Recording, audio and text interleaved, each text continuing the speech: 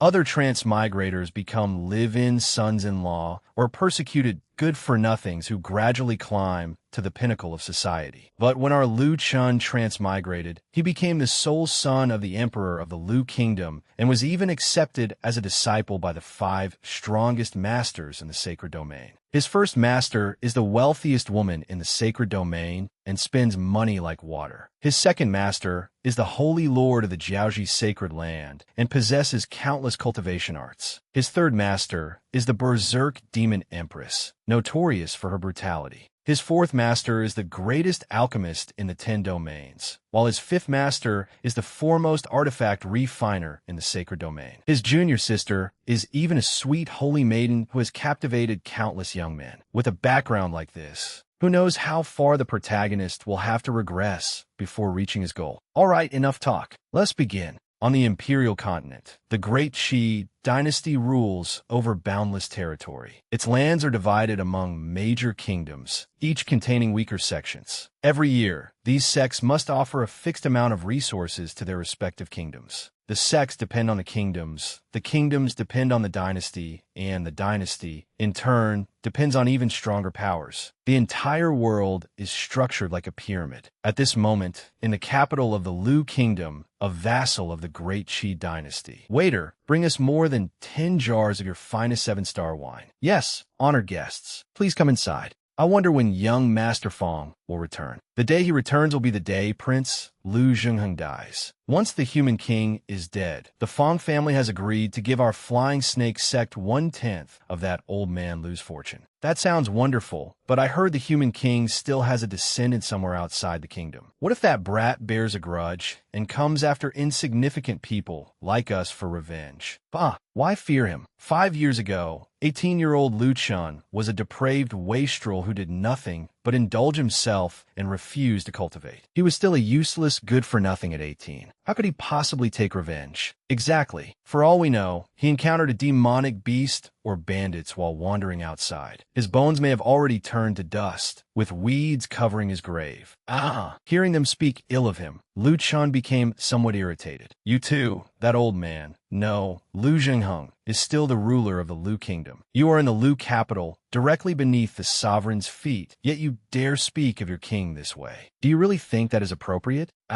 Kid, judging by your appearance, you must be from somewhere else. Let this old man tell you something everyone here already knows. The Lu Kingdom may bear the Lu family's name now, but in 3 days, that name will change. From then on, the Lu Kingdom will belong to General Fong. Interesting. Did you say that yourselves? Or did that traitor Fong Chonglin tell you to say it? Insolence. How dare you address General Fong directly by name? Look at you, so eager to defend your master. You're just like one of the Fong family's guard dogs. Damn it, this brat is far too arrogant. Enraged, the man swung his fist at Lu Chun, but the protagonist blocked it with a single finger. With strength this pathetic, you still dare act arrogantly and try to kill someone over a few disagreeable words? I will break one of your arms as a lesson. With a casual twist, Lu Chun instantly broke the man's arm. His fellow disciples flew into a rage. How dare you? You injured a disciple of our flying snake sect. Kill him and avenge our fellow disciple. The entire group charged, but Lu Chun remained fearless and slowly drew his sword. With one stroke, he sent them all to the underworld. Once he was finished, he dusted himself off. Time to return to the palace and see how the old man is doing. A short while later, at the royal palace in the capital. Who goes there?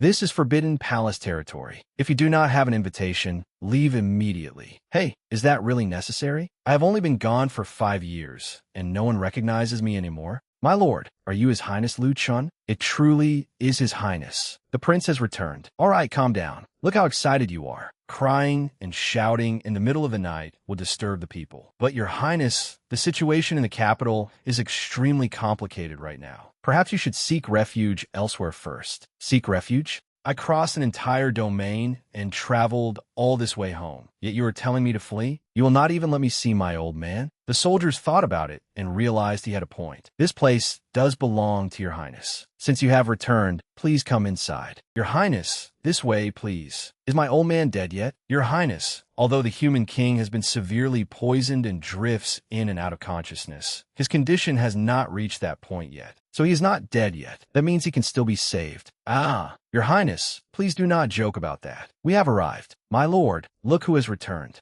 What? Why, you are His Highness Lu Chun. This old man is Mo Shinkong, a fourth-grade alchemist. Elder Mo, it has been 5 years. I see you are still alive and well. This old man truly deserves punishment. Forgive me, Your Highness. Even with my abilities as a fourth-grade alchemist, this poison is extremely difficult to cure. His Majesty will need at least a 6th-grade divine dew pill to survive. Upon hearing this, Lu Chun immediately pulled a bottle of pills from inside his trouser leg. Is this the divine dew pill you mean? Yes, that is the divine dew pill. A single pill would be enough to make His Majesty. Your Highness, where did you obtain so many 6th-grade divine dew pills? Why do you care? Just have the old man swallow them all. Ah, I heard His Highness Lu Chun had returned, so I came to take a look. Ah, Your Highness, after 5 years, you are still as dashing as ever. Have you been living well outside the kingdom? This bald man is Zhua Qiuchan, the state preceptor of the Lu Kingdom. So it is Elder Zhua. It has been 5 years. Has your mastery of formations broken through to the 6th level yet? Your Highness, please stop teasing this old man. Reaching the 5th level in this lifetime is already an immense blessing. I would not even dare dream of the 6th level. But Your Highness, you should not have returned at a time like this. Turmoil has engulfed the royal capital, both inside and out. Your identity places you in grave danger. Elder Mo interrupted him. You short-sighted old fool. His Highness returned at precisely the right time. Look, the divine dew pill can cure His Majesty's poison, and His Highness brought back an entire bottle. Wonderful. Are these truly divine dew pills? With these, His Majesty's poison can be cured in a matter of days. 6th-grade pills are rare treasures even in the dynasty. A single 6th-grade pill can be exchanged for several million spirit stones. What exactly did His Highness Lu Chun experience during his 5 years away? He refused to cultivate back then, yet he now possesses such strength. A short while later, His Majesty took the divine dew pill. The poison was effectively neutralized, and he should awaken within 3 days at most. It looks like the old man has survived this calamity. Elder Mo, Elder Zhua, now that we have time,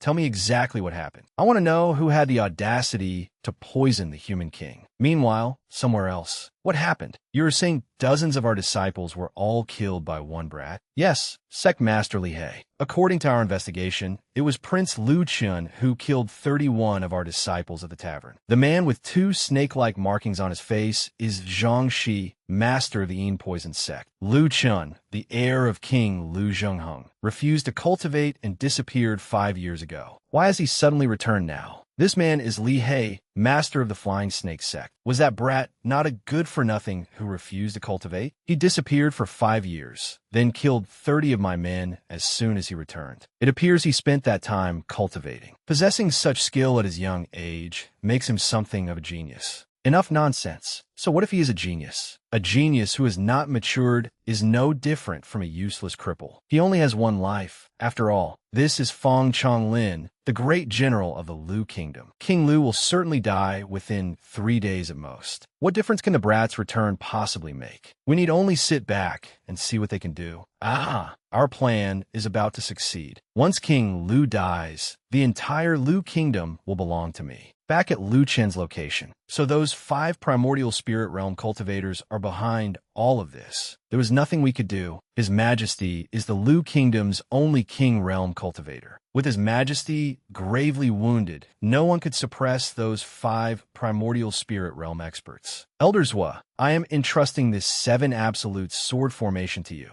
Deploy it throughout the entire palace. When those 5 primordial spirit realm pieces of trash arrive, every last one of them will die. What? The 5th level killing formation, the 7 absolutes sword formation? Even the dynasty does not possess a formation of this caliber. Generally, I have more than 1,000 marrow cleansing pills. Distribute them among all the royal capital's imperial guards and let them use as many as they need. From now on, I will provide all breakthrough pills required by imperial guards below the king realm. Thank you, Your Highness. Long live His Highness. Long live His Highness. With that, Lu Chun opened the door and walked outside. Your Highness, what have you experienced over these years? How did you obtain so many rare treasures? Your Highness, where are you going now? Do not worry. Where am I going? I am merely going out to kill a few people. Very well. Please be careful, Your Highness. The world outside is not some hellish abyss. What is there to fear? What danger have I not faced during these past 5 years? I was once pursued by a human emperor for 10 days and 10 nights, yet I am still alive and well. The moment he left, a group of assassins began following Lu Chun. Follow him. Once he leaves the palace, find somewhere secluded and kill him.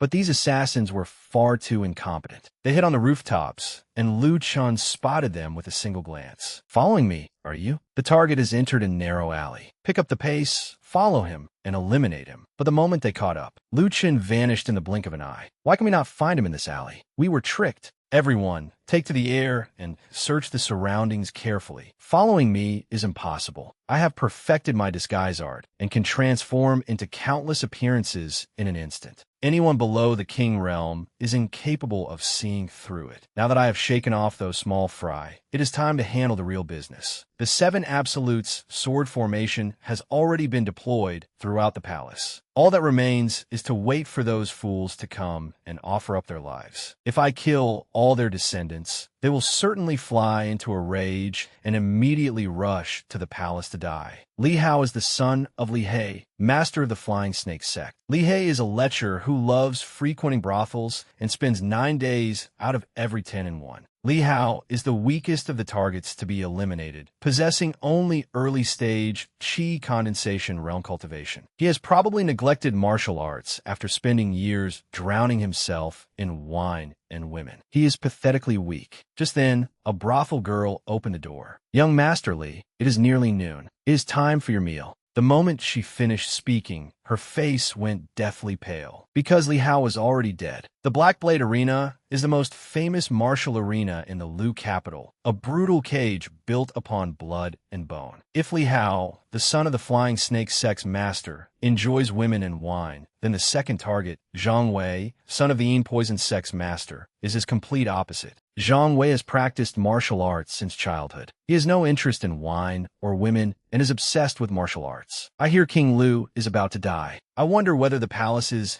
5th level Earth Spirit formation has been breached. King Lu's condition remains unclear, but 4 primordial spirit realm cultivators have been attacking the Earth Spirit formation for months, and King Lu has never once appeared. Perhaps the rumors are true, and he's been gravely wounded. However, that has nothing to do with me. As long as no one interferes with the Black Blade Arena's business, it makes no difference who becomes king. At this moment, Lu Chun had disguised himself as one of the arena's gatekeepers. As expected, Zhang Wei is still fighting others at the Black Blade Arena. Manhwa is here as well. It seems I can kill 2 birds with 1 stone and save myself the trouble of running around. Manhwa is the son of the primordial spirit realm expert Nie Wuming. Nie Wuming is also one of the rebels. Young Master Zhang, your physique has grown even stronger. Congratulations.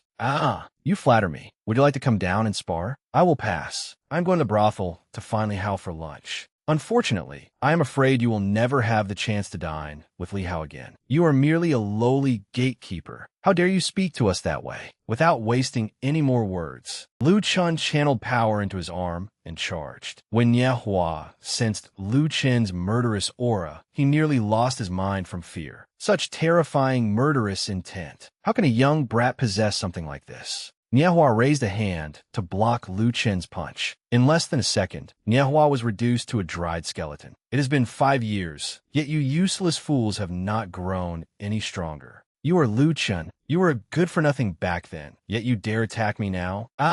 You are finished. Young Master Zhang then used the Misty Smoke Phantom art in an attempt to poison Lu Chun. But Lu Chun said he inhaled poisons like this every day, so it posed no threat to him whatsoever. Lu Chun grabbed young Master Zhang by the throat, leaving his eyes bulging and his mouth hanging open. How is this possible? My poison. You understand nothing about true power. You are merely a deluded weakling. With that, Lu Chun gently tightened his grip, crushing young Master Zhang's neck. I will eliminate every last one of them. Do not worry, they will soon join you." The surrounding spectators could not help whispering among themselves. Who is that man? He is unbelievably arrogant. He killed the descendants of primordial spirit realm experts without hesitation. Is he not afraid of dying? The scene shifts to the great general's chamber. A guard rushed inside in a panic to report. "Sectmaster, disaster has struck. Something terrible has happened. Why are you panicking? Have you no composure? The young master is dead. Young Master Zhang Wei was killed by Lu Chun at the Black Blade Arena." That is right. Not only did the young master die, but young Master Manhwa was also killed by Lu Chun. Countless people witnessed it. Upon hearing this, the man with 2 moles on his face became red-eyed with fury. That brat actually dared. More reports soon followed. "Lord Li Hei, disaster has struck. The young master died in a brothel." "Master Qing, please restrain your grief. All 3 young masters were killed at the Qing residence."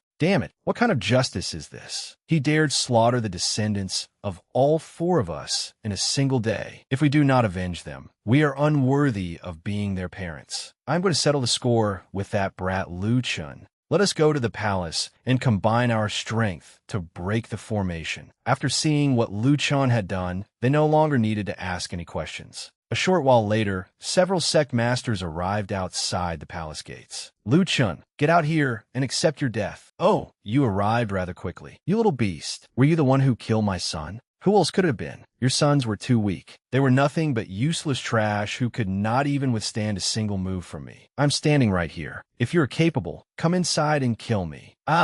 Just you wait. Once we break this formation, I will kill you. Use all your strength and smash this tortoise shell. After an intense battle, the sect masters finally broke through the palace's formation and charged inside.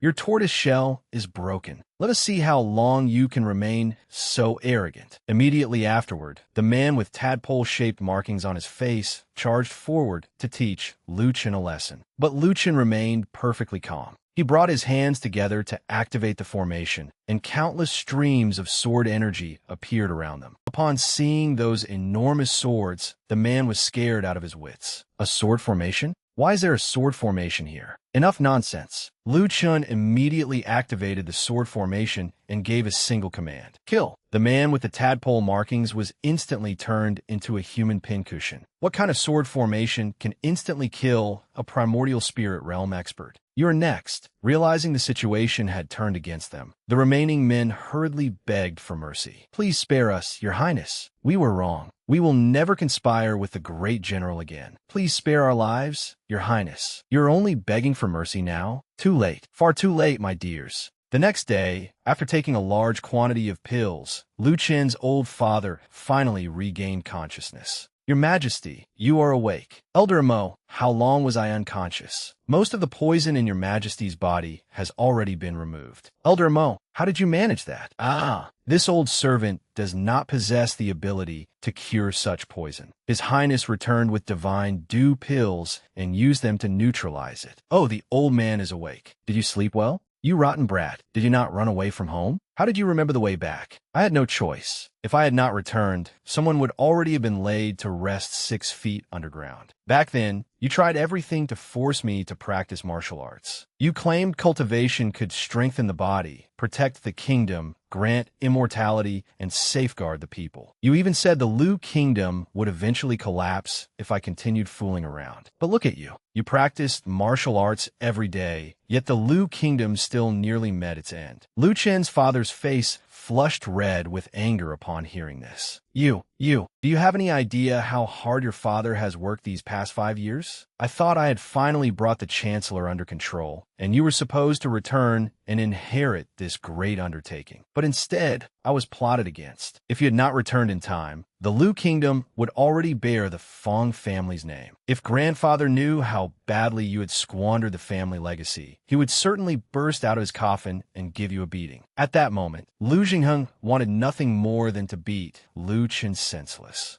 For the past 18 years, the old man had lectured him every day until his ears nearly grew calluses. Now, it was finally Lu Chen's turn to teach his father a lesson. 18 years ago, back on Earth, Lu Chen died suddenly from overwork and transmigrated to this world. But after transmigrating, he did not cultivate obsessively like people such as Long Hao Yin. I chose to live a carefree life instead. I was even cursed as a worthless good-for-nothing. The main reason was that after transmigrating here, I became the only son of the emperor of the Lu Kingdom. I was born at the finish line, so why would I still need to work hard? Why would I need to cultivate? Cultivating could even kill me from overexertion. But this old man forced me to cultivate every day, refused to let me watch the Vitamin Stories channel, and endlessly lectured me about lofty principles. When I turned 18, I finally could not take it anymore and fled the royal capital. After escaping the royal capital, I thought I could finally begin living a carefree, healthy life. But by a strange twist of fate, I encountered 5 extraordinary masters. They claimed I was a once-in-10,000 years prodigy and dragged me away to cultivate. My first master, Suing Xia, is the ruler of Qingyuan. She is strict and domineering, possesses an extraordinarily high cultivation level, and has countless admirers. She is also the wealthiest woman in Qingyuan and takes excellent care of me. Disciple, take this money and these magical artifacts. They are nothing to your first master, just a few things I had left over. My second master, Yao Shi, is the holy lord of the desolate domain. She is cold but exceedingly dignified. Cultivate your techniques diligently and protect your junior sister. But I think she's merely cold on the outside and warm on the inside. Not only did she teach me cultivation techniques, but she also gave me an adorable junior sister. My third master, Ruru, the Empress of the Abyss, is an aloof beauty. She has a strict personality, rarely smiles or jokes, and takes everything seriously. She always uses strange methods to force me to cultivate. She is unfathomable and never allows me to be lazy. Cultivate properly tonight, and I shall reward you with a night of pleasure. My fourth master, Hua Dai, is the leader of the Mystic Domain Alchemy Alliance and the foremost alchemist of the 10 domains. My fifth master, Jiang Qinyin, is the foremost artifact refiner of the 10 domains. I only want to be a privileged second-generation human king and live like an ordinary person. I suppose this is the kind of suffering that every wealthy person must endure. The scene shifts to the protagonist's father. He is angrily pounding the table after being slapped by his son. Please calm down, your majesty. You reap what you sow. You were too strict with his highness back then, so he must still resent you.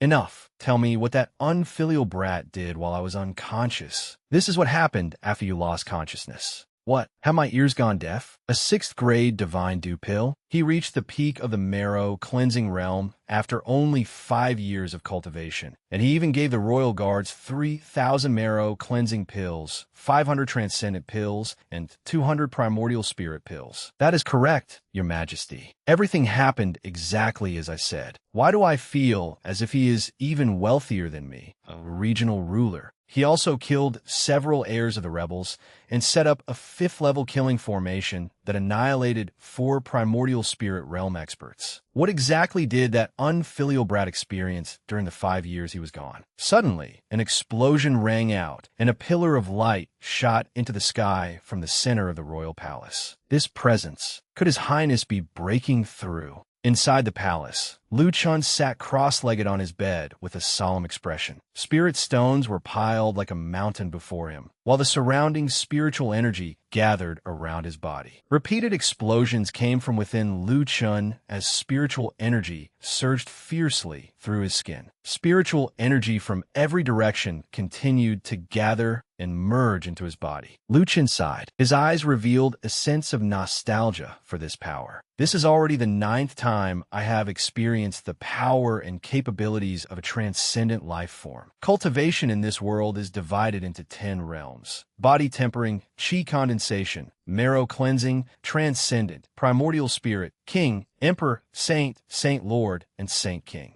I have just broken through from the late peak of the marrow cleansing realm to the transcendent realm. Just what kind of cultivation technique is the 9 absolutes heavenly art that first master taught me? Lu Chun transformed the spiritual power inside him into a blade and slashed his own energy sea. A gash opened in his energy sea, immediately inflicting serious injuries upon him. Severing his own cultivation not only damaged his foundation, but also caused his cultivation to fall from the transcendent realm back to the peak of the marrow cleansing realm. This cultivation technique required its practitioner to break through to the transcendent realm, sever his own cultivation, and repeat the process 9 times. This, however, was already the 9th time. I will use a Jade Radiance pill to heal my wounds. Now that I have severed my cultivation 9 times, the technique is complete. I will never need to do this again. 3 days later, Lu Chun ended his secluded cultivation and stepped outside. As soon as he opened the door, he saw the 2 elderly men, Zhuo Qiuchan and Imo Shinkong, waiting for him. Congratulations on breaking through to the transcendent realm, Your Highness. Elder Zhuo, you are congratulating me too soon. I have not broken through to the transcendent realm. I'm still at the peak of the marrow cleansing realm. Your Highness, when you broke through a few days ago, all the spiritual energy within 10 miles was absorbed. With such a tremendous commotion, how could you not have broken through?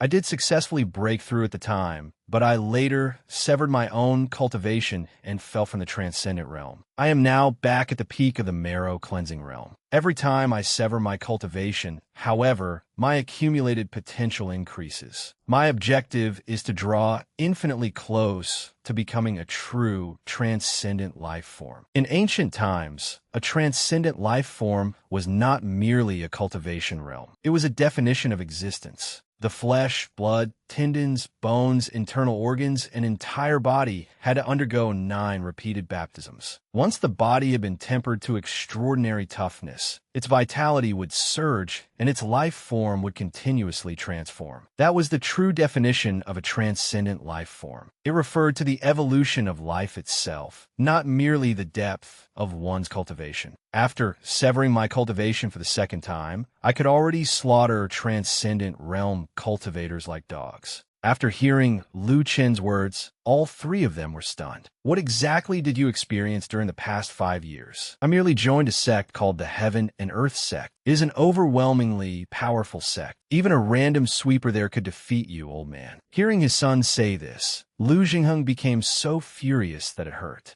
Suddenly, an extraordinarily powerful aura descended, causing the 3 of them to look toward the sky. It was like a frigid mountain pressing down upon the royal capital. This was the will of a king. A king realm expert had arrived in the Lu Kingdom. In the sky, a man and an old man were chatting incessantly. My kingly will has already enveloped the entire city. They must have sensed it. Whether Lu Zhengheng lives or dies, the Lu Kingdom will belong to your father from this day forward. After all, I possess some influence in the imperial city of Qi. The old man was Xia Tian, an elder of the Mystic Thunder sect and Fong Tung's master. The young man beside him was Fong Tung, Fong Chonglin's son. Once we have settled your father's affairs, you must cast aside all distractions and focus on cultivation. Thank you for your wholehearted assistance, master. Your disciple will remember your teachings. My son must cultivate diligently under Elder Xia from now on. To repay this kindness, it would be best if he offered himself completely. Whether Lu Zhengheng lives or dies, the Lu Kingdom will belong to your father from this day forward. After all, I do have some connections in the imperial city of Qi. That old man is Xia Tian, an elder of the Mystic Thunder sect and Fong Tung's master. The young man beside him is Fong Tung, the son of Fong Chonglin. Once your father's matter is resolved, you must cast aside all distracting thoughts and focus on cultivation. Thank you, master, for your wholehearted assistance. Your disciple will remember your teachings. My son must cultivate diligently under Elder Xia from now on. To repay this kindness, it would be best to offer himself completely. Xia Tian suddenly shouted, Lu Zhengheng, ruler of the Lu Kingdom, come out and meet me. Why are you shouting? It is early in the morning, and you are already making such an unbearable racket. You are truly annoying. What insolent brat dares to demand an audience with King Lu? His Majesty has countless affairs to handle. How could he have time to meet you?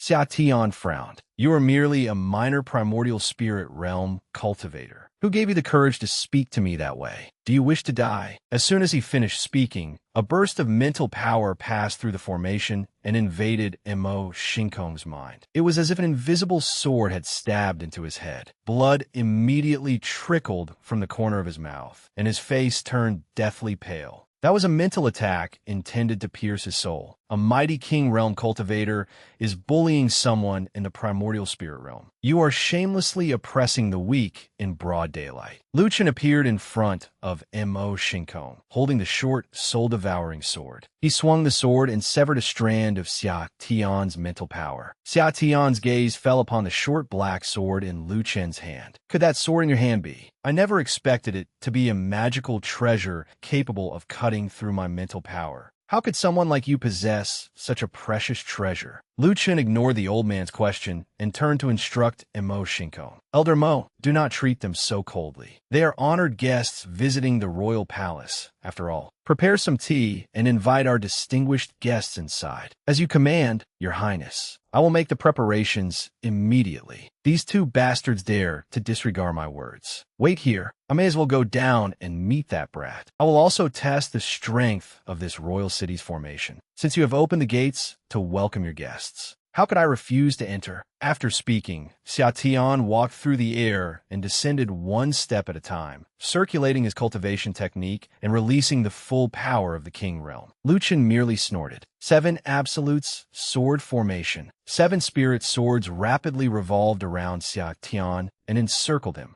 Surrounded by the 7 spirit swords, Xia Tian was startled. It truly is the 7 absolutes sword formation. How could a tiny kingdom possess such a formidable killing formation? The 7 absolutes sword formation is indeed powerful, but if this is what you intend to use against me directly, the old man immediately circulated the surging spiritual power within him and unleashed the might of the king realm, creating ripples that spread outward. Every spirit sword that touched him shattered into fragments. I will crush your ridiculous dream before your eyes. Of course, I know that a 5th level 7 absolutes formation cannot trap you. It may not be able to trap you, but I can force you back into the sky. Again, what is so impressive about breaking 1 formation? If you have the ability, try breaking 10 of them. After you break 10, I will add another 100. If you break 100, I will throw 1,000 at you. I have 10,000 formations, and I will fight you to the end. The old man was almost frightened enough to wet himself. How is this possible? A single 7 absolutes killing formation can be sold for millions of spirit stones. How could a tiny kingdom like yours possess so many valuable formations? Look at this ignorant country bumpkin losing his temper. They are merely a few thousand 5th level formations. What is the big deal? I suppose this is another burden of being wealthy. Such a small amount of money is nothing to me. Damn it, let me see how many formations you actually have for me to destroy. The old man continued destroying one formation after another. 2 hours later, he gasped heavily. How many formations does this brat have? Could he really possess 10,000? Damn it, this is inconceivable. Keep going. Why are you already out of breath? Are you about to collapse? If you cannot continue, then say this to me. Lu Chun, you are dazzlingly handsome and the most handsome man in the world. Apologize to me sincerely, and I may show mercy and spare you. Fong Tung, who could do nothing from outside the formation, could only curse at Lu Chun. Shut your mouth, Lu Chun. You are not allowed to humiliate my master. Do you wish to die? Fong Tung, he is your master. He is suffering like a dog inside the formation while you stand outside and watch. What is the point of keeping a disciple like you?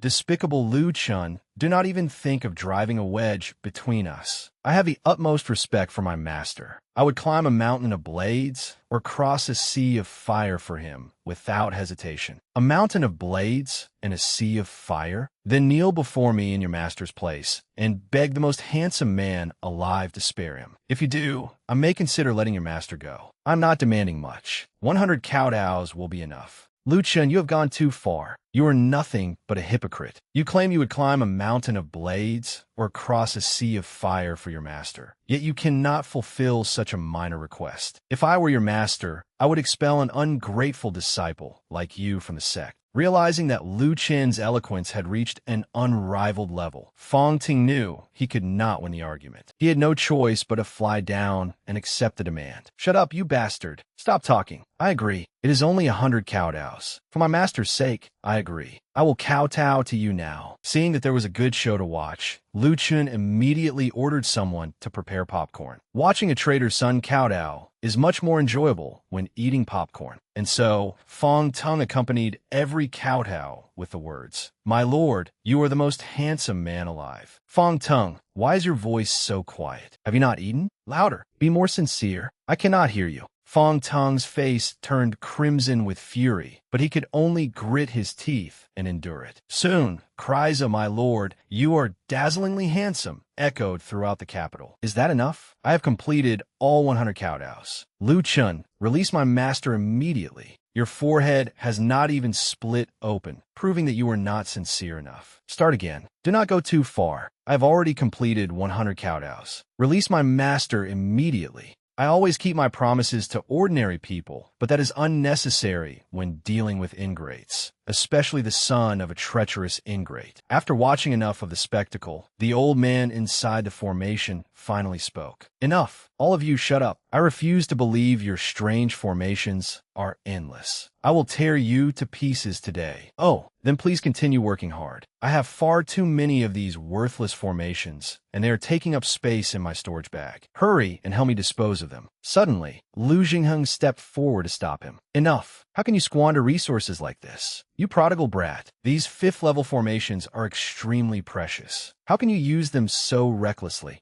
They are only 5th-level formations. How much could they possibly be worth? Back then, my master threw these things at me as casually as toilet paper. This pile of rubbish is utterly worthless. You prodigal brat, withdraw the formations immediately. Fine, I will withdraw them. Why are you getting so angry? Elder Xia Tian charged over from a distance, unaware of what had happened. Lu Jingheng, that bastard is actually still alive. He took so long to appear that I was trapped inside those formations and made into a laughingstock.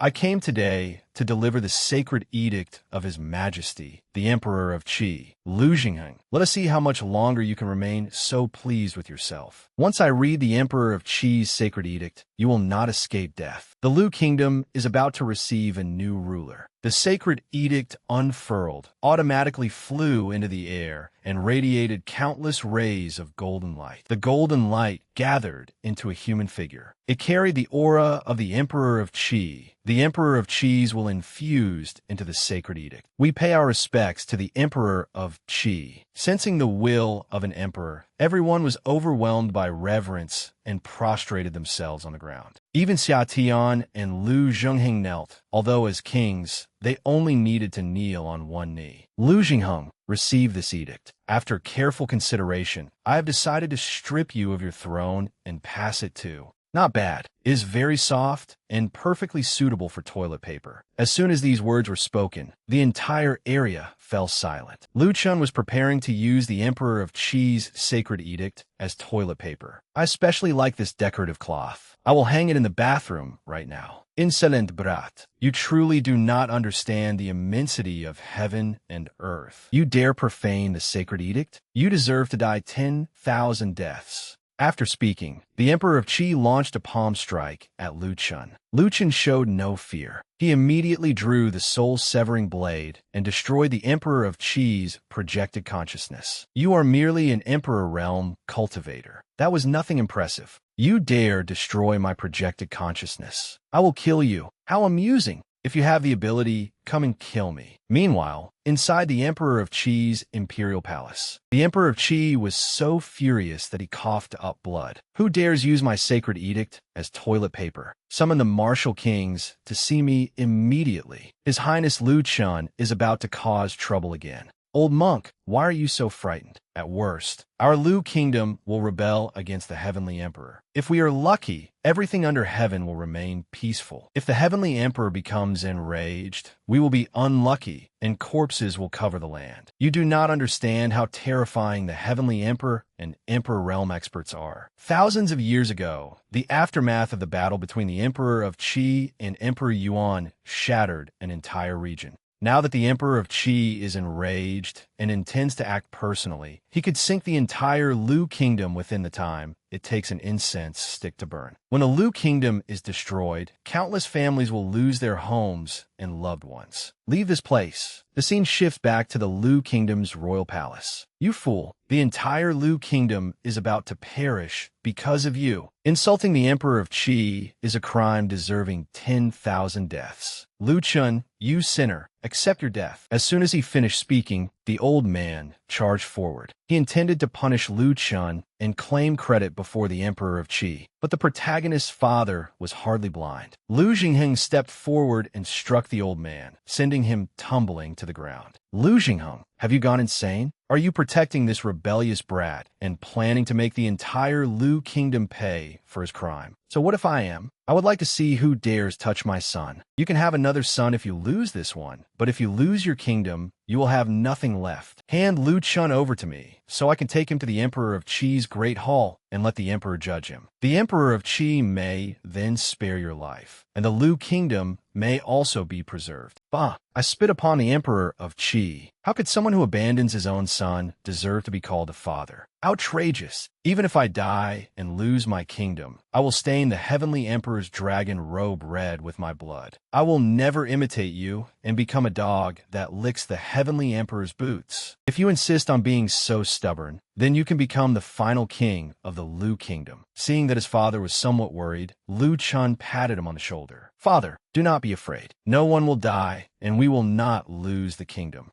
He is merely a heavenly emperor. I can send him to the afterlife with one move. Lu Chun, stop boasting. You are only this wealthy because you happen to find a few treasures in some ancient ruin, yet you dare look down upon the heavenly emperor. The heavenly emperor only needs to glance at you to make you wet yourself in terror. Forget the heavenly emperor's gaze. With that pig's head of yours, you cannot even see your own eyes, yet you still dare stand here and shout. Oomph. You are about to die, yet you are still boasting. When the heavenly emperor arrives, will you not flee like a dog? Flee? Why should I flee? He is merely an emperor realm cultivator. If I fled from someone like that, and my junior brother learned about it, how could I continue living with such shame? Fool, you are still dreaming. For everyone's sake, you should kill yourself. Suicide is not impossible either, but I refuse to use suicide. If I must die, then I will die like a warrior. Kulme, Fang Deng. We will use no external power, only our cultivation, and fight a fair duel. If you have the ability, kill me, and let me die like a warrior. Seeing the young man act so arrogantly, his father became worried. Insolent, there is an entire major realm between you. Although you have killed transcendent realm cultivators before, Fang Tung is the foremost genius of the Six Kingdoms. He is nothing like ordinary transcendent realm cultivators. It will be fine, father. Just watch. As for the foremost genius of the Six Kingdoms, that title will no longer belong to him after today. Very well. I will grant your wish. Try not to be too grateful. One more thing. Remember to use all your strength. You might survive a little longer that way. Before he could finish speaking, a perfectly clean strike split Fang Tung's face apart. That was the fate of a man who loves showing off. The handsome young man stepped forward. And you thought you were worthy of making me use my full strength. In less than a second, Lu Chun killed Fang Tung on the spot with a single punch. Xia Tian stood frozen in shock. Fang Changlin could not believe it. The pride of his life had been killed just like that. This young man was terrifying. Why did it feel as though Lu Chun were the transcendent realm cultivator, while Fang Tung was merely in the body-tempering realm? Fang Tung, from the moment you and your father decided to rebel, you should have known this day would come. This is your fate. You vile beast. I will kill you. Fang Changlin went mad. Fang Tung had been his only hope. Throwing caution aside, he charged toward Lu Chun, hoping to kill him with an overwhelmingly powerful palm strike before Lu Jingheng could react. Lu Jingheng snorted softly from beside them. I'm still here. Who do you think you can kill? You are merely in the primordial spirit realm. Know your limits. Just as Fang Changlin was about to reach Lu Chun, he was blasted dozens of meters away. He crashed into a carved stone monument and shattered it, suffering severe injuries himself. He looked at Xia Tian and pleaded, Elder Xia Tian, kill Lu Chun. Please avenge my son. But Xia Tian paid him no attention. Silence. Can you not see the countless formations surrounding us? Human King Lu Jingheng cannot be offended. Just wait for the Emperor of Qi's wrath. Xia Tian turned and flew away. His figure flickered repeatedly before quickly vanishing into the sky. Bah, that old man is at the end of his rope, yet he still dares to boast. Fang Changlin laughed madly. Ah, run away, you coward. You were never worthy of being my son's master. Tung, my son, fate was unkind to us. I failed to plan carefully enough. I drag you into this. Do not be afraid of being alone. Father will join you now. With that, he stabbed himself through the heart. Fang Changlin knew that death was inevitable, so he chose suicide to preserve what little dignity he had left. Fang Changlin glared at Lu Zhengheng and cursed viciously. Lu Zhengheng, you have angered an emperor. He will kill you and make your lives worse than death. I will be waiting for you in hell. You brought this upon yourself, yet you still want us to join you in hell? Keep dreaming. Chun, let us return to the palace. Hell is far too hot. We'll want to go there. You and your son can enjoy it yourselves. The Lu Kingdom's rebellion thus came to an end, but the trouble Lu Chun had caused was far from over. A short while later, Lu Zhengheng angrily scolded Lu Chun. Look at what you have done. You wanted to use the Emperor of Qi's sacred edict as toilet paper. Impressive. You are even bolder than your father. You cannot begin to imagine the Emperor of Qi's power. You undisciplined brat. Come with me. We are leaving the Lu Kingdom and finding a small village where we can live in hiding. That is our only chance of survival. Old man, he is only an Emperor realm cultivator. What is there to fear? You are still in the prime of your life, yet you have no ambition at all. Has being a king already satisfied you? Who do you think you're talking about? That is the Emperor of Qi. We have already rebelled against him. When the time comes, you could become Emperor of Lu, and I will be the crown prince. Would that not be perfect? That is easy for you to say. Are you trying to get your father killed? I am only in the king realm, while the emperor realm is an entire major realm above it. What could we possibly use to rebel against him? I have a way. Stop worrying and declare war on that treacherous dog. Your Highness, all the royal guards have taken the marrow cleansing pills. All the royal guards have now broken through the marrow cleansing realm. Most have reached the transcendent realm, while the most talented are preparing to enter the primordial spirit realm. Good. Although the pills produced miraculous results, you could only achieve such powerful breakthroughs because of the foundations you accumulated over many years. Your Highness is too kind. Without your generous assistance, we would probably still be trapped at our bottlenecks, unable to advance. Hearing this, Lu Zhengheng counted the number of marrow-cleansing pills on his fingers. One pill costs at least 2 million spirit stones on the market. A high-quality pill could fetch as much as 4.5 million at auction. There are 8,771 royal guards. Altogether, that cost 1 trillion spirit stones. It is fine. That is pocket change. Strengthening your cultivation is what truly matters. Pocket change? That was 1 trillion. 18 generations of our ancestors combined never saw that much money. Yet you threw it away just like that. You rotten brat. Why did you not donate it to the administrator of the vitamin channel instead? Let me chop off that wasteful hand of yours. Old man, calm down. I spent my own money. I did not borrow it from a loan shark, so you will not have to repay anything.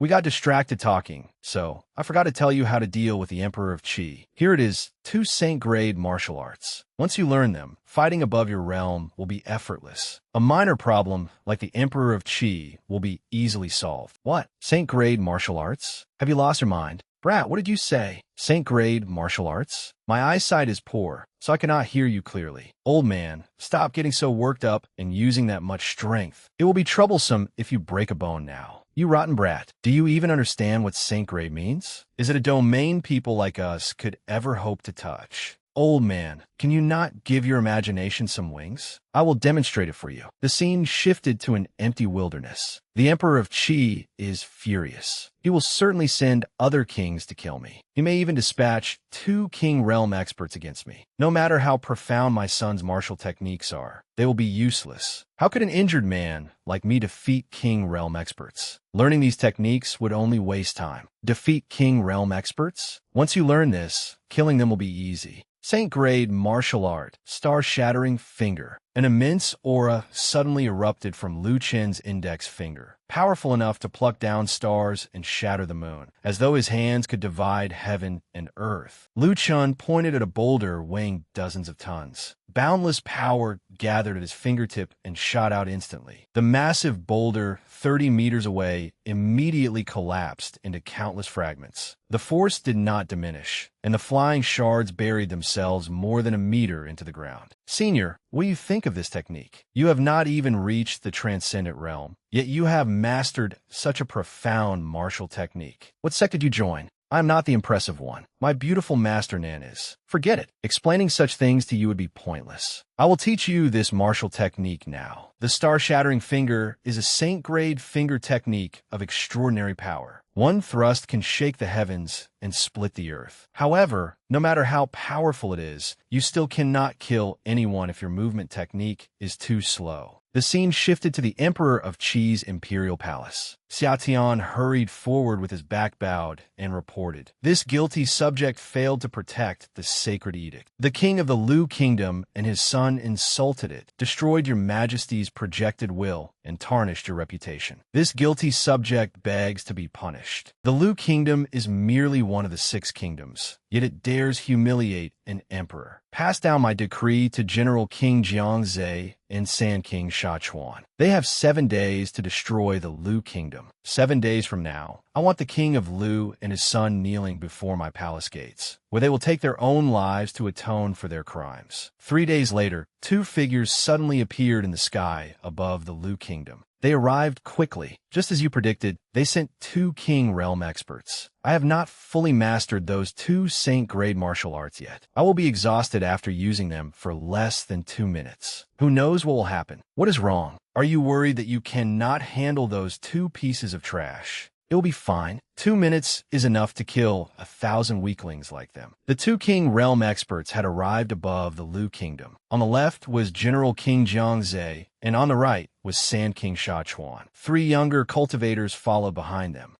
Not bad. They are all outstanding young talents. The younger generation truly deserves respect. Sha Mu of the Sand Kingdom is especially impressive. He has already reached the late stage of the primordial spirit realm. He truly deserves to be called the foremost young genius of the Sand Kingdom. The shirtless fellow who does not seem to feel the cold is Sha Mu. Brother Jiang, you think too highly of that boy. The younger generation of my Jiang Kingdom is far more impressive. Jiang Nan and Jiang Bei became disciples of Sword King Jian Xiui and inherited his true teachings. In the future, the Jiang Kingdom will gain 2 more Sword Kings. These 2 were Jiang Nan and Jiang Bei. Seeing the group boasting in the sky, Lu Chun called out, "You old men, do you not feel ashamed to boast while hundreds of thousands of people in the city watch you? A mere peak marrow, cleansing realm, cultivator dares speak arrogantly before me? Lu Jingheng, it appears your kingdom has run out of capable people. Call Lu Jingheng out to speak with me. Or is he lying helplessly in bed, still trying to purge the poison?"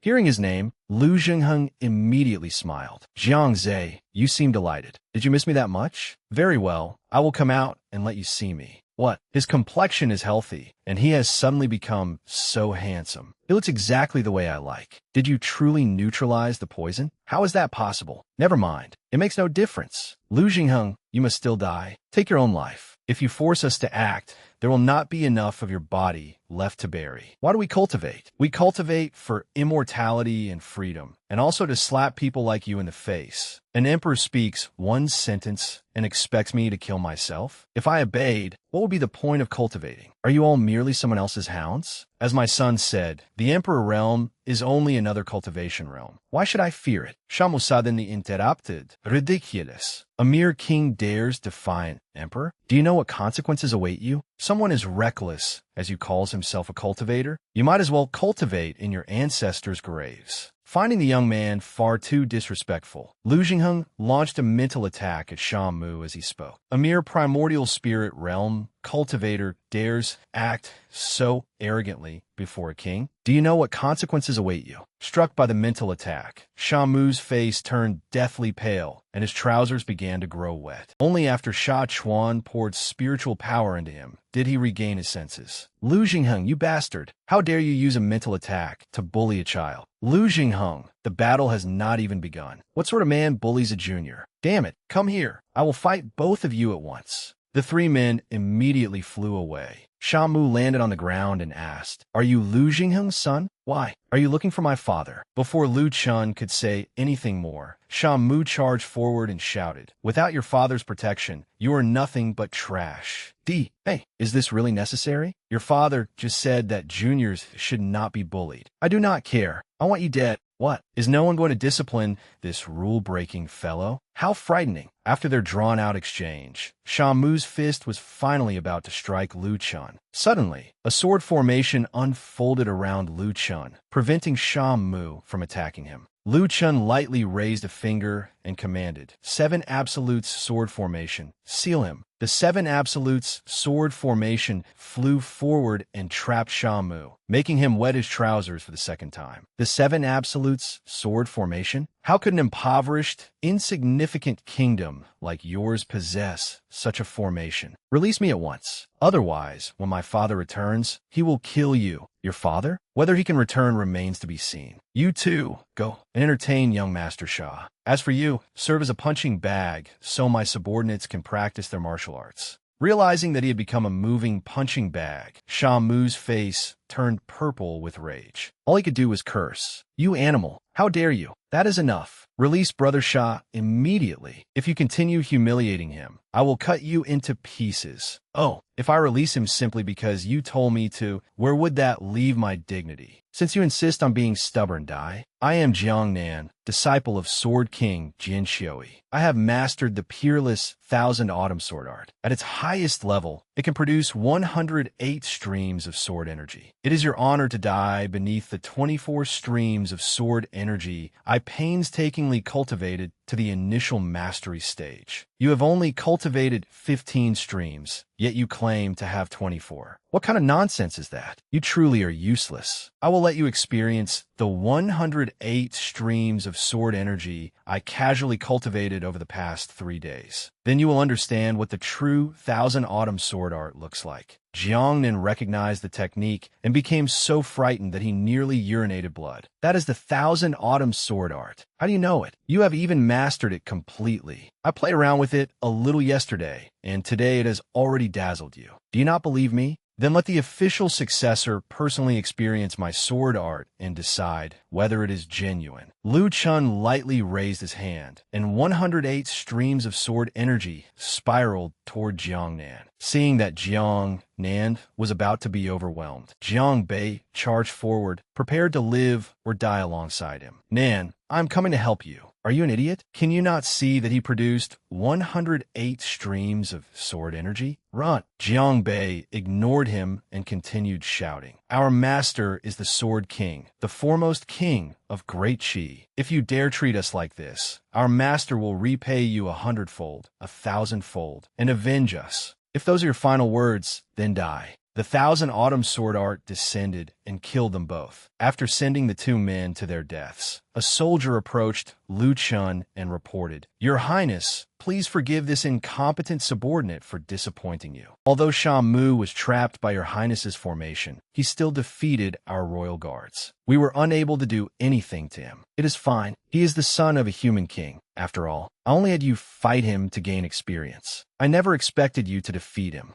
Lu Chun, just you wait. Once I break this formation, I will make your life worse than death. I will take you back to the Sand Kingdom and throw you into an arena, where you will remain a slave for the rest of your life. You only dare act like a hero because of this formation, Lu Chun. If you have any courage, release me and fight me one-on-one. Did you not just say you would break the formation and kill me? Why are you asking me to release you now? You coward! You only know how to hide behind a formation. Surely not, young Master Shah. You are breaking your word and using your primordial spirit realm cultivation to bully someone in the marrow cleansing realm. Is it your idea of courage? You are merely a petty villain drunk on temporary success. Once my father and the General King kill Lu Jingheng, let us see if you can still laugh. Just then, a corpse fell from the sky and landed directly in front of them. Ah, a corpse has fallen from the sky. Lu Chun, go collect your father's body. He was far too weak. The two kings killed him in less than 15 minutes. Do not claim random corpses as your relatives. Looking at that man's rough skin, I think he resembles your father more. What? Father? Father? What an obedient son. Since you have called me father, I suppose I should release you. Sha Mu stumbled painfully toward Sha Chuan and wailed, Father, why did you not like and subscribe to the vitamin channel before you died? Now you will never have another chance. Meanwhile, Lu Jingheng and Jiang Zhe were still fighting fiercely in the sky after 500 exchanges. Our king has been fighting the General King for quite some time. Although His Majesty only recently recovered, he already killed the Sand King. Everyone, do not worry.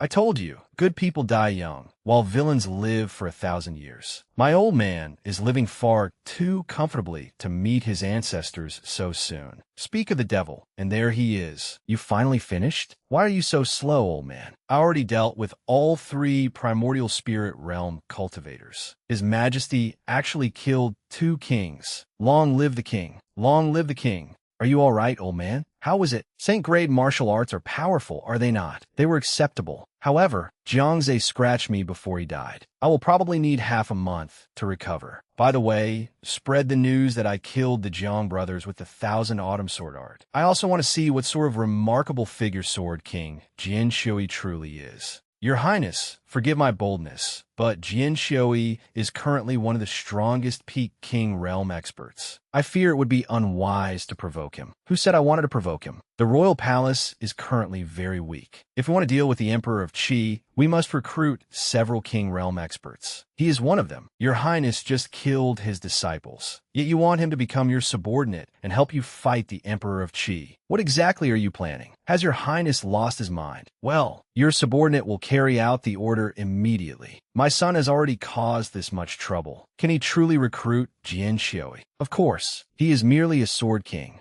It would be his honor to become my son's subordinate. Now I can leave without worrying. Where are you going this time? Are you planning to disappear for another 3 or 5 years? There are no wolves, tigers, or leopards in this home, so why do you always insist on running away? Do not worry. I will return quickly this time. I'm going to meet someone. I hear she is the holy maiden of the Jade Lake, sacred land, and the foremost beauty of the desolate domain. She is only 20 years old, graceful, and captivating enough to bring kingdoms to ruin. She is an unparalleled beauty. I happen to need a maid, so perhaps... Listen to him bragging. Even a dog would not believe such nonsense. Do not let anyone outside hear this. The Jade Lake Sacred Land has eyes and ears everywhere. If they find out, they might lock you up for 18 years. I merely asked Junior Sister to pour me a cup of tea. How could that be a crime? The scene shifts to the Jade Lake Sacred Land, inside one of its taverns. The selection of new disciples is approaching, so the city is bustling with activity. After looking around, I have not seen a single promising candidate. This generation of disciples is terrible. Someone even brought a maidservant to the selection. Is he here to study or to enjoy himself? You wretched waiter, call over a beauty to pour my wine. Haha, sir, you certainly know how to enjoy yourself. Our establishment offers low-grade attendance for 18 spirit stones, middle-grade attendance for 108, and high-grade attendance. Enough. I heard that your Jade Lake Sacred Land has a holy maiden. I understand, sir. You want a holy maiden-grade attendant to pour your wine. That will be expensive. You will have to offer at least a flower crown tier price. Before the waiter could finish, he was interrupted. No, what I mean is, summon your holy maiden here right now. Tell her to pour my wine herself. Sir, please do not say such outrageous things. I will assume that was merely a slip of the tongue. No, I am completely serious. I never joke. I want you to summon the holy maiden. Hearing their idol being insulted, the crowd angrily rushes forward and curses the protagonist. Stop wasting words on him. You want the holy maiden to pour your wine? Who do you think you are? I will smash your face in. If the Jade Lake sacred land had not forbidden fighting, I would break all 3 of your legs. We're the sacred land guards. Hurry and arrest this braggart. Everyone calm down. Anger is bad for your health. I only said one thing. Was that really enough to make all of you so angry? I'm not apologizing. I mean, you fanatics cannot even endure something this trivial. When the holy maiden actually comes to pour my wine later, I am afraid you will all die of rage. Damn you. I despise you. Forget about later. You have already made me furious enough to die right now. As soon as the braggart appears, the sacred land's special guards arrive. Everyone in front, move aside. Someone reported that a man here insulted the holy maiden. Who is it? The sacred land guards are here. Wonderful. Sir, it was that bastard who insulted the holy maiden.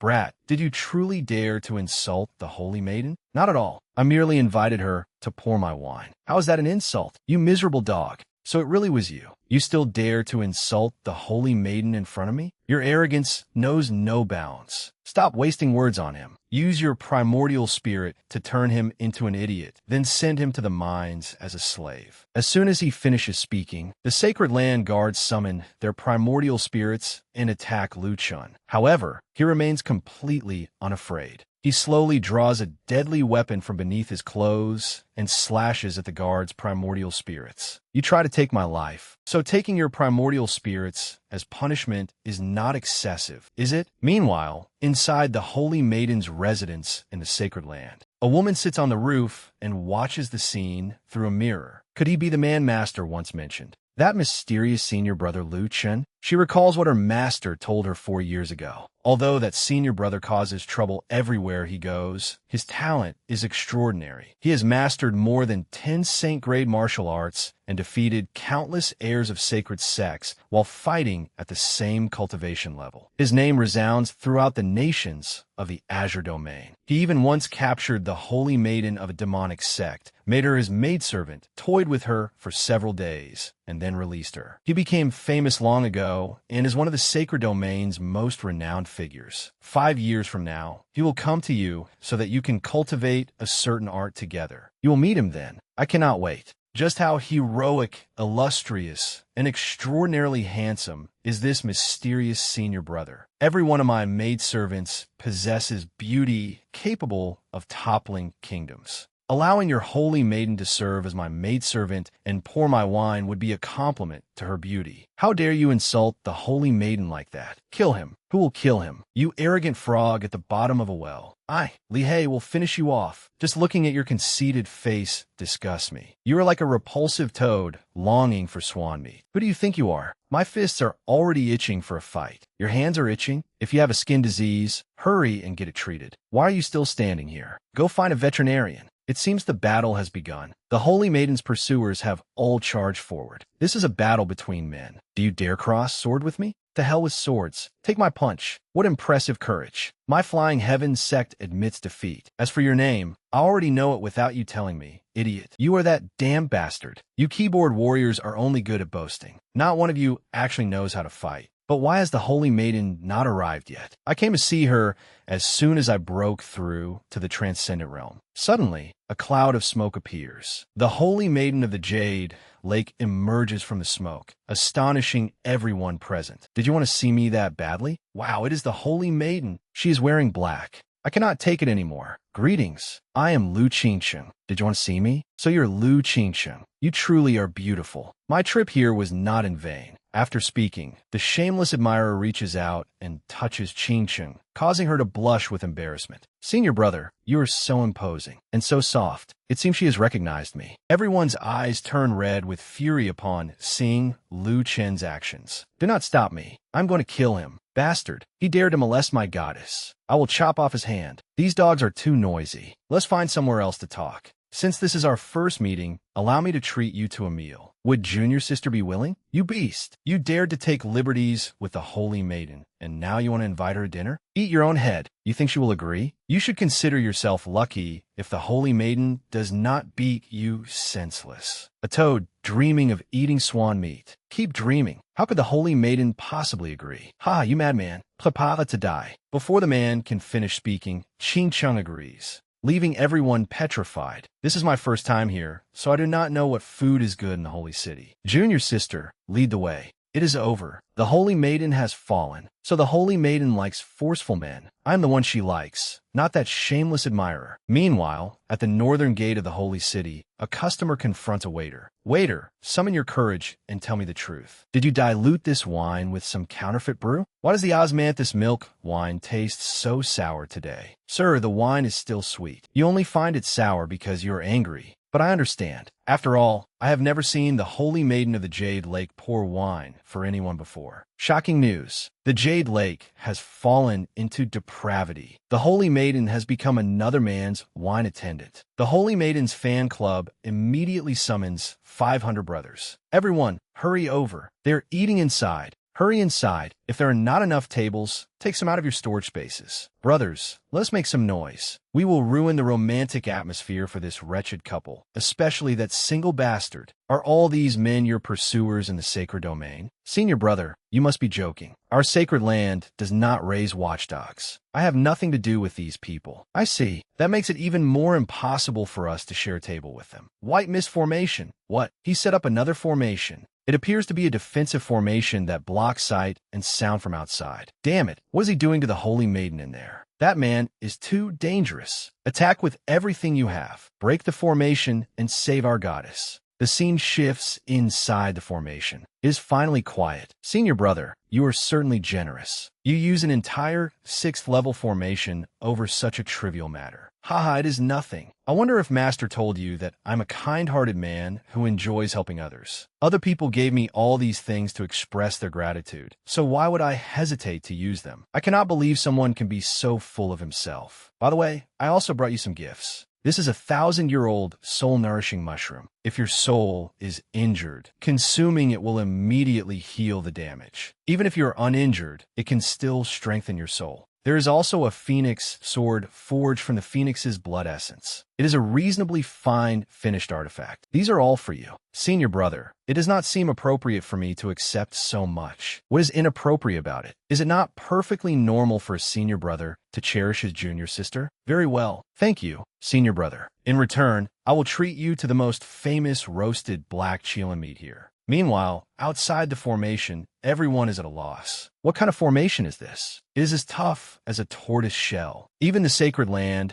might not possess a formation of this level. Look, the formation has disappeared. Holy Maiden. Ching Ching's entire body is drenched in sweat because the food is too spicy. Meanwhile, Lu Chun keeps moving his tongue with astonishing skill, causing everyone to imagine something improper. What happened to my goddess? The pure holy maiden in my heart is gone. Then Ching Chung begins panting because of the spicy food, leaving everyone in tears. My goddess has been defiled. My first love, Aftavat, a bald man approaches Lu Chen. You're Lu Chun, correct? Come with me. The Holy Lord has been waiting for you for a long time. This oppressive aura belongs to an Emperor Realm cultivator. Ha! That is what you get for being arrogant. The Jade Lake Sacred Land is not a place where you can run wild. An Emperor Realm expert is taking him away for punishment. He is not being arrested. Master merely summoned Senior Brother. A while later, Lu Chun and the bald man ride a bird to the Jade Lake Sacred Hall. Yam Huhai, an Inner. The Holy Lord ordered me to escort you to the Jade Lake Sacred Land and familiarize you with this place. Understood. Tell me about the Sacred Land. For example, how many Emperor Realm and Saint Realm experts are here? Our Jade Lake Sacred Land has at least 5 Saint-level experts and more than 10 half-saints. We also have 108 Emperor Realm experts and more than 1,000 King Realm experts. As for disciples below the King Realm, there are too many to count. Not bad. That is comparable to the first-rate sex of other domains. It cannot be helped. Among the 10 domains, the desolate domain is the weakest. Ultimately, its spiritual energy is too thin. The mountains are treacherous. Danger lurks everywhere, and the land is barren and unsuitable for cultivation. Elder Hu Hai, unless I am mistaken. There's a fish with glowing scales in that lake. It is a dragon scale fish. It must be the precious dragon scale fish, one of the 8 delicacies. Correct. It is indeed one of the 8 delicacies. Over there is also the blazing fat rabbit raised by the Holy Lord. Lu Chen's mouth begins to water. I did not expect such delicacies to be found here. Once I have reported a master, I will come straight back. Little rabbit, wait for me. A while later, Hu Hai stops. Very well. I have completed my task. You will have to continue on your own from here. All right, I have arrived. Disciple Lu Chun greets his 2 masters. This is Yao Shi, Lu Chen's second master. She says you set out 3 months ago. Why did you arrive in the sacred domain so late? Could it be that you think my home is inferior to Su Yingxia's and deliberately delayed your journey? Of course not. I returned to Great Qi to visit my father. Oh, right, masters. This is a 1,000-year snow lotus that I specially purchased to show my filial respect. May both of you remain young forever. At least this brat is thoughtful. You caused trouble in the holy city earlier. What do you think of the desolate domain's young cultivators compared to those of the Azure domain? First master, they are very weak. They cannot compare to the people of the Azure domain. Is that so? Even so, you cannot allow yourself to become complacent. Remain here and cultivate for now. You will begin by practicing the thunder body tempering art, a cultivation art that uses lightning to temper the body. That sounds dangerous. Haha, master, I do not think that is necessary. I suddenly remembered that I left something at the tavern below the mountain. I must retrieve it immediately. Seeing the brat attempt to flee, Jiuji immediately places a talisman on his head, rendering him immobile. She approaches while speaking. This is rather unusual. Back in the Azure domain, you were not afraid to suppress the heirs of sacred lands, capture the holy maiden of the demonic cult as your maidservant, or commit other earth-shaking deeds. Yet the moment I tell you to practice a body-tempering art, you become terrified. Look at how cowardly you are. Very well, disciple. How many thunder formation flags did you bring? Let me inspect your storage pouch. We will begin tempering your body now. You have thunder control formation flags ranging from the 4th to the 7th level. Excellent. It appears Su Yingxia prepared everything thoroughly before you came here. Could it be that the formation flags Master gave me were not intended for defeating enemies, but for torturing myself? You old monsters who have lived for 7,000 or 8,000 years are deceiving an innocent and inexperienced young man. The human heart is truly treacherous. No wonder Su Yingxia said that everyone in the Azure domain wanted to beat you. Judging by this pile of demon saint bone-tempering tokens, you must have offended quite a few people. But that does not matter. Here in my desolate domain, you may continue causing as much chaos as you please. You can slaughter every holy son of the sacred lands, or abduct a holy maiden and make her bride. Whatever you want to do, just tell your master. I will bear the consequences for you. Ha, master treats me so well. Then I want to give master a hug. Wait, that is not right. I still do not want to cultivate this art. No, I refuse. You change your attitude faster than someone flipping a pancake. Master, you are completely unreasonable. Chinyu, come out. What are your orders, Holy Lord? Your subordinate Chinyu is ready to carry out any task. Arrange for this brat to undergo thunder body tempering. He will begin in 3 days. Start with the 4th level fish thunder formation and strike every part of his body with lightning. Do not overlook a single spot. As you command, Holy Lord. Disciple, I must leave for a while. Cultivate obediently. Otherwise, I will spank you when I return. Yes, master. I obey. Very well. The Holy Lord has left. Young Master Lu, we should leave as well. Haha, you must be Senior Chinyu, Master Steward. I have never seen a woman as beautiful as you. Your beauty appears only once in 1,000 years. You could make flowers blush, outshine the moon, and cause even willows to envy your elegance. Young master, simply tell me what you want.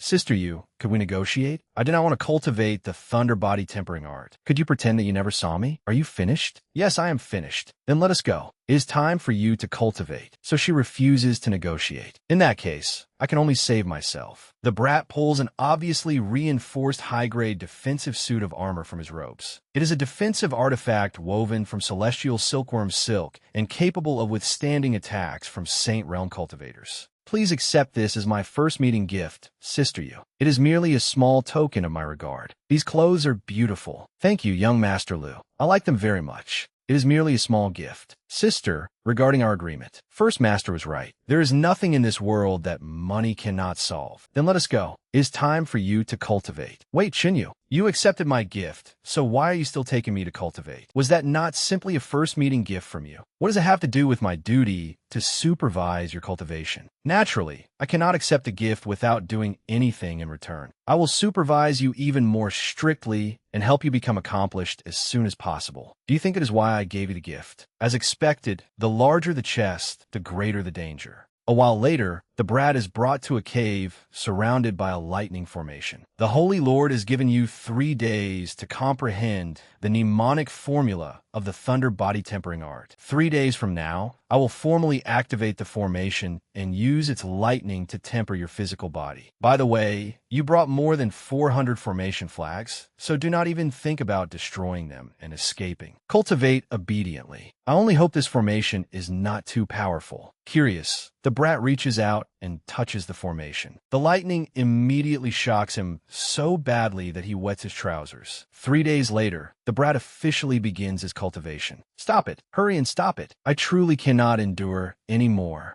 Reporting to the Holy Lord, young Master Lu's cultivation proceeded very smoothly today. Indeed, my disciple's new hairstyle is truly unique. Master, stop looking in the mirror while mocking me. You should personally experience what it feels like to be struck by lightning. Before he finishes speaking, another bolt strikes and chars him black. Excellent. You are full of spirit. Shinyu, continue his training. Keep going. 1 hour is enough for your first session of lightning body tempering. What? Does that mean I can rest after 1 hour? You have only cultivated for 22 minutes and 30 seconds. It's still far too early. You're not even halfway through. Master, you still have half of this wonderful suffering left to enjoy. Damn it. Next time, do not report to me until the full hour has passed. 1 day later, the brat's bones have been charred black by the lightning. 1 week later, the brat can dodge the lightning bolts with ease. Excellent. It appears young Master Lu has fully adapted to the 4th level formation. 1 month later, the lightning can no longer harm him. Excellent, disciple. I thought it would take you at least 3 months to withstand a 4th level thunder formation. Of course, who would dare question the talent of Lu Chun, overlord of the sacred domain? Excellent. Starting today, we will switch to a 5th level thunder control formation.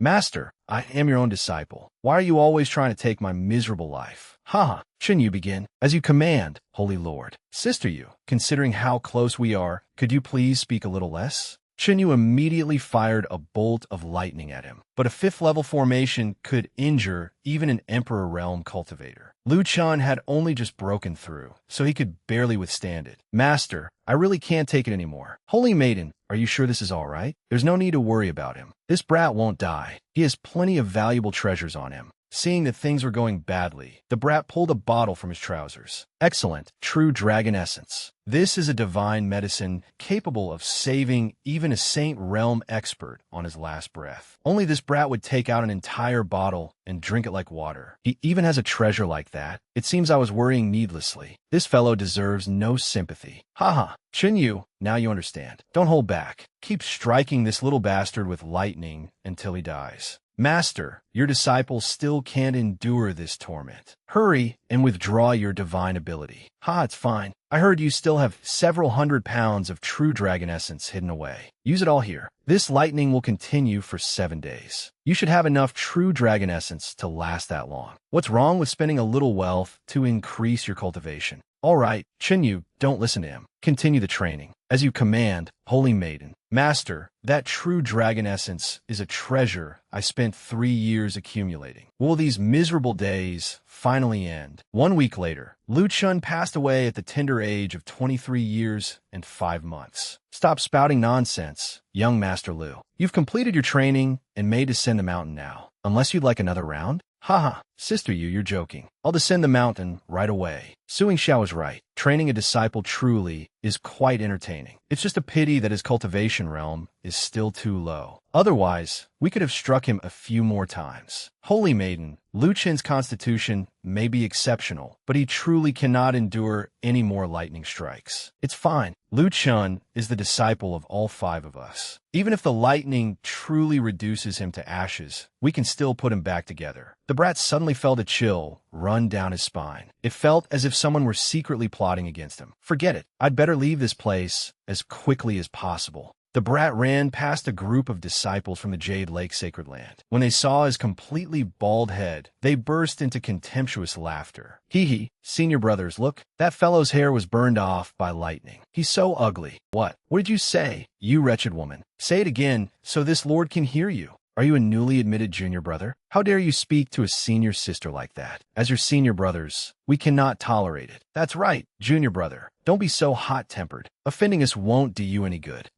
Ugly little junior brother. So what if I called you ugly? Look at that ridiculous chicken-like head of yours. You run around everywhere without the slightest shame. Are you so poor that you can't even afford clothes? Would you like your senior sister to give you some beggar's rags? Haha, you wretched woman. Calling me ugly is one thing, but you actually dare call me poor? Interesting. I haven't heard anyone speak so arrogantly to me in 5 years. With that, the brat pulled out another bottle. I've seen it before. An Emperor Realm disciple once begged for an entire bottle, but we weren't even allowed to look at it. Take a good look. This bottle contains 7th grade primordial spirit pills. Now speak properly to this lord. They really are primordial spirit pills, and 7th grade ones at that. Impossible. Only a 7th grade alchemist could refine pills like these. How can we know they're genuine? Come closer and inspect them carefully. Let me see. This color, this fragrance, and even the pill bottle. They truly are premium primordial spirit pills. That's more like it. To a wealthy man like me, these pills are as plentiful as cattle hair. Senior sister, if you call me handsome right now, I'll give you this bottle of pills. What do you say?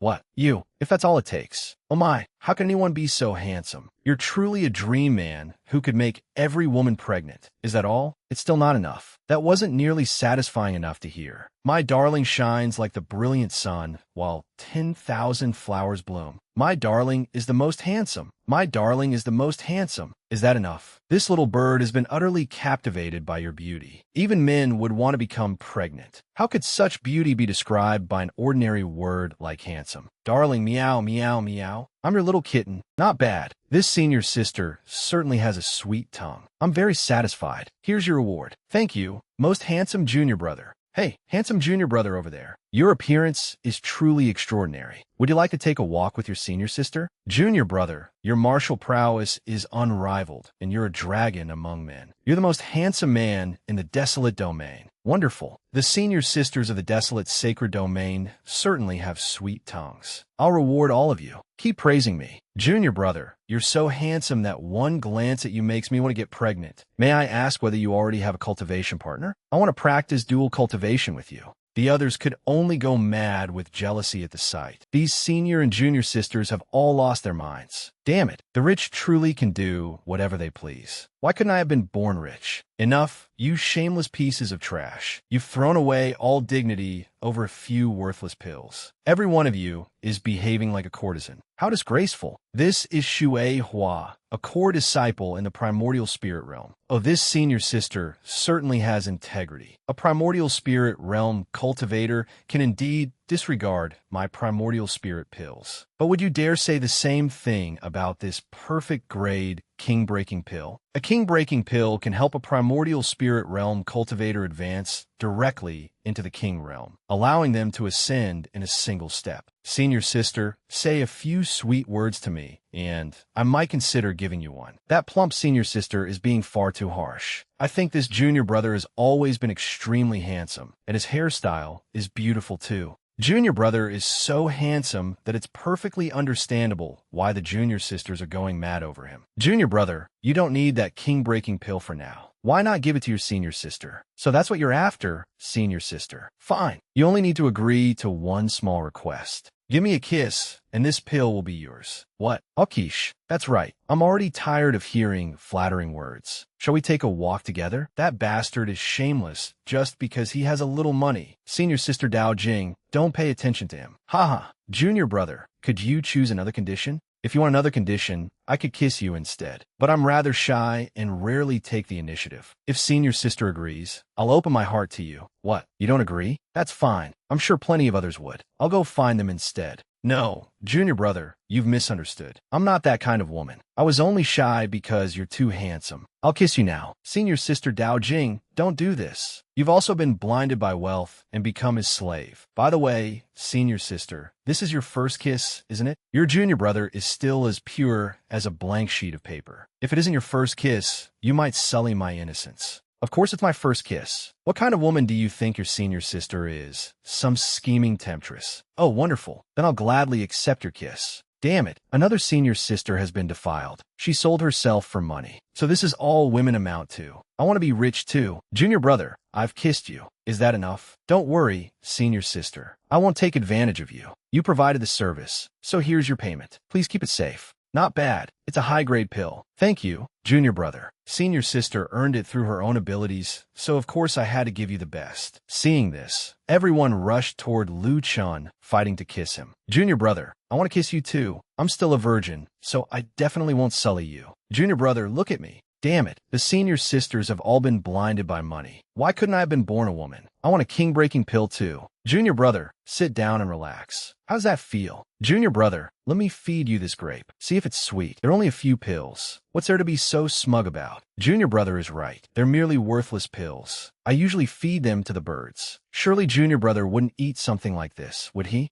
Suddenly, someone approached from behind. That's not quite right. King-breaking pills cannot be called worthless. It's senior brother Do E. If junior brother has so many king-breaking pills, I would be willing to make a fair exchange. Now, this is someone who recognizes their value, unlike those penniless fools. So how much are you offering, senior brother? How about this? I won't let you suffer a loss. 1,000,000 spirit stones per pill. What do you think, junior brother? Haha, so you're a swindler. You're offering 1,000,000 for something worth 10 million? Ridiculous. Is there something wrong with your head, senior brother? That ugly fellow actually thinks the offer is too low. Can't you see that all your fellow disciples are pleased with you right now? I'm only doing this for your own good. Sell them to me at a slight loss, and you can make everyone happy. If it weren't for that idiotic hairstyle, I wouldn't even offer 1,000,000. Hearing someone mock her idol's hairstyle, Chinyu flew into a rage. If you have the courage, senior brother, say that again. What? Does junior sister want to fight? Is your vocabulary so limited that you can only prove yourself through violence? How crude. Haha, exactly. He's just a piece of trash with a little filthy money. His face looks like a faucet, yet he still has no shame. If I looked like him, I would have smashed my head against a wall long ago. Very well. It's been a long time since anyone dared speak to me that way. I'll remember all of you. Remember what? Does a puny junior brother think he's impressive? Forget it. You wouldn't be my match in a fight anyway. Hand over the pills and spare yourself some pain. Hearing that, Chun Yu charged forward in fury. We won't know whether I'm your match until we try. He was struck by a bolt of lightning before he could react.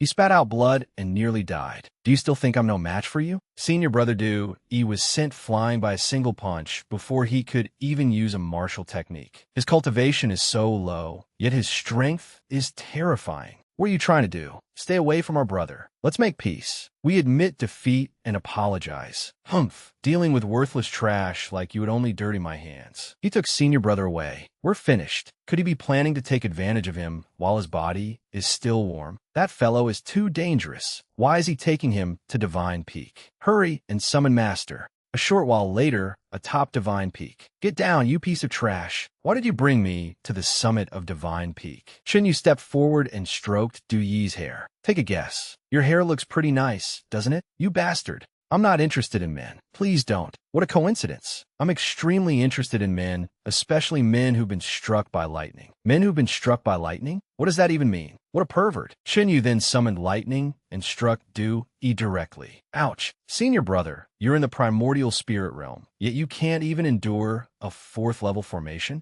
My beautiful hair. You lunatic. Haha, what do you think? Didn't you say my hair looked like a bull's head? I specially made one for you. How you like it? You mean your hair was also burned by lightning? Were you so bored that you deliberately had yourself struck? What a deranged freak. You've read far too many stories. Haha, it seems the voltage still isn't high enough. Let's continue. Suddenly, young Master Lu appeared from nowhere. Why did you come back? Haven't you been struck by enough lightning yet? Senior sister Lu, here's what happened. This senior brother thought my hairstyle was fashionable and sophisticated, so I gave him the same one. I had no choice but to invite him up here. Now he's so delighted that he's been left speechless. You little brat. The Holy Lord was right. You truly are a troublemaking demon. Meanwhile, at Du Yi's master's residence. Are you certain? My disciple Du Yi was simply abducted like that? That's right, Lord Emperor. A fellow with a mohawk knocked senior brother Du Yi unconscious and carried him away. That lunatic took senior brother Du Yi to the summit of Divine Peak. We don't know what happened after that. The summit of Divine Peak could have been that person. A short while later, at the same training grounds. Lord Emperor, that fellow has descended the mountain. Let me see. There he is. Even Master was left speechless. Haha, is that senior brother Du Yi? He's hideous. What an embarrassment. Damn it. Get lost, all of you. Stop staring. Haha, he's lashing out from embarrassment. Oh, Master is here. Master, you must seek justice for me. My handsome, flowing hair was ruined and turned into this crew cut. Master, hurry and punish him for me. My disciple, even I don't dare take revenge for you without permission. After all, that person came down from Divine Peak. Senior brother, I remember you complimenting my hair before. Would you like me to give you the same hairstyle? What are you trying to do? Don't act rashly. Meanwhile, Lu Qingxin was elsewhere. That rabbit is so plump. It probably can't run very fast, can it? That's right. By the way, have you heard? Many male disciples seem to have gotten crew cuts lately. They look hideous. Crew cuts? Their taste is truly terrible. How did such a fashion become popular? Perhaps it's simply what they like. Junior sister, that's not true. The crew cut is the pinnacle of hairstyling. How would you call it ugly? That's senior brother Du Yi. You're still wearing the hairstyle from 2 days ago? Haha, you treasure your hair more than your life. I never expected you to keep this style. So that's how it is. This fellow is that kind of person. I planned to impersonate Du Yi and cause trouble, but I unexpectedly encountered an acquaintance and nearly exposed myself. At that moment, Lu Qingxin also found something strange. Why does this Du Yi feel so oddly familiar?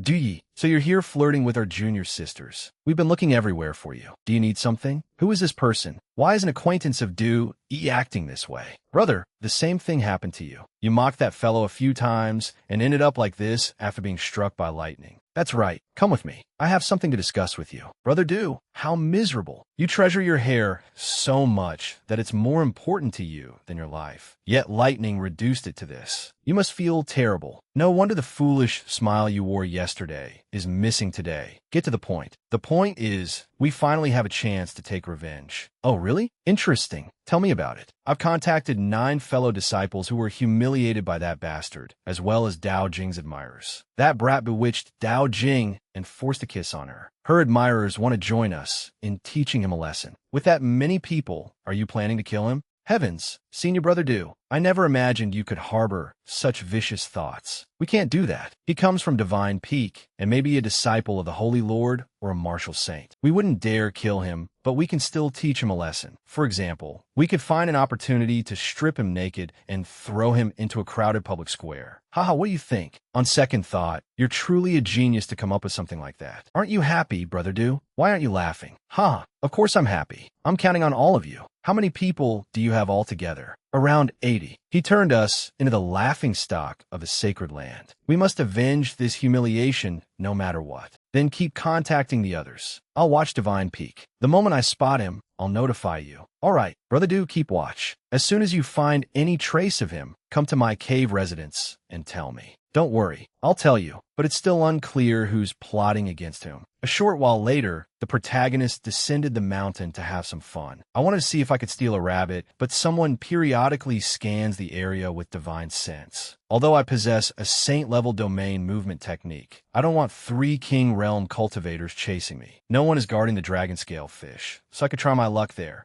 I've thought of something fun. At that moment, someone was guarding the dragon scale fish. Suddenly, a slaughtered dragon scale fish was tossed onto the ground.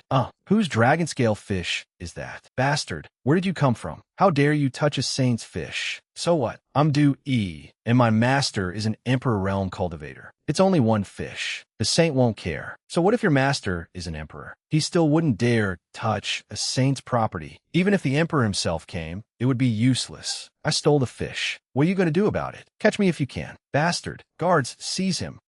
Should I boil it or fry it later? Forget it. A traditionally grilled fish would taste better. Suddenly, the real Du Yi rushed over. Du Yi? What kind of monster are you? How dare you transform into my likeness? Monster? Ridiculous. I should be asking you that. Why are you impersonating Lord Du? Bastard. I'll beat you until you reveal your true form. Monster, prepare to die. Before he could even use a technique, Du Yi's face was twisted sideways by Lu Qin's lightning-charged punch. You're too weak to endure even one punch from me, yet you dare claim to be the real Du.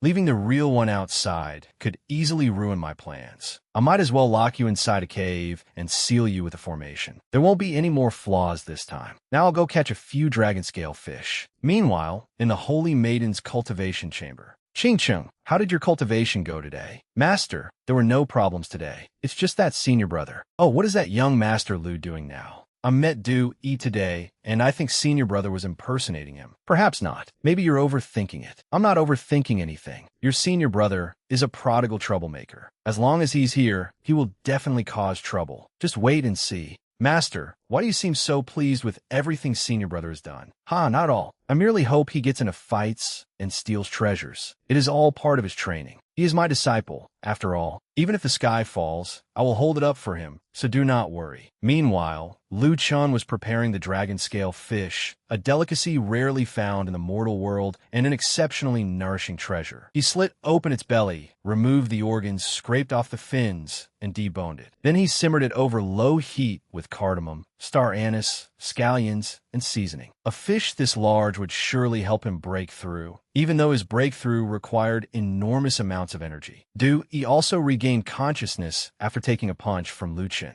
It is you, young Master Lu. You kidnapped me again, and now you are leisurely cooking fish. Is that a dragon-scale fish? So is you bastard. Why did you impersonate me to steal a dragon-scale fish? There is no grudge between us. You are so noisy. Do I need a grudge against you to do something? Be quiet and obediently watch a master chef cook fish. Your face is remarkably useful. While you are unconscious, I use it to steal a few more fish as gifts for my father. Enough talking. The aroma is already reaching my nose. That smells wonderful. What are you doing? What are you secretly eating here? You nearly scared me to death. It is you, sister you. I am eating fish. Would you like some? Then I will not stand on ceremony. Hey, you're actually eating it? And you even expect me to feed you? This tastes like dragon-scale fish. Is this not the fish raised by that miser? Who is this miser? What does he have to do with my fish? Let me see what exactly happened. Her spiritual awareness swept outward. At the fish farm, people were discussing the incident. Have you heard? The dragon-scale fish were stolen. Yes, I heard Du Yi stole them. Good heavens, he is certainly bold. Chinyu, since your spiritual awareness is so idle, help me find the fish thief. Oh, is that not the miser? I heard your fish were stolen. You refused to share them with me, so you deserved it. Woman, if you refuse to help, then fine, but do not mock me. So that is what happened. You are impressive, brat. You even managed to steal that miser's precious fish. I see. So that miser owns this fish. You flatter me, sister you. Forget about him. Let us eat. That miser is nicknamed the Madman. He is a Saint Realm expert and exceptionally stingy. His miserliness is why we call him the miser. He would only bring out 2 fish if the Holy Lord personally ordered him to. I have you to thank for letting me eat dragon-scale fish today. I see. Then what are we waiting for? Let us eat. Lu Qin had barely extended his chopsticks when Xinyu blocked him. Indeed,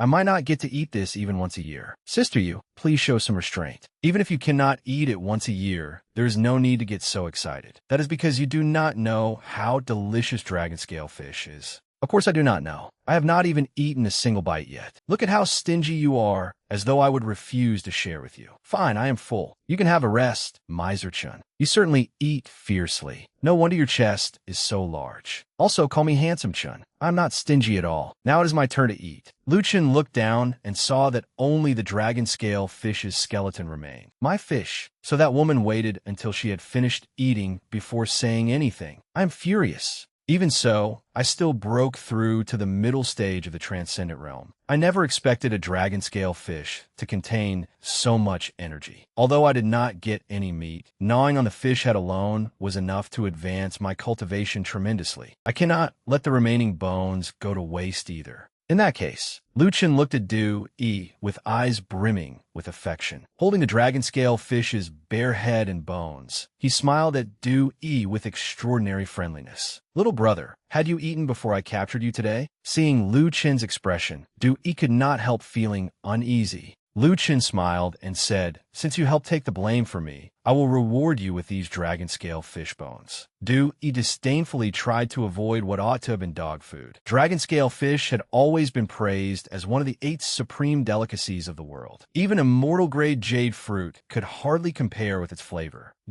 He had once dismissed this as an exaggerated legend passed down by the ancients, until Lu Chun let him taste the dragon scale fish bones. Moments ago, he would rather have died than accept them. Now, he was willing to trade his life for those bones and refused to let go of them. The flavor of dragon scale fish truly could not be underestimated. He had now been completely won over by Lu Chun. He looked at him admiringly and said, "Big brother, hurry and catch another one, so we brothers can enjoy the fish together." Even Lu Chun was speechless at how quickly he had changed his attitude. Lu Chun smiled at him. From that expression, he could tell he intended to stir up more trouble. The fish could wait. Lu Chun still had another score to settle. He cheerfully said, "Take care, big brother. Remember to bring back another fish." Lu Chun did not answer and simply left. The last time he impersonated someone had mentioned gathering more than 80 disgruntled disciples to deal with him. Lu Chun was in a good mood today, so he decided to settle the matter once and for all before it caused further trouble. Given their cultivation, he did not need to waste spiritual power on an advanced transformation technique. He only needed an illusion talisman to make them believe he was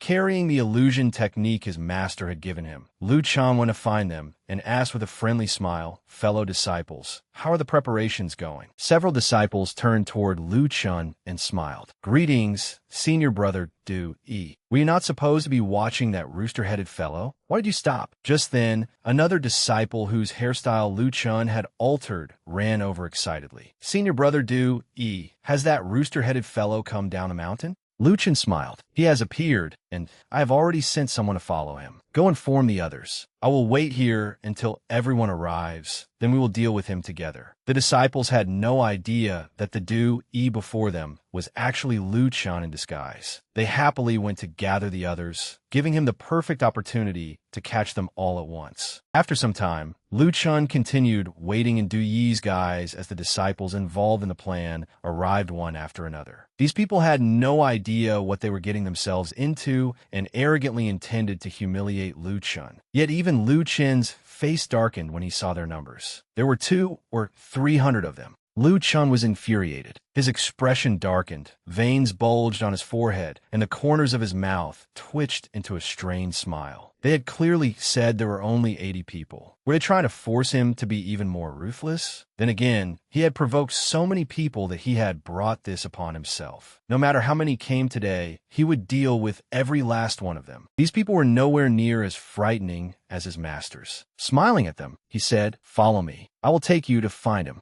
The disciples followed without the slightest suspicion. They arrived at a remote and desolate place. But strangely, after walking for an hour, they still had not seen the Lu Chun whom he had mentioned. They began to feel uneasy. Since Lu Chun had not appeared, the group started arguing among themselves. 200 or 300 people was a large crowd, and no one was willing to yield. Lu Chun had no interest in watching a group of fools argue, so he quietly slipped away while they were distracted. These people had probably suffered enough already, but if they offended him again, Lu Chun swore he would use a 5th-level lightning command formation. His first master had certainly never lacked formations. As he strolled along leisurely, a familiar figure suddenly appeared in the cave ahead. It was none other than his junior sister, whose beauty could topple kingdoms. His junior sister sat inside the cave, quietly plucking the strings of an ancient zither. Her entire being radiated grace and elegance. The tranquil surroundings further accentuated her beauty. She was indeed worthy of being Lu Qingcheng, the universally admired holy maiden of Tashita Palace. Although she appeared to be playing leisurely, the surrounding spiritual energy began affecting the sword suspended in midair with every note she played. This was true strength concealed within gentleness. Lu Chun could not help admiring the sight. He had never expected his junior sister to be such an accomplished master of musical cultivation. When Lu Qingcheng, who was playing inside the cave, saw Lu Chen appear, she raised her head and smiled. "Senior brother, you're back." Lu Chen smiled at her. "Junior sister, you have truly inherited master's teachings in this sword-moving, divine melody. Its power has already reached the realm of perfect unity between music and sword. Ordinary primordial spirit realm cultivators would be no match for you." Lu Qingcheng did not become arrogant after hearing his praise. Instead, she modestly said, "Senior brother, you have accomplished quite a lot in the sacred land recently. That hairstyle you created has even become the latest fashion." Lu Chun smiled awkwardly. He could not tell his junior sister that he had disliked the way those people looked, so he had used a fourth-level lightning gathering formation to remodel their hairstyles. While Lu Chun was feeling uncomfortable, Lu Qingcheng continued, "By the way, senior brother, I saw Du inside the cave. He was trapped in a formation and begged me to release him. Do you know who imprisoned him there?" The culprit anxiously questioned his junior sister. "You did not release that brat, did you? If he gets out, everything I have done recently will be ruined." Lu Qingcheng said that she had not released Du Yi. Lu Chen immediately brightened. He reached out, rubbed her head, and smiled. "You truly are my wonderful junior sister. Do not release him yet. I still need him for something, and do not tell anyone else about this. In a few days, I will treat you to a grand feast."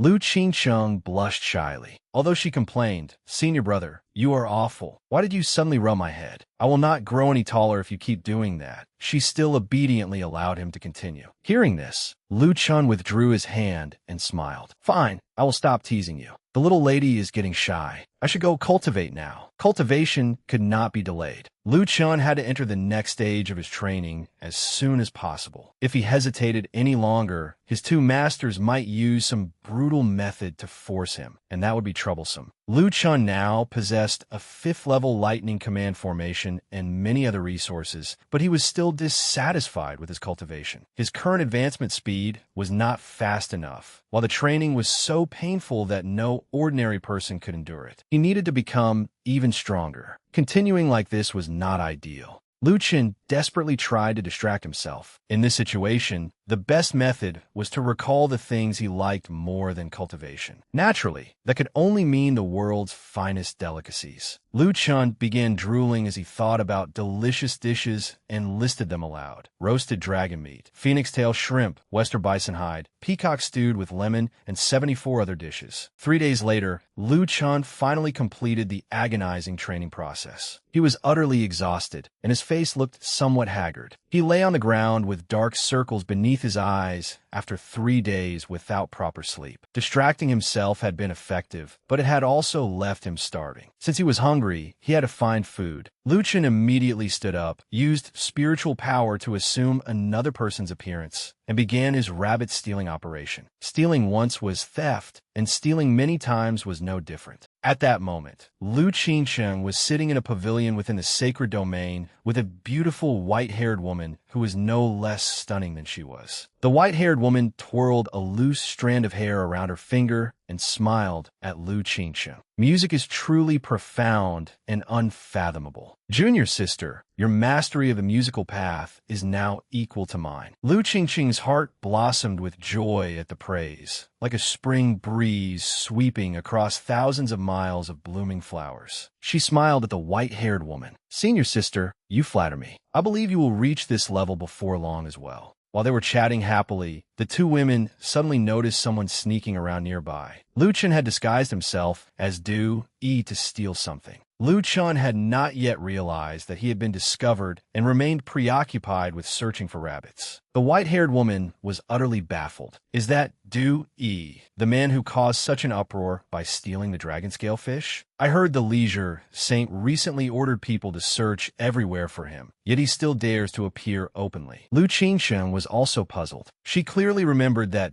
Du Yi had been imprisoned by her senior brother in a stone chamber, yet he had now appeared here. Had her senior brother released him? Perhaps senior brother feared being implicated after Du Yi stole the dragon scale fish, so he let him go. Lu Qingcheng still had no idea just how much trouble the great demon Lu Chun could cause. Meanwhile, Lu Chun, or rather Du Yi, was hiding in the bushes and growing flustered. Security was far tighter this time. It had not been this strict before. The flame-red rabbit was right before him, but Liu Chan could clearly sense at least 2 streams of Emperor Realm spiritual awareness sweeping around it. Dozens of hidden King Realm spiritual senses were also present. Stealing it would be extremely difficult. They become so vigilant because of the dragon scale fish incident. Liu Chan wanted to steal it, but he was not foolish enough to walk into a trap. He needed to devise another way to steal the rabbit. Inside the cave, Du Yi, who remained trapped in the formation, hurriedly asked when he saw Liu Chan enter, "Big brother, you came back early today. Did you steal another fish?" Du Yi was now completely addicted to dragon scale fish. He was truly a glutton, which gave Liu Chan a headache. Liu Chan looked at him. "I intended to try something different, but I never expected the flame-red rabbit to be so heavily guarded. I cannot steal one for now, so I suppose we will have to settle for fish." It took Du Yi several seconds to process this information. He stared at Liu Chan in horror, then raised a hand in protest and shouted, "Wait, you want to steal a flame-red rabbit as well? Using my face to offend one saint is already bad enough. Do not offend another one." Liu Chan was already irritated, and Du Yi's attitude only made him angrier. He frowned and shouted, "Enough nonsense. Are you not a glutton too? You have been calling out for dragon scale fish in your sleep lately, yet you still dare criticize me?" Liu Chan sat on the ground, took out a knife and a cookbook, and spoke while reading. "I am cooking fish, but you're not getting any this time." The instant Du Yi heard that there was fish to eat, his attitude changed completely. He smiled and said, "Big brother, I was only joking. It would not matter even if you used my face to steal 100 times. Please give me some." Liu Chan was about to gut the fish, but he had to stop and tape Du Yi's mouth shut. "Be quiet and stop making noise. I am cooking."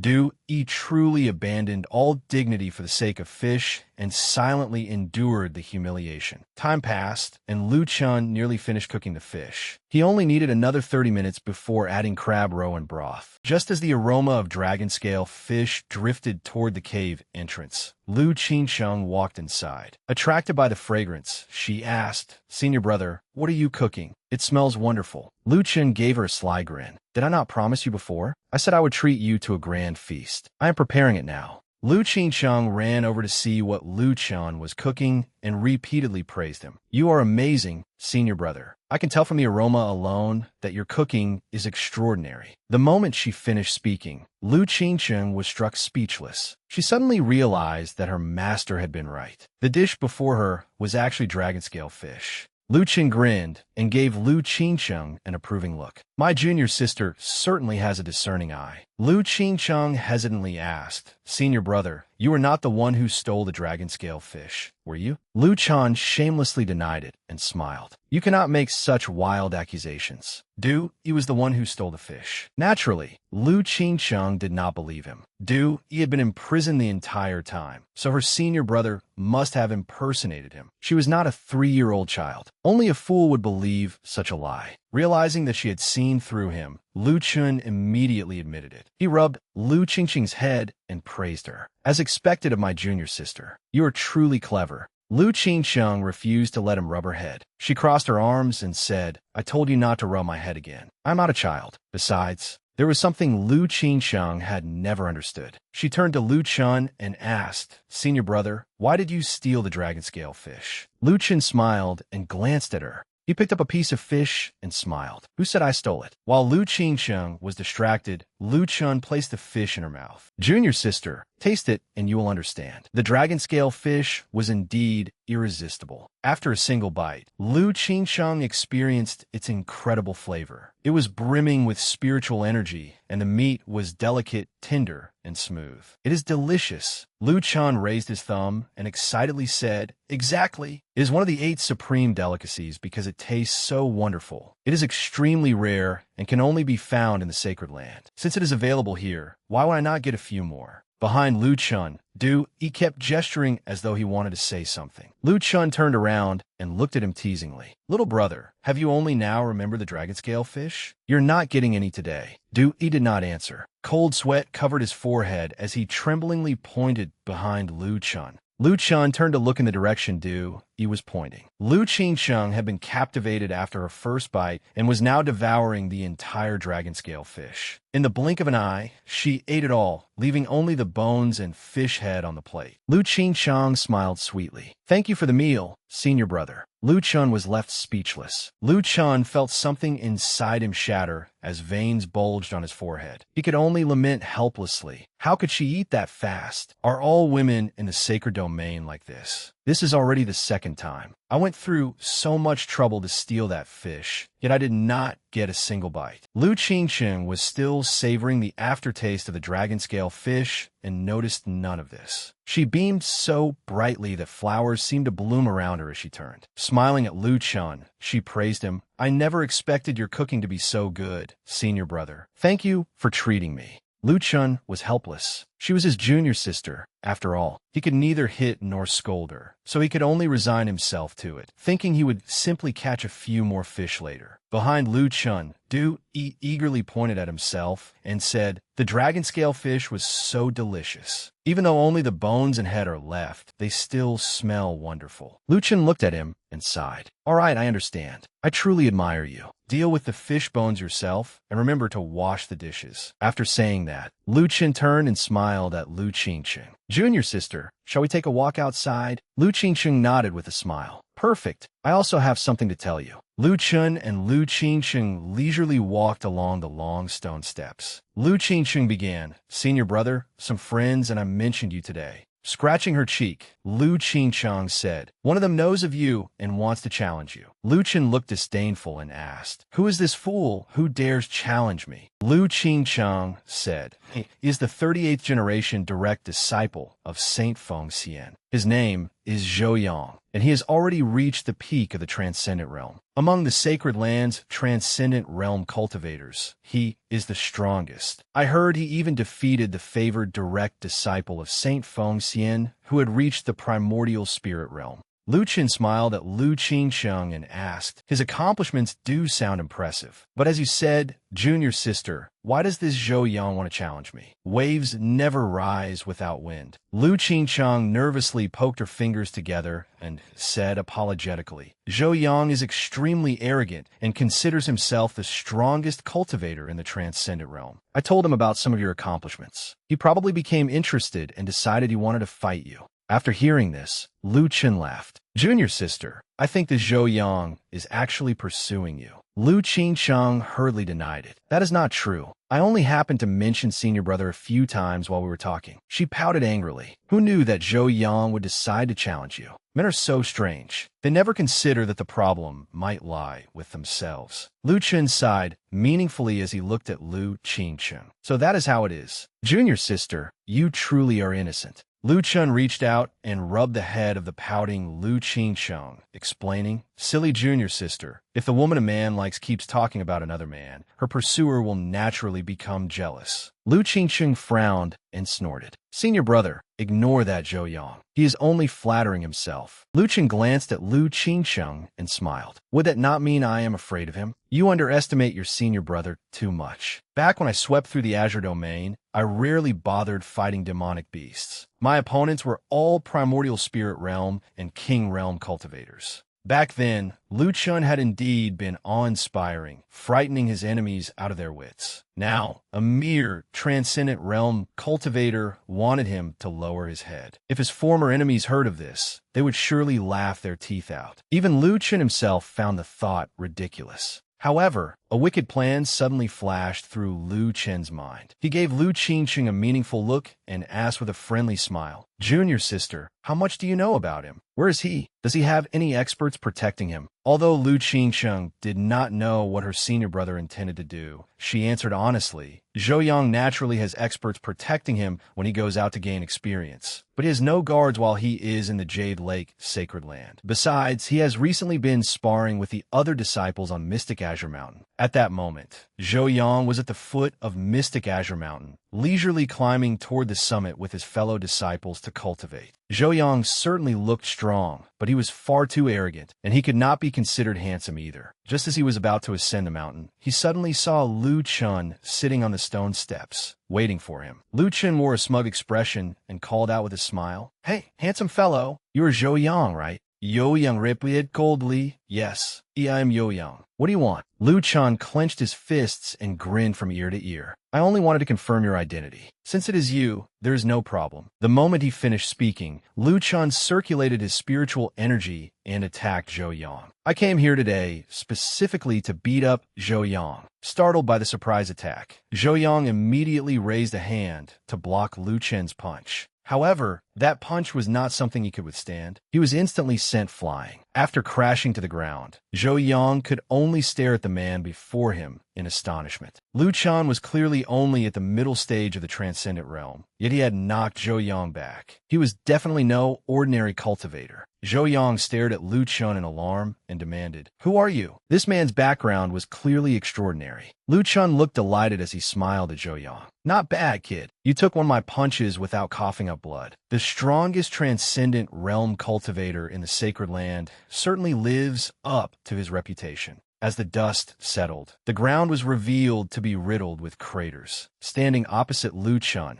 Zhou Yang frowned and shouted, "Shameless coward! Fine, do not tell me." He then produced a jade seal and said, "You have forced me to use my mystic yellow energy." Zhou Yang's aura suddenly became much stronger, but to Liu Chan, he was still no more threatening than a fly. Even Zhou Yang's current arrogant and self-satisfied appearance looked laughable in Liu Chen's eyes. Zhou Yang declared, "The judge of Yama determines life and death. This is the life and death seal. No matter who you are certain to die this time." He then roared, "Die," and unleashed the judge's life and death seal at Liu Chan. Liu Chan remained completely composed. Even with death seemingly approaching, he could not be bothered to blink. He then produced a golden hand seal and smiled at Zhou Yang. "Life and death seal, break it." Zhou Yang was stunned. This man also possessed a life and death seal and could directly neutralize his attack. Only a higher grade life and death seal could suppress his mystic grade life and death seal. In other words, Liu Chen's seal had to be a saint grade artifact. Indeed, none of the items Liu Chen's masters had prepared for him were ordinary. The life and death seal was no exception. It was a saint grade artifact. In Liu Chen's hand, the life and death seal instantly became a brick for smashing people. Zhou Yang had no time to dodge. With a bewildered expression, he was struck squarely in the face by the seal. Looking at the unconscious Zhou Yang beside the life and death seal, Liu Chan smiled in satisfaction. "Next time, just follow the proper procedure. Would it not have been better to pass out immediately? You even dared show off in front of me. Did you not know that my tricks are far more outrageous than yours?" Looking down at Zhou Yang, Liu Chan sighed in relief. Fortunately, he had controlled his strength and had not activated the protective wool left by a saint. Otherwise, Saint Feng Xian would surely have come looking for him, and the kidnapping would not have been so simple. Liu Chan took out his storage pouch, stuffed Zhou Yang inside, and said with a smile, "Now, let us head up the mountain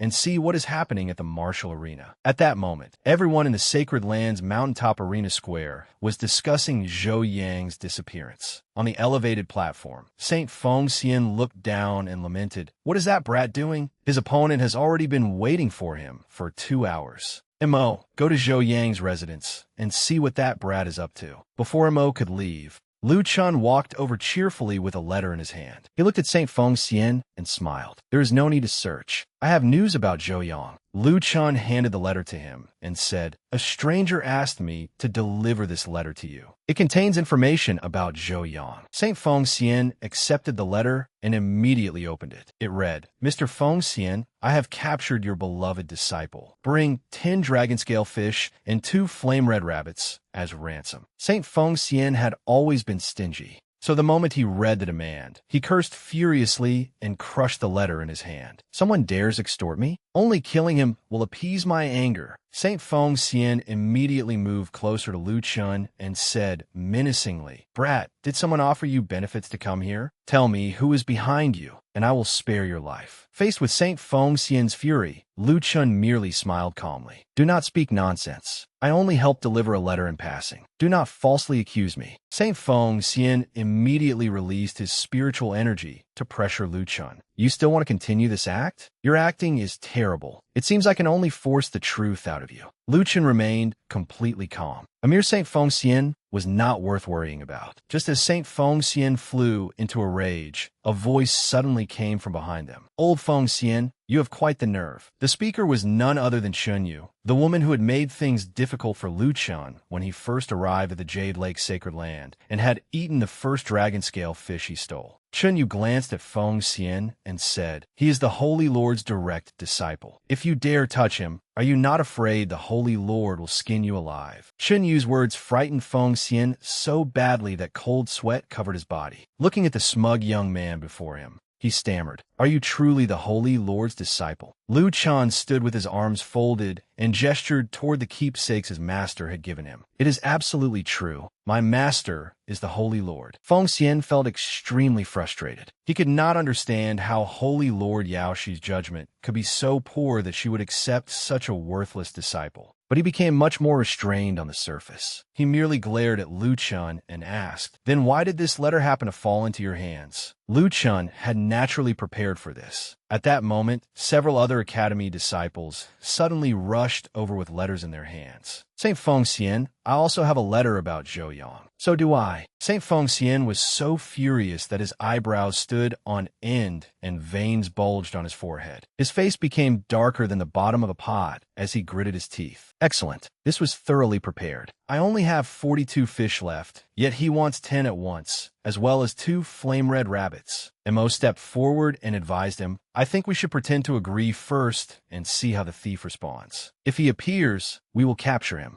Saint Feng Xian sighed and transmitted a message to Mo, "Do that. Go prepare everything." Later, on the outskirts of the sacred land, Mo prepared the ransom and carefully placed it atop a severed tree stump. Saint Feng Xian hovered smugly in the sky, hidden within a spatial rift. Unless someone had surpassed the Saint Realm, it would be impossible to detect him. "Let us see how I capture you, thief. Then we will see how you deny it." However, Saint Feng Xian still did not understand Lu Chen's terrifying shamelessness. Lu Chun had no intention of falling for such a trap. On the first day, Feng Xian waited until the sun was about to set, but the thief never came. On the second day, Saint Feng Xian became so bored that he practiced techniques in the sky. He even wondered whether he had chosen the wrong location, but the letter had clearly specified the severed tree stump, so there could be no mistake. On the third day, Saint Feng Xian continued waiting dejectedly. He even began planning to invite the Eastern Saint out for wine after capturing Lu Chun. Saint Feng Xian waited there for an entire week, yet the culprit never appeared. By then, he was in terrible spirits. Once the time was right, Lu Chun sent another letter.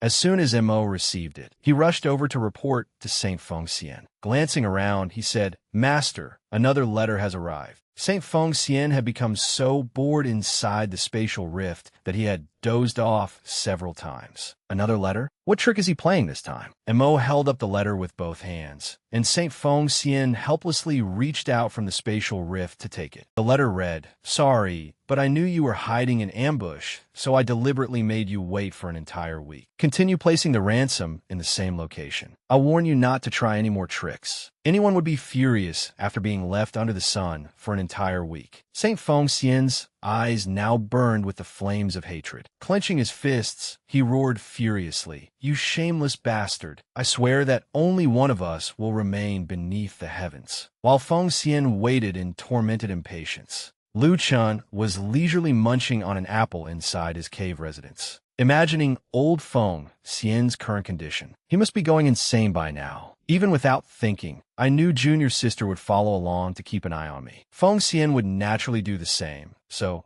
Lu Chun would never be foolish enough to fall into his trap. While munching on his apple, Lu Chun casually said to Lu Qingsheng, "I wonder what Master wants to do before I leave. I should say goodbye to her." Lu Qingsheng brought over a plate of plump, tempting red apples and handed it to Lu Chen. Unable to restrain herself, she asked, "Senior brother, what are you muttering about? Also, were you behind what happened to Zhou Yang?" Lu Chen opened his mouth and laughed loudly. "Do not speak nonsense. How could your senior brother possibly be that kind of person?" Lu Chun truly was shameless enough to deny everything. Lu Qingsheng curled her lips in disdain. "Do you think I do not know what kind of person you are, senior brother? I have seen plenty over the past few days." As they spoke, a pillar of light suddenly descended from the sky. Sweat appeared on Lu Chen's forehead as he looked toward it. What a powerful aura! Is that a saint? After the pillar of light dispersed, Lu Chun hurried over with his apple and smiled. So, it is Senior Saint Feng Xian. May I ask why you have come? Feng Xian looked at Lu Chun and said, Young friend, I received a letter. Take a look at it.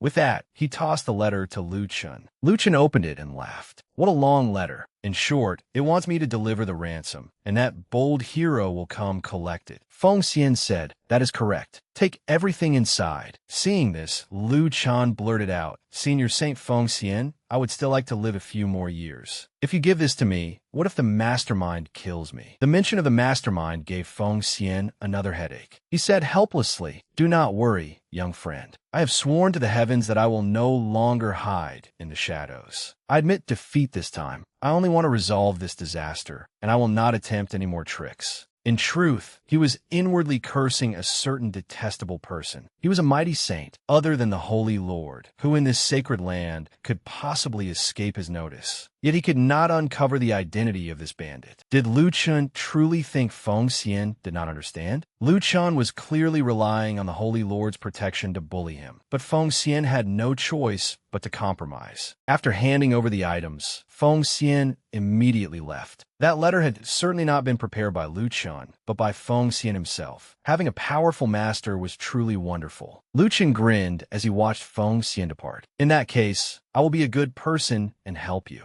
Lu Chun then took out his storage pouch and dumped Zhou Yang onto the ground. He sighed, so he admitted defeat. I thought he would keep dragging this out. I had plenty of time to play with him after all. Lu Chun grabbed Zhou Yang by the leg and hurled him in Feng Xian's direction. He laughed and said, Since your master paid 10 times the ransom, a useless fellow like you can go home now. Lu Chun glanced at Lu Qingsheng and signaled for her to remain silent. Smiling, he said, Junior sister, remember this. Your senior brother truly was not the author of this little drama. Lu Qingsheng unconsciously played with a lock of her hair. Seeing that Lu Chun adamantly refused to admit anything, she stopped questioning him. She merely asked curiously, Senior brother, why do you want so many dragon scale fish? Holding the storage pouch Saint Feng Xian had given him, Lu Chun smiled. I plan to bring these fish home as a gift for my father, so he can taste them. Lu Chun then took out a jade token and said, Right, junior sister, take this. I am preparing to return home now. The moment Lu Qingsheng accepted it, she recognized it as the control token for the formation imprisoning Dewey. After suffering for so long, that fellow could finally leave. However, once he got out, he might wish he had remained inside that cave forever. Lu Chun shifted all responsibility onto Lu Qingsheng, telling her to release Du Yi after he left. As expected, this fellow never allowed himself to suffer a loss. Lu Qingsheng was soon left alone. Only then did she remember that she had not asked where Lu Chen's home was, so she could find him and settle accounts next time. He had caused so much trouble, yet dumped all the responsibility onto her. Meanwhile, in the Lu Kingdom's royal palace, the Human King was playing chess with the Sword King. Lu Chun had invited the Sword King there, but judging by the Human King's current attitude, his patience was nearly exhausted. However, a guest had to be properly received, especially one as renowned as the Sword King. The Human King had no choice but to show him respect. Holding a white piece, he smiled and said, I have not won a single game this entire month. At first, the Human King had thought the Sword King would leave soon. Unexpectedly, the man was remarkably patient and had waited for 3 whole months. The Sword King turned a black piece between his fingers and smiled. The main character has returned. There is no need to keep guarding the door. Lu Chun had no idea that his royal father was speaking ill of him inside the palace. He was still happily riding his flying gourd back home. The gourd flew straight toward the hall where the Human King and Sword King were playing chess. Sitting atop it, Lu Chun sighed. I did not expect this trip to take so long. I wonder whether that old man missed me. Lu Chun climbed down from the gourd, walked into the great hall, and announced with a smile, I am back. Sure enough, the moment the Human King saw Lu Chun, he frowned angrily. After holding back for 3 months, he finally had somewhere to vent his fury. He rose and cursed through gritted teeth. You unfilial brat. So you still remember the way home? Didn't you say you would return in a few days? It has been months. Lu Chun sighed. Don't bring it up. Honestly, I wanted to come home even more than you wanted me back. While father and son were talking, the Sword King suddenly interrupted. You're Lu Chun? Who taught you the Thousand Autumns sword art? Refusing to back down, Lu Chun looked at the Sword King and smiled. Why should I tell you? The Sword King did not become angry. He merely said calmly, in that case, I will verify it myself. Lu Chun casually planted his hands on his hips and waited. At that moment, layer after layer of sword intent emanated from the Sword King, creating an overwhelming pressure that ordinary people would have been unable to withstand. Yet not only was Lu Chun completely unfazed, he even commented leisurely, as expected of the foremost expert beneath the Emperor realm. Very few people in the King realm can cultivate sword intent like this. The man knew not only the Thousand Autumn sword art, but also how to wield sword intent. His identity was exactly as Lu Chun had suspected. How could someone of such status live in a minor place like the Great Qi dynasty? With this question in mind, Lu Chun immediately released his own sword intent to confirm his suspicions. The sword intent in Lu Chun's hand was in no way inferior to the Sword King's. It enveloped his entire body and radiated killing intent. Lu Chun said calmly, sword intent flows like water, breaking seals and shattering barriers. When the Sword King saw Lu Chun's sword intent, he was stunned and cried out, what? You cultivated sword intent while only in the transcendent realm. Moreover, judging by Lu Chun's appearance, he was only in his early 20s. He was truly a genius. The Sword King had never dreamed he would discover such a treasure here. His 3-month wait had not been in vain. After witnessing Lu Chun's sword intent, the Sword King immediately changed his attitude and said cheerfully, I will forget about you killing my disciple. Before Lu Chun could understand what was happening, the Sword King enthusiastically invited him, become my disciple. Naturally, Lu Chun rejected him outright without the slightest hesitation. How could one Sword King compare to his 5 supreme masters? If the Sword King knew Lu Chun's true identity, the old man would undoubtedly want to crawl into a hole and hide. But since he did not know, he merely asked in astonishment, won't you reconsider? I can teach you to raise your sword intent to the king level. When that happens, killing kings will be as easy as slaughtering dogs. Lu Chun could not be bothered with such trivial matters. His masters were far more formidable. Instead, he was more interested in the Sword King's circumstances. A member of the Sword Emperor Palace had come to this insignificant dynasty, so he had probably been exiled. The Sword King stared at Lu Chun in surprise. You know about the Sword Emperor Palace? Lu Chun replied, of course. How could I fail to guess? Judging by what you have displayed, you could only have come from there. After confirming Lu Chun's identity, the Sword King began recounting his past. I am an outcast of the Sword Emperor Palace. I offended its upper ranks, so I was expelled for life and forbidden from ever setting foot within the Azure domain again. Now I can only live in this insignificant Great Qi dynasty. If you are from the Sword Emperor Palace, I will no longer interfere in this matter. Lu Chun was neither a fool nor someone with time to waste. He had not called the Sword King here merely to play chess. Naturally, he had his own plans. Lu Chun smiled. There is no need to rush. Let's make a deal. Eliminate the Emperor of Qi and help my father ascend the imperial throne. Once it is done, I will allow you to return to the Sword Emperor Palace. What do you say? The Sword King scrutinized Lu Chun and stroked his chin thoughtfully. Brat, you certainly talk big. I admit that even within the palace, your talent would be outstanding. But you're still nobody. 4 peak masters jointly demanded my punishment. Even the palace master was powerless against them. What makes you think you can overturn their decision? Lu Chun did not look at the Sword King and merely smiled. For now, there is no one in the Sword Emperor Palace whom I cannot afford to offend. If I say you can return, then you will return. With that, Lu Chun produced another sword. Its extraordinary appearance and the spiritual energy surrounding it made it obvious that it was no ordinary object. Lu Chun smiled. If you do not believe me, then surely you will believe this sword.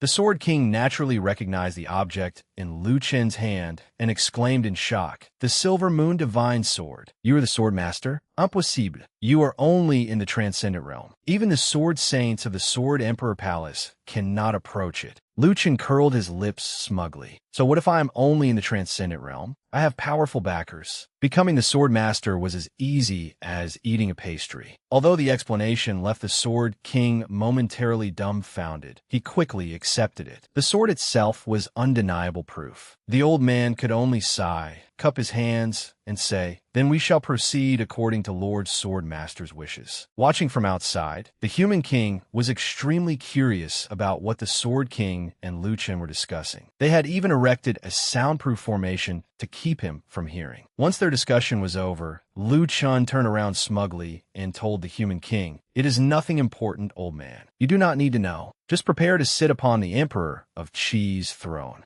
The Sword King smiled and agreed. That throne is as good as his. The human king was rendered speechless. The two had only spoken briefly, yet they were already so familiar with each other. He shook his head and said coolly, "I believe I do need to know. For instance, when did the two of you start colluding? Moreover, you intend to overthrow the Emperor of Qi. Isn't this decision too hasty?" They all knew how formidable the Emperor of Qi was. Since the human king knew nothing of their true capabilities, he was deeply worried. Lu Chen did not explain and merely said confidently, "Do not worry. With our help, we guarantee that the Emperor of Qi will be sent straight to the afterlife." Stroking his beard, the human king said solemnly, "I simply think this is happening too quickly. Our forces are currently weak. How can only the three of us kill an emperor?" Lu Chen said disdainfully, "The Emperor of Qi treats everyone else like insects. Last time, he sent only 2 King Realm cultivators to assassinate you. He underestimated you far too much. This time, we will strike first." The Sword King suddenly added, "Brother Lu does have a point. We're short on manpower. I will find someone whose strength is no weaker than mine. His name is Lin Yu." Lu Chen curiously asked who that was. Unlike his ignorant son, the human king was very familiar with Lin Yu's name. However, had that man not already been executed by the Emperor of Qi? The Sword King explained, "He cultivates a secret soul art. Even if his physical body was destroyed back then, he had a way to revive himself." The human king immediately understood. He cupped his hands toward the Sword King. "Then I will trouble Brother Sword to invite him out of seclusion. We shall await your good news here." The Sword King replied, "Very well. I will leave immediately." He then stepped into the air and flew away, sending a great deal of earth and rubble flying from the palace grounds. "Take care, Brother Sword," the human king called. In the evening breeze, he folded his arms and asked, "You rotten brat, tell me now, just what kind of extraordinary opportunity did you encounter? Even the Sword King obeys you." Lu Chen smiled. "Didn't I already tell you? I became the disciple of an incredibly powerful master. Even the gatekeepers at my master's home could deal with you." Lu Chen's words immediately made people want to hit him. He had infuriated the human king countless times, and his father's rage flared once more. Gritting his teeth, the human king said, "If they are so formidable, why didn't you bring a few of those gatekeepers here to help us? Or is your status in the sect even lower than that of a menial servant?" Lu Chen froze upon hearing this. He truly had never considered that before. He had been unbelievably foolish. With such a powerful background, why was he still here playing childish games with a worthless Emperor Realm cultivator? He was simply inviting trouble upon himself. Meanwhile, inside the Great Qi dynasty's imperial palace, the Emperor of Qi sat upon his dragon throne and roared furiously at his subordinates. Even Jian Xiui has rebelled. What methods did that insignificant human king use? The elderly eunuch beside him reported, "Your Majesty, the martial king and the demon-suppressing king are entering the palace to request an audience." No sooner had he finished speaking than the martial king entered through the doors. Clad from head to toe in armor, he resembled an old bull. Both his face and physique were impressive, but unfortunately, he had been born to play the villain. He approached the Emperor of Qi with a smile. "This subject greets your Majesty." Accompanying the martial king was the demon-suppressing king, another Peak King Realm cultivator. However, he was extremely fat and dressed in green. His tiny eyes and a mustache shorter than his eyebrows made him look like an enormous toad. When he smiled, his treacherous and petty nature was fully exposed. "This subject greets your Majesty."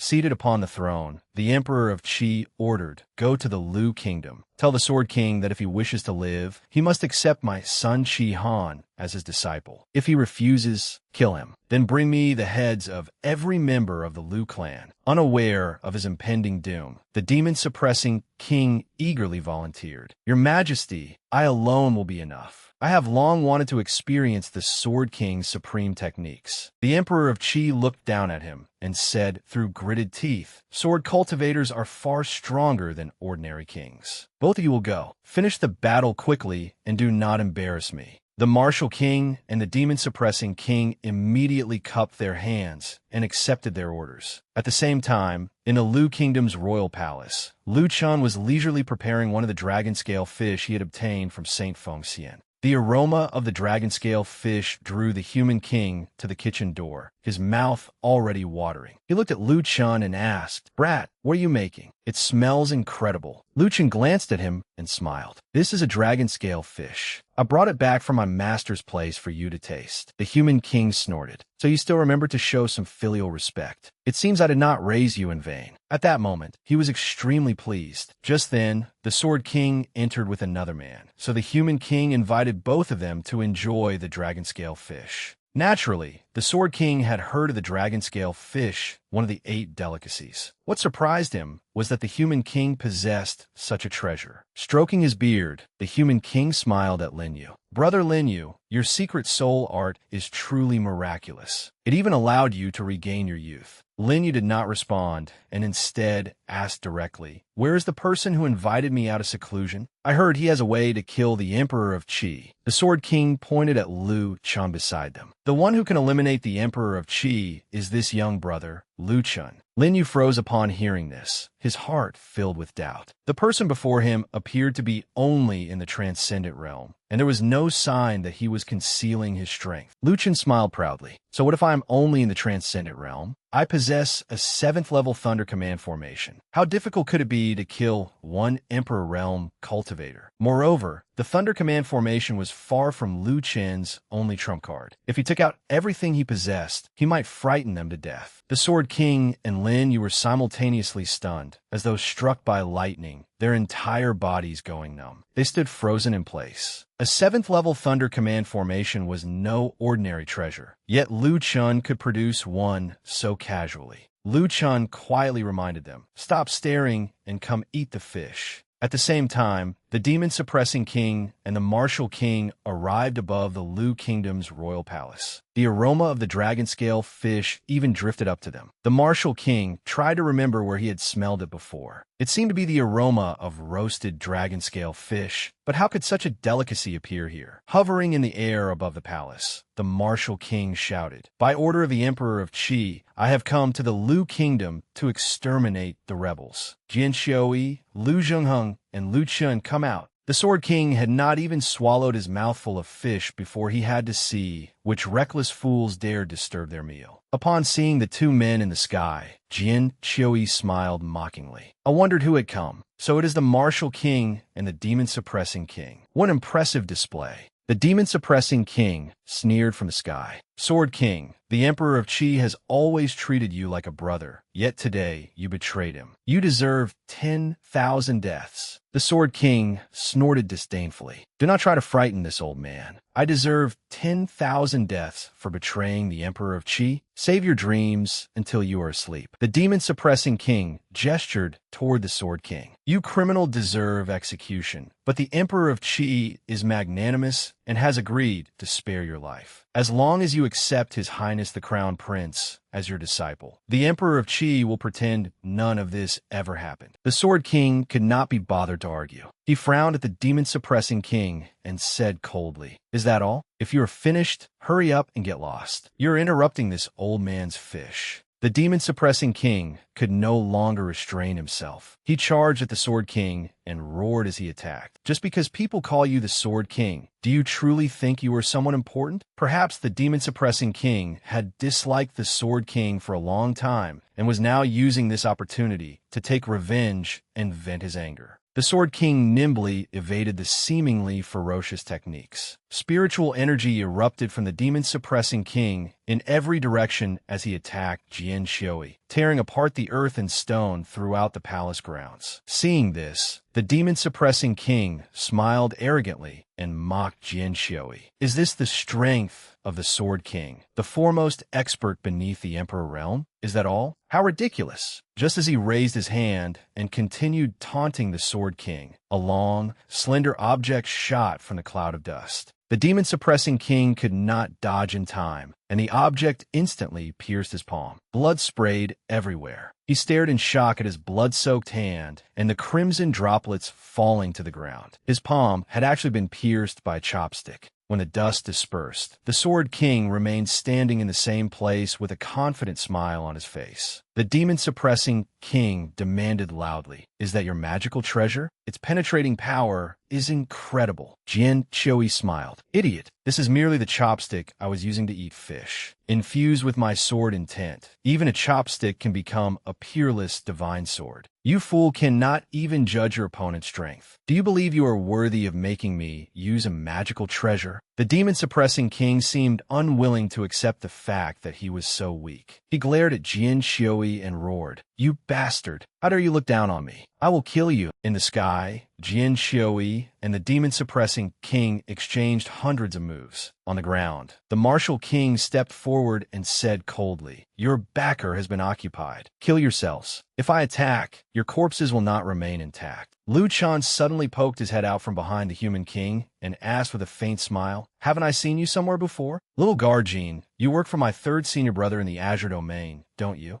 Did you think my third senior brother did not pay you enough, so you came here to work for the Emperor of Qi?" No one in the Azure Domain was unaware of Lu Chen's infamous reputation. The martial king, nicknamed Little Jean, could never forget Lu Chen's face. He felt as though 10 bolts of heavenly lightning had struck him at once. "You are the Azure Domain's troublemaking great demon king. Why are you here?" The martial king was now utterly terrified. Lu Chen had truly become their worst nightmare. Relying on his formidable background in the Azure Domain, Lu Chen bullied men and tyrannized women. His young master detested Lu Chen, but could do nothing about him. Lu Chen was extremely petty and had schemed against his young master countless times. Now that he had offended this man, he was finished. Thus, Little Jean, who had been threatening them only a moment ago, immediately shrank back like a frightened puppy and became exceedingly respectful. He forced a friendly smile, cupped his hands, and bowed. "So young Master Lu is here. I am Jin Meng. Greetings, young Master Lu." Inwardly, Jin Meng cursed the Emperor of Qi. Of all the people he could have offended, he had chosen to offend this living king of hell. Beside Lu Chen, the human king was equally astonished. His unfilial son seemed to know half of the great Qi dynasty's leading experts. Lu Chen himself could only smile helplessly. The demon-suppressing king, still unaware of what had happened below, flew toward the martial king with all his strength and shouted, "Help me deal with the Sword King." When he saw the human king and Lu Chen, he shouted again, "Why haven't you dealt with those 2 pieces of trash yet? Never mind. Help me deal with the Sword King first." A wise man knows when to adapt to the circumstances. Lu Chen naturally would not ignore the fat man hovering above his head. He glanced at him and smiled. "You have revealed your opportunistic nature, but unfortunately for you, the martial king is now on our side." The demon-suppressing king frowned and glared furiously at Lu Chen. "What? You rotten brat. What nonsense are you spouting?"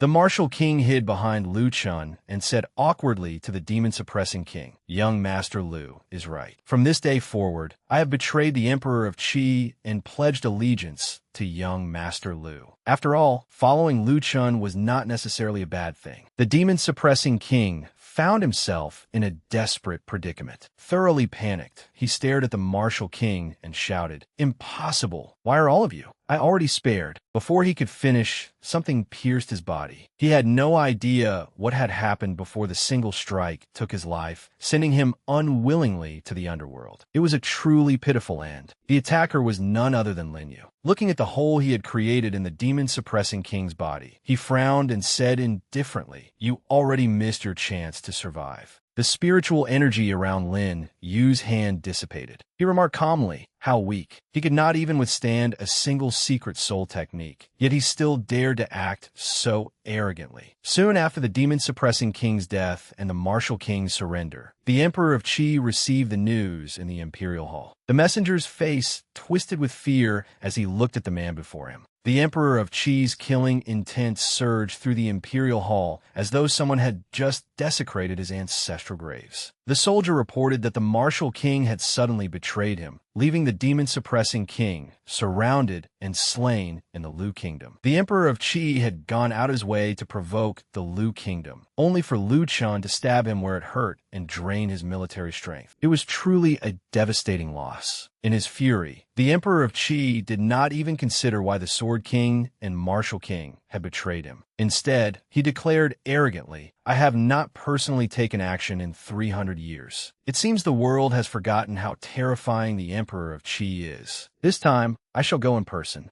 Meanwhile, during the strategy meeting against Great Qi in the Lu Kingdom's royal palace, Lu Chun smiled without the slightest hint of deceit. "Then that is what we will do." The human king listened in silence, while the Sword King nodded. "I understand. So that is the plan." But after listening for ages, the human king still understood nothing. Stroking his beard anxiously, the old man looked at Lu Chun and said, "You rebellious brat. You're already on the verge of toppling Great Qi, so why are we still discussing tactics? Why not just charge straight in?" Lu Chun sighed in exasperation. Charging straight in would be dangerous. It is better to use our heads. Besides, if the Tao Protector my senior brother assigned to me were here, I would not need to think so hard. Life is truly unpredictable. Lu Chun recalled how, just before his departure, that Tao Protector, a peak Saint Realm cultivator with a huge, muscular body, bulging muscles, large eyes, and a broad nose, had tearfully begged to follow Lu Chun home. Lu Chun had naturally refused without hesitation. Thoroughly frightened, he firmly rejected his guard. "Just stay in the Azure Domain and wait. My family does not have any powerful experts, so there is no need for you to protect me." The abandoned guard could only watch him leave in tears, crying heartbrokenly, "Boo-hoo, you heartless, faithless scoundrel." Riding away on his gourd, Lu Chun waved cheerfully and laughed. "That is right. This young master is heartless and faithless. I am cold and cruel, and I love stirring up trouble for no reason." He had never expected so much trouble to arise after returning home. Had he known, he would have brought the man along. But thinking about it now would change nothing. Lu Chun sighed. He looked at the Sword King and the Human King. "Do you two know how strong the Emperor of Qi is? Has he reached the peak of the Emperor realm?" The Sword King replied, "Not yet. He has not taken action in a long time, but judging by my estimates, he is probably only at the middle stage of the perfected Emperor realm."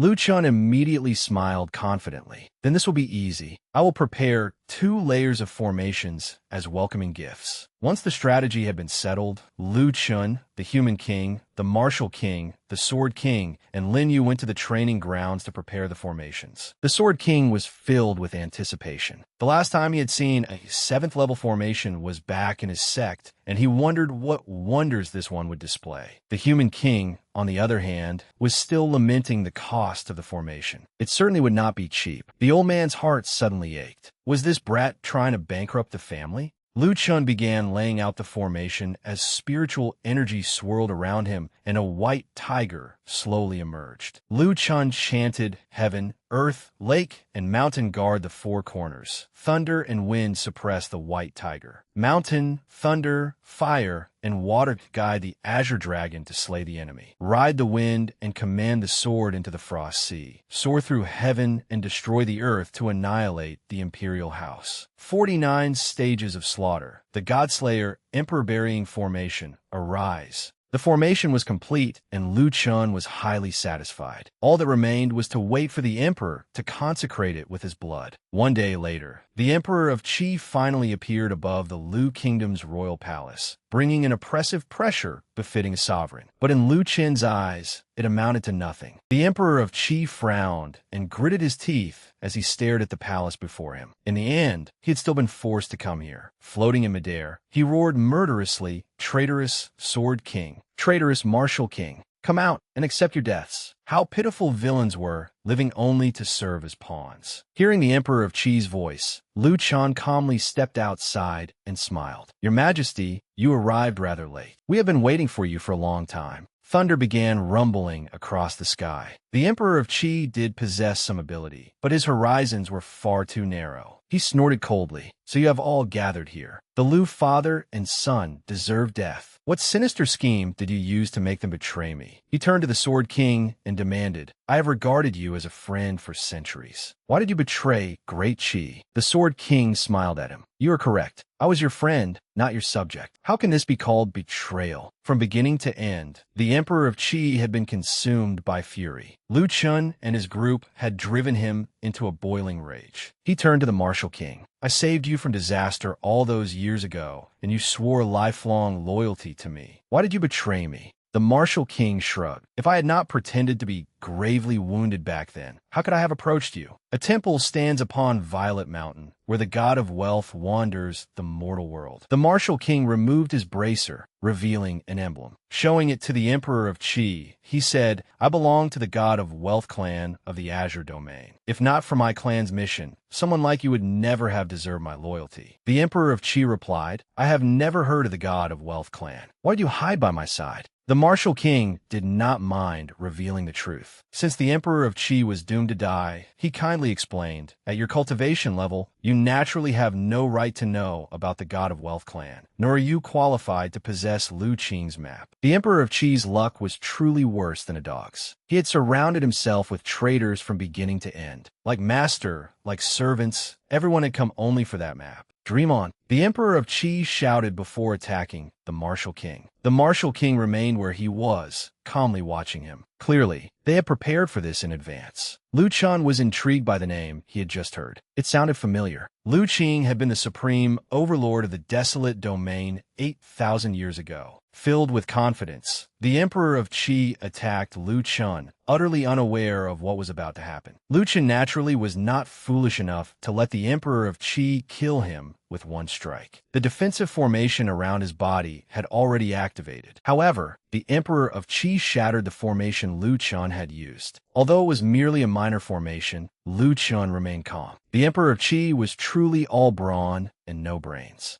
After breaking a single defensive formation, he laughed smugly. So you are Lu Chun, the one said to possess many formations? He threatened Lu Chun. A petty 5 grains formation might be enough to trap a king realm cultivator. But you are far too arrogant if you think it can trap an emperor realm cultivator. I can destroy your formation with a single punch. Villains who talk too much usually died early, and the Emperor of Qi was no exception. Lu Chun smiled at him. Your Majesty's heavenly might is unmatched. Naturally, my 5 grains formation could never stop you. But you dare to come this close and give me the chance to activate a 7th level formation. You are the arrogant one. After speaking, Lu Chun took out a jade slip and crushed it in his hand. The 7th level emperor-bearing formation instantly activated. The Emperor of Qi was dragged backward and completely trapped, leaving him unable to harm Lu Chun's group. He spat out a mouthful of blood and stared in horror, struggling to understand what was happening. How can this be? Only factions led by mighty Saint Realm cultivators are qualified to possess 7th level formations. How could a petty transcendent realm cultivator from a barren land like the Lu Kingdom possess one? Yet reality proved that nothing was impossible. The Emperor of Qi's horizons were simply too narrow. Even on the verge of death, he refused to believe what was before him and continued insisting that Lu Chun's formation was fake. Gritting his teeth, he resisted the force, pulling him backward as dirt and stones flew everywhere. Even so, he did not forget to glare at Lu Chun and curse. You lowly peasant from a petty kingdom. Stop playing tricks. The Emperor of Qi circulated his cultivation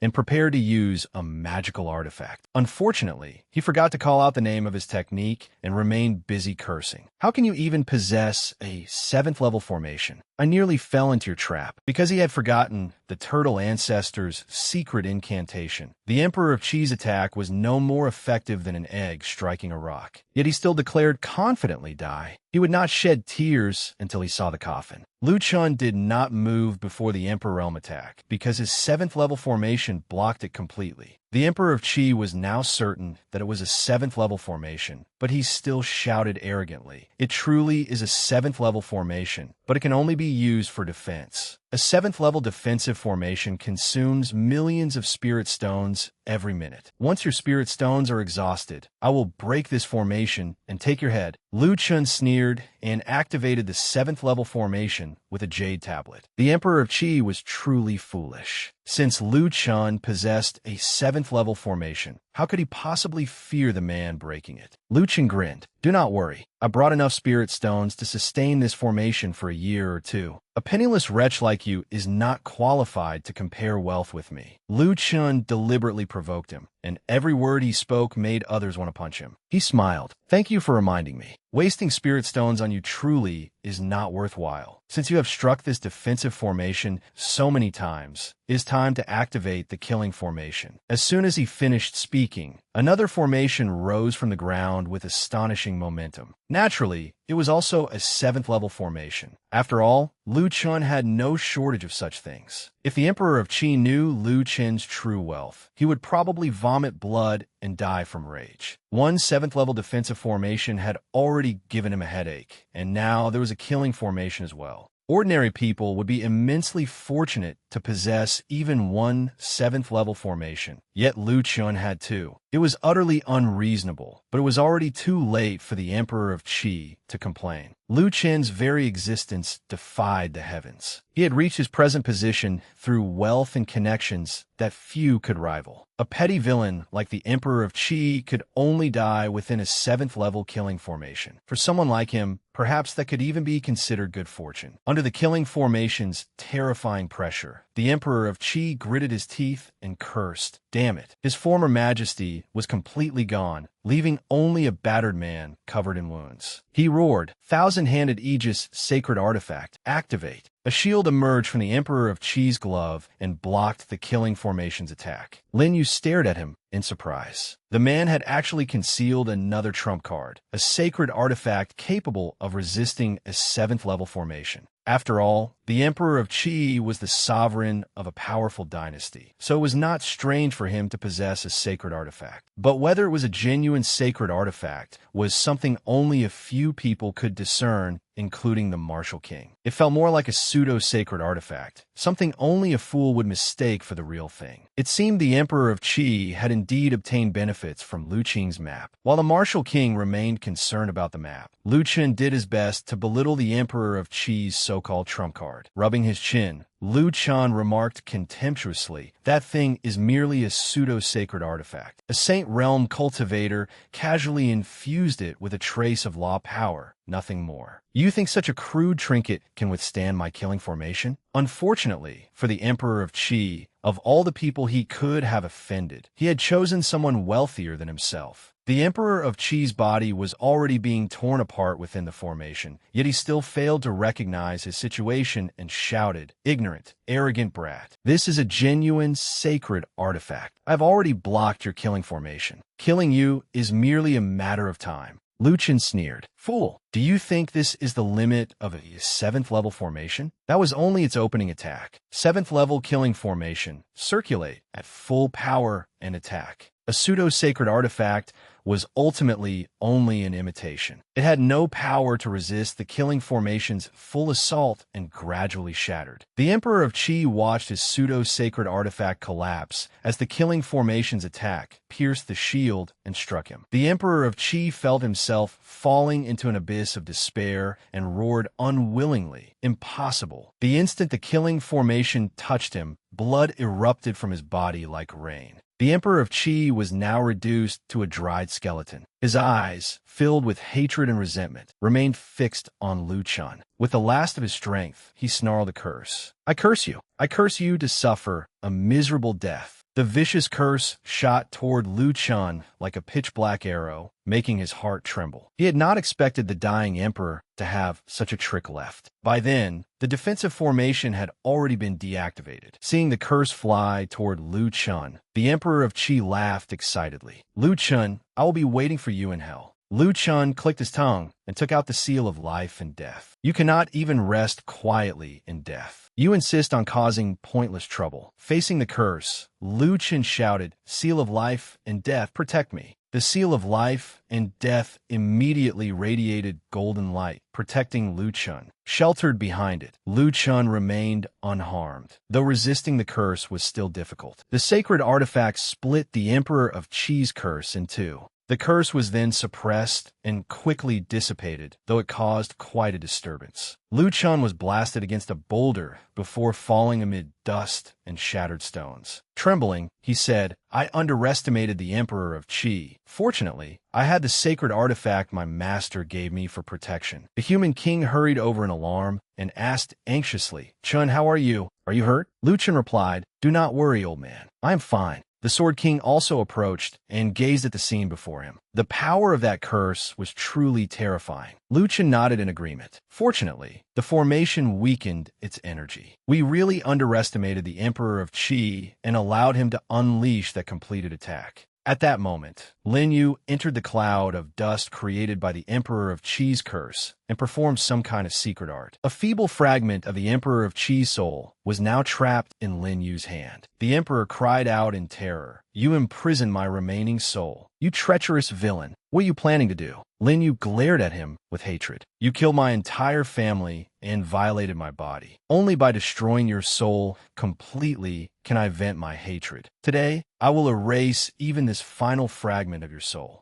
With that, Lin Yu clenched his fist and destroyed the Emperor of Qi's remaining soul. After resting briefly, Lu Chun sat up and exhaled. Looking at his soldiers, he ordered, "Search the city for any remaining enemies. I need to rest for a while." The martial king approached with a storage pouch in hand. This belonged to the Emperor of Qi. Lu Chun immediately took it and emptied its contents to see what was inside. Surely the ruler of an entire dynasty could not be completely penniless. The first thing he pulled out was a book. The moment Lu Chun saw the cultivation manual, he tossed it to the Imperial Guards to practice. An Emperor-grade cultivation art is far too useless. It is not even worth reading. Lu Chun stared contemptuously at the Emperor of Qi's nearly empty storage pouch and cursed, "There is nothing here. That penniless Emperor of Qi deserved to die." After belittling the dead emperor, Lu Chun immediately turned to flatter the martial king. "It does not matter. The Emperor of Qi may have been poor and weak, but from today onward, you are the new Emperor of Qi. Tomorrow, we will move into the Imperial Palace. This is happening awfully quickly." The martial king came forward, stroking his beard and sweating heavily. Now that the Emperor of Qi is dead, it is only natural for the martial king to become Great Qi's new sovereign. There is no need to overthink it. "But young Master Lu, what about Lu Qing's map?" Lu Qin replied, "I carefully searched the Emperor of Qi's storage pouch, but there was no map." The martial king nodded. "I see. Then we can only search the Imperial Palace tomorrow." Lu Qing was once a Saint Realm overlord. The Emperor of Qi must have known how valuable his map was, so he surely hid it somewhere secure. Before his death, Lu Qing left behind a map to his tomb, divided into 8 pieces. Besides the God of Wealth clan, several other clans were also searching for the map. The martial king looked at Lu Chun. "Young Master Lu is our young master's junior brother. When the time comes, we can cooperate." Lu Chun nodded. "I see. No wonder the Emperor of Qi possessed a pseudo-sacred artifact despite living in this remote backwater. He must have obtained it through Lu Qing's map. There must be genuine sacred artifacts there. When the various clans begin fighting over them, nothing pleases me more than profiting from the chaos."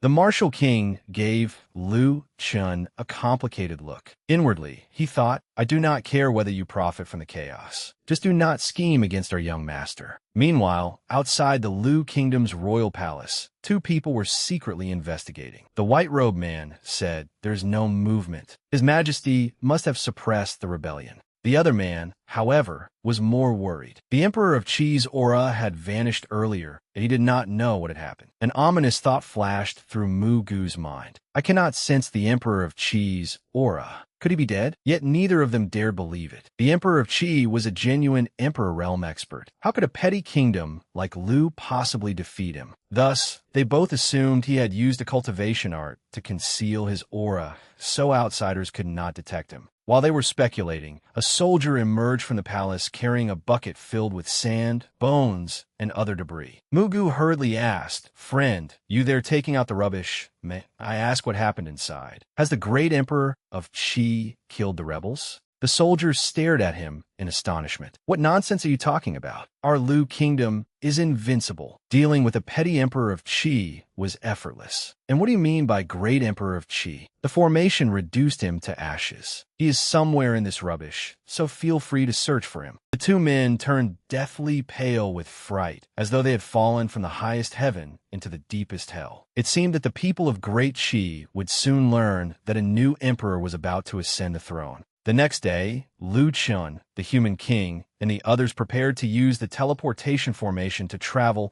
to Great Qi's imperial capital. Mo Shinkong had entered secluded cultivation immediately after becoming a fifth-grade alchemist. He had never expected so much to happen, and the old man was still struggling to process it all. Zhuo Qiuchan gazed at the imposing Lu Chun before him and sighed. As expected, we were only in seclusion for half a year, yet Qi has already changed rulers. Truly impressive, Your Highness. Meanwhile, in Qi, most of the subordinates had gathered around the teleportation formation to welcome the important figures who had finally arrived. As soon as the teleportation formation faded, everyone immediately knelt and shouted, "Greetings, Your Majesty." Lu Chun stood among them, smugly enjoying the spectacle before him. A long, thin-browed elder stepped out from the crowd and said, "This old minister is Elder Ma of the Bai family. Greetings, esteemed guests. Greetings, Your Majesty. Greetings, young Master Lu." Lu Chun looked at Elder Ma and asked with a smile, "Are you in charge here? You look familiar. Where have we met before?"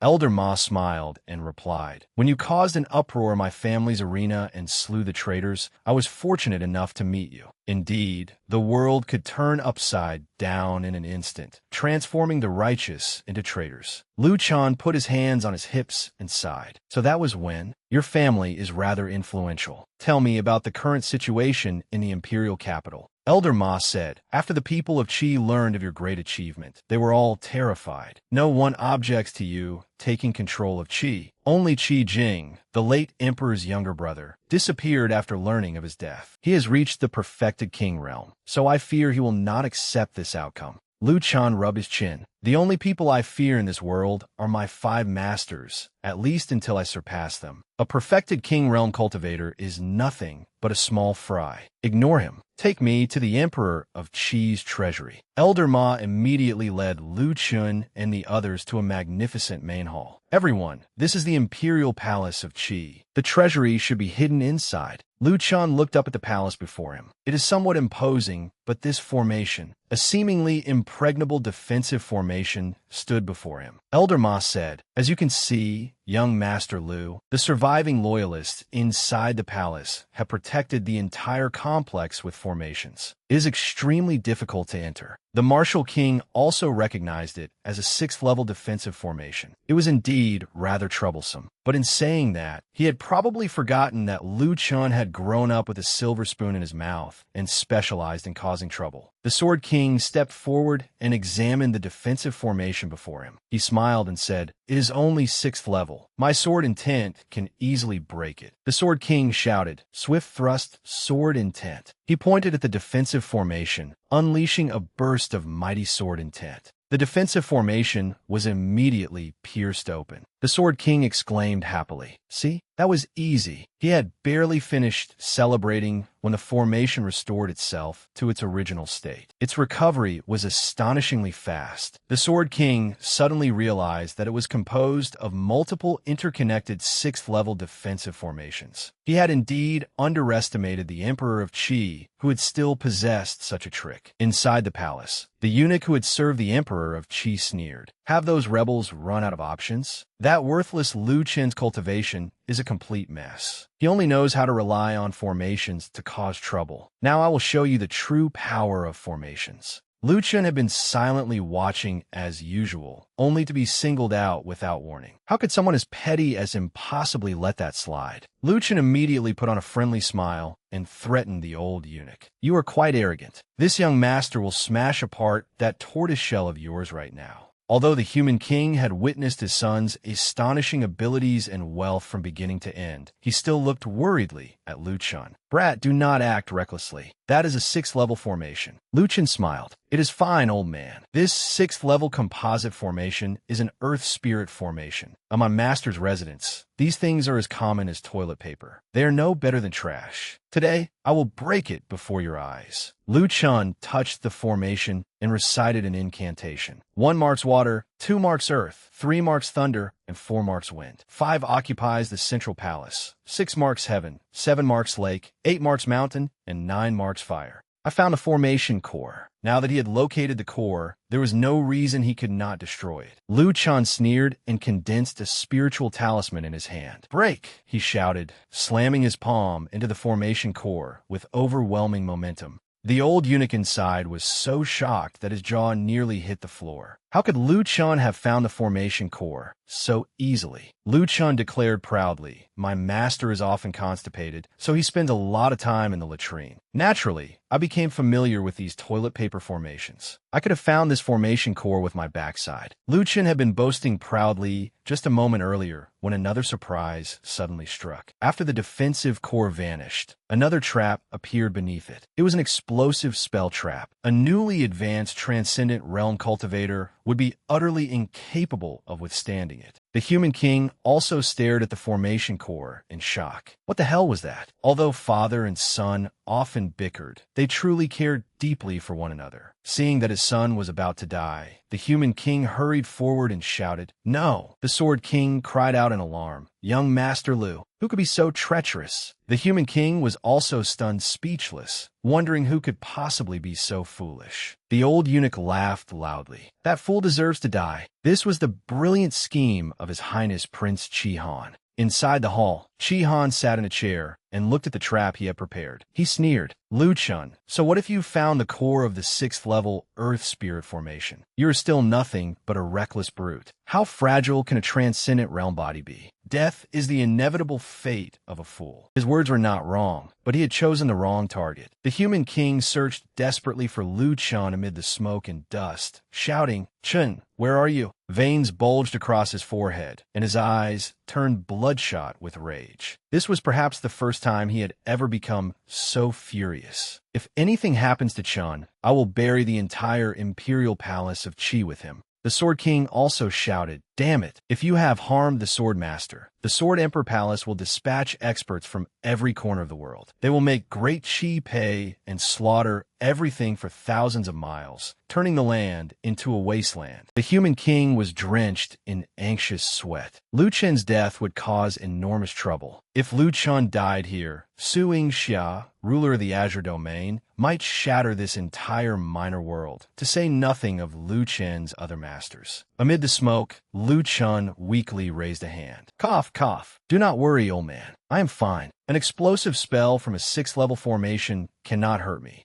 Although he said that, the situation had truly been dangerous. Fortunately, Lu Chun had already mastered the Thunder Body tempering art, so formations below the 7th level could not injure him. The human king transformed into a furious beast and roared at Lu Chun. "You rotten brat, do you have any idea how dangerous that was? Why were you standing so close to the formation?" Lu Chun forced a smile. "It is fine. See? Nothing happened to me." Chi Han, who had been smugly celebrating moments ago, could now only grit his teeth and glare at Lu Chun. This bastard was truly difficult to handle. Lu Chun declared, "The next time we meet, I will make sure you die without a burial place." Chi Han immediately activated a teleportation formation and escaped. Lu Chun also noticed how quickly Chi Han had fled from the main hall. But who exactly was that treacherous villain? The human king kindly explained, "He is the son of the Emperor of Qi. I never expected him to devise such a treacherous scheme. He cannot be underestimated." Lu Chun smiled. "He is nothing but a homeless dog. There is no need to worry. I will have plenty of chances to find him and take revenge." After the human king and Lu Chun watched the teleportation formation disappear along with that bastard Chi Han, they entered the palace. The remaining palace maids and eunuchs hurriedly knelt and shouted, "Greetings, Emperor Lu! Long live your majesty!" The old eunuch who had arrogantly mocked Lu Chun moments earlier was now drenched in sweat. He laughed ingratiatingly. "Your Majesty Lu Chun is unmatched in valor. This old servant was blind and offended your majesty. Please." Lu Chun looked down at him as though he were nothing but an ant and said coldly, "It is too late to beg now. You have no path of retreat left, old eunuch. However, I am still a rather merciful man, so I will give you a chance to redeem yourself. Take me to the Emperor of Qi's treasury, and I will spare your life." The old eunuch acted as though he had grasped a lifeline and hurriedly laughed. "Your Highness has found the right person. This old servant attended the Emperor of Qi for 35 years. I know his treasury like the back of my hand.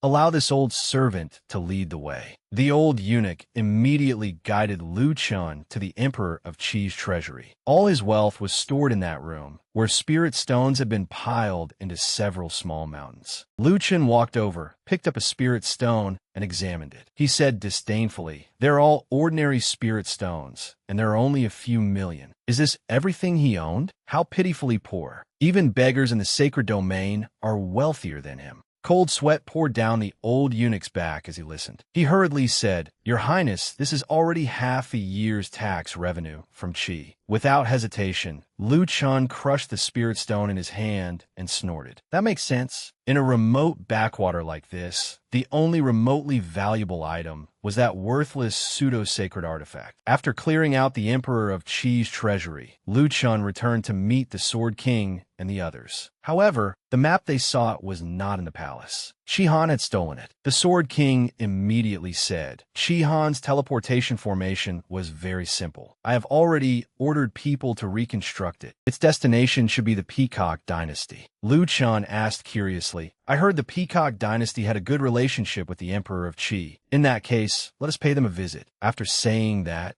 Lu Chun turned toward the frowning human king and instructed him, "Old man, change the name of the kingdom and send invitations to the 8 great kingdoms. Invite them to attend the founding ceremony 1 month from now. I must go to the Peacock Dynasty and settle a score." The human king replied, "I understand. Be careful, and do not let anyone ambush you again." Lu Chen's lips curled into a smile. That will not happen again. Anyone in this world who dares provoke Lu Chun, the World Chaos Demon King, must first be prepared to bear the consequences. Meanwhile, in the Peacock Kingdom, a robed elder holding a horse-tail whisk sat cross-legged beside a teleportation formation, standing guard. The formation suddenly lit up. Someone was arriving from Qi, and it was none other than the fleeing Qi Han. Qi Han emerged from the teleportation formation and respectfully addressed the elder. "I am Qi Han, son of the Emperor of Qi. Greetings, senior." The Peacock King then sent a telepathic message to the elder. "Elder Qin, tell him I am in seclusion and cannot meet him." Qi Han was truly out of luck this time. Following the Peacock King's instructions, Elder Qin looked coldly at Qi Han. "The sovereign entered secluded cultivation long ago and will not meet anyone. You may leave." Qi Han gritted his teeth and shouted, "What? My father and your sovereign shared a deep friendship. Now that my father needs help, you refuse him so readily?" Elder Qin said coldly, "The relationship between your father and the sovereign is their affair. What right as a junior like you have to comment on it? Leave immediately, or I will throw you out." Having been driven away, Qi Han no longer had the dignity to remain in the Peacock Kingdom. He could only grit his teeth, suppress his anger, and leave. Before departing, he even cursed Elder Qin. As Qi Han left, he silently cursed Lu Chun, Lu Zhengheng, and the Peacock Dynasty. "Damn all of you. Just wait." Qi Han activated another teleportation formation, though no one knew where he would go this time. One thing was certain, this matter was far from over. Elder Qin watched Qi Han leave and wondered why the Emperor of Qi had disappeared. What exactly had happened in Qi, and why had there been no news? Who was responsible? The teleportation formation before Elder Qin activated again. This time, visitors were arriving from the Lu Kingdom. If Qi Han has returned to beg for help, I will certainly teach him a lesson. Unexpectedly, the visitor was Lu Chun. The moment he appeared in someone else's courtyard, Lu Chun blurted out, "So this is the Peacock Dynasty? It looks like a rundown dump." Lu Chun looked at Elder Qin and smiled. "Listen, old man, this young master killed the Emperor of Qi, and I am now searching for Qi Han to eliminate the threat at its roots." After learning who had arrived, the Peacock King sent Elder Qin a telepathic message ordering him to let them enter. After receiving the message, Elder Qin awkwardly explained that the sovereign had ordered him to bring this madman inside. Lu Chun certainly had powerful backing. Even in another man's territory, he kept demanding, "Hand Qi Han over immediately, or I will lose my temper." Elder Qin almost wanted to beat Lu Chen to death, but he restrained himself and said, Junior, Chi Han has already left. His current whereabouts are unknown. You arrived too late. However, our sovereign wishes to meet you. Enter the hall. Sovereign Kong, Yin is waiting in the reception room. Sovereign Kong, Yin had a peculiar appearance. He was dressed entirely in white and wore a mask that left only one eye exposed. The rest of the mask resembled a trigram's diagram, yet not quite, and its surface bulged outward. The peacock's sovereign touched his mask and mused, interesting. What ability could a mere transcendent realm cultivator possess that allowed him to kill an Emperor realm cultivator? With his hands clasped behind his back, the peacock's sovereign gazed into the distance. One of his subordinates approached from behind, cupped his hands, and said, If your majesty has doubts, allow this subordinate to test him. The speaker was Kong Xian, the peacock sovereign's first-class guard, whose appearance was far from handsome. He wanted to see what was so extraordinary about Lu Chen. Meanwhile, the sovereign continued considering how he should receive his guest. The peacock sovereign glanced at his guard and nodded. Very well, Kong Xian. I will leave this matter to you. Following Elder Qin, Lu Chen and the Sword King approached the reception hall to meet the peacock sovereign. Kong Xian suddenly appeared, spread his arms, and said, Stop. You are not permitted to enter. The Sword King hovered behind Lu Chen and watched silently. Lu Chen looked at Kong Xian and asked with a smile, What are you doing? Your sovereign invited us inside, yet you dare block our path. Are you trying to rebel against him? Kong Xian frowned at Lu Chen. You certainly have a glib tongue. What right does a mere transcendent realm cultivator have to meet the sovereign? Unless you demonstrate some ability, I will not let you enter. In all Lu Chen's life, who had ever dared provoke him? Kong Xian asked with a sneer. Do worthless fools like you never tire of seeking death? He laughed arrogantly. Allow me to show you the power of the peacock sacred raiment. As soon as he finished speaking, several peacock tails appeared behind Kong Xian. Lu Chen burst into laughter, his expression and words openly mocking Kong Xian. I thought it would be some kind of ultimate technique. Is that not just a set of wild pheasant robes? Instead of attacking immediately, Kong Xian said, Anyone can boast. The peacock's sacred raiment provides both perfect offense and defense. No one at the same cultivation level can break it. If you are capable, go ahead and try. He then prepared to charge at Lu Chen and fight him in earnest. Lu Chen mocked him again. That is unfortunate because I truly can break it. The peacock's sacred raiment art was the signature technique of the peacock demon saint, but it could be countered by one of the peacock demon saint's own feathers. Lu Chen just happened to possess such a feather. Anyone could tell who would win this clash. Lu Chen shouted. The sacred raiment art originates from the same source, so it cannot possibly withstand the peacock demon saint's feather. With that, he hurled the feather in his hand fiercely toward Kong Xian. Kong Xian had only wanted to test Lu Chen, but Lu Chen did not care whether it was a test. He genuinely intended to kill Kong Xian. Just as Kong Xian was about to lose his life, the peacock sovereign suddenly appeared and caught the feather.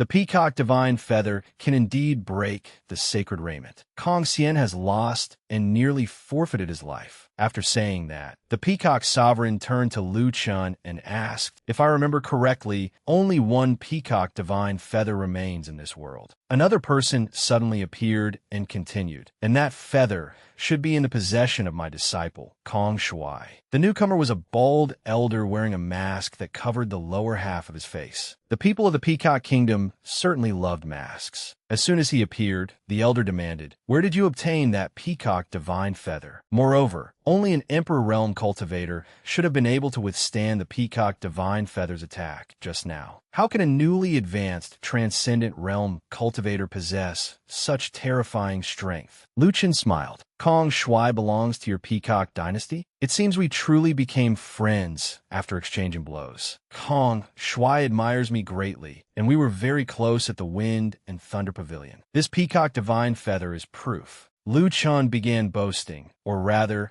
he became so narcissistic that his nose might as well have grown several dozen centimeters. When Kong Shuai first arrived at the Wind and Thunder Pavilion, he was in a miserable state. Because of his rustic appearance, the disciple of some old man bullied him. When I saw that, I could not stand by and do nothing, so I rescued him and beat his bully until he knelt and begged for mercy. Kong Shuai came to admire me greatly afterward. Not only did he give me his family heirloom, but he also told me the weakness of the peacock's sacred raiment. But how could I, Lu Chen, accept a gift for helping someone. Today, I will return this feather to you, so that it may return to its rightful owners." That was what he claimed, but the truth was that Lu Chun could not refine that lousy feather. He could not retrieve it after throwing it away either, so he gifted it to them merely to show off. The bald elder suddenly understood and nodded. "In that case, I misunderstood you, young master. My disciple Kong Shui received your assistance, and I am deeply grateful." After hearing this, the Peacock Sovereign silently reassessed the situation. For someone so young to possess such strength at the Wind and Thunder Pavilion, Lu Chun undoubtedly had immense backing. It would be extremely unwise to clash with him. With that thought, the Peacock Sovereign immediately stepped forward and apologized. "It appears this was all a misunderstanding. On behalf of the Peacock Dynasty, I apologize to you, young Master Lu. Chihan did visit the Imperial Palace recently, but I drove him away. Although I do not know where he is now, I will send people to help you find him."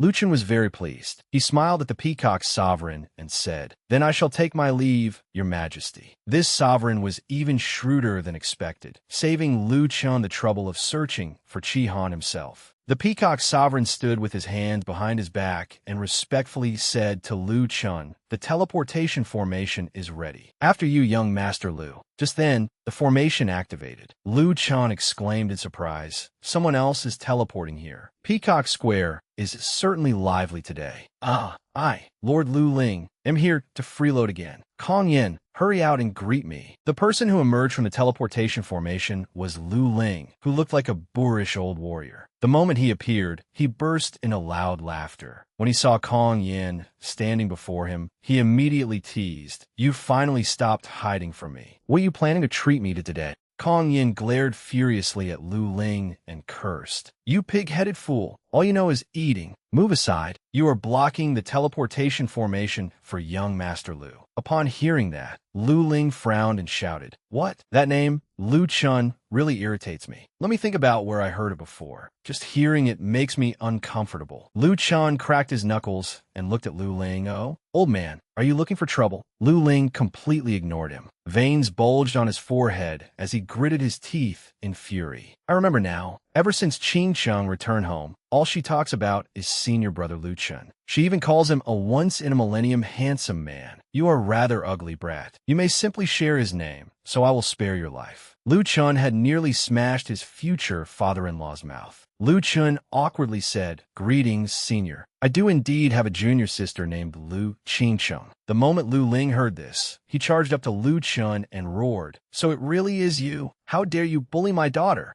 Lu Chun gave an awkward smile. "So you're my junior sister's father. Could there be some misunderstanding between us?" Lu Ling planted his hands on his hips and overbearingly shouted, "A misunderstanding? I heard you invited my daughter to dinner in the holy city and even concealed the place with a formation. Speak, what were you doing inside?" Lu Chun recalled what had happened, and cold sweat appeared on his forehead. He was momentarily stunned. That time, they had accidentally eaten a dish recommended by Lu Ching-chung, and it had been far too spicy. As a result, she had shown a somewhat helpless expression. Just as Lu Chun was about to explain himself, the teleportation formation activated again. As soon as Lu Qingqing appeared, she complained to her father, "Father, you are doing this again. Hurry and let senior brother Lu go. I already told you that he merely invited me to dinner and even gave me many gifts." The food was simply a little unusual, which led to what everyone saw. Lu Qingqing blushed and frowned. "Besides, senior brother never bullied me. There is nothing improper between us." Lu Ling snorted and shouted angrily, "Silly girl, why would he give you so many precious things for no reason? He even gave you a sacred artifact. Do not let wealth blind you, darling."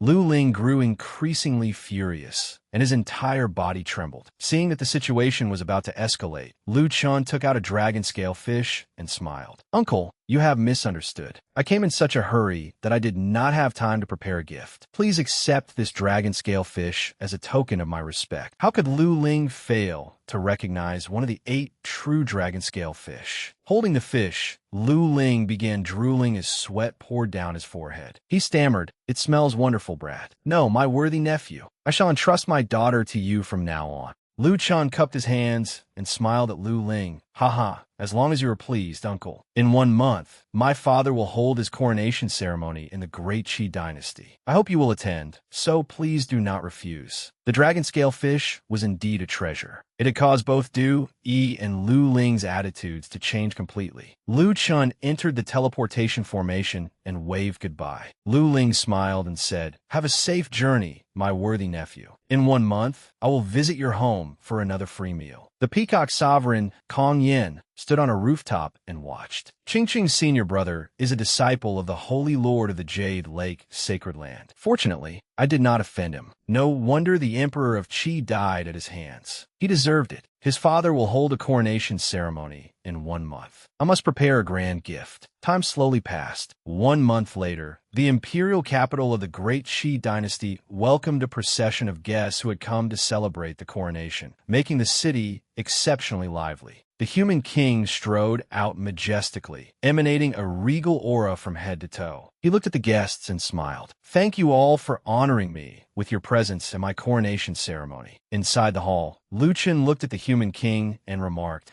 "The old man certainly looks impressive in that outfit." Just then, a soldier suddenly rushed in, cupped his hands, and reported to Lu Chun, "Your Highness, our scouts near Dark Lake have discovered traces of the traitor Chi Han." After hearing this, Lu Chun ordered them to keep watch over the area. He would deal with the matter after the ceremony ended. He thought to himself, that cowardly turtle Chi Han actually dares to come here. If he wants trouble, I happen to have several Emperor Realm experts for him to play with. The human king, who had been receiving guests outside, returned and stroked his beard. He looked worriedly at Lu Chun and said, "Brat, come here. Kong Yin, a friend of the Emperor of Qi, has arrived with several members of the imperial family. I fear they have come to cause trouble." Lu Chen smiled. "Old man, you are overthinking it. They are imperial dignitaries who came to enhance your prestige." Pointing at Kong Yan's group, who were happily waving at him, Lu Chun continued, "If anyone dares cause trouble today, just let those Emperor Realm experts deal with them."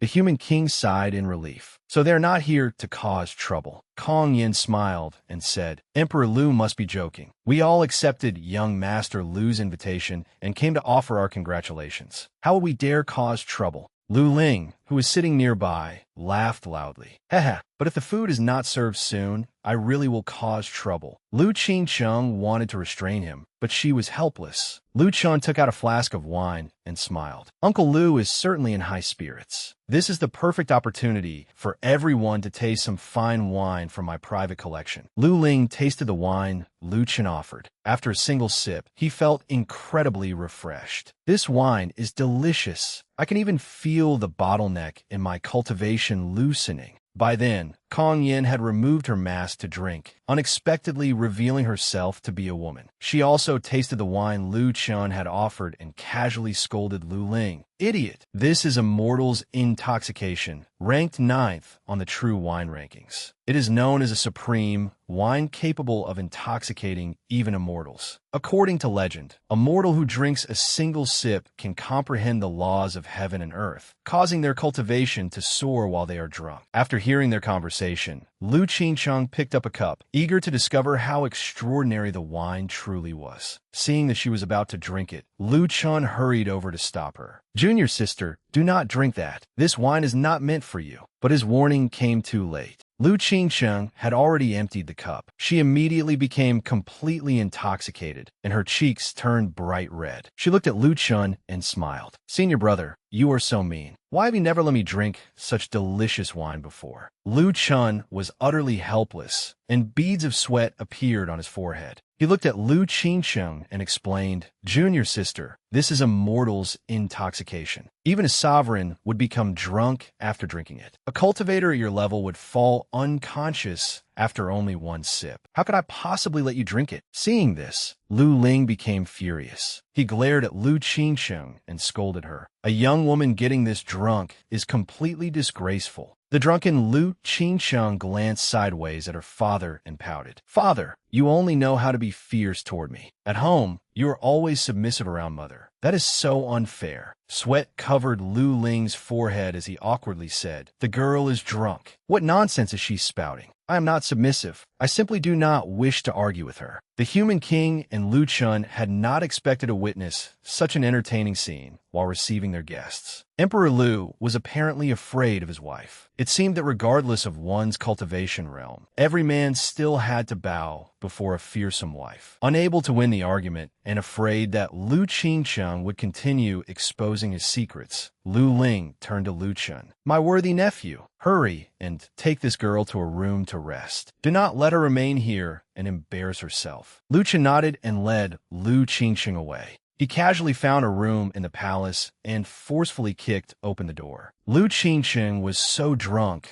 that she had lost consciousness, lying limply in Lu Chen's arms in an extremely alluring position. She stroked Lu Chen's chin and murmured coquettishly, "Senior brother, that wine was truly delicious. I want more. Why did you bring me here? What are you planning to do?" Looking at Lu Qingcheng, Lu Chun silently swore never to let her drink again. She became a completely different person whenever she was drunk. Lu Chun was truly remarkable for a young man, remaining unmoved even when faced with such a beauty. He solemnly placed Lu Qingcheng on the bed and said, "Silly junior sister, sleep for now. I must go deal with that useless Chi-Han." Lu Chun had no idea that every move he made was being watched through a mirror by a mysterious person. Standing before the mirror with a whip in hand, that person angrily said, "Lu Chun, are you enjoying yourself?" With that, she lashed out and shattered the mirror. The person spying on Lu Chun was Tang Tianyu, the holy maiden of the demonic cult, whom Lu Chun had once offended. She looked at the shattered mirror and sneered. "You still have time to fool around with that wretched woman? I, Tang Tianyu, am coming to settle the score with you." After arranging for Lu Qingcheng to rest, Lu Chun went with the martial king to search for Chi-Han.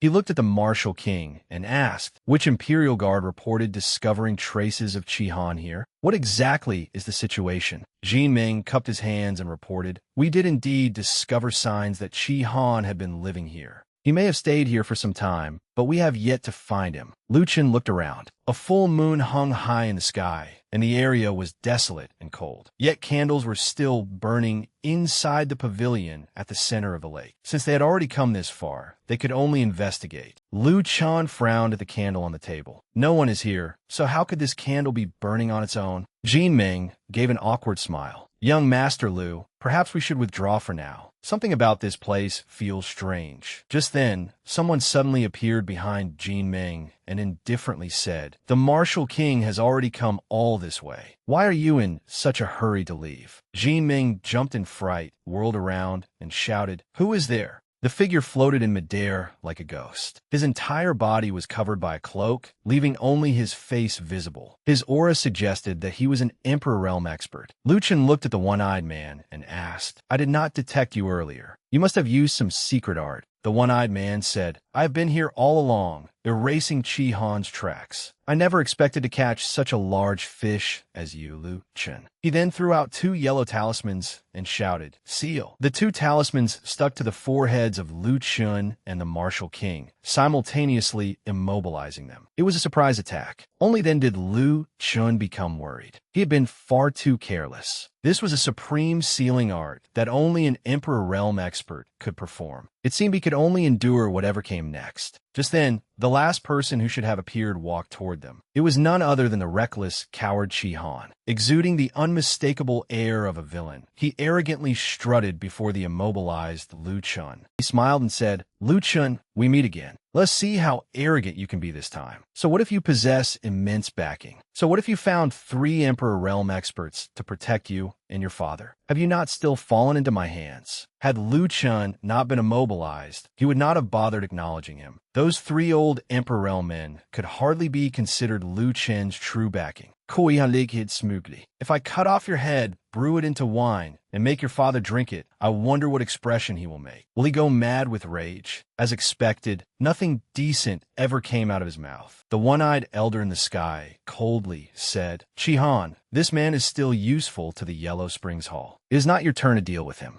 Chi-Han had no choice but to obey and fall silent. Jin Ming stared at the elder in astonishment. Only now did he understand that Chi-Han had traded the Overlord Lu's map to persuade these people to deal with Lu Chun and his companions. Lu Chen's expression changed when he heard the name Yellow Springs Hall. That name was far too familiar. A suspicion suddenly formed in his mind. Before he could say anything else, the elder captured him inside a Cosmos bag. Lu Chen was taken to the Yellow Springs Hall stronghold. They had only sealed his spiritual power, leaving his body difficult to move, and told him that someone wished to see him. There could be only one explanation for this Yellow Springs Hall. The door opened. Tang Tianyu, the princess of the demonic cult, walked in, confirming Lu Chen's suspicions. Behind her stood Qi Han and Qi Jing, both looking exceedingly smug. Tang Tianyu smiled at Lu Chen. Lu Chen, it has been a long time. How have you been? You never expected this, did you? You have finally fallen into my hands. Standing behind her, Qi Han loudly interrupted. You never expected this, did you, Lu Chen? I have pledged allegiance to Lady Tang. Next, I will make your life worse than death by tearing out your tendons and skinning you alive.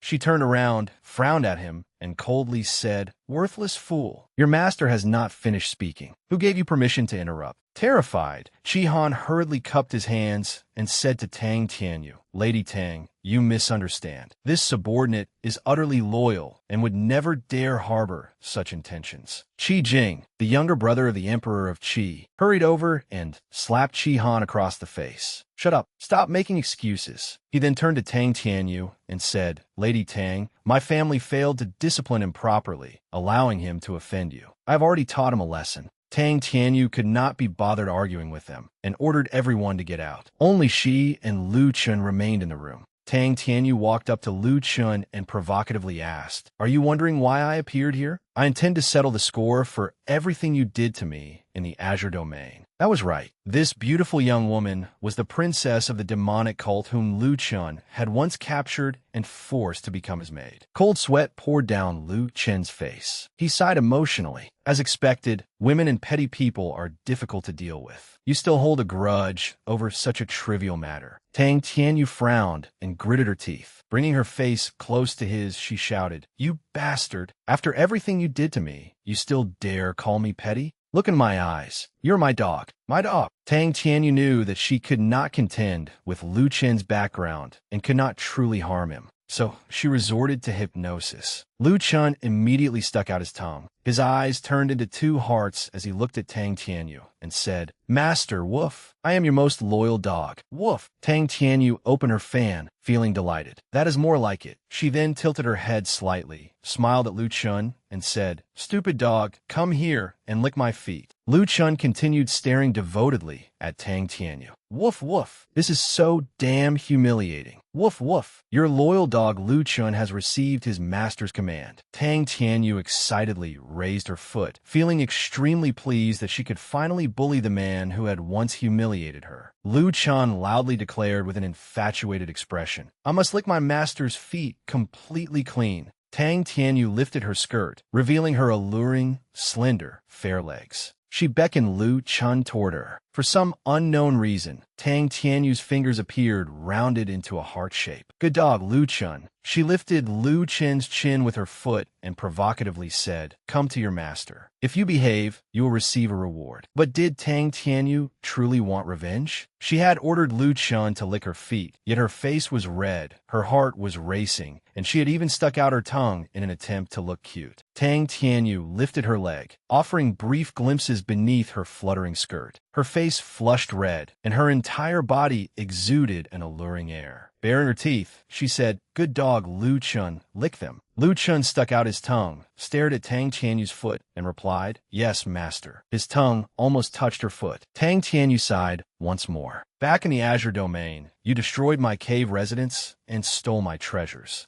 You also abused your superior strength, stuffed me into a sack, and carried me around to show me off. Now the tables have turned. It is your turn to lick my feet. Lu Chen looked at Tang Tianyu with disdain. Did this foolish woman truly believe her pathetic hypnosis had worked on him? Lu Chen had originally planned to play dumb and uncover whoever had instigated Tang Tianyu to harm him. It turned out that she had merely come to exact her own petty revenge. With that thought, Lu Chan suddenly changed his demeanor, leaned toward Tang Tianyu's face, and gave it a lick, startling her. Lu Chun smeared saliva across Tang Tianyu's beautiful face, successfully enraging her. Tang Tianyu shouted, "Stop it, you stupid dog! I told you to lick my feet, not my face." Lu Chan excitedly said, "That is right. Your feet do not stink. I licked Master's face because Master's face is especially smelly." Tang Tianyu cursed furiously, but she quickly noticed the crucial problem. Frowning, she looked at Lu Chan in astonishment and asked, "Wait, if you're hypnotized, why are you talking so much?" Lu Chen moved closer and wrapped an arm around the beautiful Tang Tianyu's waist. The corner of his mouth rose as he said, "You only notice now? Did you truly think your childish tricks could subdue me? You are unbelievably stupid." Tang Tianyu furiously tightened her grip on the whip in her hand. Tang Tianyu wanted to vent all her anger on Lu Chun. "I want to kill this bastard. Only a fool would let her whip strike him." Lu Chun hurriedly leaped aside, taunting her as he dodged. "What a vicious woman.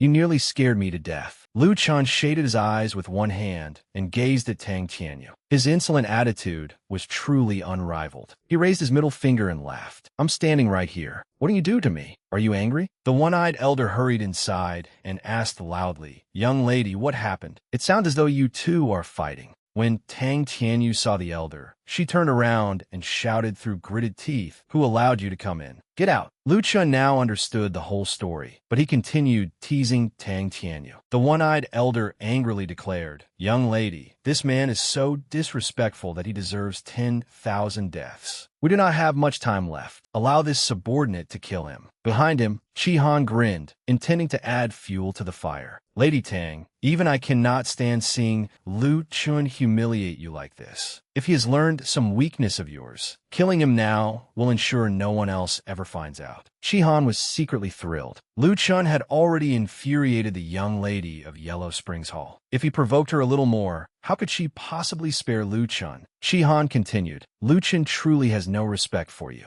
If anyone dared humiliate me like this, I would gouge out his eyes and break all 4 of his limbs." Tang Tianyu stroked her chin and laughed. That is not a bad suggestion." She pointed at Chi Han and ordered the one-eyed elder without the slightest hesitation, "Then gouge out this lowly servant's eyes." Chi Han stared at Tang Tianyu in horror and shouted, "What?" "Lady Tang, you..." Before he could finish, the one-eyed elder beside him decisively made his move. He swiftly blinded Chi Han in both eyes. The elder said, "Silence. The young lady's orders cannot be defied." This was the fate of a villain. Chi Han clutched his eyes, overwhelmed by the pain. Tang Tianyu was indeed a member of the demonic cult. She was utterly ruthless. Looking at Chi Han, she merely smiled and said, "A dog must understand its place. Your master's game was so entertaining, yet you dared presume yourself clever enough to advise me. Neither you nor that foolish disciple of yours is qualified to be my dog anymore." Watching them from inside the room, Lu Chun could only sigh. Of all the people they could have served, they had chosen Tang Tianyu. She was a princess of the demonic cult, ruthless in her methods and unpredictable in her moods. The Qi family truly possessed unparalleled stupidity. Even Lu Chun had been enlightened by the depths of their foolishness. Tang Tianyu could no longer be bothered with them. She suddenly turned toward Lu Chun and demanded, "Where did you take my sacred artifact, the purple phoenix sword? If you know what is good for you, hand it over immediately." Lu Chun sneered and mocked her. "And you call yourself the holy maiden of the demonic cult, yet you're still obsessing over one lousy sacred artifact. I already gave it to my junior sister to play with." If Tang Tianyu had suffered from a weak heart, Lu Chun would certainly have infuriated her to death. He continued wearing the same shameless expression. Tang Tianyu cursed angrily, "You beast! Of course you do not care when it belongs to someone else." Tang Tianyu then smiled and asked, "But what about your junior sister? Today, you secretly carried a woman into your room and stayed there for an hour. Who knows what you were doing? She must be your junior sister, correct?" Lu Chen looked at Tang Tianyu and asked, "Have you been watching me? What are you planning?" "I am warning you. My junior sister is a saint's disciple. She is not someone you can touch."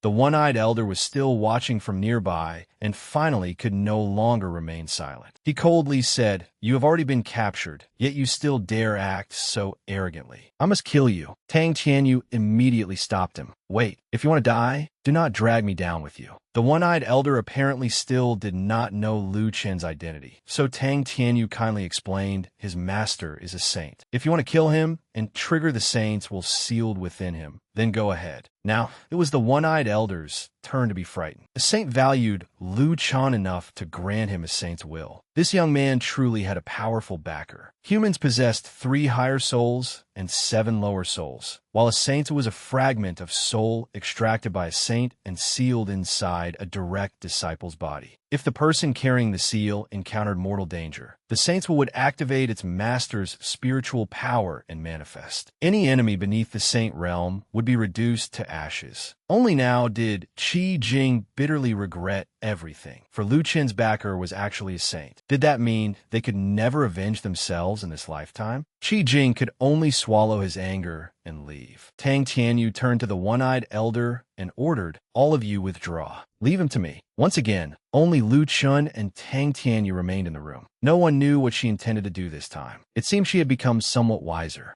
Tang Tianyi, you possess a saint's will, so I must think twice before touching you. But I do not need to hesitate before harming someone you care about. Tang Tianyu approached and caressed Lu Chen's face. For example, your beloved junior sister, Lu Qingqing. Lu Chen frowned and studied Tang Tianyu. What are you planning? Tang Tianyi, you are showing concern. It seems your relationship truly is extraordinary. Lu Chen looked at her and said, "Did you not hear me earlier? She is the disciple of the desolate domain's holy lord. Can you afford to offend her?" Tang Tianyu was still young and impulsive. After only a few words from Lu Chen, she furiously shouted, "You say I cannot afford to offend her? Then I insist on trying." Lu Chen was speechless and hurriedly advised her, "Do not be impulsive. I am only advising you not to do anything foolish. Otherwise, our relationship will completely fall apart and we will become irreconcilable enemies." Could Tang Tianyu truly have fallen for Lu Chen? After hearing his words, she found herself dwelling on the phrase "our relationship." It seemed he still had some conscience. So what if he had several women? Was this not the attitude of a man who knew how to compromise? Tang Tianyi, are you worried about our relationship?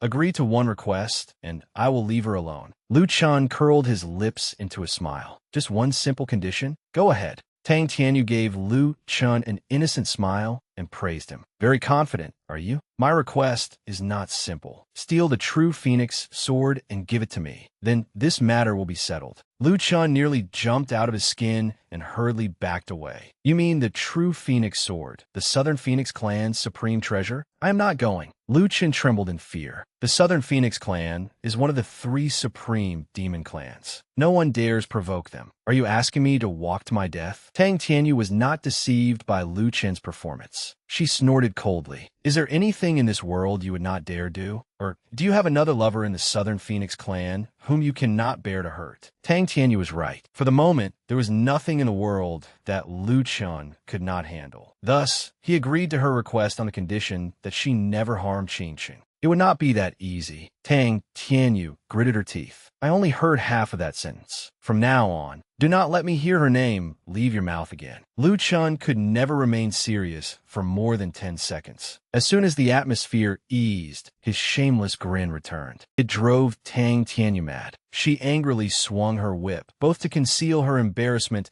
and to prevent Lu Chen from seizing upon the real issue. Lu Chen leaped aside and laughed. Fine, I will not ask about her anymore. But Lu Qing's map was in Qi Han's possession, so it should be with you now. It is useless to you, so why not give it to me? Tang Tianyi, who do you think you are? Why should I give it to you? Lu Chen shamelessly smiled again. Your family possesses a vast fortune. Whatever was left behind in a Saint Realm tomb is nothing to you. But I am merely an ordinary, impoverished cultivator who desperately lacks resources and opportunities. Tang Tianyu refused to believe him. She frowned and mocked Lu Chen. Stop pretending to be poor. You casually give sacred artifacts to other people, so do not disgrace the words impoverished cultivator. Besides, to tell you the truth, Lu Qing's map is the main reason I came to the desolate domain. I am not the only one here. Experts from other domains have also arrived. Lu Chen rubbed his chin thoughtfully. Something about Lu Qing's tomb did not seem right. Could it contain some earth-shattering divine object? Tang Tianyu moved closer and whispered into Lu Chen's ear. Correct. It is said that an unparalleled true treasure was born inside the tomb through a miraculous convergence of fate, a divine flame seed. Lu Chen naturally knew what that was. He glanced at Tang Tianyu in astonishment. What did you say? There's a divine flame seed inside the tomb? A divine flame was a heavenly fire born during a great upheaval of heaven and earth. By constantly devouring other flames, it could evolve until it became a terrifying power capable of burning both sky and sea. Legend said that the heavenly domain once suffered a divine flame catastrophe. The firmament shattered, and black flames descended from above. Everything touched by those flames was reduced to nothingness. Even space itself was incinerated. The earth melted into an ocean of lava stretching for thousands of miles, forming an endless land of fire. Countless saints died in that world-destroying inferno, and even the survivors required an immense amount of time to recover.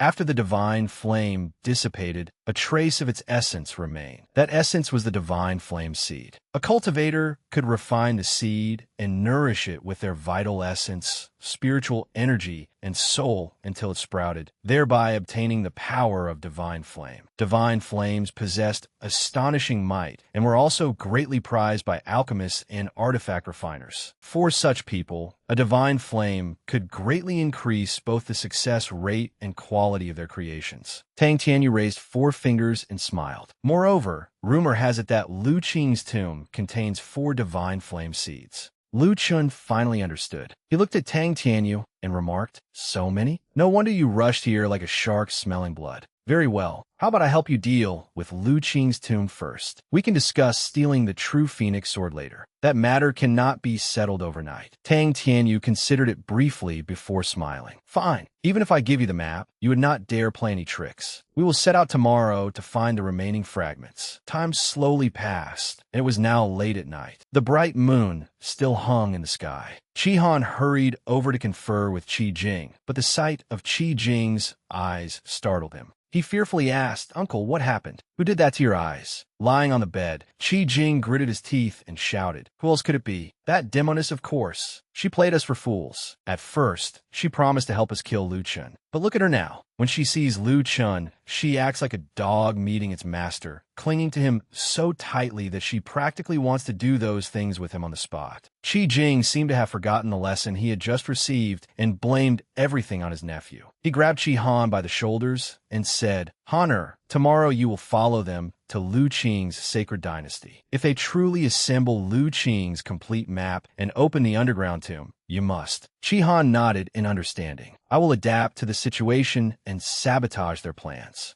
The following day, in Black Armor City beside Lu Qing's sacred dynasty, Tang Tianyu's people prepared to enter the city and begin their search. Tang Tianyu instructed them to continue investigating the remaining map fragments while watching for other factions that might arrive and identifying everyone seeking the map. Standing behind Tang Tianyu, Lu Chun remarked, "So this is the young lady of Yellow Springs Hall. It appears she really is capable." Standing atop the city wall, Tang Tianyu explained, "This sacred dynasty was founded by a man named Lu Qing. Many factions will come here to search for clues related to him. With so many factions involved, they should soon assemble all the map fragments and locate Lu Qing's tomb." Tang Tianyu still had other people to meet. After hearing that, Lu Chun happily waved goodbye to Tang Tianyu. "Then I will leave you to it. Do not miss me too much." Tang Tianyu angrily shouted, "Get lost." Lu Chun immediately slipped away. He could not afford to fall behind. His priority now was gathering more information.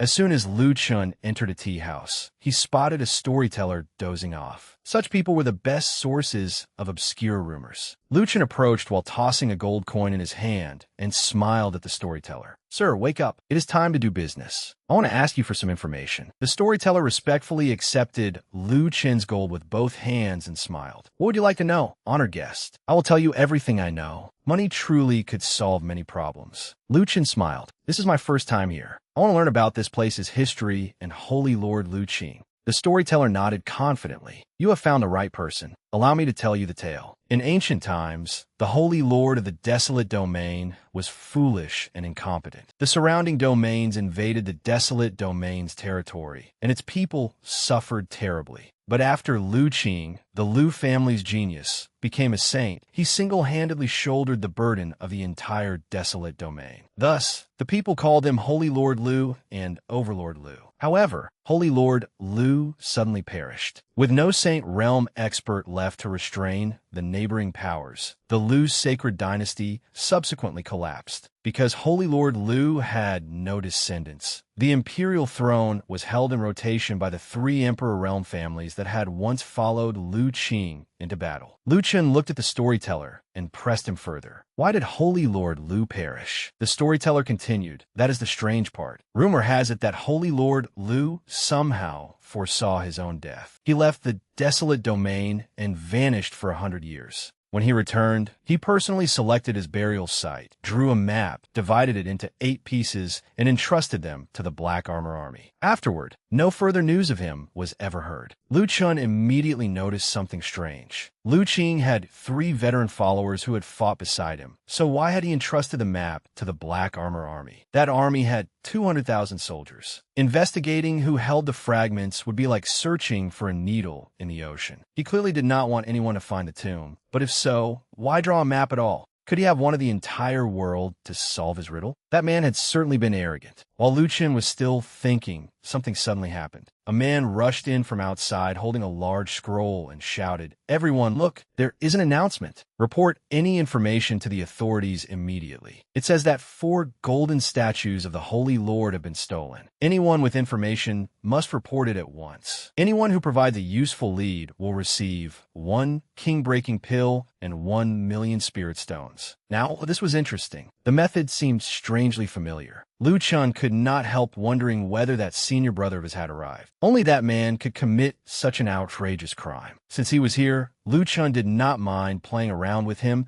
and taking revenge for what had happened in the Azure Domain. Once he made up his mind, Liu Chun immediately stepped forward and confidently smiled. "Officer, I have a lead." The bailiff frowned at Liu Chun. "Is that true? Do not deceive me. The Holy Lord is extremely anxious about this matter. You know what will happen if you make a false claim to collect the reward." Liu Chun smiled. "Not only do I know who the thief is, but I can also draw his portrait right now." The bailiff exclaimed, "Interesting. Give this young man paper and a brush. Let us see what he can draw." Liu Chen was also skilled at painting. He picked up the brush and swiftly drew several deft strokes. Before long, the portrait was complete. The man in the picture was Liu Chen's senior brother, Jin Ingjun. Even his name made him sound rich and handsome. The bailiff looked at the man in the portrait and exclaimed, "So this is him? A beast wearing a human face. I cannot believe he is the thief." Liu Chen pointed at Jin Ingjuan's handsome, pampered young master face and loudly agreed. "Exactly. Let me tell you, this man considers himself incredibly handsome. He travels everywhere deceiving women, stealing, and robbing. There is no evil deed he will not commit." Liu Chen probably never expected that the bastard Jin Ingjun was inside the very same tea house and had heard every word from beginning to end. Jin Ingjun boiled with rage and tightly gripped the upstairs railing. "Liu Chen, you bastard!" Standing above, Jin Ingjuan's face turned purple with anger. He gathered all his strength and shouted down, "Bastard, do not even think about framing me. I noticed you the moment you entered the city. I only arrived today, so how could you possibly prove that I stole those 4 statues last night?" Liu Chen glanced at Jin Ingjun and laughed. Well, the criminal has revealed himself and even admitted that the theft occurred last night." The bailiff looked at Jin Ingjun and frowned.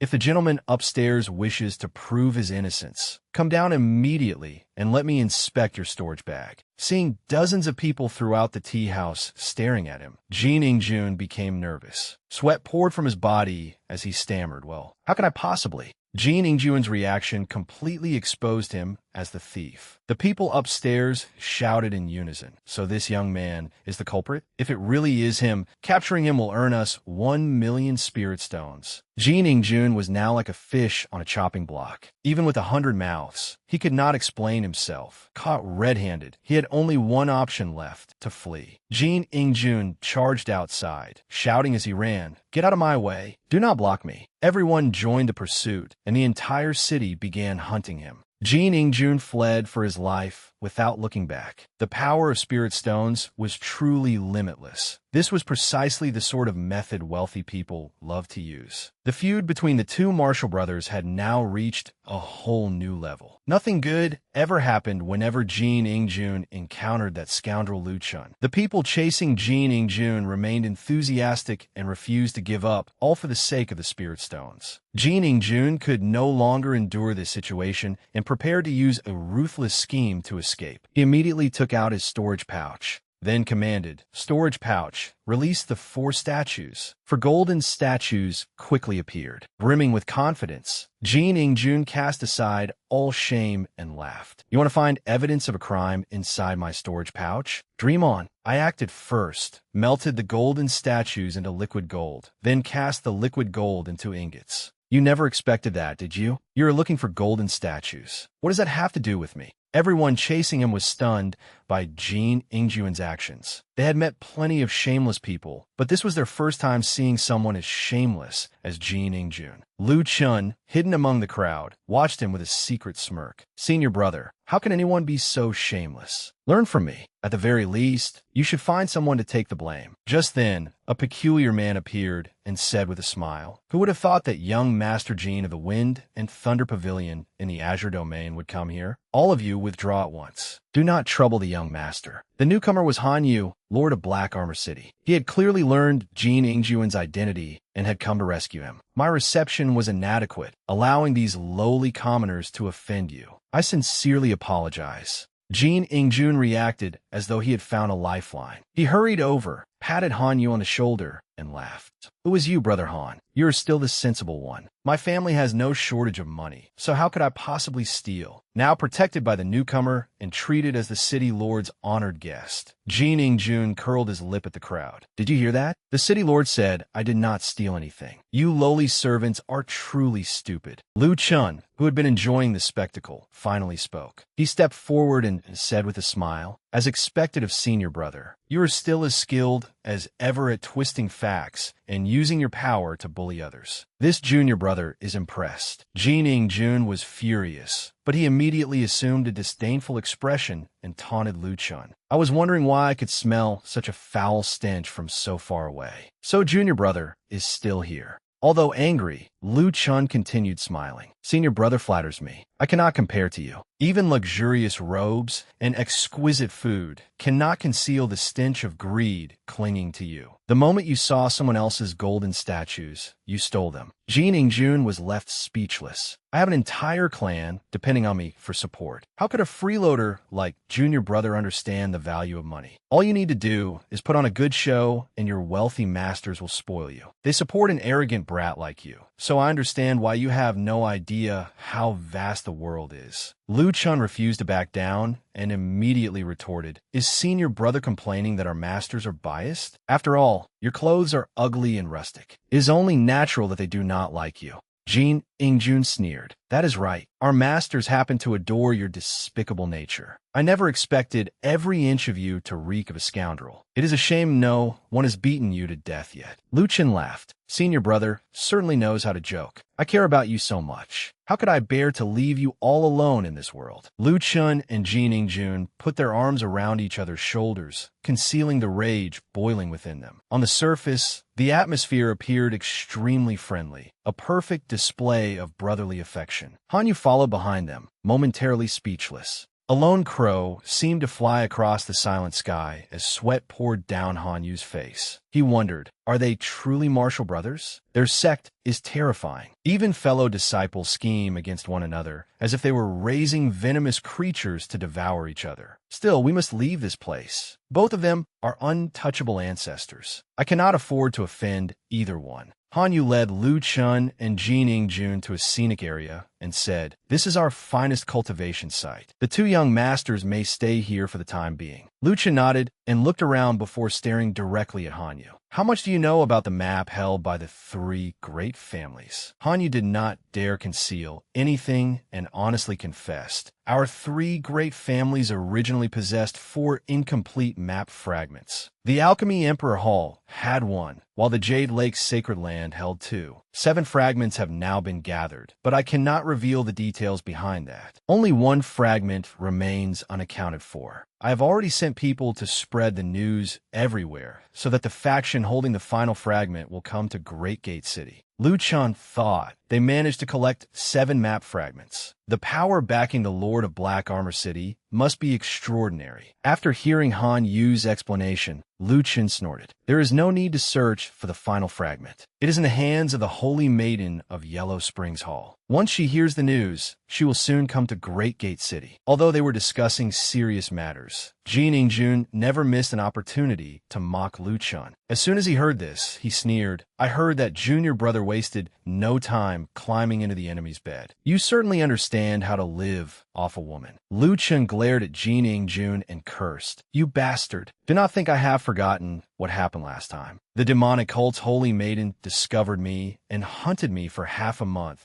because you coveted the statue of the 3rd patriarch of the ancient firmament's sacred land and sold me out." Jin Ingjun had thought his actions had gone unnoticed, but whenever someone committed a wicked deed, someone would inevitably find out. Facing Liu Chun, he could only laugh awkwardly. So junior brother knew all along. Liu Chun could not be bothered to deal with the infuriating Jin Ingjun. From his tone, it seemed he knew about the opening of the tomb. So Liu Chun asked directly, "How many factions are currently outside the city? Tell me about everyone who has arrived or is about to arrive." Jin Ingjun took out a scroll and chuckled. "You asked the right person. Let senior brother explain everything to you. First is Iron Lord Mingshang of the Black Dragon Hall. They are said to come from one of the 10 mysterious realms of the 9 heavens." Liu Chun looked at the person depicted in the scroll. "This man is so handsome. I definitely do not know him. Continue." Jin Ingjun resumed his introduction. "There is also the demonic cult's holy maiden, and the sacred gu refining sect has sent a group as well." Hearing those 2 names, Liu Chun broke into a cold sweat and became deeply uneasy. "I have offended both of them. That young lady from the Tang family cannot wait to kill me. And then there is that other woman." Jin Ingjun looked at Liu Chun and smiled. "Finally, there are the Jade Lake Sacred Land, the Ancient Firmament Sacred Land, and the Heavenly Secrets Pavilion. Junior brother should know almost all of them, right?" Liu Chun felt as though he were about to descend into hell. He cried out in alarm, "That is right. They are all my enemies. They only came for the sacred tomb, correct? I doubt they are very likely to join forces against me."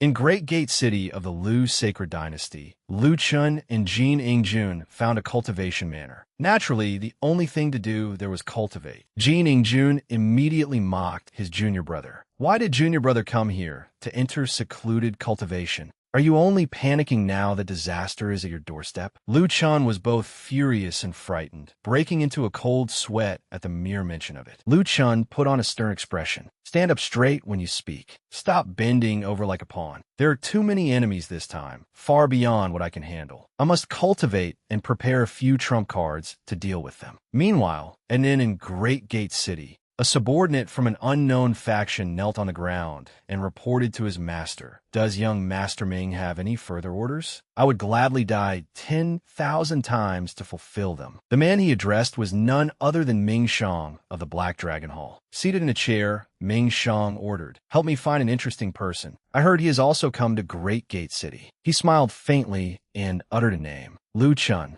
No one knew how Liu Chun had managed to live such an absurd life, but nearly every faction seeking the ancient tomb now had some connection to him. The demonic cult's stronghold in Great Gate City was heavily guarded. Inside, an androgynous figure hurried forward and asked, "May I ask whom Her Highness the Holy Maiden wishes us to find?" The Holy Maiden was none other than Kong Tion of the Sacred Demonic Cult. That was right. The person she wanted to find was also Liu Chun. Kong Tion stroked her hair and said, "I did not come here solely for the sacred tomb. I also intend to find that scoundrel and loosen my muscles on him." At the same time, a noisy group had gathered outside the city. "Is this Great Gate City? I heard that bastard has come here too." The group was led by Du Yi, who shouted, "Liu Chun is in Great Gate City. We came from the male disciples' training grounds to settle our score with you. We will never overcome our anger unless we burn every hair off his head." Shihan happened to be hiding nearby and heard everything clearly. He was left dumbfounded, then grinned smugly. "This is becoming more interesting. So even the sacred training grounds have a grudge against him.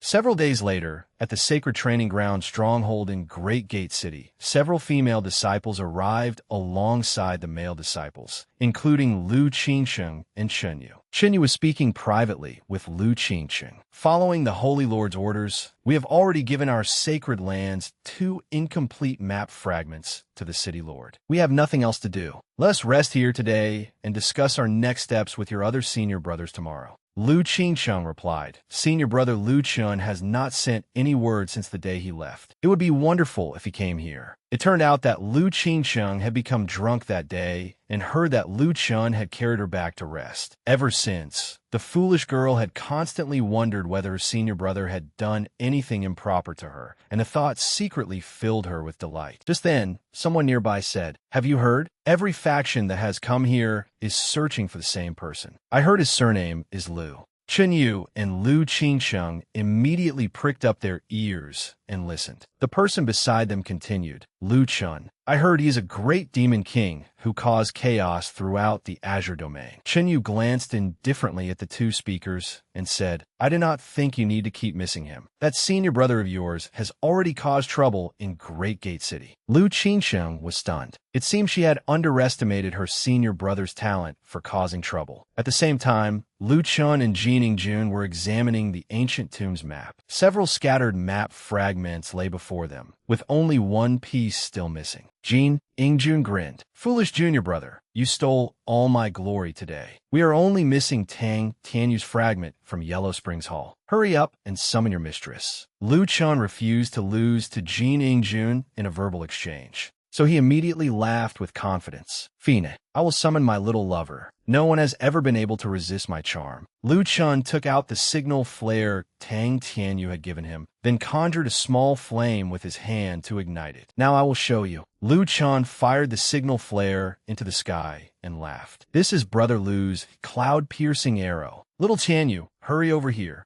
Jin Ingjun curled his lip in disdain. What kind of idiotic method is this? If you can actually summon someone like that, I will eat excrement on the spot. The moment he finished speaking, Tang Tianyu emerged from the clouds, walking upon the mist and radiating irresistible charm. Jin Ingjun's face turned darker than the bottom of a pot, and sparks seemed to burst before his eyes. Damn it, she actually uses such a stupid way to communicate. The moment Tianyu appeared, Lu Chen asked, You are here. Have you completed the task I gave you? Tianyu replied, Everything is done. We are only missing your final fragment. Despite the serious conversation, Lu Chun stroked his chin and smiled mischievously. Stop flying so high. Come down quickly. Everyone can see your underwear. Tianyu blushed and immediately descended after his warning. She stormed toward him and shouted, You lecher! Anyone who dares look at me will have their eyes gouged out. Jin Ingjun stared at Tianyu in annoyance and thought, Damn it, her underwear is as thick as Lu Chen's skin. No one could see anything. Tianyu is just as smug as Lu Chun, and her underwear is equally unimpressive. Lu Chun went straight to the point and said with a smile, All the fragments have been gathered. Let us begin.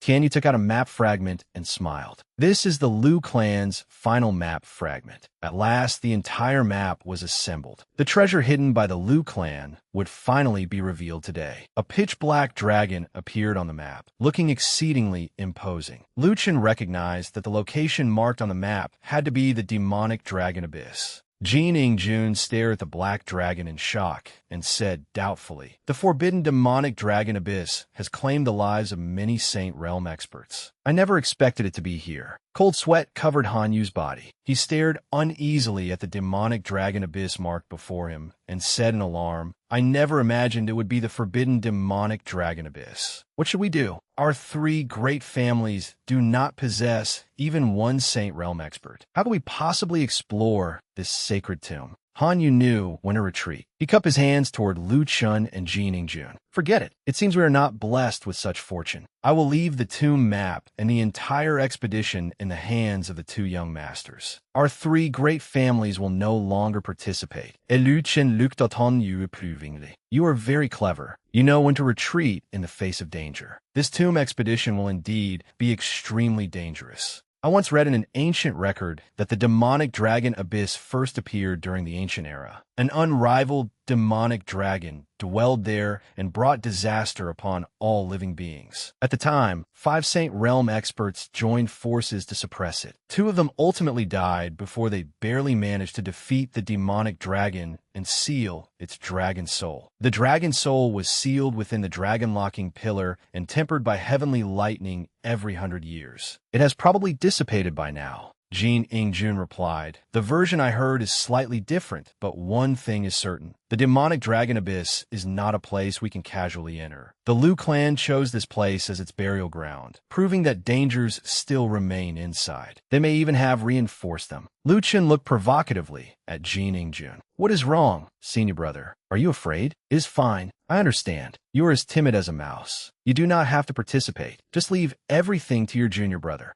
Jin Ingjun remained relatively calm and did not fall for Liu Chen's provocation, though he was still driven nearly mad with anger. Gritting his teeth, he cursed, "Bastard! Even if my courage is small, it is still greater than your brain." Just then, someone approached and shouted, "Silence! Holy Lord Yao, she has arrived." As soon as Han Yu heard that Holy Lord Yao, she had arrived, his face lit up with joy. "The Holy Lord is here. Invite her inside at once." Jin Ingjun turned toward the entrance in shock and thought, even if Holy Lord Liu returned to life, he might not be stronger than her. Why has she come to participate as well? Holy Lord Yao, she slowly entered through the doorway, looking as aloof and immaculate as an immortal fairy. A halo of light surrounded her, giving her the perfect bearing of an immortal. Lu Qingcheng, following behind, was already sick of her master's pretentious behavior. Jin Ingjun and Han Yu hurriedly cupped their hands and bowed respectfully to Holy Lord Yao Shi. Liu Chen also cupped his hands and said, "Disciple Liu Chen greets master." Jin Ingjun and Tianyu reacted as though struck by lightning, completely stunned. They had initially thought Liu Chen was backed only by the Sword Emperor Palace and the Wind and Thunder Pavilion. He truly deserved to be called the king of kept men. He knew exactly how to rely on wealthy women. Besides Valley Master Su Yuanhe, he also had Holy Lord Yao Shi. He was truly extraordinary. Tianyu frowned at Liu Chen and murmured, "His junior sister really is Holy Lord Yao Shi's disciple. No wonder he stopped me from seeking trouble with that woman before." After analyzing the matter, Tianyu somehow imagined that Liu Chen had been concerned about her. Infatuation appeared in her eyes as she thought, "That troublesome man cares about me so much." Holy Lord Yao, she wrote a cloud over to Liu Chen and the others. "There is no need for formalities. I did not come here to compete with you juniors for benefits. I merely came to support my disciple and prevent powerful experts from bullying the weak." As Holy Lord Yao, she spoke. Her gaze was filled with deeper meaning. Jin Ingjun was the first person singled out, and sweat immediately poured down his face. "Holy Lord Yao," she gently asked, "Jin Ingjun of the Wind and Thunder Pavilion, I heard that you frequently bully Chun while at the pavilion." Jin Ingjun's face turned deathly pale. Panicking inwardly, he hurriedly denied it. "Those are merely rumors, Holy Lord. It is false information. Brother Liu and I became as close as old friends from the moment we met. We have an excellent relationship and are as close as blood brothers." Holy Lord Yao, she frowned at Jin Ingjun and warned him, "If I hear that you have bullied him again, I will visit your father for tea." Jin Ingjun's face darkened. He was so furious that he nearly spat blood and cursed inwardly. "That is clearly a threat. Besides, Liu Chen is obviously the one who bullies me. Can a kept man really do whatever he wants? Damn it, I want to become a kept man too." Yao Shi did not wish to dwell on the matter, so she said indifferently, "Enough. The demonic dragon is not completely dead, and the dragon abyss is so deep that its bottom cannot be seen. If all of you descend together without first locating the demonic dragon's primordial spirit, you may fall to your deaths. You will only be able to enter the demonic abyss safely after the saints supporting you arrive." Standing nearby, Liu Chen was afraid she would call him out. Sure enough, after Yao Shi finished explaining the dangers of the demonic dragon abyss to everyone else, she turned toward him and smiled. "Liu Chen, stop standing there in a daze. Come with me." Lu Chun had no choice but to hurry after her. Tang Tianyu grew deeply uneasy after hearing Yao Shi's explanation. She had originally thought entering the ancient tomb would be relatively simple, but unexpectedly, they needed a Saint Realm expert accompanying them before they could enter. It seemed this expedition would not be as easy as she had imagined. Time slowly passed. Deep within the demonic dragon abyss, Yao Shi had already led Lu Chun and Lu Qingxiang to their destination. Filled with questions, Lu Chun looked at Yao Shi and asked Second Master, what exactly is going on? If the demonic dragon is still alive, how can Lu Qingxiang enter with her current cultivation? Yao Shi replied, don't worry about that. You only need to search the bottom of the abyss for the world-destroying black flame. Lu Chun loved hunting for treasures, but he had no interest in doing so somewhere he could easily lose his life. He immediately refused. Master, stop joking. The demonic dragon beneath the abyss is still alive. Aren't you sending me down there to die? Besides, your cultivation is unfathomable. If you need this flame, why would you need me to find it for you? Yao Shi was infuriated by her troublesome disciple's complaints. If Lu Chun continued rambling, she would only become even angrier.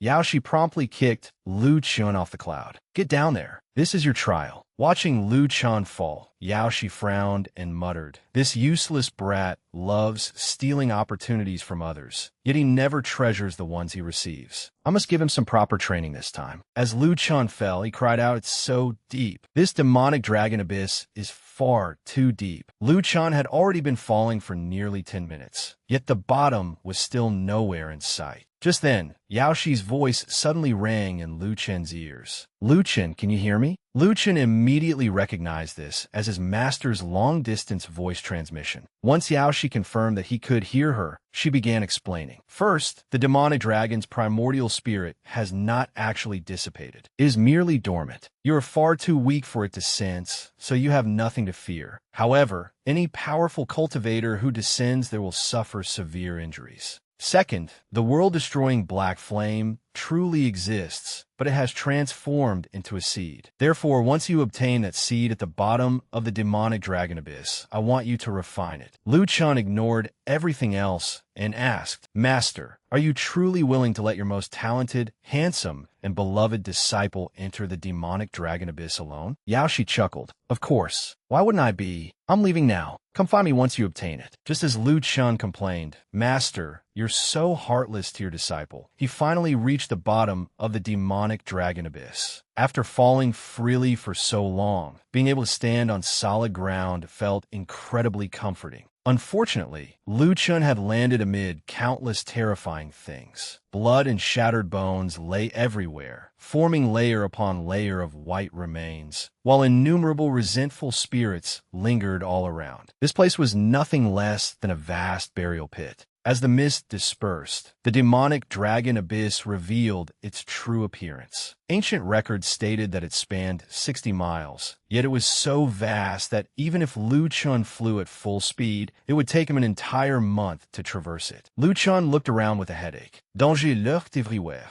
How was he supposed to find the divine flame seed? While flying through the air, Lu Chun suddenly noticed something unusual. There were buildings at the bottom of the demonic dragon abyss. Looking at those structures, Lu Chun wondered whether this place had once been the imperial capital of some dynasty. The ancient city ahead looked like the most suspicious location, so he landed to investigate. There was a good chance that what he needed was hidden there. As Lu Chun walked through the city, he suddenly noticed something glowing faintly in the grass. The glowing object was a fragment of an arm bone. Despite the countless years that had passed, it still contained a trace of divine essence. Lu Chun picked it up and examined it, infusing the power of laws into the bone according to the principles governing an incarnated body. It had remained intact for 10,000 years. Its owner must have been at least a second-stage Saint Realm expert. Yet someone at that level had died here. While Lu Chun was examining it, he suddenly heard movement behind him and quickly turned around. The newcomer was Tang Tianyu. She had certainly moved fast. Tang Tianyu approached Lu Chun and frowned. Do you think you're the only one with an impressive background? Of course I do too. The Saint Realm expert following me has already left. Lu Chun pushed aside the thought that she still behaved like a child despite her age and smiled. All right. Tianyu is the greatest. Let's travel together. This place is so vast that finding the divine flame seed is hardly something one person can accomplish alone.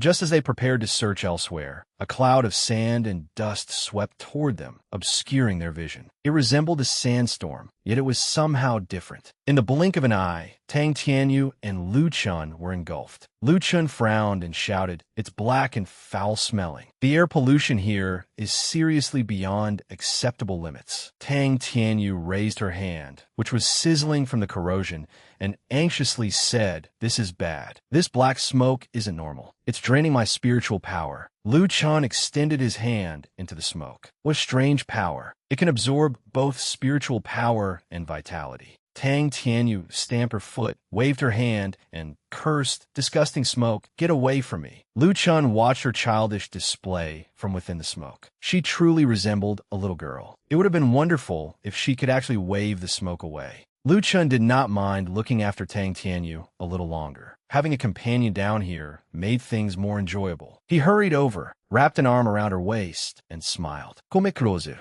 I'll protect you." Meanwhile, above the demonic dragon abyss, Yaoshi remained where she was, waiting for Lu Chun. Standing behind her, Hanyu asked in confusion, "Holy Lord Yaoshi, the demonic dragon has been sealed for tens of thousands of years and suppressed by the divine dragon-suppressing pillar. Why has its primordial spirit still not perished? Could it be that after reaching that realm, one's primordial spirit becomes eternally indestructible?" Yaoshi calmly replied, "The demonic dragon comprehended the power of laws and fused the law of darkness with its primordial spirit and physical body, creating a law-based Tao body. As long as the law of darkness remains, its primordial spirit will remain eternally indestructible." After hearing this, Hanyu became even more worried. He asked, "I once read in an ancient record that a Saint Realm cultivator who possesses a divine flame can burn away its primordial spirit. I wonder whether that is true." Before he could finish, Yaoshi raised a hand and interrupted him. She smiled. "Quiet. I must deal with these rats first." Yaoshi frowned at the hidden intruders and sneered coldly. "Do you think hiding in the void is enough to fool me?" She raised her hand, and an invisible force drew the surrounding earth and stones toward the spiritual energy gathering in her palm. Yaoshi frowned and shouted, "You skulking cowards, come out." Countless cracks immediately appeared in the void. The concealed layer of space shattered, revealing two masked men. They stared down at Yaoshi in terror, unable to believe that they had been discovered. One of them exclaimed, "How is this possible? This concealment talisman was bestowed upon us by His Excellency." The long-haired man looked at Yaoshi, his forehead covered in sweat. "Weren't we told that no one above the second stage of the Saint Realm would appear in the 10 domains? No one should have been able to break this concealment talisman." Villains apparently knew only how to court death. After convincing themselves that some special barrier must have exposed them, they charged toward Jiohe, intending to silence everyone present. The disheveled man threw back his head and roared, "Great sun, black heaven!" Something resembling lightning, yet distinctly different from it, suddenly appeared around his hands. A dazzling light flashed within the darkness as the masked man's technique erupted. He roared, "You wretches of the lower world, die beneath my black heat." Jiohe frowned. "This technique feels familiar. So you dare use the Black Dragon Hall's worthless trash." With that, Jiohe casually unleashed a strike and easily neutralized the masked man's seemingly powerful technique. Seeing his attack destroyed, the masked man grew even more terrified. He barely had time to cry out before Holy Lord Yaoshi's attack sent him to hell, along with all his unanswered questions.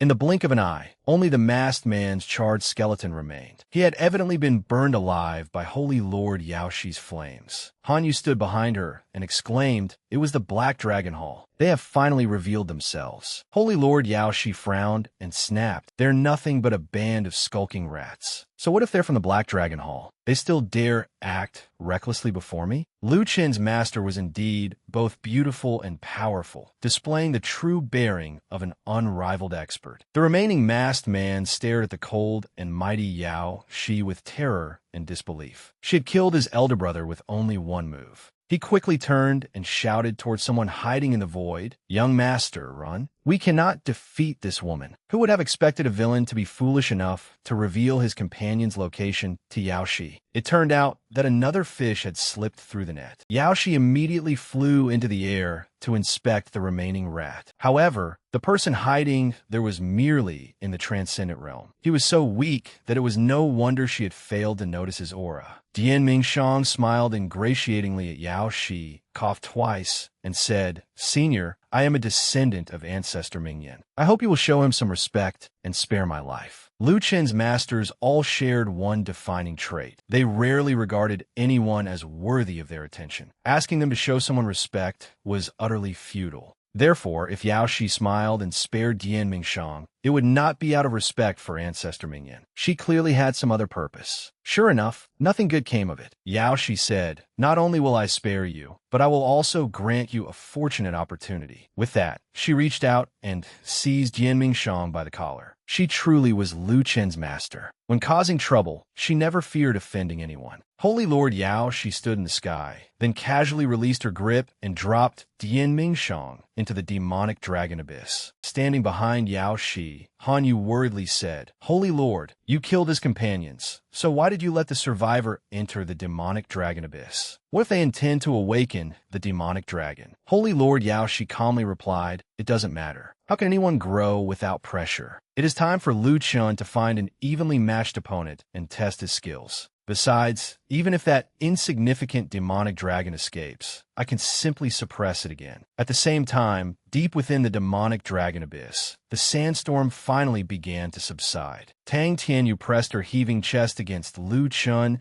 and tearfully demanded with a flushed face, "What did you do to me? Why does it feel as if you absorbed all the spiritual energy in my body that had been contaminated by the law of darkness?" Lu Chen smiled and asked, "What else was I supposed to do? Stand by and watch the law of darkness burn you to ashes?" Tantiani Beluset. Although she was secretly delighted, she stubbornly said, "Humph, at least you still have a little conscience." Lu Chen looked around again. As expected, the sandstorm had not lasted long and had now completely dispersed. Lu Chen said, "Let's leave quickly. I have a feeling this place isn't safe." The black mist had completely vanished, leaving behind mountains of white bones. Lu Chen and Tang Tianyu slowly followed the narrow path forward. After walking for a while, Lu Chen suddenly noticed something strange beneath the ground, emitting an unpleasant aura. He crouched down and dug it out. It was a small purple gemstone that continuously released an aura of darkness. Tang Tianyu also recognized the object. There were at least 1,000,000 resentful souls trapped within the gemstone. Lu Chen was naturally disturbed by such a terrifying object. Tang Tianyu frowned and said, "That explains it. This must be a soul stone containing millions of souls. Such stones are commonly used to resurrect extraordinarily evil beings." Lu Chen said worriedly, "That's right. When I came down, I also found an arm bone belonging to an extremely powerful person. Perhaps they intend to resurrect its owner." Tang Tianyu laughed after hearing this. "So you found both the person they want to resurrect and the item needed for the resurrection. What do you plan to do next?" Lu Chen smiled confidently. "Do you even need to ask? No one is worth sacrificing millions of lives to resurrect. I must put a stop to this." Meanwhile, at the bottom of the demonic dragon abyss, Dian Mingshang had also landed. He smiled confidently and said, "That arrogant woman actually released us down here. We didn't come for the divine flame anyway. Once we resurrect General Wu, we will make her pay." Holy Lord Yao Shi's suspicions had indeed been correct. Unfortunately for them, they had encountered Lu Chen and his master, and they had been hiding away for so long that they knew nothing about recent events. Dian Mingxiang looked at the pile of bones before him and asked his companion in confusion, "Is this the place? Why can I sense the soul stone?" "You useless fool, don't tell me you remembered the wrong location." His subordinate awkwardly replied, "Young master, this should be the right place. This is the formation's core, but the soul stone is gone. Could it be?" Just then,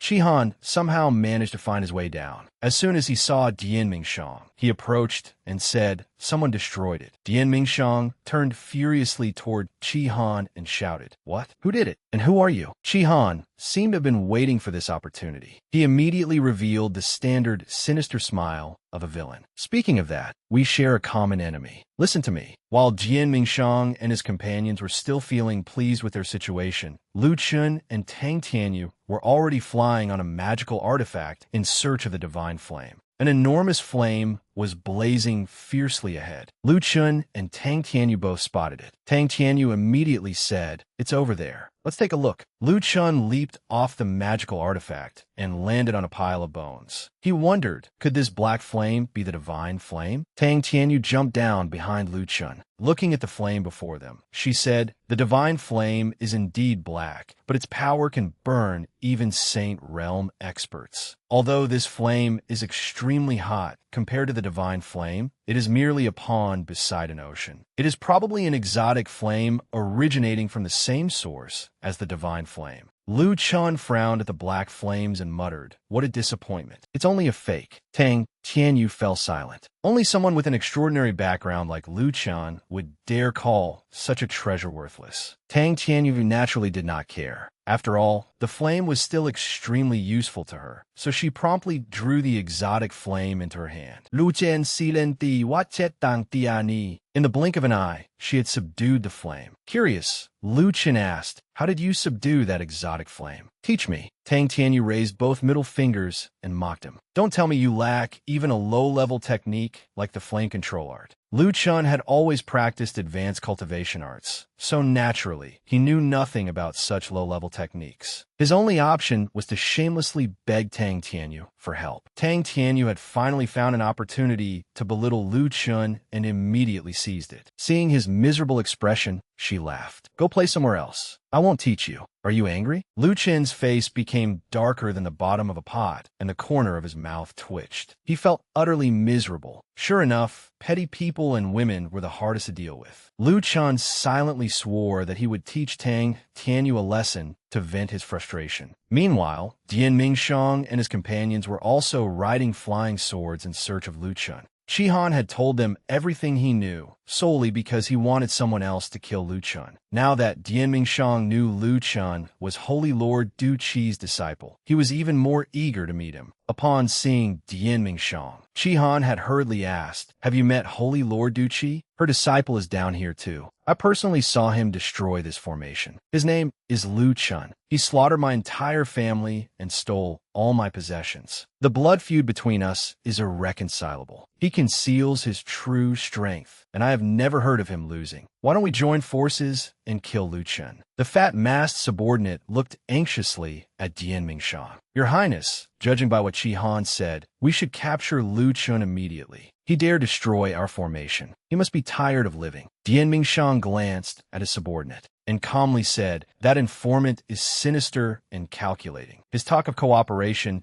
is probably only an attempt to use us for his personal revenge. I have no interest in becoming someone else's pawn, nor do I intend to fall into his trap. The formation has been destroyed, so we will postpone the resurrection. Our most urgent task is to absorb divine flame essence to increase our strength and search for the divine flame." While the two were flying on clouds, the subordinate suddenly spotted Lu Chun nearby and immediately reported it to Dian Mingxiang. Dian Mingxiang also saw Lu Chun, so he stopped and descended to investigate. The moment he landed, he demanded, "Young man, how much divine flame essence have you absorbed?" Lu Chun glanced at the two newcomers and asked with a smile, "What is divine flame essence? Do you mean the exotic flame originating from the divine flame?" "Oh, so that's divine flame essence." Dian Mingxiang stared at Lu Chun in confusion. "You don't even know what divine flame essence is. Why'd you come down here? Are you trying to get yourself killed?" Lu Chun immediately turned toward ignored them and retorted, "You're wrong. Whether I know what it is doesn't matter. What matters is knowing that it's useful and knowing how to use it." Dian Mingxiang's subordinate said, "Young master, don't waste your breath on him. He's merely an idiot." Dian Mingxiang was about to leave with his subordinate, but as soon as he turned around, Lu Chun called after him, "Oh, right. Please wait, my friend. Do you have a flame control art? Could you sell me a copy?"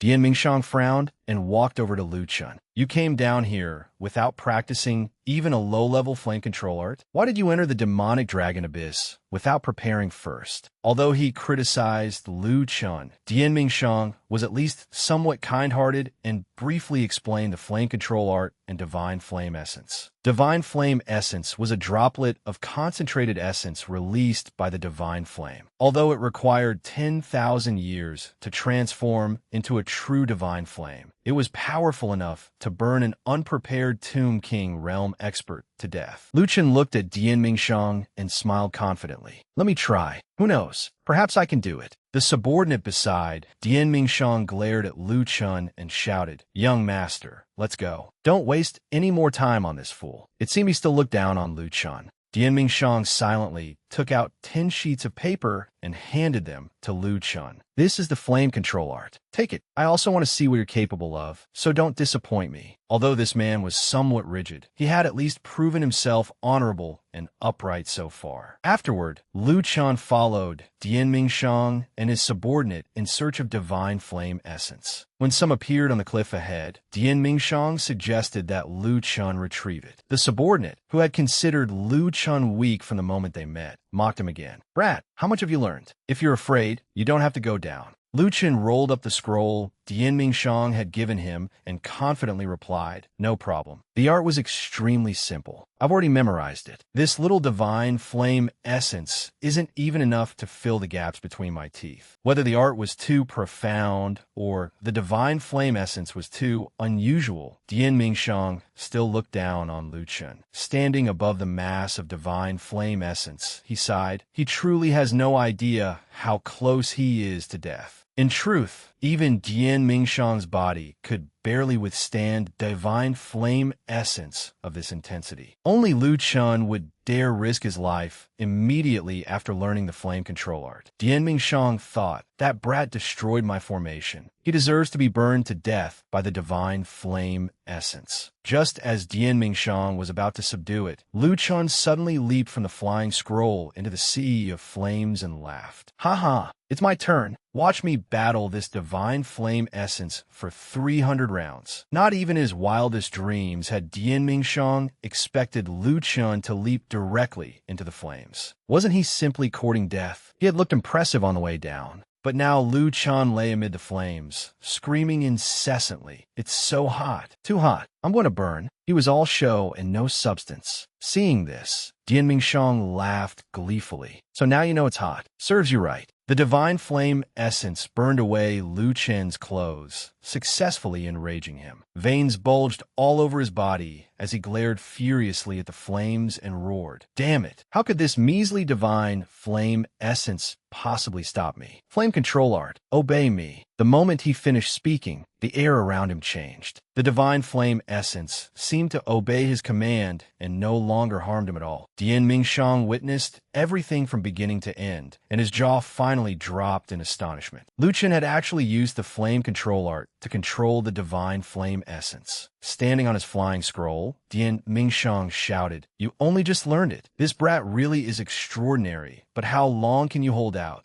Lu Chun curled his lips and replied, "I underestimated the divine flame essence. Its temperature is terrifying enough to burn an ordinary king realm cultivator to death, but devouring it increases both spiritual power and vitality. Fortunately, I cultivated the spirit cauldron physique, or I would have been finished." Once he had dealt with his own situation, Lu Chun turned to observe Dian Mingxiang. That man was relying on medicine to withstand the divine flame essence. How weak! Lu Chun began using the flame control art again, displaying an imposing aura while mocking Dian Mingxiang. I knew you weren't as good as me. You even need medicine to endure it. What self-respecting man relies on medicine? As expected, Lu Chun feared offending no one under heaven. With his tempered physique, he believed there was no need to worry about such a minor issue. At least, that was what Lu Chun thought. In reality, the divine flame essence was not a minor problem, but a moderately serious one. Several patches of Lu Chen's skin had already been burned away, exposing the muscle beneath. Clutching his painfully scorched right arm, he cried out in alarm. This is bad. I underestimated the exotic flame's temperature. I went too far. He immediately took out the precious healing medicine known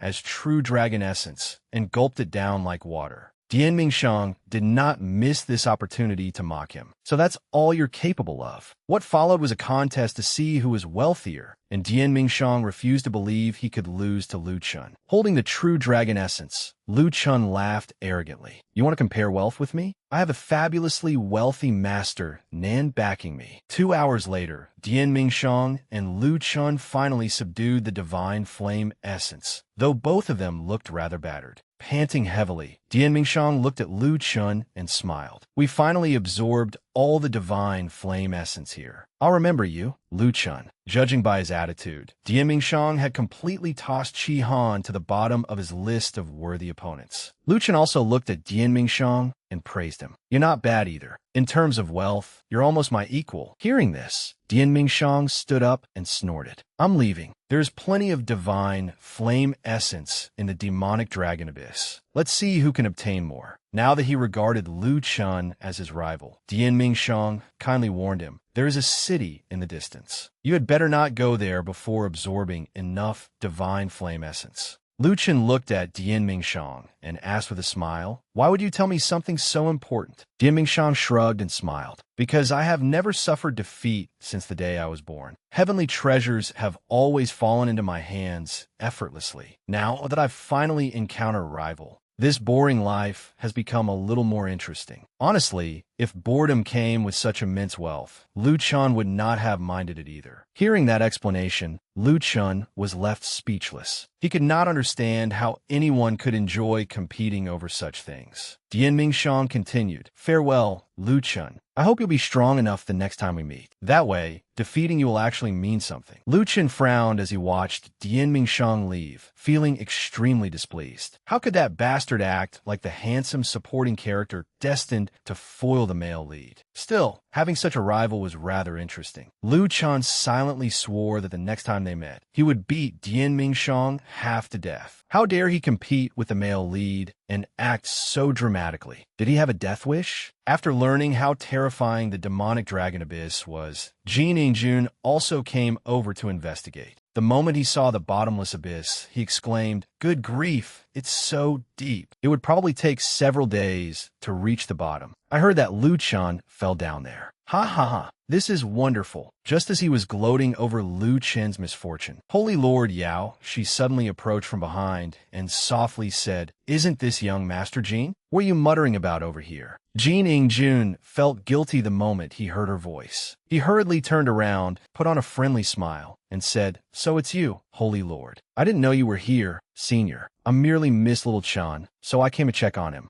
Holy Lord Yao, she said coldly. Oh, I never knew the two of you were so close. Close my ass. Jin Ingjun desperately wanted to refute her, but the situation did not allow it. To his surprise, Holy Lord Yao, she slowly used spiritual power to sever the rock beneath his feet. In that case, how could I bear to separate the two of you? Go down and keep him company. Jin Ingjun had always been greedy for wealth, not danger. He had merely come to watch the excitement. Yet he ended up being thrown into the demonic dragon abyss. As he plummeted in free fall, Jin Ingjun screamed in terror. I was wrong. Holy Lord, please pull me back up. I don't want to be with that Lu Chun. The scene returned to the deepest part of the demonic dragon abyss, where Lu Chun sat cultivating and absorbing divine flame essence. He let out a sigh. Half a month had passed. During that time, he had absorbed 6 or 7 streams of divine flame essence, and felt that he was on the verge of a breakthrough. Suddenly, a powerful pressure came from afar. Lu Chen could sense it, but he could not determine what it was. A pillar of light suddenly appeared in the sky, followed by what seemed to be the collapse of an ancient civilization. More precisely, a city had just appeared, though its destruction had yet to catch up with the present. Lu Chen stared at the newly appeared city. Even from more than 10 miles away, its pressure was clearly perceptible. It might have belonged to a Saint Realm expert. However, if a Saint Realm cultivator were truly inside, his master would never have allowed him to descend here. After all, a Saint Realm expert could activate a saintly will and kill him. That meant there might be a high-level treasure inside. Lu Chen did not hesitate and immediately went to investigate. The city continued radiating suffocating pressure, and Lu Chen soon arrived before it. He had reached Black Tiger City at the bottom of the demonic dragon abyss. The moment he arrived at the city's base, he saw an enormous skeleton. It was a saint-level skeleton. No wonder he had sensed such pressure. If this was Black Tiger City, then these bones must have belonged to a tiger. If he obtained these saint-level tiger bones, Lu Chen could ask his master to help him brew fierce tiger virility wine. Once his underlings drank it, they would become incomparably vigorous. Saint-level tiger bones, used as a virility tonic, might even make them capable of smashing a tank. How could Lu Chen pass up something so valuable? He immediately took out his storage pouch. The treasure was as good as his. Lu Chen laughed loudly at the tiger skull. "Enter my pouch, nameless Saint Tiger." Just as he was about to retrieve it, several claws suddenly appeared behind him. A very strange-looking wolf-like creature then smacked him on the head. Suppressing the pain, Lu Chen immediately turned around and grabbed the black cat by the head to see what it was. To his surprise, the cat had reached the transcendent realm. Lu Chen did not care about that. However, he had no idea which family had abandoned this cat here and allowed it to hit him. If he did not roast it later to avenge himself, he would not be Lu Chen.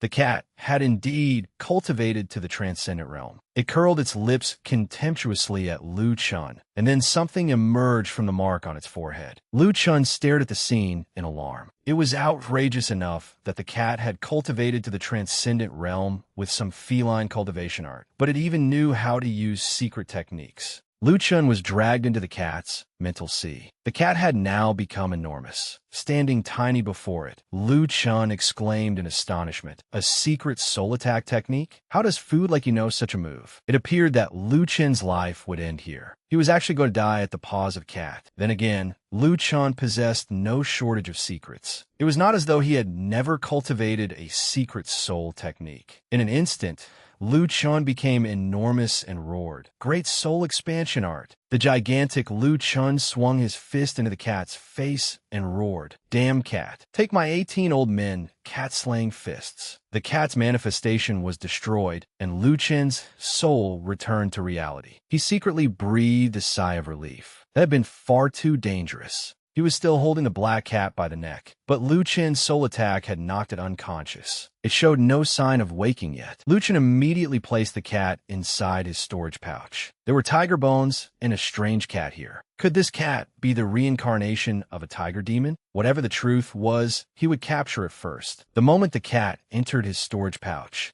another wave of pressure struck Lu Chen's body. What exactly was this thing? The deeper he ventured into the city, the stronger the pressure became. Lu Chen could only grit his teeth and endure it. However, a man protected by extraordinary luck could never be underestimated. Protagonists, in particular, always seem to find a path to survival at the last possible moment. Thanks to this pressure, Lu Chen suddenly felt himself breaking through. After reaching the peak of the transcendent realm, he gained an entirely new understanding of the pressure. It was truly unusual. This pressure seemed to exist as naturally as heaven and earth. Perhaps this ancient city had once been the residence of a Saint Realm expert, and its former master might have left treasures inside. Naturally, Lu Chen would not pass up such a fine opportunity. He had now taken out a cloak and wrapped it around himself. It was too cold here for him to keep running around naked. The city was also filled with piles of white bones. Lu Chen stared at the scene before him in astonishment. Even the wind here was bitterly cold. The law of ice was raging through this place. Lu Chen surveyed his surroundings, and before long, his treasure-hunting instincts detected a precious sword sealed within the ice. It appeared to be a treasure.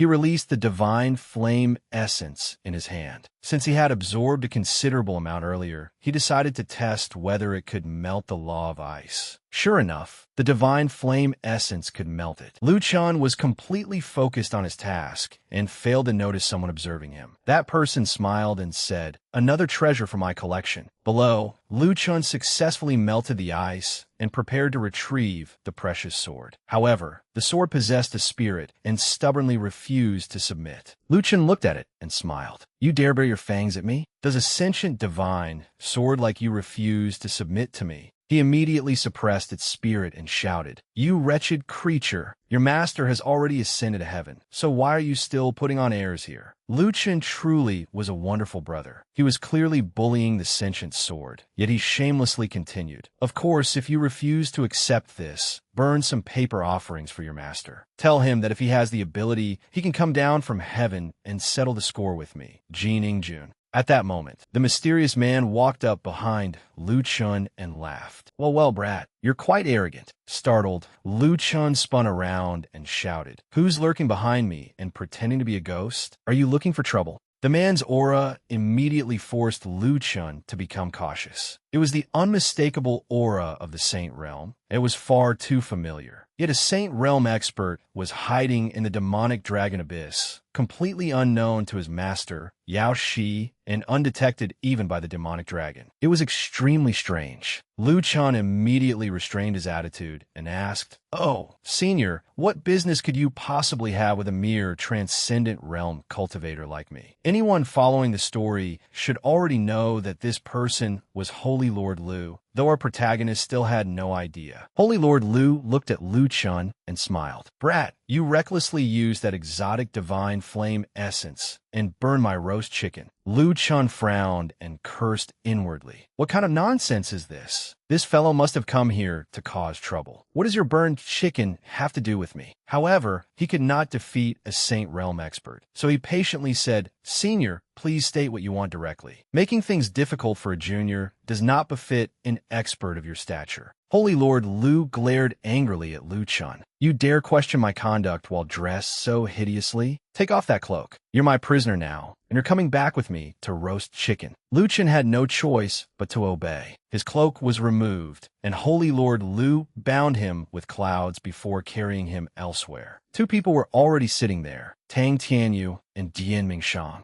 Tang Tianyu was astonished the moment she saw Lu Chun. She had not expected this fellow to be captured by that strange and mysterious old man as well. Lu Chun also had not expected to encounter someone he knew here. He glanced at Tang Tianyu and asked with a smile, "Didn't you abandon me to search for divine flame essence? Did this old man capture you too?" The moment Lu Chun finished speaking, Holy Lord Lu mercilessly threw him to the ground. Fortunately, his handsome face remained unharmed. Lu Chun alone refused to behave and cursed under his breath. Holy Lord Lu looked at the three people he had captured and ordered, "The three of you will roast a chicken for me. If you burn it, none of you will leave this place." Dian Mingshang immediately refused. "Senior, I don't know how to roast food. Tell me how much money you want, and I'll have my family compensate you." As expected of the privileged heir of a powerful official, his approach was truly different. Unlike Dian Mingshang, who had grown up surrounded by luxury, Lu Chun confidently declared, "I know how. I, Brother Lu, am a divine chef. Look at this butt and breast cooking Bible. Any man who reads it will become a divine chef, whether he wants to or not. I'm not joking."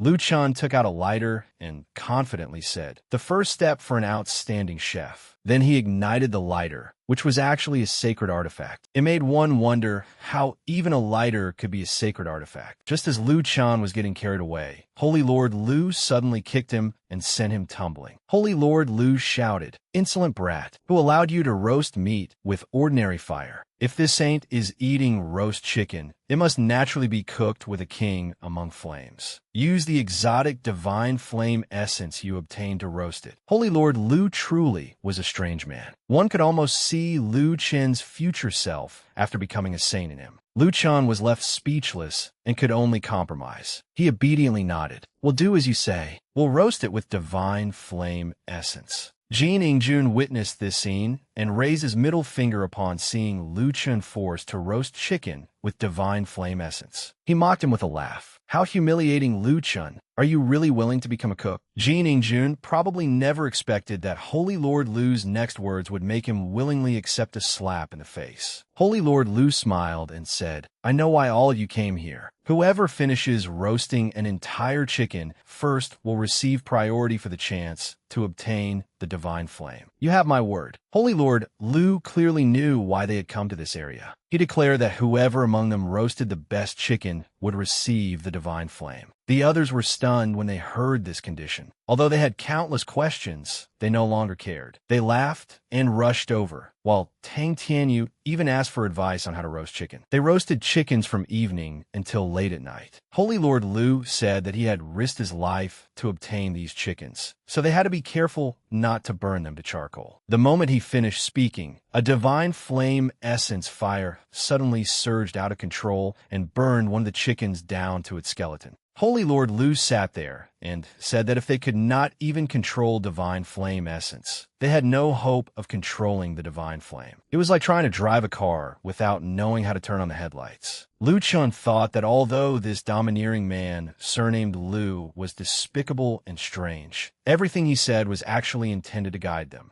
Lu Chun had indeed absorbed the divine flame essence, but he could not truly control it. His stubborn nature prompted him to ask how it should be used. However, the answer he received stunned him. The other party merely said, use your brain. Hearing that, Lu Chun began using his brain. As he thought, he released his divine essence, wondering whether it could be absorbed into his energy core. Perhaps he could merge it with his spiritual power and control it that way. Dian Mingshang had to stop gnawing on his chicken leg. After seeing Lu Chun use the Ninein scripture, he secretly realized that this man was no ordinary cultivator. Just like that, all three began learning how to control their divine essence. As for Dian Mingshang, he ate chicken 3 times a day without ever getting tired of it. Half a month passed. Lu Chun and the other two were all eagerly awaiting the divine flame. But there was only one flame, and they had no idea how Holy Lord Lu intended to distribute it. He promptly declared that it would go to the strongest among them, making the other two immediately burn with the desire to fight. Holy Lord Lu casually picked his nose and said, not so fast. Go and give me some dragon meat first. Tang Tianyu hesitantly asked where they were supposed to find dragon meat. He told them to go to the dragon-locking pillars and cut a few pieces from the black dragon demon venerable's corpse. His own cultivation was too high, so he would be detected if he went there himself. Lu Chun smiled and said he knew a faster and better way, immediately arousing Holy Lord Lu's curiosity. Pointing nearby, he said there was no need to steal any because there was already a dragon right here. It was right in front of them, floating in the sky. Holy Lord Lu instantly drew his long sword and threatened him. Lu Chun hastily explained that he had only been joking. Tang Tianyu ran ahead, then turned around and urged the others to hurry. Along the way, they kept asking one another why Holy Lord Lu would give away the divine flame instead of keeping it for himself. The minds of powerful experts were truly difficult to understand. Suddenly, Tang Tianyu stopped in astonishment. The dragon-locking pillars were right before them. 4 enormous pillars stood atop the mountain as lightning continually struck down from the sky. Chained among them was the corpse of the black dragon demon venerable, which had remained intact for 10,000 years without decaying. Lu Chun took the lead and urged the other two to act quickly. If the dragon's primordial spirit discovered them, they would be sent straight to the king of hell. Although the dragon meat was extremely tough, it was nothing before Lu Chen's sword energy. He was considering secretly keeping some for himself, unaware that a shadowy figure was watching him from behind. The black dragon demon venerable's primordial spirit stood behind him and observed him. Seeing Lu Chen's extraordinary aptitude, it decided to turn him into its vessel. Hee. Lu Chun suddenly felt a chill run down the back of his neck, as though something was behind him. He turned around, but saw nothing.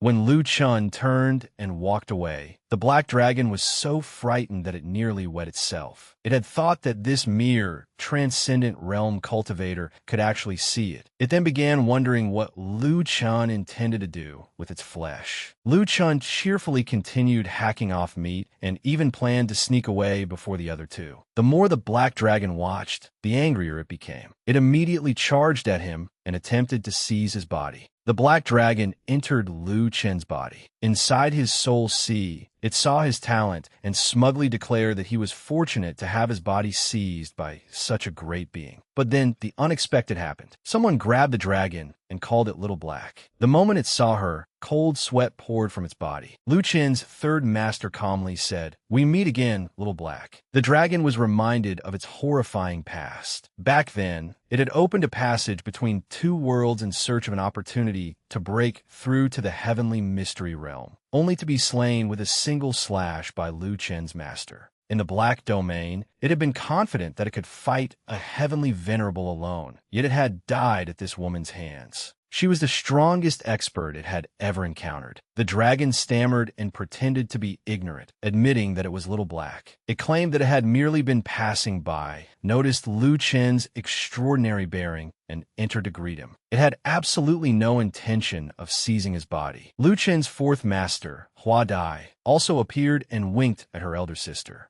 Little Black was terrified, having no idea how many more experts were hidden inside Lu Chen's soul sea. Seeing that the dragon had not even reached the heavenly venerable realm, Hua Dai called it useless and suggested taking it away to refine into pills. Being called useless left the dragon dumbfounded. Before it could recover, Lu Chen's fifth master, Jiang Qinyin, arrived. Qinyin said that although the black dragon's level was somewhat low, they should not rush. They could decide what to do after she gathered all the remaining fragments of its primordial spirit. Seeing more and more mighty experts appear inside the soul sea, the black dragon's face twisted in despair. Qinyin used a soul-capturing technique to gather all the black dragon's remaining primordial spirit fragments, then return them to it. Little Black's appearance immediately changed into that of a fat dragon. It looked rather ridiculous, staring at the three supreme experts before it. The black dragon even began imagining that they might not be its enemies.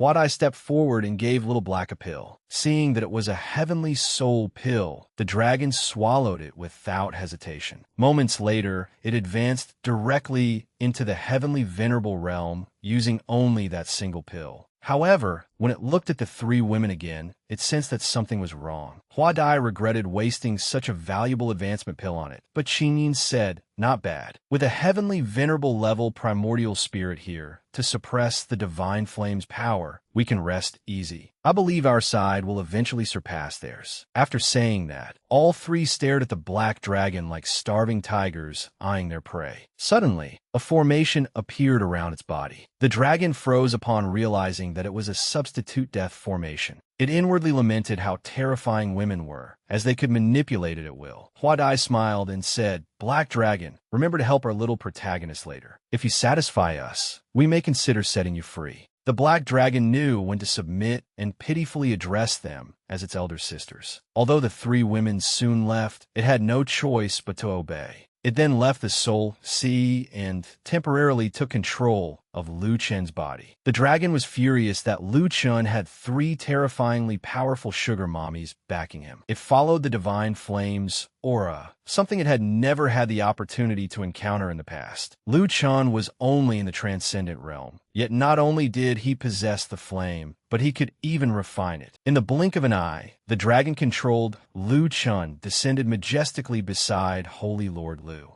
Holy Lord Lu asked where the dragon meat was, saying that the other two had already gone back to search for him. Hearing this, the black dragon became furious. So Holy Lord Lu was the one who had ordered them to steal its flesh. Finding Lu Chen's behavior strange, Holy Lord Lu examined him with his divine sense. He then laughed loudly. "So you're the black dragon demon venerable. To think you were trapped inside a substitute death formation." The dragon snapped, "What does that have to do with you? Once I escape this formation, I'll settle accounts with you." As he roasted the meat, Holy Lord Lu said, "It seems the one destined to obtain the divine flame has appeared." His expression then turned serious. "Since you're here, prepare yourself. It is time to begin." Accompanied by a heaven-shaking roar, the divine flame erupted from Holy Lord Lu's body. The black dragon watched with glee, wondering how anyone could dare absorb a flame at such a temperature. Holy Lord Lu mocked it. "If the backlash were not so unbearably painful, do you think I would let you leave?" Hearing that only made the black dragon angrier, as though this man knew everything. Suddenly, Holy Lord Lu tossed it a piece of roasted meat and told it to eat so it would have enough strength to absorb the divine flame. The meat was delicious and richly flavored. But wait, could it be? Holy Lord Lu chuckled and asked whether the flavor seemed familiar. The piece of meat immediately slipped from the dragon's hand and fell to the ground. That shameless bastard, that despicable scoundrel had actually fed the black dragon its own flesh. That wretch Holy Lord Lu even had the nerve to lecture it. Didn't your mother teach you not to accept food from strangers? Whom can you blame for being so stupid?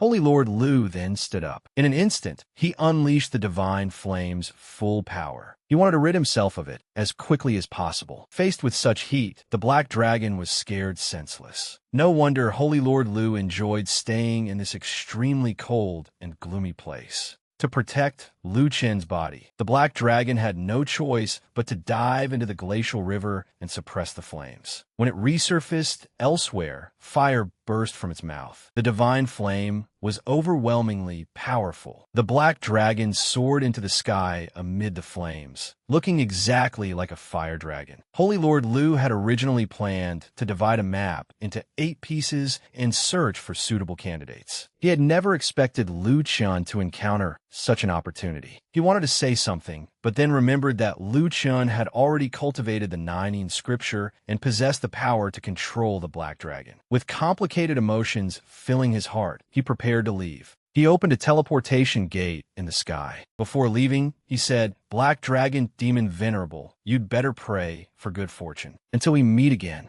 By this point, the black dragon inside Lu Chen had fallen from the heavenly venerable realm to the Saint King realm, then the Saint Lord realm, Saint realm, and Emperor realm. It nearly dropped all the way back to the transcendent realm. With no other choice, it begged one of Lu Chen's fairy-like masters for help. She unleashed the 5-fold wind commanding art. Astonishingly, a single move was enough to suppress the divine flame. The black dragon was utterly astonished. Seeing that the flame was now manageable, she tossed it back to the dragon. Only then did Little Black realize that those women had deceived it. It had been far too naive. After staring blankly for 2 seconds as crows cawed nearby, it finally erupted in fury. It had only just become a heavenly venerable, yet it had already lost its freedom. "I've been lying here for half an hour." Lu Chen woke with his head spinning. He could not remember anything that had happened. Looking around, he realized that he was inside Holy Lord Lu's residence, but the man himself was nowhere to be seen. None of Lu Chen's belongings were missing. Suddenly, he was shocked to discover that his cultivation had reached perfection and his physique had grown stronger as well. How strange. Lu Chen was outwardly ecstatic, while the black dragon suffered in utter misery inside him. It could tell that Lu Chen wanted to eat the rest of its body as well. The black dragon could only curse him for being greedy. It was filled with suspicions and desperately wanted to scold him, but the formation prevented it from explaining what had happened. Lu Chen decided not to dwell on it and quickly flew back to question his master. Even if he had not obtained the divine flame, acquiring divine essence was still worthwhile. The more he spoke, the angrier the black dragon became. Others would consider such gains incredible, yet he merely called them worthwhile. Just as he was about to return, he noticed people fighting nearby. Who would be fighting in the middle of the night? It turned out to be Tang Tianyu.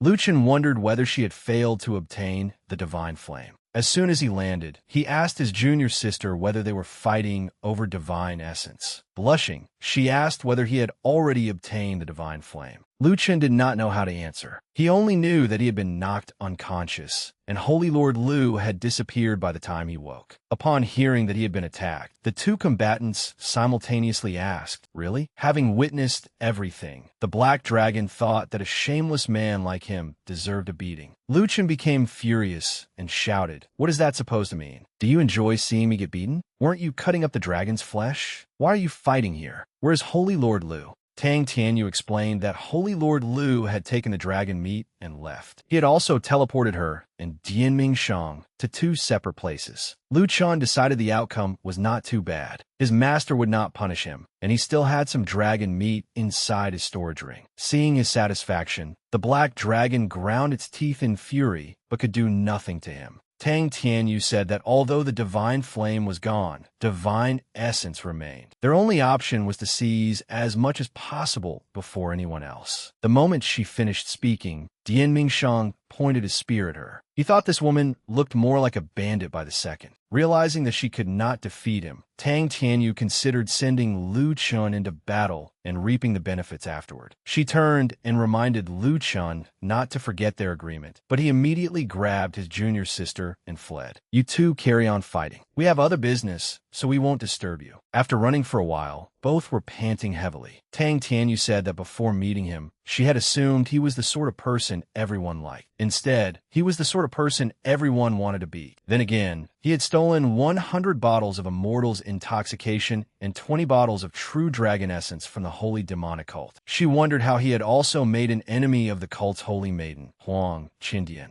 Lu Chun coughed awkwardly and blushed. He claimed that the girl had seen how handsome he was and wanted to do something improper with him. Then he suddenly remembered that they had nearly gathered enough divine essence. It was time to report the situation in the demonic dragon abyss to his master. The two departed, completely unaware of the danger lurking nearby. In the distance, someone who hated Lu Chun to the bone crushed a token and wished for him to die inside the demonic dragon abyss. As soon as that person turned around, he was surrounded by others demanding to know Lu Chun's whereabouts and how strong he was. He pointed north and shouted that Lu Chun and his junior sister had gone in that direction, and there was still time to catch them. Hearing this, everyone went mad with excitement and prepared to charge after the great demon king, Lu Chun. Just as their fighting spirit peaked, the informant stopped them. He warned that Lu Chun was extremely cunning and that even their superior numbers might not guarantee victory. Everyone fell silent, unsure what to do. The man had pursued Lu Chun all the way there for revenge, so he declared that since they were allies, he would assist them. He took out a map and explained that they only needed to wait until Lu Chun stopped to rest, set up formations around him, and launch a surprise attack. Then they would certainly have a chance of winning. Just as predicted, Lu Chun was resting beside a ruined house. He could not understand why he had constantly felt sleepy ever since losing consciousness. After entering the transcendent realm, he should have possessed boundless energy. While wondering whether he had been afflicted by something sinister, he suddenly leaned against his junior sister's shoulder and fell asleep. Tang Tianyu's face turned bright red with embarrassment, but she still complained that he was always making her worry. Outside, the attackers saw that he was sound asleep and began making their move. However, no one knew who the true prey was. The black dragon had already seen through everything. The attackers had prepared several formations specifically designed to restrain transcendent realm cultivators, including mind-attacking formations and even a fog formation. They certainly had plenty of tricks. A cloud of smoke suddenly appeared above the attackers. The man holding the formation flag turned and scolded his companion for acting too soon. The other man protested, "What are you talking about? I haven't done anything yet." The smoke had actually been created by the black dragon. When the two men saw the black dragon, they were scared out of their wits as though they had encountered a ghost. The black dragon did not waste words. With a single breath, it permanently ended the careers of these two would-be actors. It then turned around and casually complained, "Lu Chun, you even get attacked while sleeping." Lu Chun suddenly woke with a start and immediately asked how long he had been asleep. His junior sister said that he had slept for half a day and even told him that he had snored loudly. Lu Chun was so embarrassed that he wanted to hide his head inside his trousers. Once again blaming his earlier loss of consciousness, he decided to question his master and get to the bottom of the matter. While he was feeling irritated, a burnt smell entered his nose. He should have ignored it, but instead he sniffed the girl's handkerchief. He immediately suffered the consequences of his own curiosity. A girl's belongings must never be criticized. In the distance, the mastermind saw that the plan had failed and bitterly mourned the money he had wasted purchasing those formations. When he turned around, he saw the horn Dian Mingshang cultivating. Since he owed Dian Mingshang a favor, he hurried over and greeted him. "Young Master Dian, we meet again."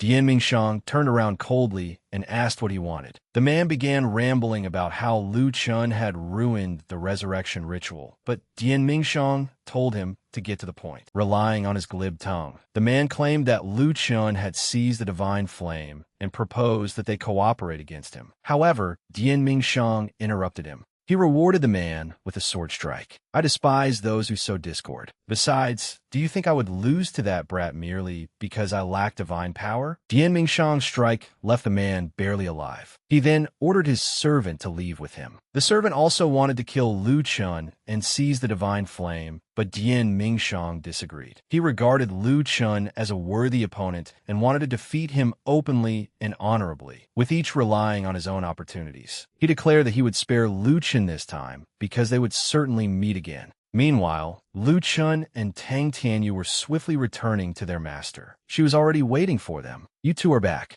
Lu Chun scratched his head awkwardly. "Master, I failed to obtain the divine flame." Before he could finish, his master leaned close and asked him to repeat himself because she had not heard clearly. Lu Chun became annoyed and began complaining. His master had completely deceived him about the divine flame and Holy Lord Lu. She had told him that he would understand everything after reaching the primordial spirit realm, but he still understood nothing. His master quietly asked whether he had encountered a horned man inside the demonic dragon abyss. Lu Chun was curious about how she knew him and asked who he was. She explained that the man had descended from the upper realm and would become Lu Chen's rival. She hoped Lu Chun would defeat him openly and honorably, then asked whether he was confident. Lu Chun immediately interrupted, boasting that although the horned man was strong, he was still far inferior to him. Her next words left both disciples dumbfounded. Dian Mingxiang is a descendant of a heavenly venerable. He possesses many secret arts and is highly accomplished in martial techniques. You must not underestimate him. She then ordered them to return and cultivate until they reached the primordial spirit realm before setting out again. Before beginning, Lu Chun took out a section of tiger bone and asked his master to refine it into fierce tiger virility wine. She agreed without further comment and told him to focus on cultivating. There was no time to waste, so she immediately opened a sacred scripture.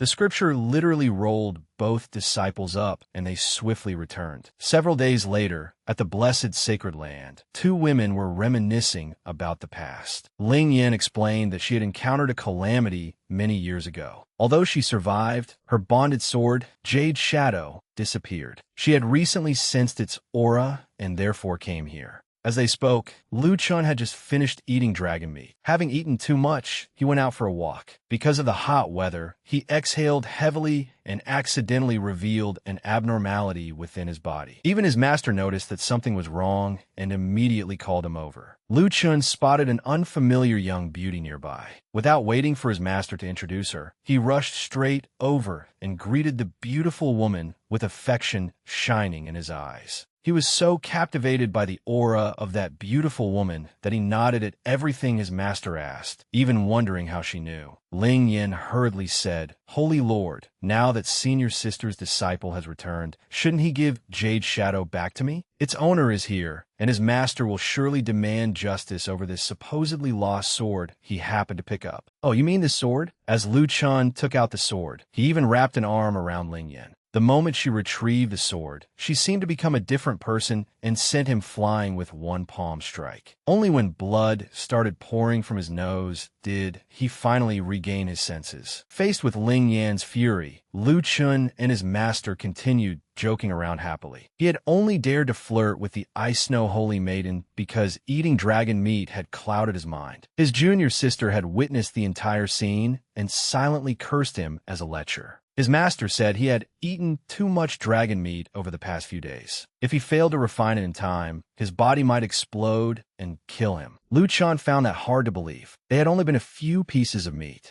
That was the flesh of the black dragon demon Venerable, and it contained tremendous energy. If he did not want to become a puddle of blood, he had to refine it quickly. She sealed his energy channels and said she would guard him as he broke through to the primordial spirit realm. Thus, master and disciple sat beneath a tree and began the breakthrough. During the breakthrough, Lu Chun marveled at the power of the dragon meat. He planned to steal a few more pieces and save them for later. Soon, he successfully broke through. Through meditation, he could now sense every blade of grass and leaf around him. He even swept like a gust of wind past the legs of the two women beside the lake. Quite satisfied, Lu Chun cheerfully entered his soul sea to take a look. The moment he released his soul sense, he found the black dragon waiting there to curse him. As soon as they met, the two began confronting and questioning each other. The black dragon tried to frighten him, only to be humiliated in the next instant. It then proclaimed itself the Black Dragon, Heavenly Venerable. Lu Chen knocked it on the head and asked, "Did you come here to seize my body? You're only in the Emperor realm, yet you want to possess me? Even my father would want to possess a body like mine. You merely transformed into a dragon." Lu Chen also transformed into a black dragon, but his form was several times larger than the real one. The black dragon was furious, but helpless. First, his master had suppressed it, and now Lu Chen was doing the same. He really was bullying a dragon. However, seeing that it was only in the Emperor realm, Lu Chen suspected it was some kind of imposter. Suddenly, Lu Chen felt his soul power rapidly diminishing, as though something were draining it away. Inside his soul sea, he saw an orb continuously absorbing his soul power. Seeing his confusion, the black dragon tried to make a demand in exchange for an explanation. But not everyone was as foolish as a dragon. Lu Chen said he would understand everything after devouring its entire primordial spirit. The black dragon was driven mad with rage. "You master and disciple are shameless. You ate my flesh, and now you want to devour me too." Only then did Lu Chen begin thinking seriously. Looking at the divine flame seed and recalling what his master had previously said, Lu Chen suddenly uncovered a shocking secret. A barrage of questions immediately followed. The black dragon was equally shocked that he had guessed correctly. "Indeed. Do you want to know how to nurture it?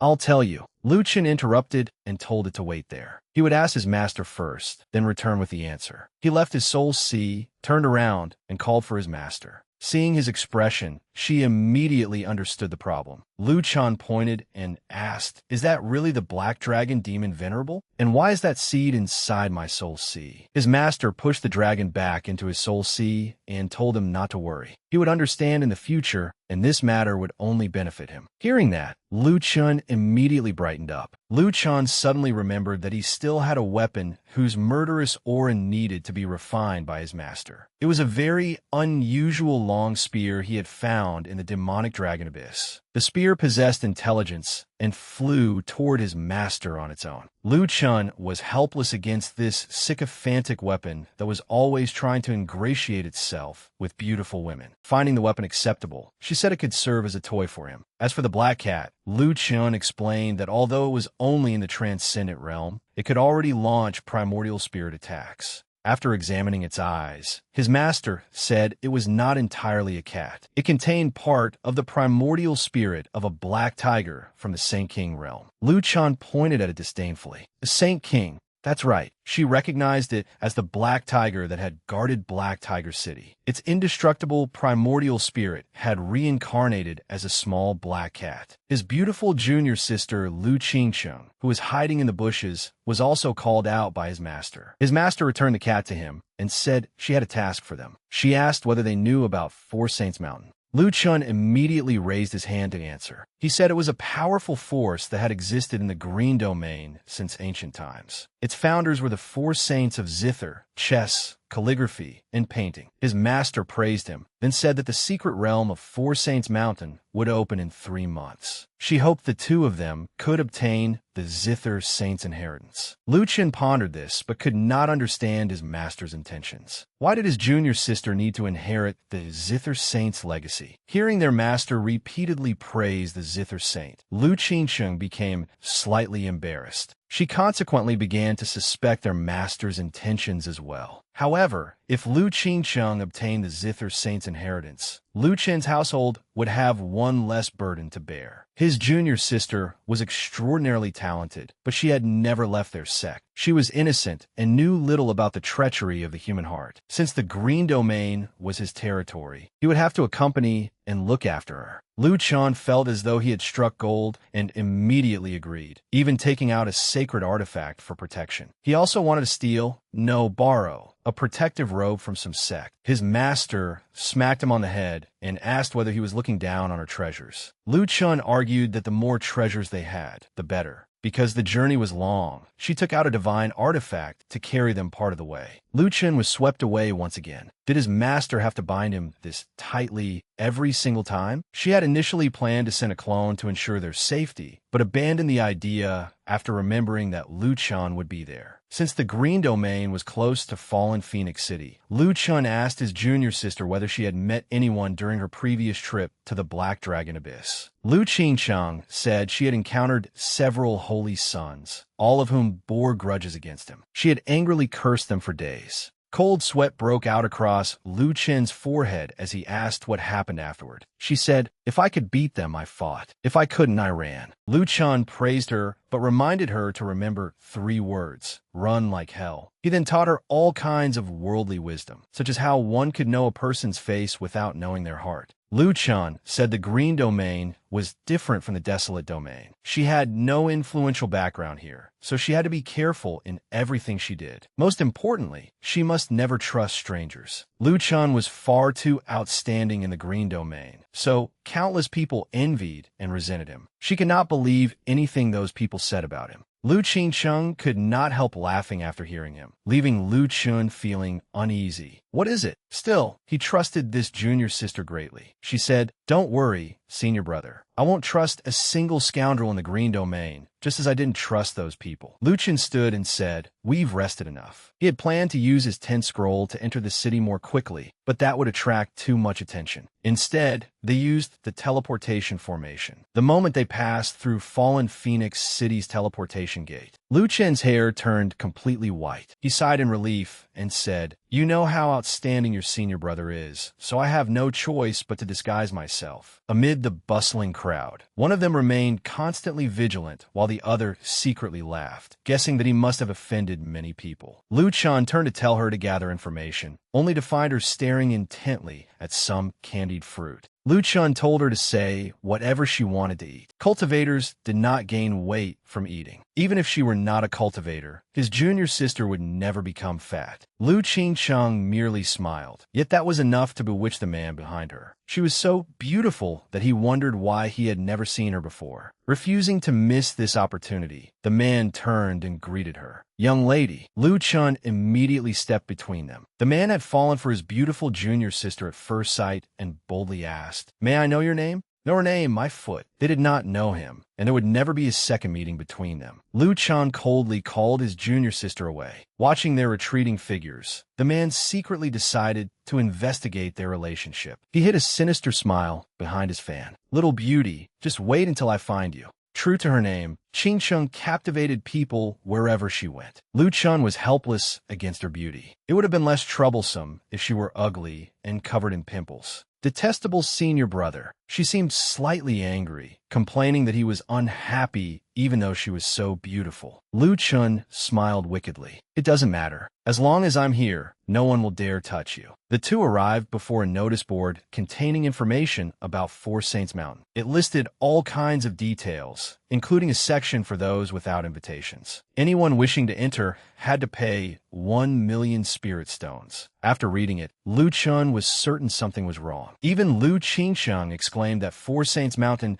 certainly knew how to conduct business, charging 1,000,000 for a single invitation. Lu Chun smiled at her. "Junior sister, your chance to test yourself has arrived." He tossed the notice to her, wanting to see how she would obtain 2 invitations. She knew this was a trap he had set to make her procure the invitations. She frowned in displeasure. "Let me give you some advice. In the future, if you want something, buy it when you have money and rob it when you don't. So, let's go to the martial arena." As soon as they reached the entrance, 2 guards stopped her. They said the place was only open to those with a Green Domain travel permit. She had just turned to speak to Lu Chun when the lecherous man from earlier noticed her. He draped an arm around her shoulders and said that, for her sake, he would take both of them inside. Lu Chun stepped between them protectively. "You again? This is my final warning. Stay away from my junior sister." The man claimed he only wanted to befriend Lu Chun, but inwardly cursed him. Lu Chun was no pushover and bluntly replied, "What if I refuse to show you any respect?" Seeing Lu Qingcheng trembling and knowing that they had arrived through a teleportation formation, the man assumed they were country bumpkins visiting the city for the first time. He immediately adopted the tone of a thug. "Believe it or not, I can let you enter and make sure you never leave, if you know what's good for you." Lu Chen immediately punched him in the face. And what if I don't believe you? The punch landed squarely, swelling the man's face until it resembled a pig's head. You dare hit me? Mu Wangqing flew into a rage and charged forward, intending to teach Lu Chen a lesson. However, his ability was nowhere near sufficient. Lu Chen easily blocked the attack with a light punch. With just a little more force, he snapped Mu Wangqing's arm. Blood sprayed through the air as the man screamed miserably. Still refusing to back down, Mu Wangqing threatened to ensure that Lu Chen could never leave Fallen Phoenix City. He shouted for the guards to help him, but Lu Chen remained completely unconcerned. The two guards had already recognized Lu Chen's white hair and blue robes. Thus, no matter how much Mu Wangqing complained, it would be useless. The fat guard said Mu Wangqing had truly brought this upon himself. The new guard was curious about who Lu Chen was and why he acted so domineeringly. With his identity as the mysterious sword cultivator Sword 3, as well as his distinctive white hair and blue robes, Lu Chen had no reason to fear anyone. Hearing the name Sword 3, the new guard suddenly understood. This was the man who had challenged numerous princes and the strongest experts of many kingdoms. Rumor had it that no one could withstand 3 of his moves.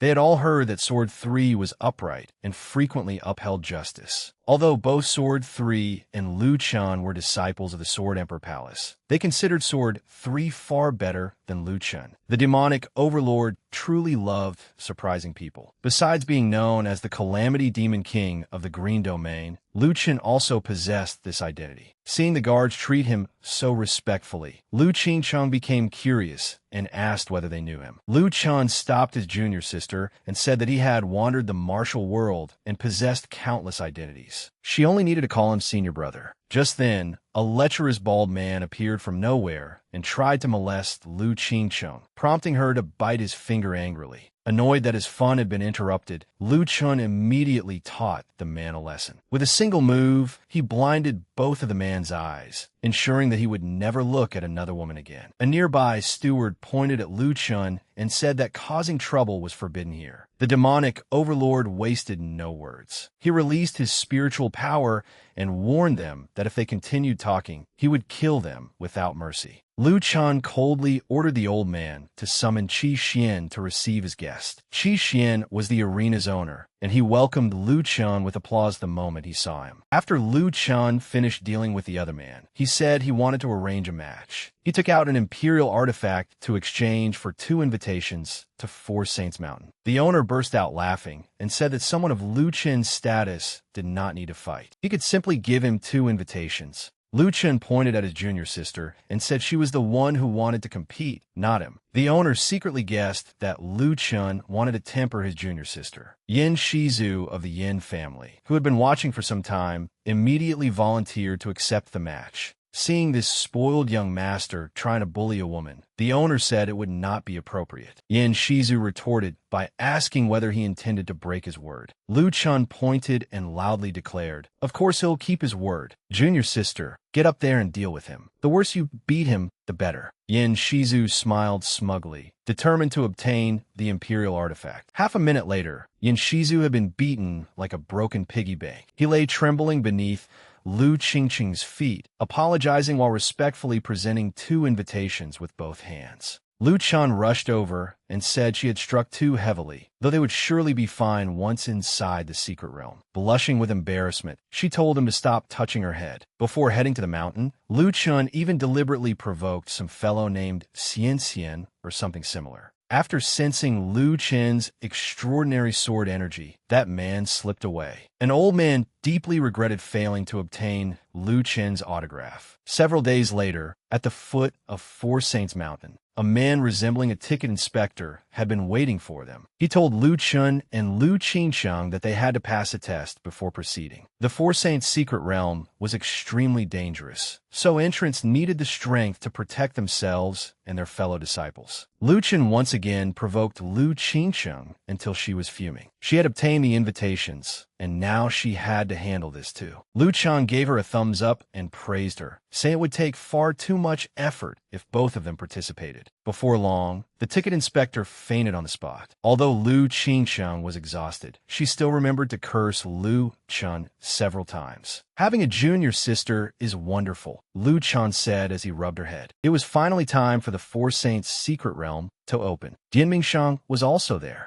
Lu Chun hid behind a tree and sighed. The world was truly small. He encountered acquaintances wherever he went. The person in yellow on the other side seemed familiar, but Lu Chun could not see his face clearly. Upon seeing members of the Southern Phoenix clan, he remembered that Tang Tianyu had told him to steal their true phoenix sword. Standing beside him, Lu Qingsheng was beginning to admire him. He flirted with women everywhere he went, leaving her unable to determine his actual relationships with any of them. Lu Chun jumped around while explaining that if he successfully stole the sword, he would give it to her. However, he was secretly recalling the scene in which she had teased Tang Tianyu. His nose started bleeding, yet he still insisted it had nothing to do with her. Lu Qingsheng truly could not stand him. A figure descended from the sky and greeted everyone. He was the palace master of the Chess Saint Palace on Four Saints Mountain. The old man said that everyone present was a talented primordial spirit realm cultivator from the various dynasties. He hoped they understood that the secret realm was extremely dangerous. Several newly introduced fellows immediately shouted for him to begin. Since everyone understood the instructions, the old man reminded them to remember one thing. If they died inside, their families must not come to Four Saints Mountain seeking compensation. The situation was becoming increasingly suspicious. The first thing he did was disclaim responsibility, so he was clearly afraid of being held accountable. The palace master of the Calligraphy Saint Palace also appeared. The old man had no eyes and a gleaming forehead. He told the short old man to begin quickly and make things more exciting. With no other choice, the short elder activated the formation. The entrance to the Four Saints' secret realm appeared before everyone. Very well. Everyone, please enter the secret realm. The time limit is 5 years. Until we meet again. As soon as he finished speaking, everyone transformed into streams of mist and flew inside. Our foolish pair of senior brother and junior sister followed behind them. Their master waited at home until she saw Lu Chun enter the secret realm. Someone asked, "I heard there are sacred medicines inside the secret realm. Is that true? Aren't those only found in the heavenly realm?"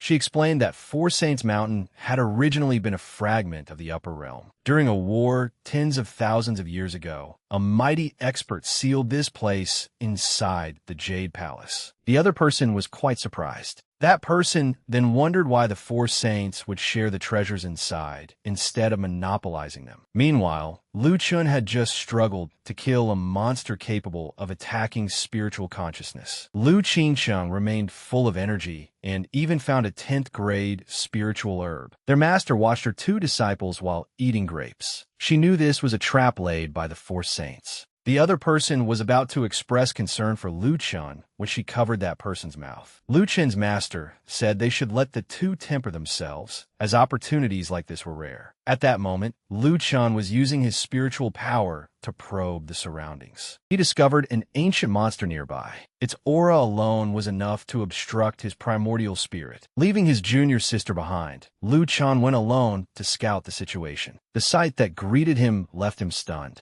They were dragon crocodiles, hybrids between crocodiles and dragons. Despite being so powerful, the entire group was injured. While Lu Chun was thinking, they raised their middle fingers at him. As soon as Lu Chun returned, he began boasting that an entire dragon crocodile clan was up ahead. Lu Qingsheng had also discovered several injured disciples and wanted to take him to see them. A short while later, they arrived behind a mountain. These people had been injured while fighting a dragon crocodile alone. One of them asked whether he had a bone-mending pill and requested one. After seeing their Sword Emperor Palace tokens, he advised them to stop wandering around. They should find senior brother Wan Lu and follow him if they wanted to survive. The man thanked him and asked who he was. After learning that he was Sword 3, they admitted that their greed had led them to try capturing a dragon crocodile, leaving them in this miserable state. A voice suddenly asked why he was saving these useless fools. Another creature appeared, neither human nor ghost. The moment I saw him, I recognized him as a descendant of an ancient race. Hearing that, he immediately became displeased and told me not to compare him to those creatures. His appearance was strange, and his strength was likely above the king realm. There was no way he had entered from outside. Could he be a native of the secret realm? Seeing my 3 swords, he acknowledged that I had some skill and wanted to test me personally. He even knew that I had killed Hei Yunkong, which was yet another surprise today. He told me not to be nervous and invited me to follow him while everyone else remained behind. I bluntly asked why I should obey him. Seeing that I intended to resist, he immediately gathered spiritual power in his hand. Qin Sheng hurriedly warned me that he was extremely powerful and told me to be careful. When he saw me block his murderous aura, he threatened the others to force me to follow him. I summoned the spear from the dragon coil in my palm and thrust it straight at him. Did he think I would give him that chance? Although the spear pierced his body, he remained completely unharmed. He mocked me for thinking that such an attack could kill him. I wasted no more words and told him to die. Struggling to remain calm, he warned me not to anger him. I spun the spear around and struck him again, but he transformed into that strange form once more. Since he had dared to follow me, he deserved to die. Qin Sheng suddenly called out, telling me to look at the black mist. Unexpectedly, the mist gathered together and gradually restored his body, leaving me astonished. The man seemed to go mad, shouting and cursing furiously. While he was still cursing, I pierced his newly formed body again. His bizarre regenerative physique was troublesome, but his regeneration took a long time, and he was completely defenseless during the process. He went berserk, desperate to recover and fight me. I realized that destroying his body was not enough to kill him. Twisting with rage, he said I was courting death and asked whether I knew who he was. Before he could announce his identity and threaten me, I smashed him apart again. I turned around and told everyone to ignore him so we could leave. It took him several minutes to almost fully recover. He swore vengeance, unaware that I had not actually left. One more strike would make his cultivation fall to the primordial spirit realm. Just as he secretly celebrated, the familiar spear pierced his body again. I had remained there, waiting for him to recover. This time, he abandoned regeneration, transformed into smoke, and fled for his life. I knew he had fallen to the primordial spirit realm and was no longer a threat. However, in case he had companions, we decided to leave immediately. I thought he had flown away, but he actually burrowed underground. Beneath the ground stood a massive tower and 3 of his companions. His name was D-Bei. As soon as he returned, his companions interrogated him and discovered that his cultivation had fallen drastically. The spiky-haired man laughed gleefully while D-Bei was too furious to speak. After being killed 3 times by an early primordial spirit realm cultivator, he had to report the matter to the demon lord immediately. D-Bei entered, knelt, and paid his respects to the man known as Demon Lord Lihua. He was then beaten black and blue. The demon lord told him there was no need to explain because he already knew everything. Liu Chun was indeed an interesting primordial spirit realm cultivator. The demon lord believed I might be a key figure in helping them escape the secret realm. Slowly transforming into black smoke, he decided to deal with me personally. Seeing this, D-Bei laughed smugly. Now he would see what I could do. Meanwhile, Lu Chun and Lu Qinsheng were running while discussing the bizarre demon. Suddenly, a cloud of black smoke surrounded them. As a figure gradually emerged, they immediately sensed danger. A demon lord of the same lineage appeared and praised me for being powerful enough to reduce a peak king realm cultivator to the primordial spirit realm. Even the sleeping black dragon was awakened by the commotion. The moment he saw that man, his jaw nearly dropped. That demon lord was famously difficult to defeat in battle. I coldly asked how I had offended him, whether I had crossed into his territory, or whether he had some other scheme. He quickly introduced himself as Li Hua, a native of the secret realm. He had come because he wanted to offer me benefits. Knowing that nothing in this world was free, I waved my hand and refused. Despite my refusal, he still wanted help from low-level cultivators who had entered from outside. Only then did I understand that Four Saints Mountain had sent us here as laborers for these monsters. Seeing my suspicion, he said that everyone he selected was a peerless genius and would benefit greatly from helping them. What was the reward then? I secretly suspected that they would discard us once we were no longer useful. Unexpectedly, Li Hua offered the Four Saints inheritances as payment. gift. He would even add 4 other inheritances, but only if I remained absolutely loyal and worked for him. I curiously asked what he wanted me to do. Li Hua had heard that fear could be used to control a person, so he wanted to test that theory. He still refused to reveal anything.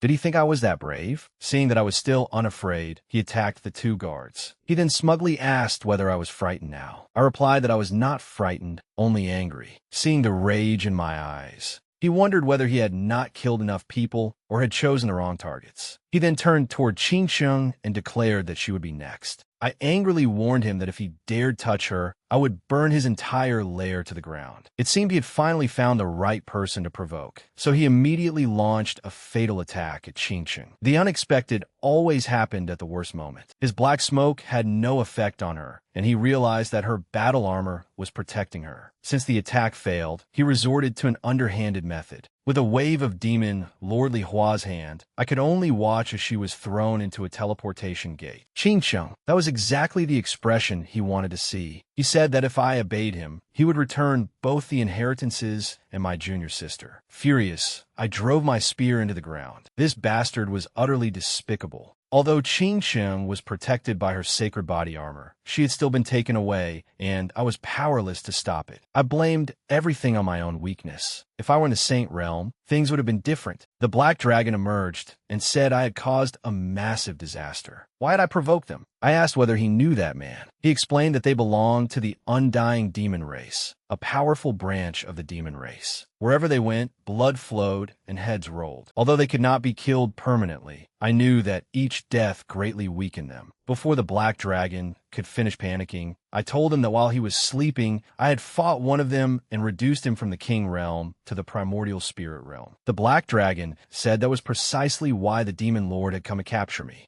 I pretended to be confused and asked whether he was truly the Black Dragon, infuriating the Black Dragon Demon Venerable. He suddenly realized that I was provoking him deliberately. Even so, he pushed me forward to deal with the demon myself, refusing to act so easily. Helpless, I demanded that Li Hua return my junior sister, but he said she would only be returned after I completed the task. A mighty Saint Realm cultivator was asking a Primordial Spirit Realm cultivator for help, yet he would not even explain the task. The old monster refused to reveal his goal and simply told me to follow him. Half an hour later, he led me to the Dragon Pung colony. Was he expecting me to kill one? 2 young dragon Pungs suddenly submerged beneath the water. A moment later, the enormous body of the Dragon Pung King emerged. It appeared to roar, "Li Hua, do you have a death wish?" A Saint King powerful enough to dominate an entire region was actually imprisoned here. Li Hua addressed him as Han Mo and said he had brought good news that could help them regain their freedom.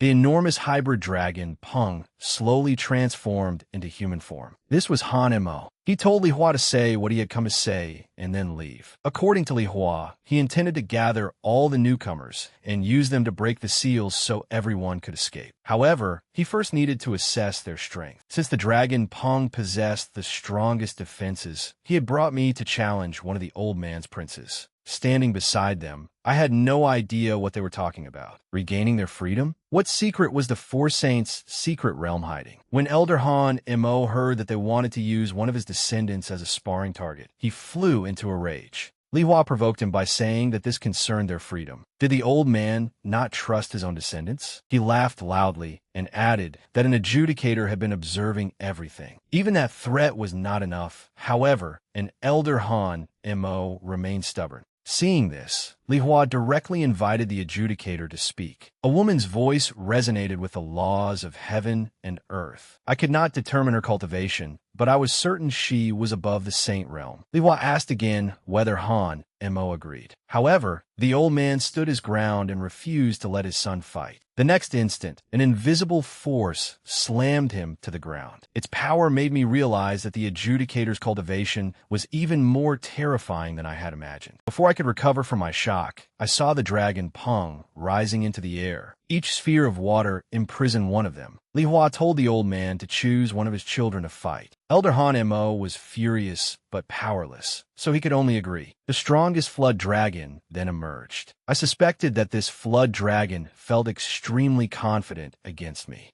The despicable demon urged me to hurry and see whether I could break through its defenses or be torn apart by its fangs. For my junior sister's sake, I unleashed my spiritual power and prepared to fight. The moment I entered a fighting stance, the flood dragon struck me with its tail. I had not expected these lumbering creatures to possess such impressive movement techniques. Even so, it was still far inferior to me. I summoned my sword intent and aimed the sharp blade at it, preparing to deliver a fatal strike. The two old monsters were both shocked that I could wield sword intent. Han Mo hurriedly shouted for his son to dodge. However, the difference in strength was too great, and the sword pierced the flood dragon's skull. Seeing his son's lifeless body lying there, Han Mo was determined to take revenge, even if the adjudicator killed him. I hurriedly stepped forward and explained that Li Hua had taken my junior sister, forcing me to act this way. The furious old man still wanted to kill me immediately. I quickly took out true dragon essence to save the creature's life. The old man was so astonished that his mouth fell open.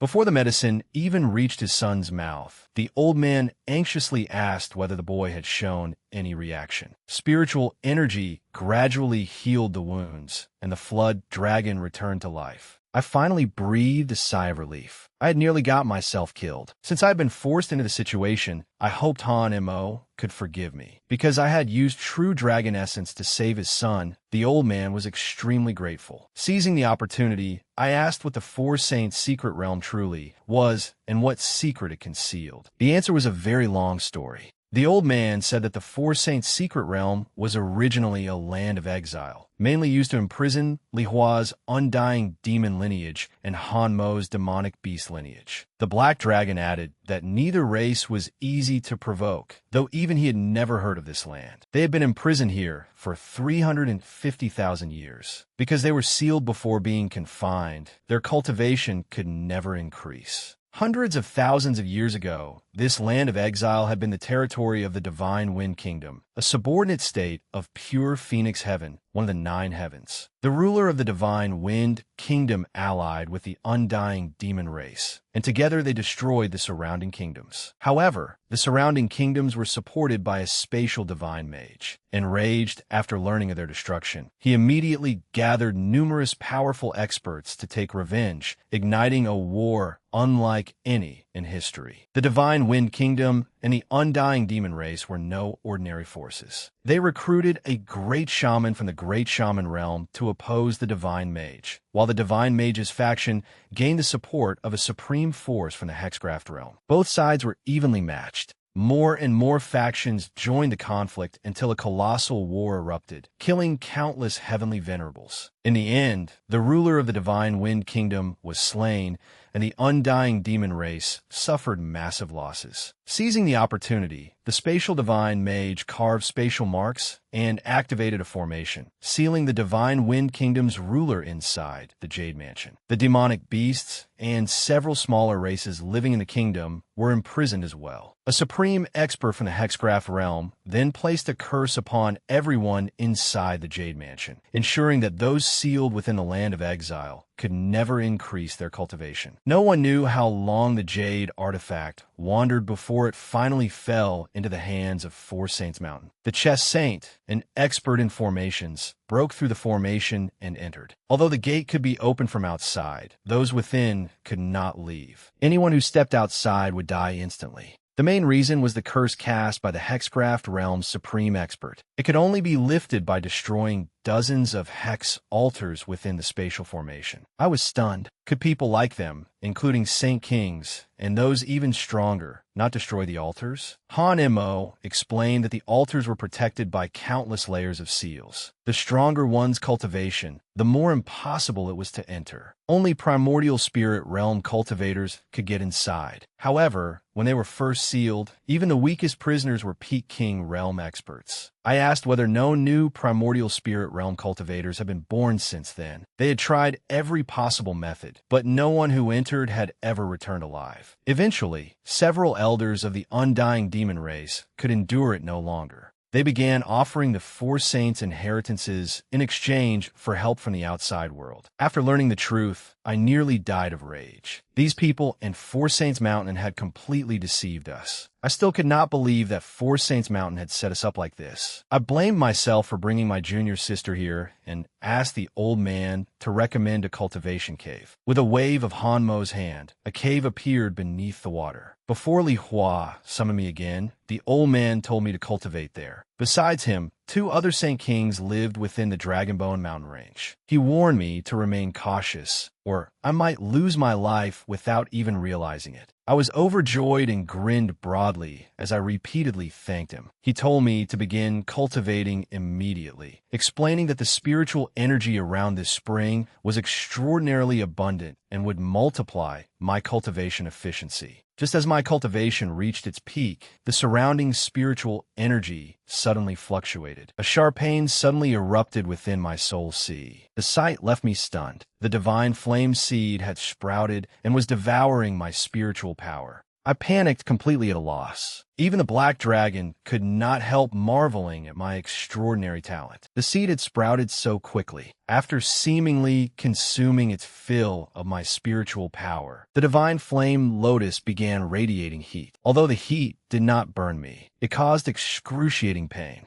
After letting out a miserable scream, I fainted and fell face first to the ground. Elder Hanmo was astonished when he saw me collapse. He wondered whether my cultivation had deviated. Before I awakened, he attempted to enter my soul sea and find a way to save me. The moment he entered, he discovered the formation imprisoning the black dragon. He marveled at my extraordinary background, but wondered why such a weak dragon would attempt to possess me. Hearing this, the black dragon furiously cursed him and declared that he was a mighty heavenly venerable. Looking upward, Hanmo saw the divine flame continuously absorbing spiritual energy. The boy had obtained a truly heaven-defying opportunity. Hanmo guessed that someone had compressed the divine flame into a seed and planted it within my soul sea, using my essence, energy, and spirit as nourishment. It had now reached the germination stage. He considered seizing the divine flame for himself, as it might help him escape this land of exile. On second thought, however, that would be too shameful. He was an old man, yet he was considering stealing from a child. It would be better to help me and form a favorable bond. Much later, I finally woke up utterly confused. My head throbbed, and my spiritual power had been completely drained. I looked like a dried fish. Turning around, I saw Elder Hanmo still waiting beside me. I asked what had happened and why I had fainted.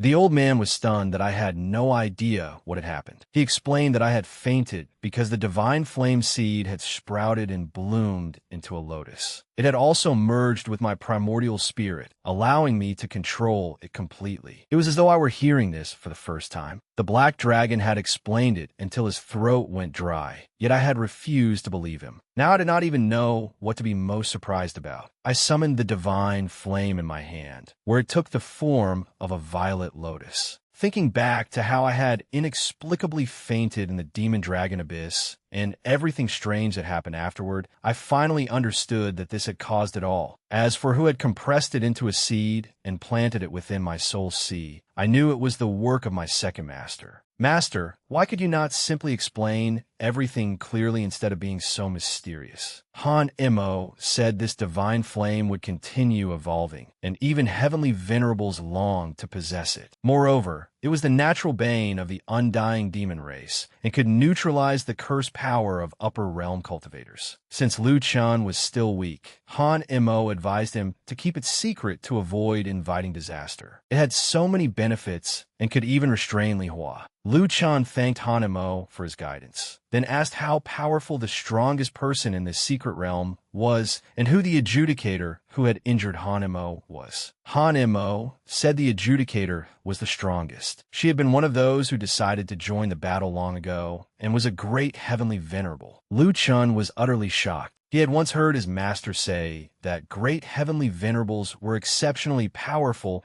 even among heavenly venerables. If the cursed altars were destroyed and this monster was released, the consequences would be unimaginable. Hanemo said his concerns were justified. If these prisoners escaped, it would be a catastrophe for the 10 domains. The undying demon race was especially bloodthirsty and would plunge all living beings into misery. However, there was no need to worry too much. Although the highest known cultivation in the 10 domains was only the Saint King realm, several great fiends and stranded heavenly venerables from the upper realm were supposedly hiding there. The Black Dragon said that it had barely managed to descend from dark heaven to the lower realm long ago. Upon hearing this, Lu Chun inwardly worried that such beings were actually hiding in the 10 domains. He wondered whether his masters could summon those great fiends to stop the impending catastrophe. His master remained fully aware of everything happening to him. She wondered what he meant by great fiends, since she herself was even stronger than the beings he was describing. Hanemo told him they could discuss this after leaving. For now, the most important thing was to make the others lower their guard, since Lu Chun possessed the divine flame. Remaining here was extremely dangerous. The two clasped hands in farewell and told each other to take care. The Black Dragon scratched its nose in confusion. Who would dare possess this brat? Such a person would suffer 8 lifetimes of misfortune. It was a mighty being close to becoming a heavenly venerable. Yet after trying to possess this boy, it had been imprisoned inside the World Seed Formation. Several old monsters were also protecting him. Just then, the jade pendant began vibrating. Hanemo said it was Li Hua's signal summoning Lu Chun. Lu Chun immediately crushed the pendant and bade the senior farewell until they met again. At the Demon Palace Square, Lu Chun could not help marveling at the magnificent complex built in this land of exile. He was also amazed to see primordial spirit realm cultivators everywhere. Everyone was delighted when Sword 3 arrived. Someone said his arrival proved he was destined to receive the Four Saints' legacy, and that the senior brother in yellow had also arrived. Lu Chun found these gloomy people ridiculous. They had said they did not want the legacy, yet they had still been forced to come. The horn-faced Dian Mingshang also appeared, which surprised him slightly. Dian Mingshang stepped forward, stopped him, and asked to speak privately. He recognized Lu Chun at a glance. Lu Chun had not expected to meet him here. The disguise art he was so proud of was completely useless against this horn-faced man. Lu Chun quietly got to the point. The Four Saints' secret realm was actually a den of powerful monsters, so Dian Mingshang should leave quickly instead of risking his life. Dian Mingshang disregarded the danger and proposed a competition to see who could destroy more altars. Lu Chun inwardly wondered where Dian Mingshang found the confidence to defeat him.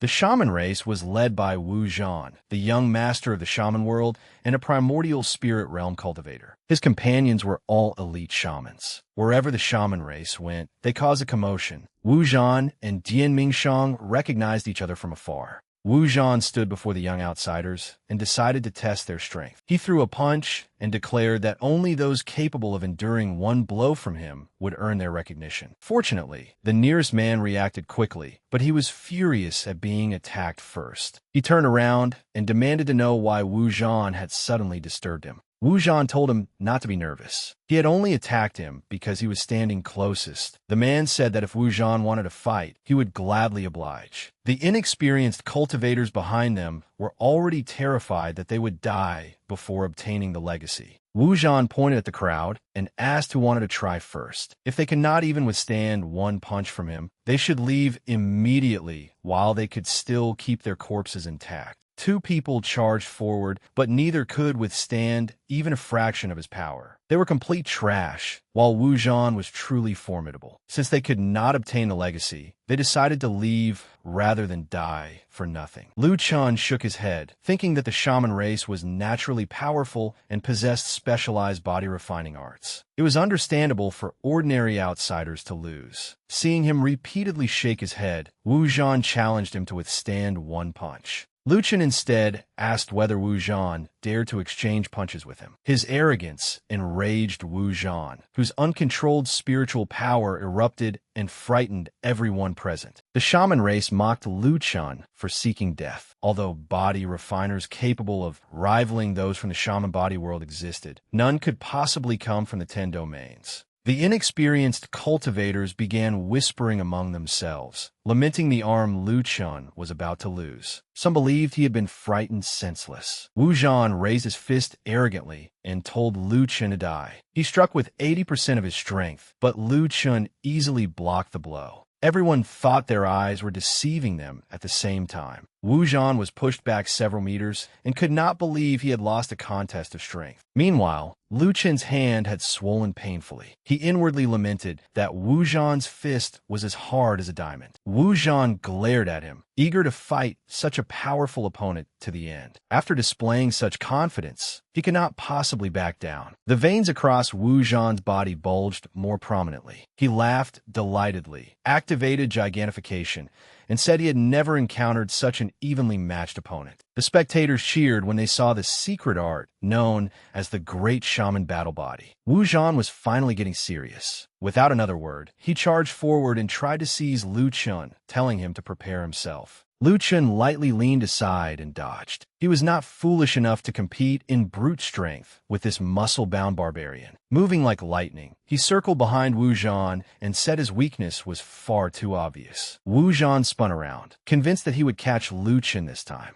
However, Lu Chun did not evade. Instead, his sword intent pierced Wu Zhan's hand and shoulder. Only then did Wu Zhan understand who was the hunter and who was the prey. He had assumed Lu Chun specialized solely in body refinement, never expecting his speed and swordsmanship to be equally formidable. Wu Zhan roared frantically, demanding to know where Lu Chun was. Standing amid the dust, Lu Chun raised his sword intent and watched the fool. Lu Chun loudly declared, "I am right here," as he assumed an attacking stance. When Lu Chun closed in, Wu Zhan's face turned purple with fear. Lu Chun struck with his sword, sending Wu Zhan flying and shattering a stone pillar. Dian Mingshang marveled at Lu Chen's astonishing progress. A divine flame, physique tempered by the divine flame, was truly extraordinary. Wu Zhan crawled out of the rubble and asked how Lu Chun had become so absurdly powerful. Lu Chun smugly replied that perhaps it was because he was more handsome.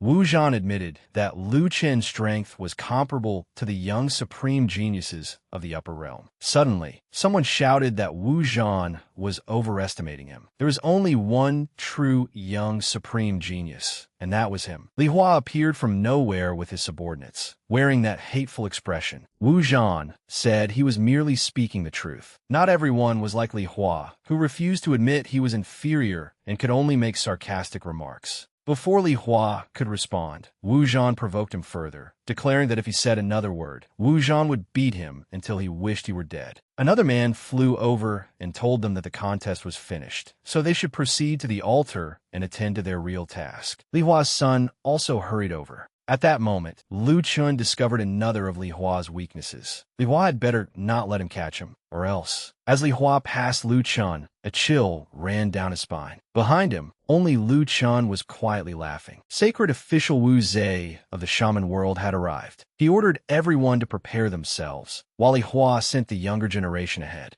The two elders clearly disliked each other and exchanged fiery glares. They opened a passage, and everyone rushed inside. One elder declared that they could only succeed this time and were not permitted to fail. They entered the sealed land, where black energy shrouded their surroundings. Aside from the gloomy forest, Lu Chun saw nothing particularly unusual. Wu Zhan quickly told him that something was wrong. This was only the outskirts of the sealed land, and the gray palace ahead was an altar. Only by destroying it could they reach the center of the seal. That was why they had recruited so many weaklings below the king realm. Wu Zhan warned everyone that the surrounding energies were curses left by the two races. Over hundreds of thousands of years, tens of thousands of elites had died attempting to destroy these palaces, yet only 22 of the 72 had been conquered. Wu Zhan was considered one of those elites. After hearing this, Lu Chun and the other two became wary of the place. Before entering the passage, Wu Zhan warned that the cursed power inside would be even stronger. The palace contained many traps and alchemical puppets comparable to King Realm cultivators. They would enter first and retreat if anything went wrong. Li Hua's son arrogantly said Wu Zhan was being overly thorough. He believed Lu Chun and the others were merely there to clear the way for him. Inside the palace, Curse power clung to everyone's bodies. Lu Chun resisted it with spiritual power, but Wu Zhan warned that doing so would only waste his strength. Lu Chun thanked him for the reminder, though this curse power was indeed formidable. They arrived at a place where 2 soldier statues guarded a formation banner. Wu Zhan said they could destroy the altar merely by pulling out the banner, but traps were hidden beneath the stone tiles everywhere.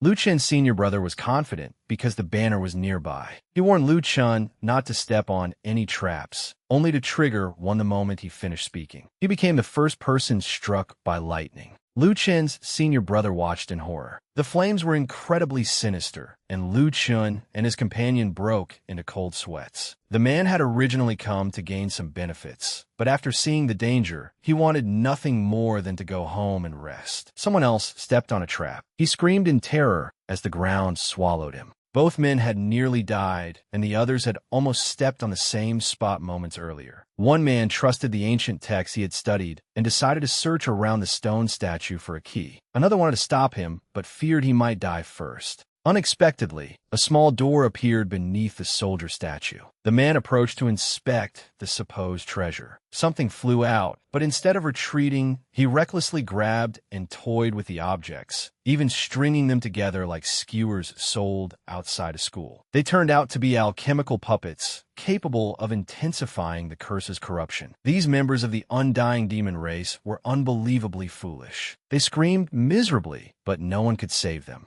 Although the puppets were small, they were extremely formidable and even harder than the weapons used by these amateurs. Lu Chun could cut them apart, but there were simply too many. They had to return the stone statue to its original position or they would all die. Lu Chun used his sword intent to push the statue back and seal the small door. The others thanked him. Seeing that their faces were as green as leaves, Lu Chun guessed the curse had taken effect. He circulated his divine flame energy to test whether it could neutralize the curse. Unexpectedly, it worked. This place was now his playground. Lu Chun turned around and told his 2 companions to leave quickly because the curse was too powerful. Dian Mingshang agreed, having already wanted to leave. However, the other reckless man still wanted to fight Lu Chun. He was completely insane. The man surnamed Li stopped everyone from leaving. He needed Lu Chun's group to help restrain the alchemical puppets. Lu Chun was so furious that his blood boiled. Lu Chun warned that if the man kept talking, he would truly kill him. Did he think Lu Chun was a slave? The man angrily threatened Lu Chun with his junior sister. On second thought, as long as Lu Chun destroyed the palace, Demon Lord Li Hua probably would not dare harm Lu Qingchen. Seeing Lu Chun remain silent, the man assumed he was afraid and ordered him to kneel and apologize. Lu Chun ignored him, turned around, and told his 2 companions to leave without paying attention to that bastard. Go, Lu Chun repeated, telling them to leave everything to him. Demon Lord Li Hua was furious at being disregarded, but he could only grit his teeth and wait. Wu Zhan laughed heartily, saying that he greatly admired Lu Chun's personality. Li Hua and his aggrieved subordinates had no choice but to follow him. Wu Zhan warned Lu Chun that Li Hua was vicious and that he needed to be careful. Lu Chun felt Wu Zhan was a worthy friend. Just then, one of the men following Li Hua triggered another trap. Flames erupted from the ground, burning the man to death in a sea of fire. That was not the end. Someone shouted for everyone to beware because the fire was spreading. 2 more people were caught by the flames erupting from beneath the floor. The flames spread extremely quickly. Lu Chun wondered whether they were stronger than the divine essence in the demonic dragon abyss. He first tried resisting them with spiritual power, but unexpectedly, the flames avoided him. Then he remembered that he possessed the divine flame. These worthless flames were nothing but distant descendants before his divine flame. Since blessings should be shared, Lu Chun called Wu Zhan over and told him to stay close for protection. Seeing that no flames erupted around Lu Chun, Wu Zhan curiously asked why. Lu Chun replied that it was because he was handsome. He then led them towards safety. Li Hua asked for his help, but Lu Chun refused, claiming there was no room left before bidding him farewell. Demon Lord Li Hua nearly went mad with rage and had no choice but to retrieve one of his treasures. Everyone expected something impressive, but Li Hua merely pulled out a blanket and wrapped it around himself to avoid the fire. He was surprisingly experienced in fire safety. After great difficulty, he finally reached the safe area near the formation core. Lu Chun said the flames were too fierce and that he lacked the strength to save anyone else. Wu Zhan agreed, claiming they had been too busy saving themselves to help the others. Now came the crucial part. Wu Zhan said that taking one more step would trigger a new danger. It could be an alchemical puppet or another cursed object. The threat changed every time, which is why they had repeatedly failed here. Despite this, he still wanted to test his luck. Wu Zhan led the way to the highest step. He remained extremely vigilant, but nothing appeared. Just as everyone thought they were fortunate, the formation core released a cloud of mist. It was extreme power. Wu Zhan shouted for everyone to retreat. Li Hua did not want to die early, so he fled first. Lu Qin remained unharmed and could only marvel at the divine flame's power. The weaklings behind him were still screaming when they turned into stone statues.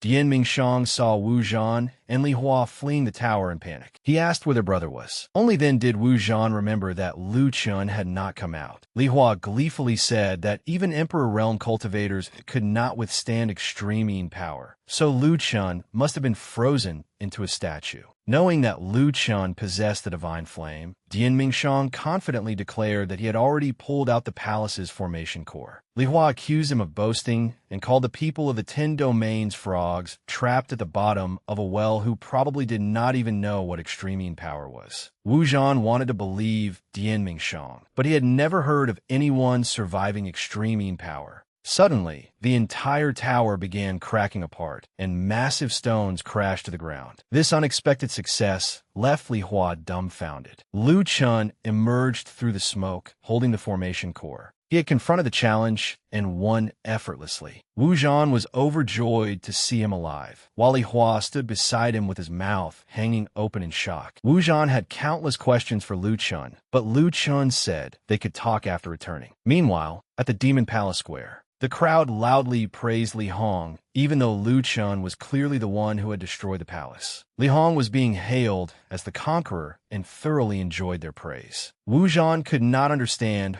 why the undying demon race was cheering when the true conqueror was standing right there. Saint King and I, an envoy of the undying demon race, asked whether Li Hua was the person who had conquered the palace. Li Hua hesitantly admitted that he was wanting to distinguish himself before a figure regarded as a model for the undying demon race. Saint King and I took out a bottle and said it was a reward bestowed by the adjudicator that could neutralize part of the curse. He added that if Li Hong conquered another tower within 6 months, the adjudicator would accept him as a disciple. Straightforward by nature, Wu Zhan immediately stepped forward and condemned Li Hua as shameless. He had not conquered the palace, yet he still dared to claim the reward. Seeing Wu Zhan glare at him, Li Hua became so frightened that he did not dare utter a word. His father, Li Hong, watched from above and had to admit that an outsider like Lu Chun was remarkably capable. However, if his son were accepted as the adjudicator's disciple, the Li family's position would become even more secure. The old man secretly transmitted a message telling Li Hua to remain calm, but Wu Zhan had nearly ruined his scheme. How could Li Hua not panic? He secretly sent Lu Qin a message, asking for his help this time and offering Lu Qin's junior sister as the reward for clearing the next palace. Lu Chun decided to cooperate for now and settle the score later. Li Hong approached Wu Zhan and greeted him, saying that everyone who participated deserved credit. Since Saint King and I had rewarded the undying demon race, he would surely reward the shaman world as well. Li Hong turned and berated Li Hua, asking whether he could possibly be any more shameless. Though furious, Li Hua stubbornly insisted that they had won because of his abilities. Li Hong then suddenly stepped forward to defend him, claiming that Li Hua deserved the credit for destroying the palace. Lu Chun quietly told Wu Zhan that he would deal with Li Hua later. Although suspicious, Wu Zhan trusted Lu Chun and could not be bothered arguing with Li Hua. Li Hua smugly assumed that Lu Chun was afraid of him and kept praising Lu Chun, unaware that his debt had already been recorded. Saint King and I gave everyone 3 months to rest before preparing to destroy the second Grey Palace. Palace. It was located near Demon Palace Square. Wu Zhan took Lu Chun to meet Wu Zhe, a saint lord of the shaman race. Wu Zhe greatly admired Lu Chun's recent achievements and specifically told him to seek his help if Li Hong caused him any trouble. Lu Chun boldly asked about his relationship with Li Hong and his son, only to learn that they were enemies as well. Wu Zhe invited Lu Chun to rest in Great Shaman City, but Lu Chun had already found somewhere to cultivate, so they agreed to meet again in 3 months. That was fine. As Wu Zhan left, he was already looking forward to seeing Lu Chun again. Now that he knew the Li family had so many enemies, Lu Chun rode away on his gourd to prepare a gift for Li Hong and his son. In Saint King Han Mo's territory, Han Mo listened to Lu Chun's account and became even more convinced that the divine flame within him was the natural nemesis of the palace's curses. Lu Chun had come for 2 reasons. First, he wanted to borrow the spiritual spring and use these 3 months to break through. Second, he wanted Han Mo to rescue his junior sister while he lured Li Hua away. Han Mo said that Lu Chun had helped him destroy the palace and escape, so there was no need to mention such a trivial favor. There was one more small matter. Lu Chun asked whether Han Mo had any memory crystals left. They were useless to Han Mo anyway, so he gave them all to Lu Chun. 3 months later, at Demon Palace Square, Wu Zhe and Li Hong once again opened the teleportation gate for everyone. Li Hong warned them that each of the 72 palaces contained different dangers, so they had to remain cautious.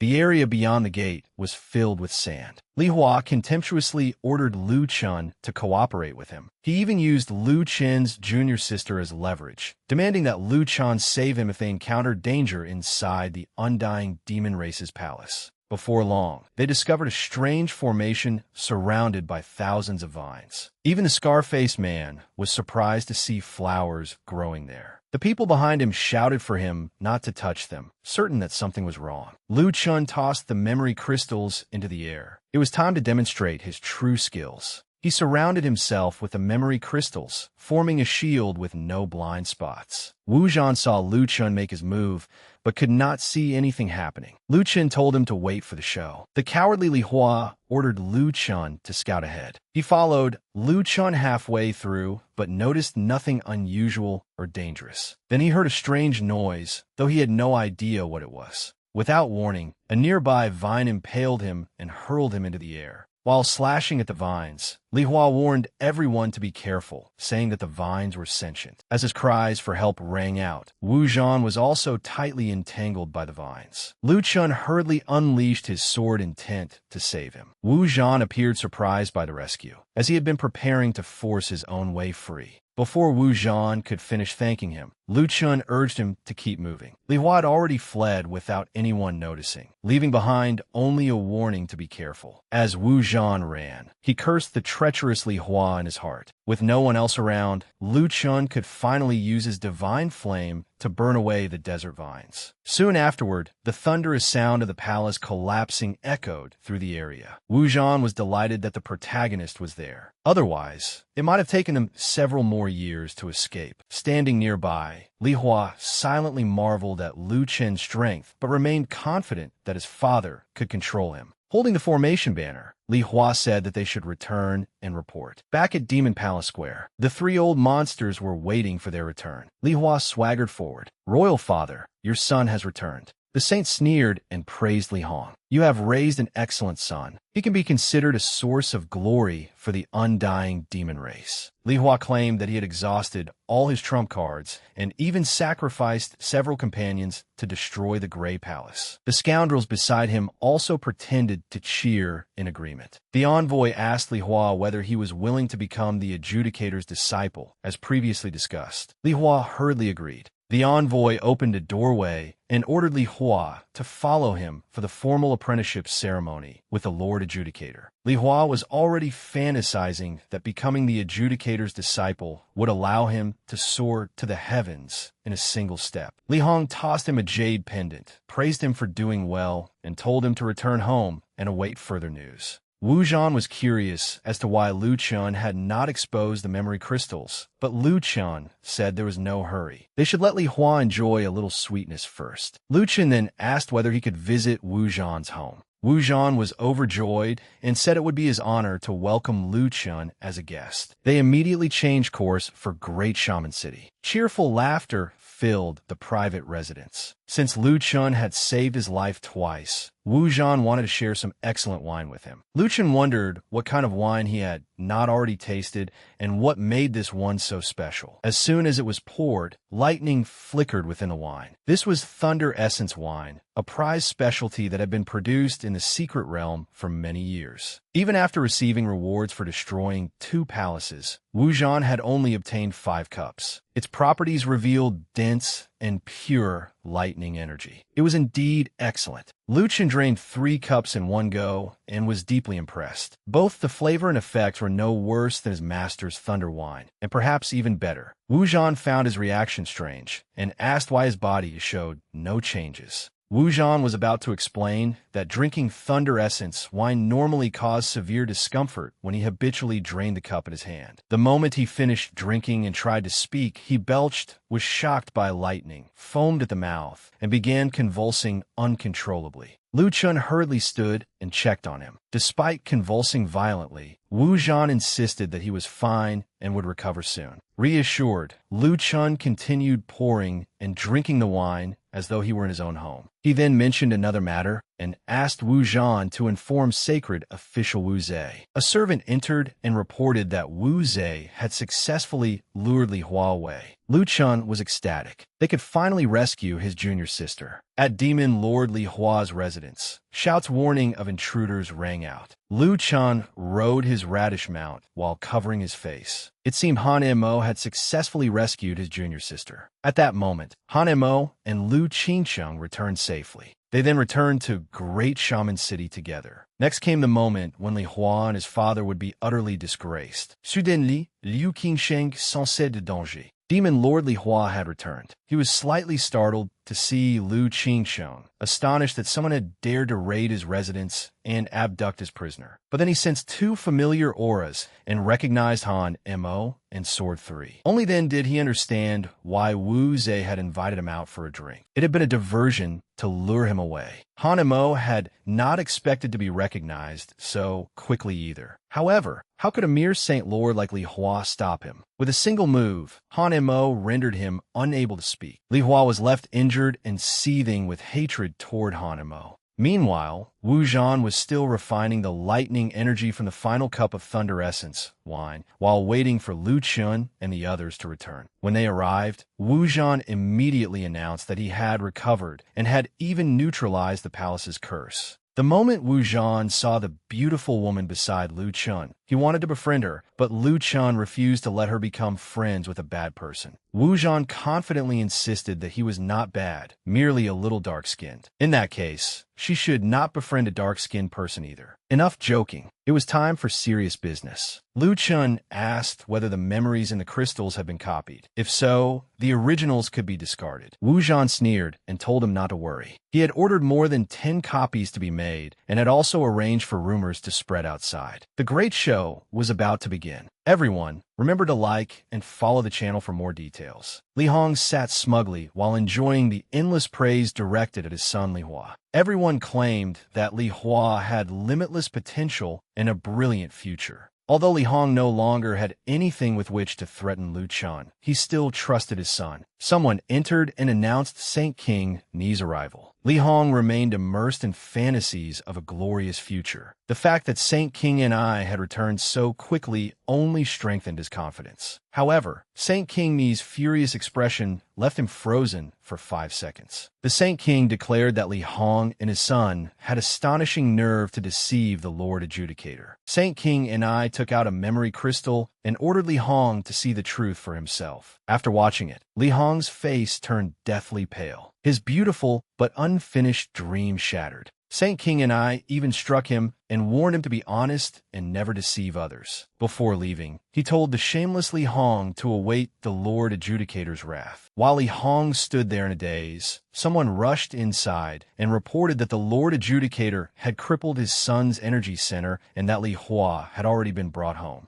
Even while lying on a stretcher, Li Hua demanded that his father take revenge and seek help from his third brother. Li Hong told him to forget it now that he had been crippled. His third brother was a genius seen only once in 300,000 years, and even Lu Qingxiang had been rescued. They could no longer control Lu Chun. They barely had enough time to flee, yet Li Hua still wanted revenge. The Li family was surely finished this time. Half a month later, a major incident occurred at Demon Palace Square. The newcomer was Saint King Wu Yi, Lord of Great Shaman City and Wu Zhan's father. Wu Zhan had often mentioned this elder, and meeting him today confirmed that he was truly an outstanding figure. Wu Yi also had to thank Sword 3 for saving his son in time. Coincidentally, Sword 3 needed his help with something. Someone approached and greeted him warmly. Saint King Wu Yi. So it is you, Saint King and I. Wu Yi had not expected Saint King and I to personally lead the group this time. It seemed the undying demon race was finally taking the matter seriously. Escaping this place was everyone's dream, so Saint King and I naturally had to take it seriously. Without wasting words, he proposed opening the passage with Wu Yi. Sword 3 stepped forward to stop them, saying that he was an outsider who had to risk his life to destroy the palace, so compensation was only reasonable. Saint King and I was stunned, but then remembered Li Hong saying that Sword 3 had single-handedly destroyed the second palace. He could not afford to offend him.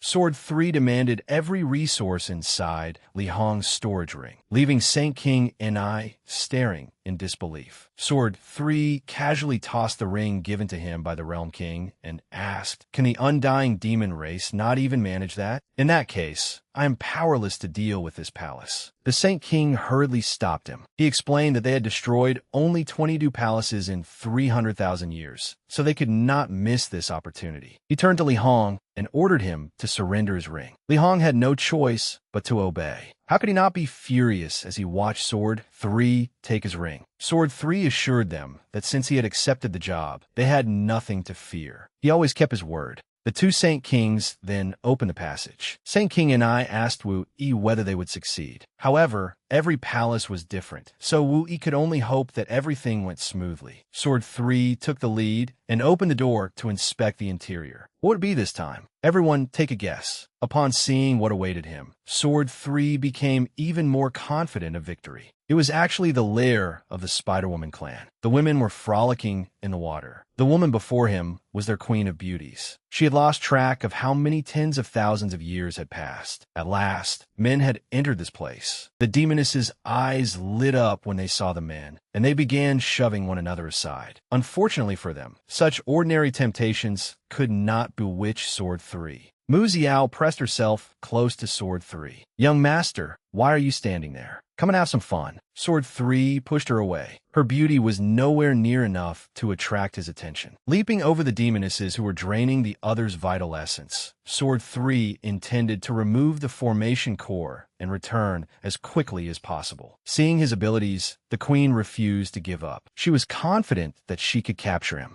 Spiritual power gathered at her fingertips. Suddenly, blood sprayed through the air. Sword 3 had directly beheaded her and even left her with one final remark. "Your beauty is far inferior to my master's." Sword 3 could not help marveling at whoever had created the altar. They had found a group of monsters uglier than dogs, transformed them into beauties, and stationed them here to guard the palace. He quickly removed the third formation plate. The two Saint Kings outside were utterly shocked. It was already over? When Sword 3 emerged, the others were still trapped in illusions. Well, Senior Saint Kings? Was the price worth it? The other party said nothing and merely excused himself. Elder Wu had already given him a like, so why had everyone else not liked the video to motivate the creator? Destroying such a magnificent palace was as easy as eating a pastry. Sword 3 also noticed the restriction on Li Hong's ring. At the hospital in Great Shaman City, he called Wu Zhan over. "Thank your father for breaking the restriction on Li Hua's ring. Let's see what is inside." Li Hua was certainly wealthy. The spirit stones alone numbered 500 billion. Wu Zhan said there was no need to be polite. Lu Chun had returned Wu Zei's ring without accepting any payment from the shaman race, and had charged only the undying demon race. So naturally the shaman race would fully cooperate with him. That was how friends should treat each other. Lu Chun asked Wu Zhan what another item was. Wu Zhan explained that they were spirit crystals crystals and that it was normal for Lu Chun not to recognize them. They were common currency in the upper realm and were also excellent cultivation aids. One spirit crystal was worth 100,000 spirit stones, and there were 100,000 spirit crystals in the ring. That meant Lu Chun now possessed the equivalent of 1 trillion spirit stones. There are also 3 weapons. Lu Chun would give the saber to Han Mo, the bracelet to his junior sister, and the remaining weapon to his brother Wu Zhan. Thank you, elder brother. Lu Qingcheng thought that following Lu Chun was wonderful. She was constantly receiving sacred artifact from him. Now that he had so many spirit crystals, Lu Chun planned to cultivate for 2 months before destroying another palace. 2 months later, at Demon Palace Square, both factions gathered and prepared to accompany him. Lu Chun said to Saint King and I, "The Wu family has already paid their compensation this time. I assume the undying demon race will not allow itself to be outdone." Saint King and I hesitated before saying, "Whatever the Wu family gave you, we will give you the same." Just as Lu Chun had expected, it was nothing much, only 200 portions of Thunder Essence. Saint King and I was shocked. "What? They gave you that much? I do not believe it." Lu Chun presented a ring. "Then please inspect it with your spiritual sense and see whether I am telling the truth." Sure enough, there was a bottle filled with Thunder Essence, not to mention the sacred artifacts beside it. The Wu family was truly generous. Saint King and I regretfully prepared to decline because the undying demon race could not match such an offer. "Senior, do not leave yet. That was a package price." Saint King and I stopped and turned around. "What kind of package?" Lu Chun explained that there were 3 more palaces near Great Shaman City and Demon City. The price he had just quoted was the total compensation for all 3 palaces. Was that not perfectly reasonable? Saint King and I still felt as though Lu Chun was setting a trap. Lu Chun acted as though he did not care who paid him and promised that they only needed to provide the payment. They would not even have to send anyone inside, as he would destroy the palaces alone. He made himself sound remarkably conscientious. Saint King and I could not make the decision himself, so he asked Lu Chun to wait while he contacted the Lord Adjudicator. At the Adjudicator's residence within the Demon Palace, the female adjudicator of the undying demon race found the matter amusing. An outsider brat had repeatedly toyed with the undying demon race. She took out a ring and summoned someone. A maidservant appeared before her. "What are your orders, Lord Adjudicator?" The adjudicator said, "Give this ring to Saint King and I." The maidservant accepted the ring and departed. Back at Demon Palace Square, Saint King and I produced the ring and agreed to the deal. Lu Chun chuckled. "Good. Since everyone is being so generous, I will begin working." Standing before the entrance, Lu Chun said to the 2 Saint Kings, "You 2 should wait here obediently for my victorious return." Saint King and I acknowledged that Sword 3 was their hope of escaping, though he hoped the young man was not recklessly seeking death. Wu Zhe cheerfully said, "I do not think Lu Chun is a reckless fool. He will certainly succeed." Half an incense stick later, a palace collapsed. Even though the 2 elders had prepared themselves, the speed at which he destroyed it still left them shocked.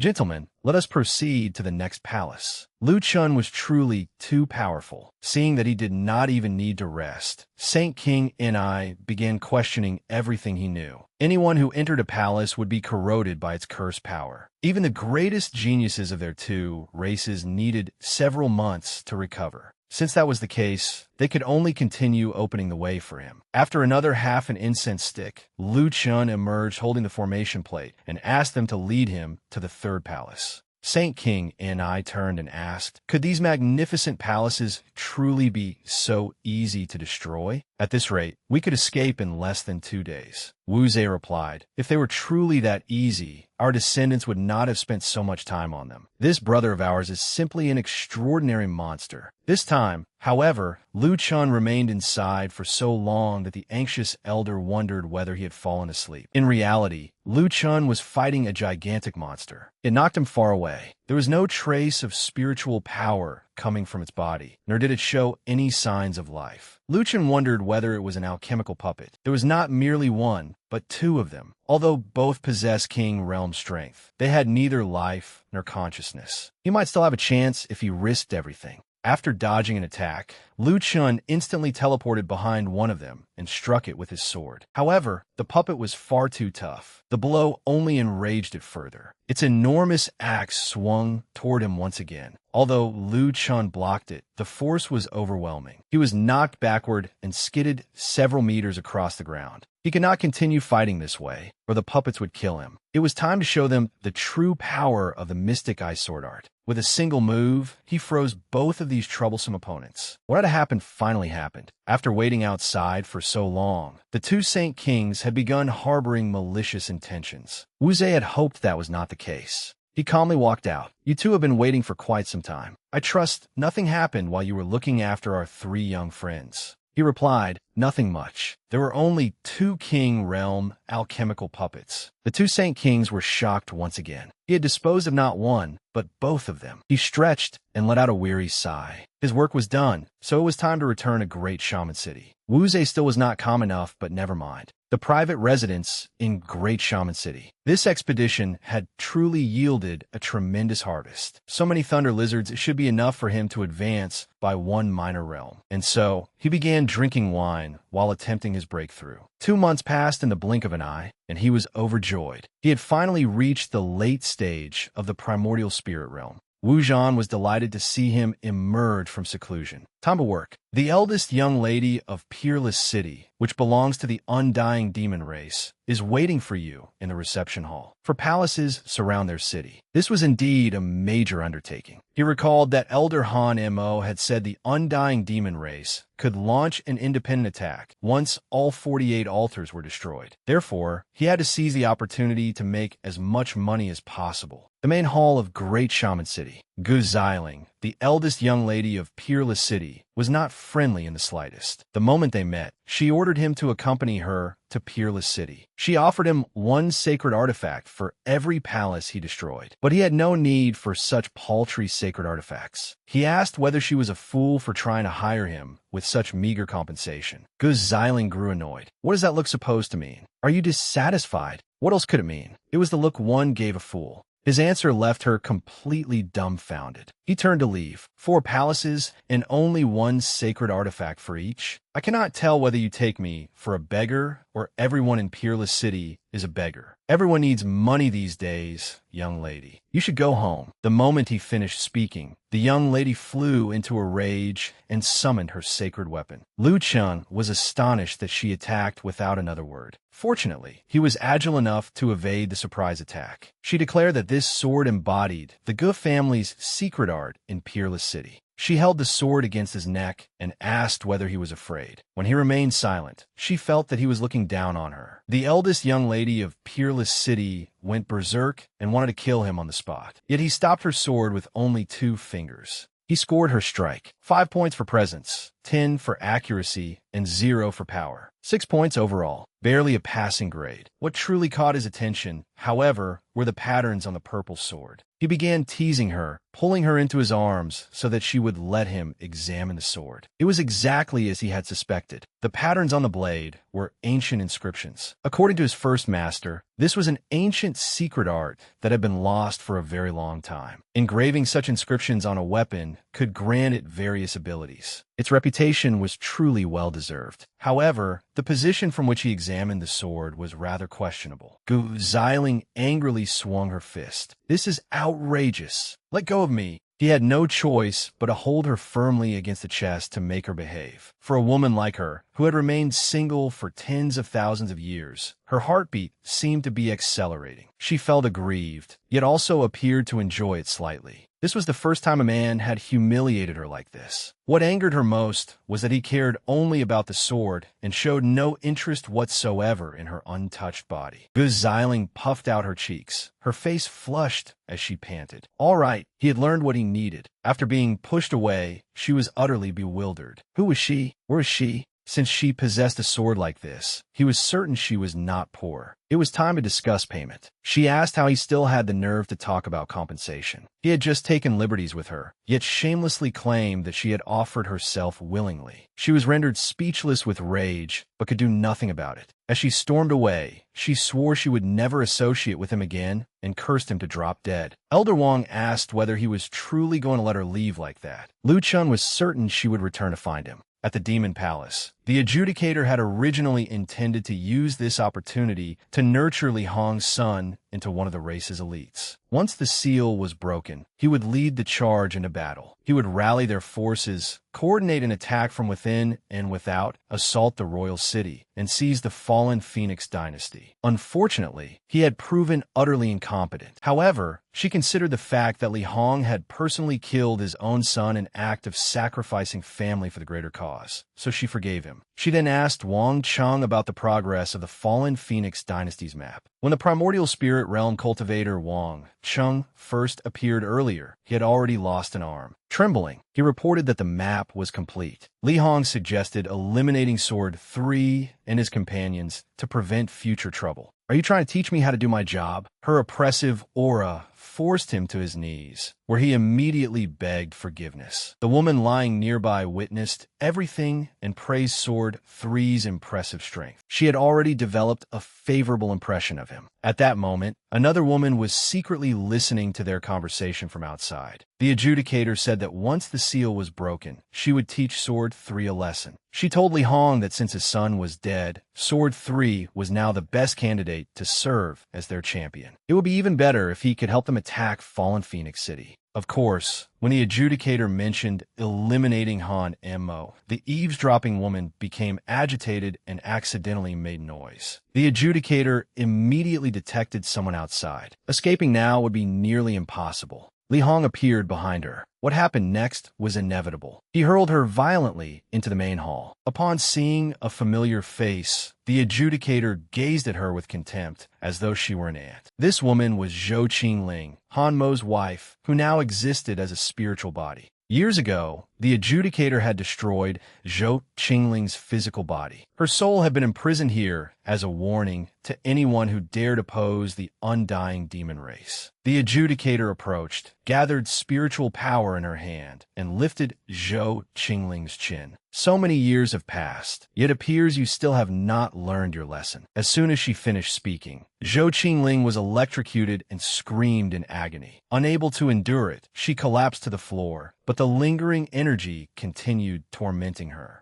The adjudicator ordered her imprisoned in the soul-destroying tower and left her soul to be annihilated. They had originally kept her alive only as a warning to the world and to Han Mo. Now that the seal was about to be broken, she was no longer of any use to them. Barely clinging to life, she continued calling Han Mo's name. At that moment, she released a wisp of her soul to seek help from her husband. Even the two old men standing beside her failed to notice it. The wisp drifted away in search of Han Mo. While Lu Chan was speaking with a junior sister, Wu Zhe suddenly rushed in and announced that something serious had happened. He said that while he had been talking to Han Mo in the forest, a wisp of blue smoke had suddenly flown over. The moment the old man saw it, he went mad and began waving his arms frantically. A while later, he became as motionless as a stone and refused to answer any questions. Wu Zhe had no choice but to return and seek everyone's help. At that moment, two streams of tears ran down Han Mo's face as he called out the affectionate name.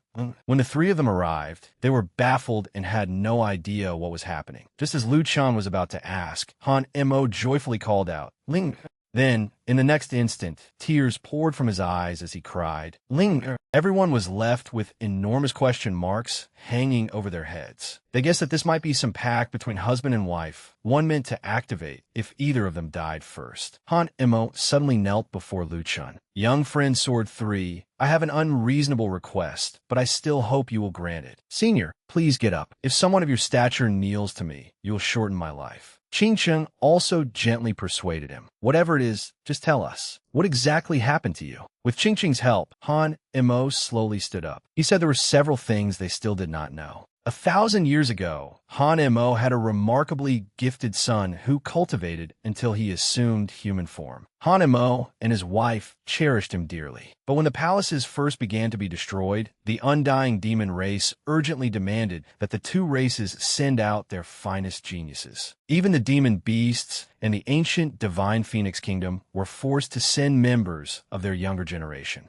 Their son had no choice but to go, and he ultimately died inside one of the palaces. Unable to withstand the shock, Hanmo's wife charged into the undying demon race's main hall, intending to fight them to the death. The result was obvious. The adjudicator did not kill Hanmo's wife. Instead, she imprisoned her primordial spirit inside the demon palace to deter Han Mo from seeking revenge. Husband and wife had been separated for 1,000 years. Then, moments ago, a fragment of her remaining soul somehow reached him and warned him that she was about to be imprisoned in the soul-destroying tower. Hearing this, Qingqing became curious about that place. Invincible explained that the soul-destroying tower was where the undying demon race imprisoned its most dangerous criminals. Anyone confined there for less than half a month would have both body and soul devoured by the demonic tower. Hanmo's wife was a pure spiritual body without physical flesh, so she would likely be consumed even faster. In only a few days, she would probably vanish completely. After hearing this, Mina gained a rough understanding of the situation. Rubbing his chin, he said that the entire matter seemed extremely suspicious and might be a trap. He asked Han Mo whether his wife had left any clues. After thinking for a moment, Han Mo said that before she disappeared, she had left behind a few words warning everyone that disaster was about to befall the fallen Phoenix capital. Qingqiang realized that this was the location of the teleportation point they had used to travel from the desolate domain to the Azure domain. Han Mo explained that the fallen Phoenix capital contained teleportation points leading to the various domains. From this, Mina surmised that she might have been warning them that the undying demon race intended to seize the fallen Phoenix capital. Old Invincible still believed it was a trap meant to wipe out their entire group. Lu Chen disagreed. First, their survival was not important enough to affect the enemy's plans. Second, the enemy had no need to use such vital information merely to lure them out. In other words, Hanmo's wife had told the truth. Judging by the situation, that seemed likely. Furthermore, once the seal was broken, the undying demon race was probably preparing to attack the fallen Phoenix capital. Qingqing did not know what they should do.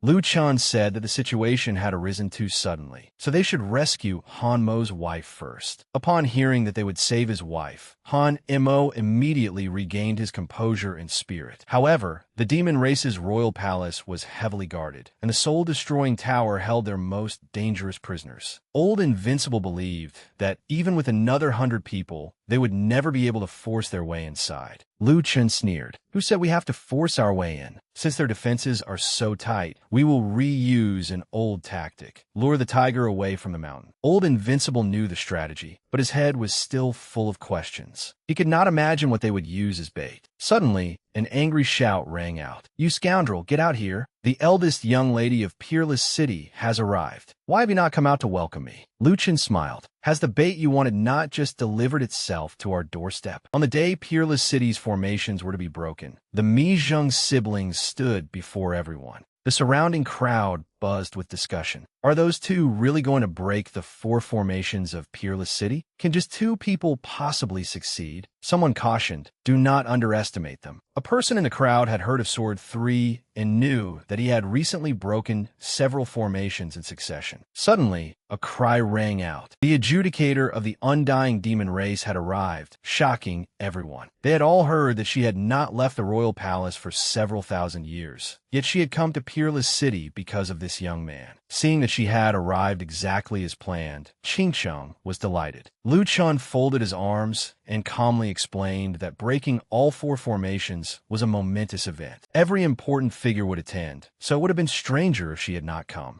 He turned and asked whether everyone was in position, then ordered them to prepare for action. Old Invincible had reached the banquet hall. Lu Chen instructed him to report immediately if the adjudicator made any unusual moves. Hanemo was also ready. He saw that nearly all the guards had gone to Peerless City, so sneaking inside should not be a problem. Once the door opened, he signaled the others to act. Moments later, Han Mo leaped to the prison entrance. The 2 guards were so terrified at the sight of him that they could not speak. Soon, cries for help echoed everywhere. Seated elsewhere, Li Hong sensed the familiar aura and immediately realized who had arrived. He promptly sent the adjudicator a voice transmission informing her about Han and Mo. She laughed gleefully. "You are still far too naive, my old friend. You are to become my pet one day, so I cannot allow you to behave like this." With that, she released a portion of her power. It passed through the person beside her and flew away. After receiving that power, Li Hong went berserk. She ordered him to stop Han Mo and commanded Wang Chung to return as reinforcements. Like two rabid dogs, their eyes turned blood red, and they obeyed her every command. Invincible immediately noticed that something was wrong. In an instant, he realized that his opponent's strength had risen far beyond its previous level. Elder Wu guessed that Han Mo had been discovered. They could not allow Wang Chung to return. The moment Wang Chung reached the door, someone called out and stopped him. Invincible said, "Peerless City went to great lengths to invite us here to break its formations. Is it not rather disrespectful for you to leave now?" Wang Chung turned around with a cold laugh. "So, there's another one here." He charged forward, intending to kill Invincible before returning to deal with Han Mo. "Try it if you think you can." The scene shifted to the enormous forest where the senior brother and junior sister were located. Every plant there was abnormally huge. Liu Chan believed this was connected to the four palaces. The four formations appeared to correspond to the four basic elements of metal, wood, water, and fire, with earth positioned at the center. Wood generated fire, fire generated earth, earth generated metal, metal generated water, and water generated wood. This cycle caused spiritual energy to gather and produce abnormally rich nourishment, creating this strange environment. Liu Chan said that such an unusual structure was precisely what made the formation so difficult to break. Those who had entered before them had probably become trapped in an endless cycle of destruction and restoration until they died of exhaustion. Did that mean these four formations were truly impossible to break? As he spoke, he suddenly sensed someone approaching. His hand reacted faster than his mind, reaching out and grabbing the newcomer. But this familiar sensation, could it be? The princess of Peerless City appeared and immediately began hurling insults. "Scoundrel! Shameless! Vulgar! Pervert! Lecher! You groped me again! Let go of me!" He was equally astonished, wondering how she had gotten here only to be groped again. She said that as the future lord of Peerless City, she could not remain passive while the formations were being broken. Anyone who thought otherwise had something wrong with their head. Liu Chun had no desire to listen. He quickly pulled his junior sister away, but Gu Xiling blocked their path. He turned around. "Second young lady, you cannot even defeat me, yet you still want to break the seal? Are you that eager to get yourself killed? Well, we cannot get out anyway." She stubbornly insisted on accompanying him. If she followed him, he would not receive his reward after they escaped. For the sake of money, he reluctantly agreed. However, he warned her in advance that if she became a burden, he would not save her even if she encountered danger. Without another word, she set off, leaving the senior brother and junior sister behind. Even she felt somewhat frightened. At that moment, dense fog blanketed the forest. Chewing on a large piece of meat, Liu Chan remarked that this truly was a place where the elements converged. Even the animals were abnormally plump. The eldest young lady merely stood to one side and watched them eat a pig larger than a person. Liu Chun even brazenly fed his junior sister in front of her. The sight left Gu Xiling choking with anger. At some point, she drew her sword. Unable to endure it any longer, she slashed his roasted pig to pieces. She then grabbed him by the collar and scolded him. He was supposed to be breaking the formations, yet all he did was nap and eat. He kept wasting time, making it obvious that he had no intention of breaking them. Liu Chun seized her wrist. "Are you trying to teach me how to do my job?"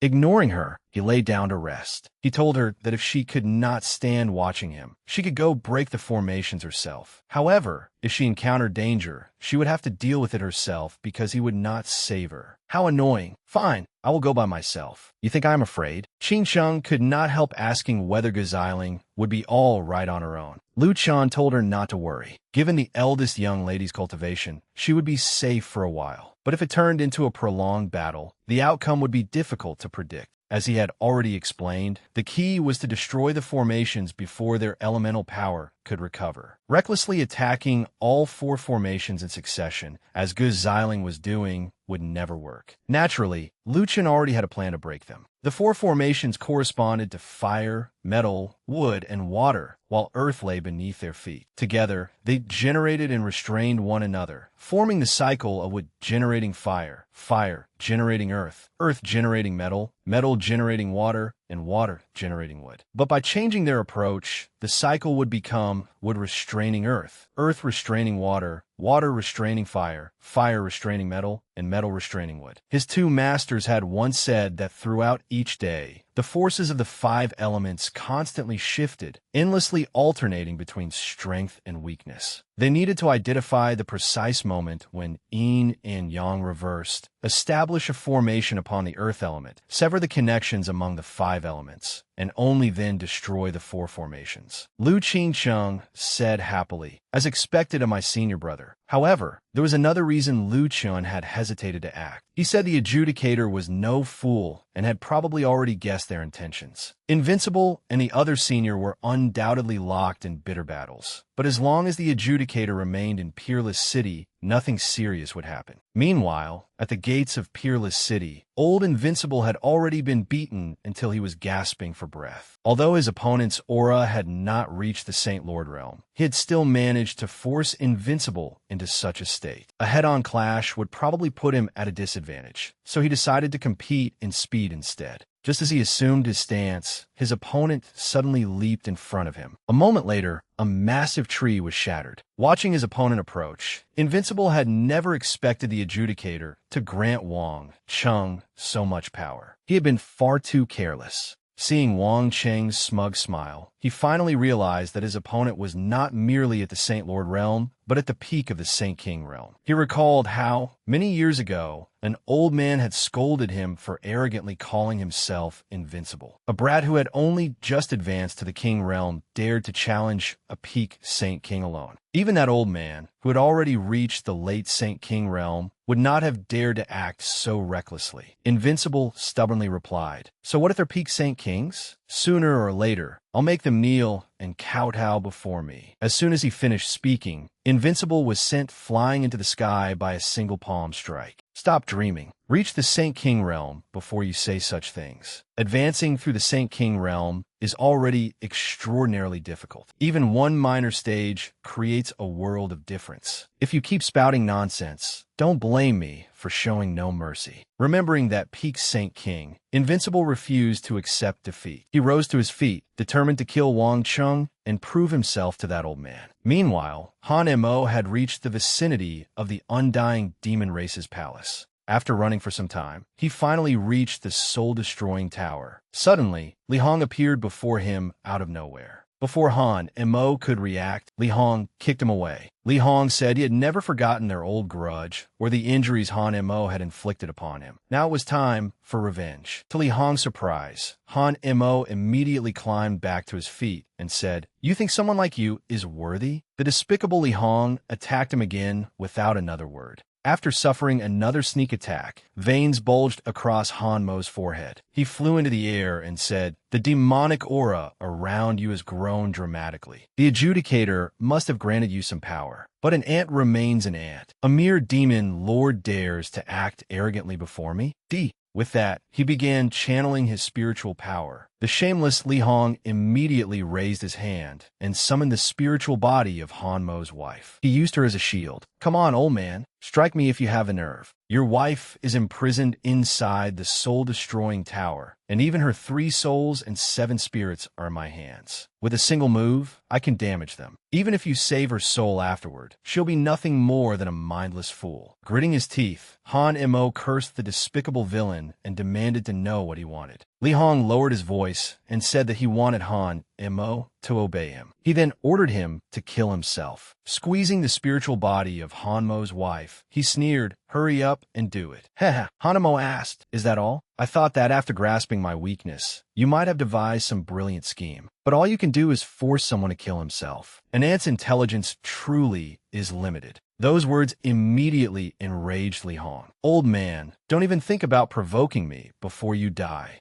He was not foolish enough to fall for Han Mo's provocation. Holding her soul hostage, he again ordered Han Mo to kill himself. Provoking you? I'm only warning you. Li Hong immediately froze, his mind filled with confusion. Han Mo suddenly pulled something detestable out of the ground. It was none other than Li Hua, who had previously died. Han Mo grabbed him by the head and raised him before Li Hong. That day, while scouting near the rear gate of the undying royal city, Han Mo had happened to encounter 5 squads carrying Li Hong's son out of the palace. Li Hong had assumed that after the corpse was buried for some time, its soul would naturally disappear. However, Lu Chen had guessed that Li Hong would use Qing Ling to threaten Han Mo, so he had told Han Mo to fight fire with fire by using Li Hong's son's soul against him. His prediction had been correct. From Li Hong's earlier reaction, Han Mo had also realized that Li Hong himself had killed his son. Even a vicious tiger won't devour its own cub, yet you killed your own son. You truly are worthless. As expected, the insult enraged Li Hong. He charged forward and roared, "Enough! How could you possibly understand my thoughts? Han Mo, you old bastard, I'll fight you to the death." Han Mo suddenly leaped into the air, leaving Li Hua's image behind as it gradually reverted to its true form. Only then did Li Hong realize that it was not his son's corpse.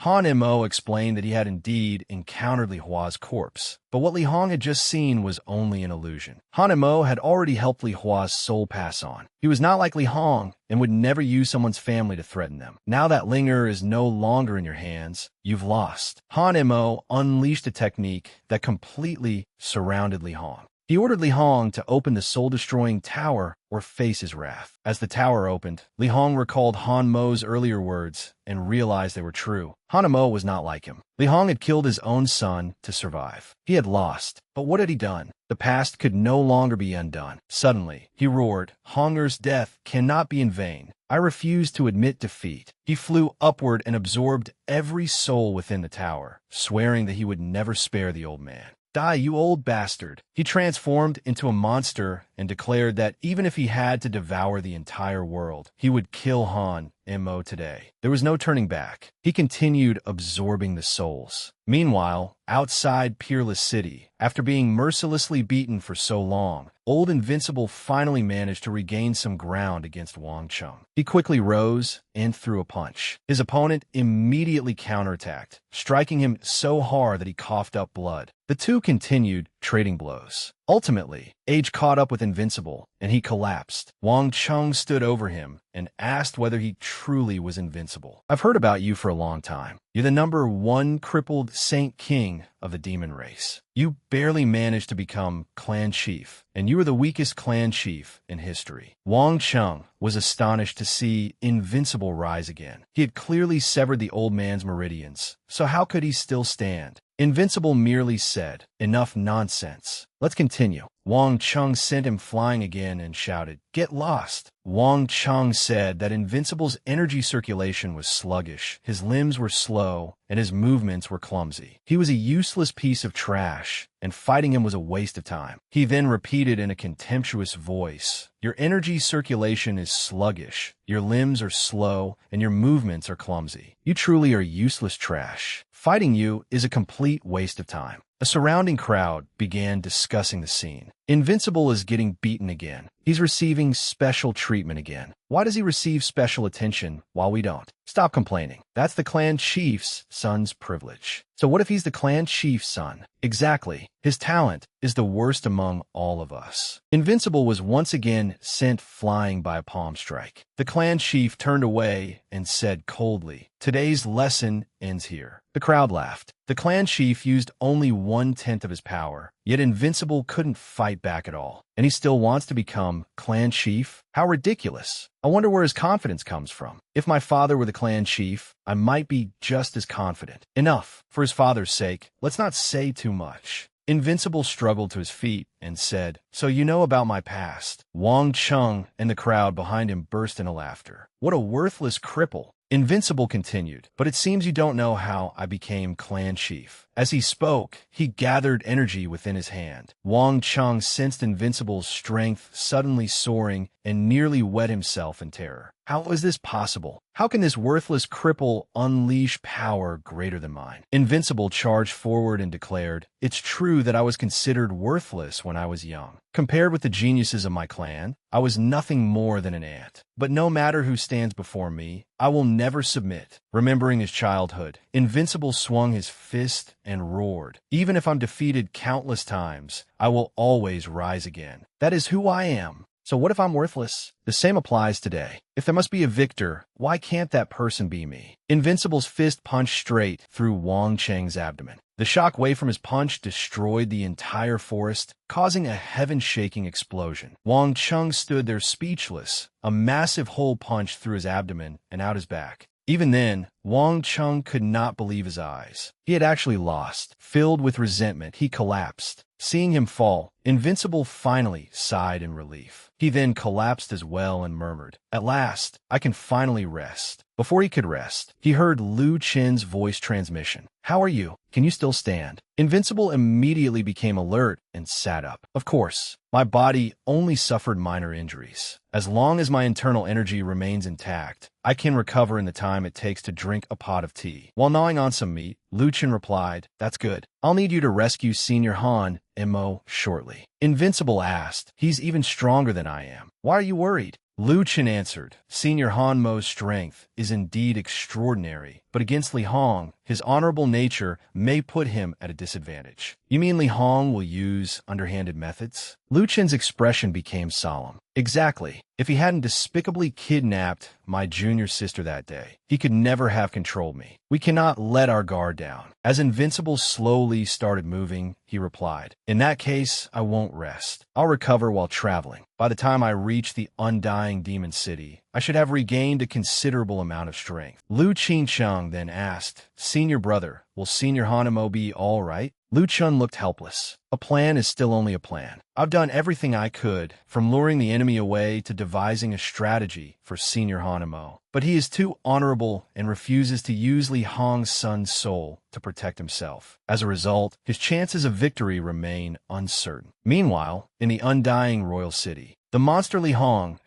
was still opening its mouth and sucking in everything around it. "Give up, old bastard. Your last flame of hope has already been extinguished." Seeing Zhou Qingling's soul about to be drawn in, he laughed triumphantly. "Han mu panik don kreit, kingar." Without the slightest hesitation, the old man rushed forward and embraced her soul. Both of them were about to be swallowed by the monster. "How naive. You actually try to save her. Since you both want to die so badly, I'll send you to the underworld together." Han Mo could do nothing but wait helplessly for the monster to swallow him. Just then, Invincible arrived and roared, "Beast, shut your mouth." He delivered a kick that caved in the monster's mouth. Seizing the opportunity, Han Mo drew Zhou Qingling into his ring. Upon seeing Invincible, Han Mo asked, "Why are you here?" Furious after being kicked, the monster glared at Invincible. Invincible stepped forward to support Han Mo and explained, "Young Sword 3 guessed that you wouldn't use his method against this villain, so he sent me to save you." Han Mo replied, "I was wrong. Had I used his method, I would never have ended up in such danger." Invincible suddenly pointed at the monster and said, "Enough talk. Let's kill this giant first. It looks like he can't hold on much longer. We'll attack together." Enraged, the monster stuck out its tongue and said, "Who are you saying can't hold on much longer?" With that, he opened his mouth and expelled all the souls he had previously absorbed before transforming back into human form. Invincible laughed loudly. "You're already on the verge of death, yet you're still talking tough." Li Hong's eyes darted around as he smiled eerily. "Is that so? Then look around you." Only then did the two men realize that a horde of souls had surrounded them. The souls stared at them as if they were priceless treasures and shrieked, "The scent of the living. It smells wonderful." Seeing them surrounded, Li Hong said smugly, "These are all souls from the soul-destroying tower, and every one of them has endured torture. Most of their 3 souls and 7 spirits are incomplete. When they encounter complete souls like yours, they desperately want to devour you and restore themselves." Li Hong licked his lips triumphantly. "In the end, I'm still the winner."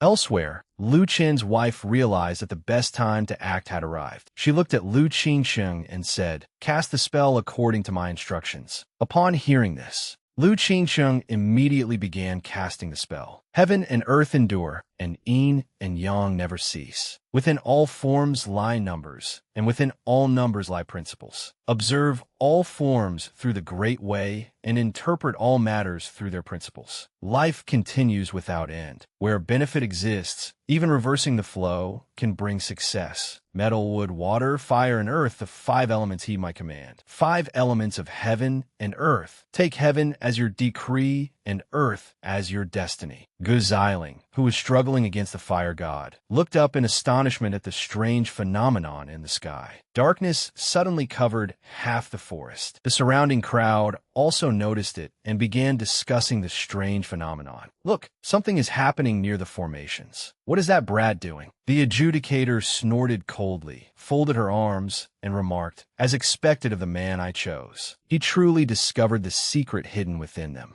She turned and ordered her subordinates, hurry and proceed according to the plan. After issuing her orders, she looked up at the strange phenomenon and murmured, fortunately, I have you. My plan is nearly complete. Once I regain my freedom, you must shower me with love. On the other side of the battlefield, Lu Chan sat at the center of the formation with his hands clasped, invoking the heaven and earth formation. The 4 formations were immediately brought under its control. Their power gradually weakened, seemingly drawn into the void by the strange phenomenon. Gu Xiling stood amid the sea of flames and sensed the fire around her gradually dissipating. She wondered whether that brat was helping her, then snorted. At least you're finally being useful. You know what's good for you. As soon as she finished speaking, Gu Xiling charged toward the weakened fire god. Her murderous aura nearly scared it out of its wits. She immediately unleashed the peerless slash and cleanly eliminated it, cutting the pitiful fire god in half with a single strike. Gu Xiling then smiled. Hee, that makes 38 times I've broken this formation. Hopefully, now that the brat has intervened, there won't be a 39th. She noticed that the wood and metal formations had also been broken and guessed the brat and his junior sister must have done that. In that case, the water formation is mine. I need to hurry over there. Gu Xiling rushed off without noticing that the fire god was still alive. It immediately burrowed underground and hid, waiting for someone to add more fuel so it could blaze even more fiercely before taking revenge. Even if it had to wait 15 years, it would not be too late. Meanwhile,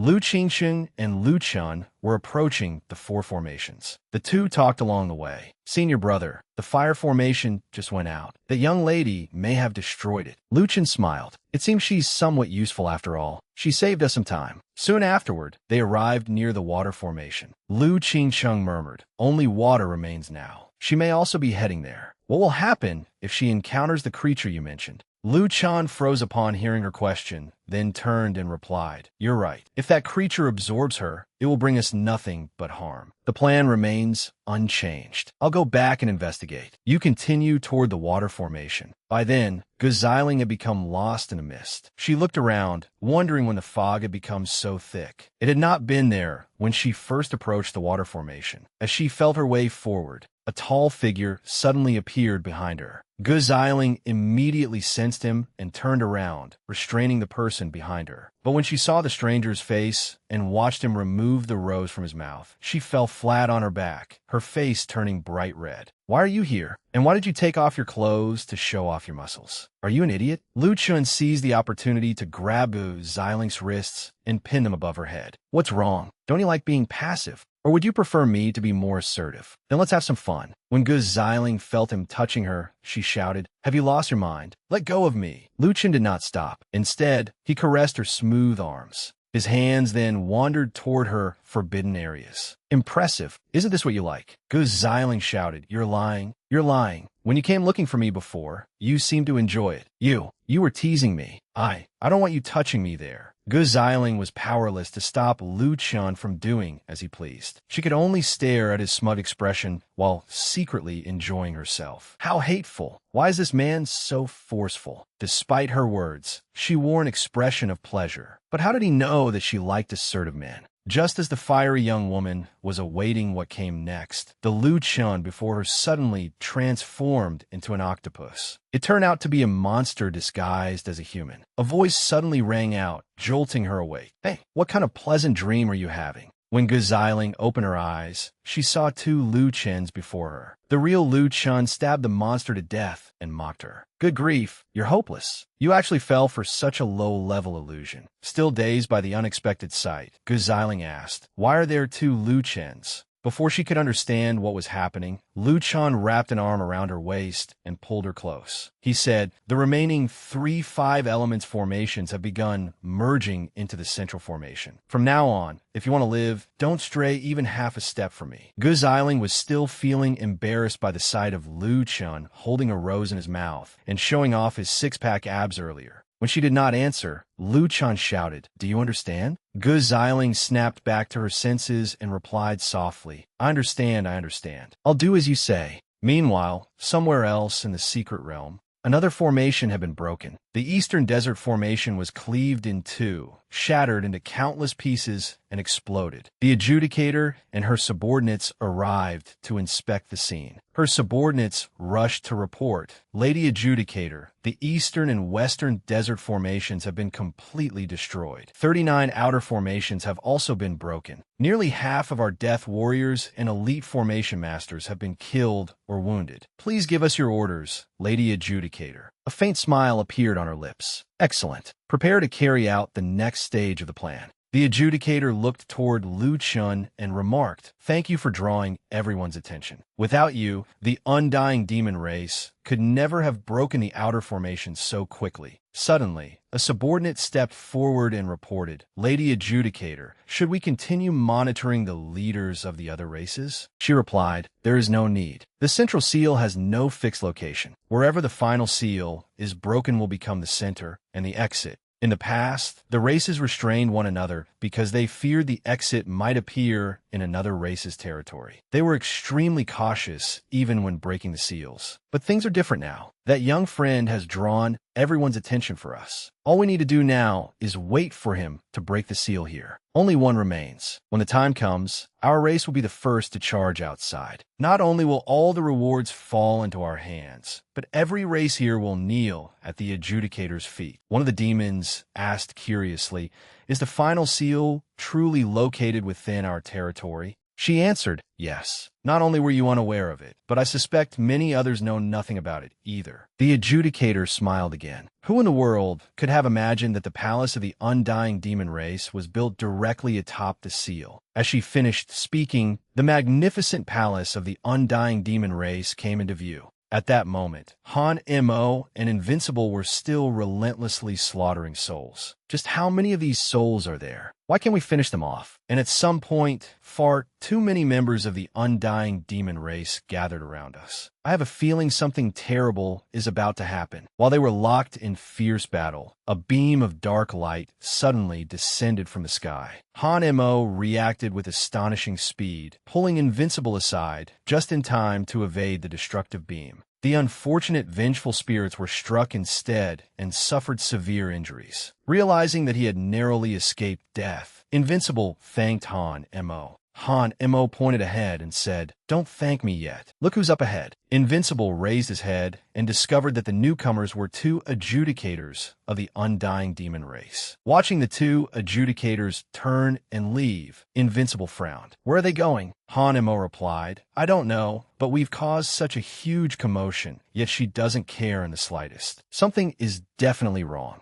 After recovering from the collision, the vengeful spirits once again surrounded them. Invincible asked, could this have something to do with that young brother over there? Han Mo replied, perhaps. If it does, we absolutely cannot let them leave. The two exchanged glances and smiled. Han Mo said, get ready to cause some serious trouble. Invincible snorted, you don't need to tell me. I've been ready for a long time. With that, the two split up and unleashed their full strength to break through the encirclement, then charged straight toward the palace the adjudicators had entered. Back on Lu Chen's side, he was swinging his fist with all his strength to defend himself against the branches. A bizarre creature with thousands of teeth in its mouth writhed like an octopus as it launched a ferocious assault on Lu Chun. He hesitated, adjusted his defensive stance, and waited for an opportunity to strike. Seeing this, Gu Xiling urged him, hurry up and finish it off. What are you hesitating for? Lu Chun frowned, turned toward her, and snapped, be quiet. His fierce reaction made Gu Xiling blush again. Damn it, is this thing into bondage? Lu Chen asked. She still had not realized that the formation diagram on the ground was the formation core rather than the formation itself. Lu Chen's previous spell had merely reversed the flow of power among the 5 elements. Although it weakened the other 4 elements, their diminished power did not disappear. Instead, as their elemental formations collapsed, that power flowed into the formation core. The water formation had not yet been broken. If they killed the creature now, the elemental power would flow back to its original location. Maintaining his stance, Lu Chen warned, "We have to keep it occupied until the water formation is broken. Otherwise, all our efforts will be wasted." Meanwhile, in the undying royal city, the adjudicator led 2 subordinates to the seal. The rooster-crested man laughed in surprise. "I never imagined our palace contained such a hidden world." Li Hong turned toward him and said, "Indeed, there are many things you don't know." Back then, the mighty and brilliant adjudicator single-handedly subdued the seal's guardian and built the demon palace directly over the seal. The purpose was to kill the seal guardian at the critical moment and force the 100 races to kneel and beg for mercy. As soon as he finished speaking, they stopped before a prison cell. Bound tightly inside was Kaido, king of the beasts. The adjudicator suddenly drew her sword and approached the cell, murmuring, "The time is almost here. You have suffered greatly over these past years. Soon, you will finally be released." But 49 days have not even passed, and trouble has already arrived on the 53rd. Just then, a massive hole suddenly appeared in the ceiling. Invincible and Han Mo smashed through it and descended shouting, "Wait!" The sight startled Li Hong. When Han Mo saw the adjudicator, he pointed at her and cursed, "You despicable villain! Today, Invincible, and I will punish you on behalf of every race in this illusory realm." The adjudicator paid him no attention and simply ordered Li Hong to deal with them. When the 2 saw that she intended to leave, they rushed forward to stop her, but Li Hong blocked their path. "Gentlemen, don't be so impatient. What happened earlier was only the appetizer. Now we're getting to the main course." Seeing that Li Hong did not take them seriously at all, Han Mo and Invincible attacked together. You think the 2 of you can stop us?" Before they could finish speaking, all their strength suddenly vanished, and they collapsed heavily to the floor. Invincible gritted his teeth and demanded, "What is happening?" Hanamo answered in confusion, "I don't know. A tremendous force suddenly pulled us down. Could this brat be behind it?" As they wondered what had happened, Li Hong laughed smugly. "It seems the 2 of you truly have grown old. Look around you." Pointing to the ancient characters appearing before them, Li Hong explained, "This is the Gray Seal altar. The Seal Guardian was imprisoned here by my master, which means the seal's own power is restricted. What a pity. Within this seal, no one below the heavenly venerable Emperor realm can use their power. In other words, as long as you remain inside, the 2 of you are nothing but worthless cripples." Refusing to accept this, the 2 struggled to their feet. Hanamo asked, "What should we do if we can't use our power?" Invincible answered, "What is there to fear? If we can't use ours, neither can he. Let's just charge him." With that, both men rushed forward, intending to tear Li Hong apart. However, Li Hong sent them flying with a single palm strike. "You 2 foolish old men." Li Hong approached and grabbed them by the hair. He laughed triumphantly. "Lord Fuse granted me this power. I have long since become one with its source. Do you understand now? You 2 are nowhere near my level." Ha ha! The 2 remained calm and merely snorted. "You're nothing but the adjudicator's lapdog." Li Hong grinned like a madman. "Say whatever you like. Both of you will die here today." With that, Li Hong hurled the 2 elders several yards away. Li Hong then unleashed a relentless combination of punches and kicks. He clawed at them and even struck Invincible so hard that his mouth twisted to one side. Even the way Li Hong threw his punches was absurdly exaggerated, as he leaped about like a professional dancer. Back on Lu Chen's side, he was still struggling to withstand the monster's ferocious attacks. While fighting, Lu Chen sent a voice transmission asking his junior sister, Lu Qingcheng, how things were progressing. She replied through voice transmission that she was almost finished while battling the water god alone. Lu Qingcheng had already prepared a plan and immediately swung her long saber. Using the momentum, she flipped backward and sharpened the trembling blade. She then seized the opportunity to hurl the long saber at the water god, causing it to explode. Lu Qingcheng sent Lu Chun a voice transmission. Senior brother, the water elemental power has begun gathering at the formation core. Lu Chun smiled when he heard this. He could also sense the water elemental power converging on the monster before him. After absorbing the water element, the monster became even more violent. However, Lu Chun showed no fear. Instead, the corner of his mouth curled upward. Now is the time. He swung his sword and chanted, "When the elements converge, your destruction shall come. You ugly creature, I've endured you long enough." Elsewhere, the adjudicator asked the rooster-crested man, "The time has come. Has Lu Chun succeeded?" The rooster-crested man immediately looked into the mirror before him, which displayed the entire battle between Lu Chun and the monster. When he saw Lu Chun unleash the fatal strike, he hurriedly reported, "He succeeded, Lady Adjudicator. The time has come." The adjudicator drew her sword and approached Kaido of the Four Emperors. "Today is finally the day our race regains its former glory." Overcome with excitement, she thrust her sword straight through Kaido. "Ha ha! Let your blood pave the road to the future of the undying demon race." Seeing that their plan was about to succeed, the demons cheered loudly. "Long live the adjudicator! Long live the undying demon race!" Their cheers quickly turned to panic when a strange phenomenon appeared in the sky. The adjudicator also realized that something was wrong. Although she had killed Kaido of the Four Emperors, she could not understand why the seal had not opened. Logically, this should have been the final seal. She began to panic and muttered, "Where did I go wrong? Where exactly did I go wrong?" Suddenly, the rooster-crested man beside her burst out laughing mockingly. "Ha ha! You truly are a fool. Who told you this was the final seal?" The adjudicator roared furiously. "Who are you? How dare you deceive me?" The rooster-crested man removed his disguise and declared smugly, "Take a good look at who I am. I'm your grandfather, Wu Zhan." Wu Zhan then sent Lu Chun a voice transmission. "Brother Lu, make your move." Lu Chun seemed to have been waiting for those very words. "That's exactly what I was waiting to hear." Without hesitation, he sealed the monster. Driven into a corner, the adjudicator could only scream helplessly, "No!" but was already too late. Before the eyes of everyone following the tale, Lu Chun swung his sword and cleaved the monster in two.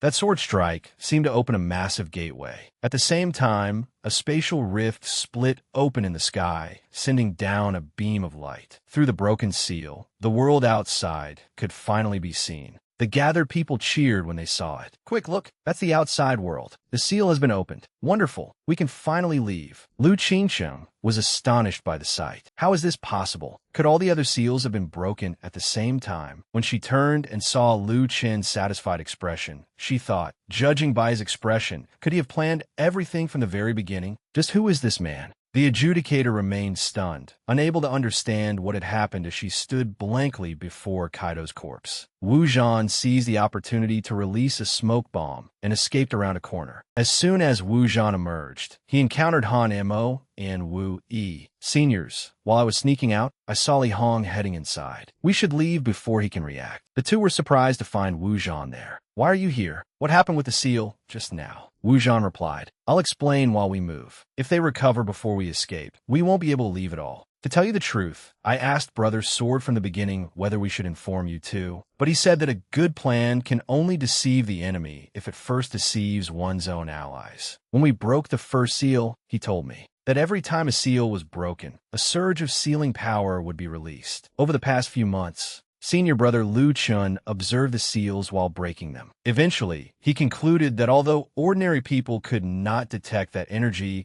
it was the key separating this illusory realm from reality and opening the way out. Every time a seal was broken, its energy would be released and attach itself to the remaining seals. Once the final seal was broken, all the accumulated energy would be released and open a gateway to the outside world. That night, Senior Brother Lu Chun and I decided to act. He said that if the undying demon race intended to rush out and attack the imperial capital first, they would have to act quickly. However, all the seals surrounding the undying demon race had already been destroyed. If the passage opened in another faction's territory, it meant the undying demon race must have hidden one more seal, a seal no one else knew about. The destruction of Peerless City's four formations was the perfect opportunity for them to carry out their plan. That was why Lu Chun and I devised this strategy. Han Mo asked in astonishment. So Lu Chun knew from the beginning that the adjudicator intended to use him, and he turned her own scheme against her.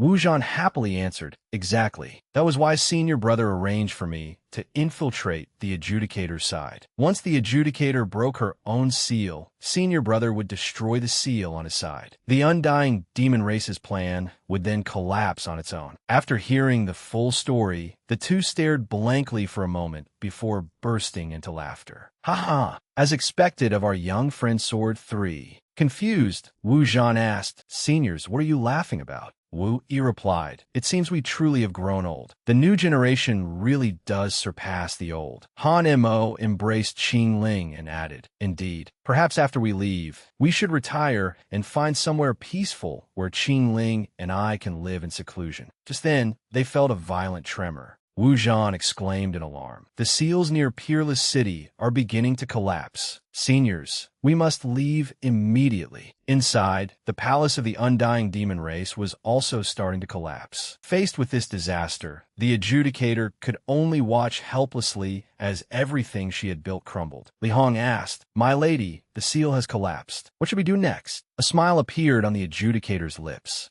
Her laughter grew louder and increasingly inhuman. Frightened by her terrifying laughter, Li Hong asked, My lady, what has made you so happy that you're laughing like this? The adjudicator replied between laughs, After tens of thousands of years, he is the first person who has dared to scheme against me. He truly deserves to be the one I chose. He is qualified to become my puppet. Li Hong, take our people and scatter into hiding. Wait for an opportunity to seize control of the gateway. Li Hong asked, My lady, will you not personally command such an important operation? The adjudicator answered, I have something even more important to do. Murderous intent suddenly erupted from her entire body. I must go and subdue that brat. This time, I will make him submit to me. By then, the palace of the undying demon race had almost completely collapsed, leaving nothing but ruins. Wu Zhan scratched his head and laughed. Ha ha! Good thing we ran quickly. If we'd been even a little slower, we would have been finished. Just then, a beam of light shot up from below and flew swiftly in one direction. It was the adjudicator. Recognizing her, the three began discussing where she was heading. Is the adjudicator going to Peerless City?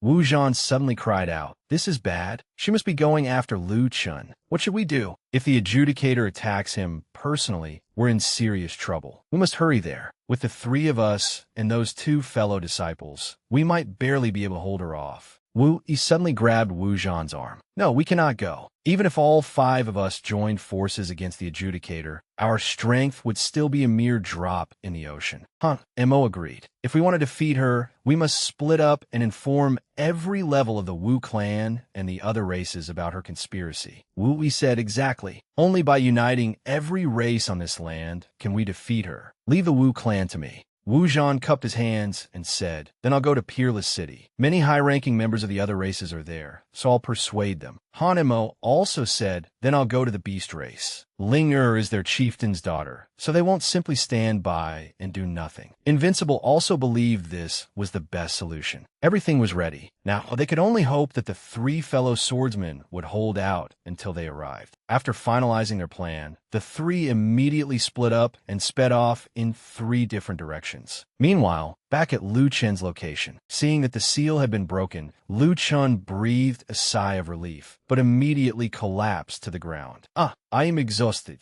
The backlash from activating the sealing power is as intense as an entire day of Master's hellish training. The demon dragon suddenly warned him, Brat, someone is coming. The demon dragon continued in a grave voice. This person is no ordinary opponent. She is at least at the heavenly venerable level. Hearing that the newcomer was a heavenly venerable, Lu Chun froze. A heavenly venerable? Could it be her? Just as Lu Chun had suspected, the newcomer was none other than the adjudicator, her face brimming with murderous intent. Before she even drew close, she raised her hand and attacked him. The adjudicator unleashed a surge of extraordinary energy, blasting Lu Chun away and driving him 8 inches into the ground. Faced with this situation, Lu Chun could only let himself fall and cry out, This is bad. I used too much strength just now. I don't have any energy left. At that critical moment, Qing Ling threw caution to the wind, rushed forward, and wrapped her arms around Lu Chun. An earth-shattering explosion erupted, blasting apart the surrounding land. As the smoke and dust gradually cleared,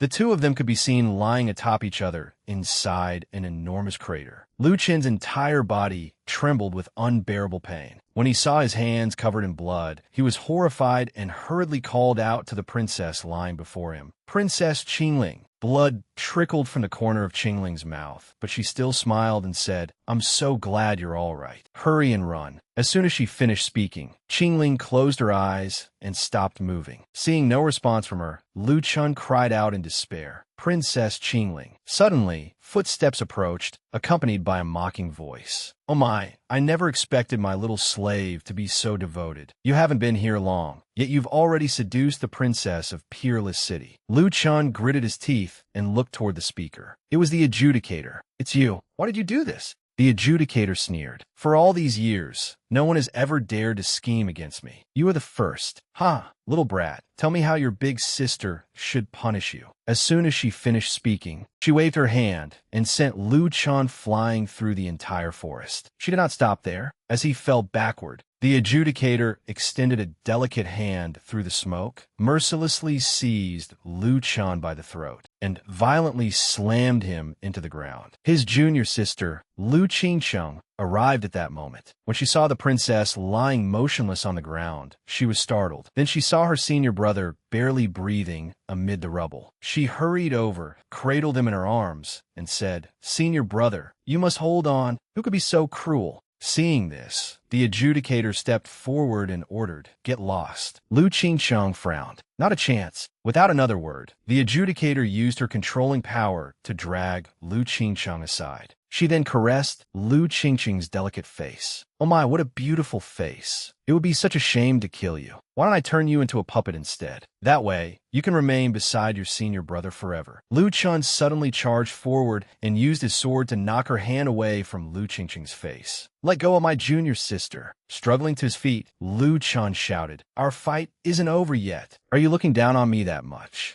The adjudicator sneered. "I advise you to lie there obediently. I would hate for my beloved slave to become a cripple." Ha ha ha. Before Lu Chun could react, her demonic claw touched him. The adjudicator then activated some profound cultivation art, while simultaneously waving her hand and blasting Lu Chun into the sky. Lu Chun felt utterly hopeless. So this is the power of a heavenly venerable. I'm completely incapable of resisting her. Yet Lu Chun still refused to give up. I have to think of something. If this continues, both junior sister and the princess will be in danger. While he was distracted, the adjudicator closed in from behind with an excited smile. "Where are you looking?" As soon as she spoke, she delivered a spinning kick that sent him crashing into the ground. But she still did not stop. She used her spatial control to drag Lu Chun closer, seizing his throat with one hand while gathering power in the other. Her overwhelming strength left Lu Chun able to do nothing but cough up blood. "Haha, now you understand the gap between us, don't you? If you beg for mercy now, I might consider leaving you with a little consciousness after turning you into a puppet."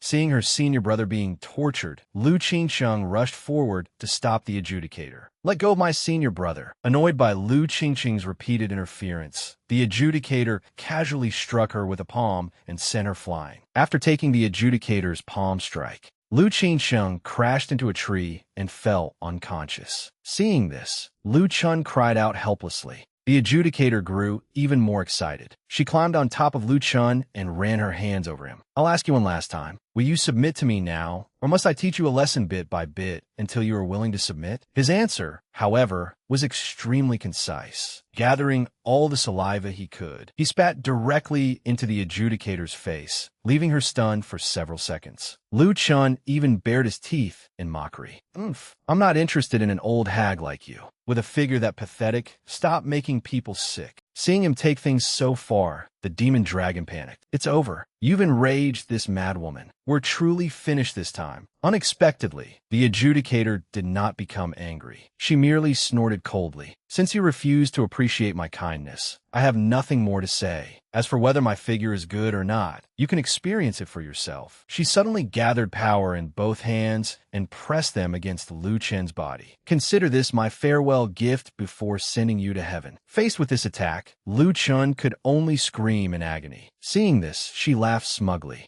Even the demon dragon jumped in terror. We're doomed. This brat's consciousness is beginning to dissipate. This time, even I'm finished. What should I do? Just as the demon dragon was panicking, he suddenly discovered a glimmer of hope behind him. Outside, the adjudicator was still smugly toying with Lu Chen's body. Haha, little brat, you belong to me now. Immediately afterward, a surge of power erupted from the adjudicator's body. The adjudicator licked her lips as she looked at him. Phew, it has been a long time since I felt this satisfied. This brat is finished. After speaking, she walked toward Lu Qingsheng and Princess Qingling. Next, I'll turn these two into puppets. The princess in particular will be perfect for threatening the people of Peerless City. A voice suddenly rang out. Hey, are you really going to leave after a mighty, heavenly venerable like you bullied a junior? The adjudicator abruptly turned around and exclaimed in shock. How is this possible? How can you still stand? No, this aura. You're not him. Who are you? Golden light radiated from Lu Chen's entire body as he grinned. Who I am is unimportant. What matters is that you dared to bully my disciple, so I can only give you a taste of your own medicine. At some point, Lu Chen had removed his shirt, revealing perfectly sculpted muscles. At the same time, Wu Zhan, who was searching for reinforcements,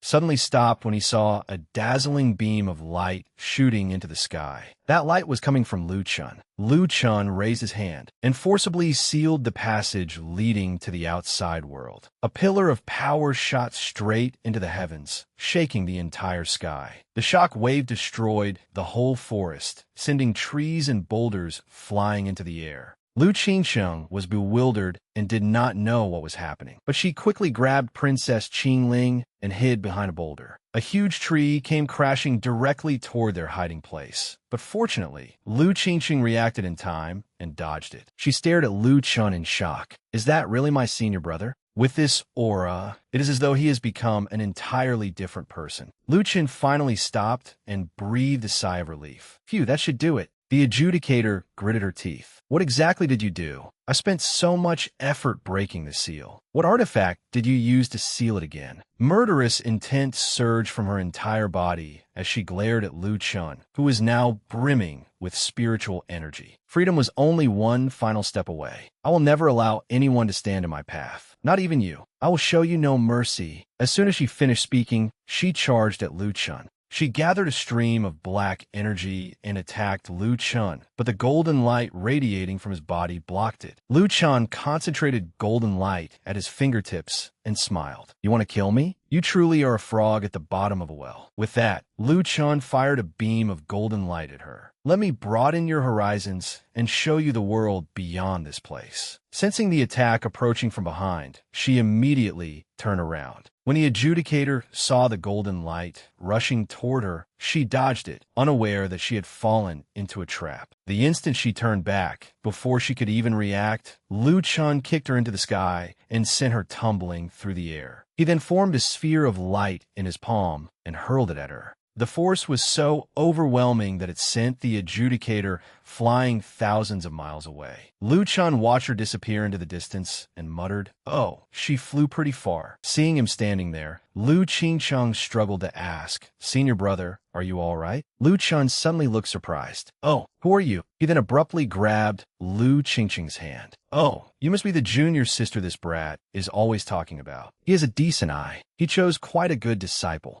Lu Chen's master casually ran his hands over Lu Qingsheng's body and commented, "Oh my, not bad at all. Such shapely curves. It looks as though I'll have a great-grandchild soon." Huh. Lu Qingsheng's face turned red from his touching. "Senior brother, what is wrong with you? You're not usually like this." Inside Lu Chen's soul sea, he said helplessly, "Hey, master, please restrain yourself. How am I supposed to face junior sister after this?" His master replied, "The two of us chose a wife for you. Do you think we need you to lecture us? You caused such an enormous disaster, and I haven't even settled the score with you yet. Shut up and watch." Hearing that, Lu Chen could only fall helplessly silent. Standing nearby, the demon dragon broke out in a cold sweat. He wondered just how many heaven-defying beings were hidden inside this brat's soul sea. Every single one of them was a monster. Afterward, Lu Qin's master casually teased his disciple's junior sister again, nearly pushing her to the limit. Oh my, not bad. I like this reaction. Meanwhile, on a mountain somewhere on Earth, the adjudicator was still being propelled through the air by Lu Qin's master's attack. She seized an opportunity to twist aside and evade the golden beam.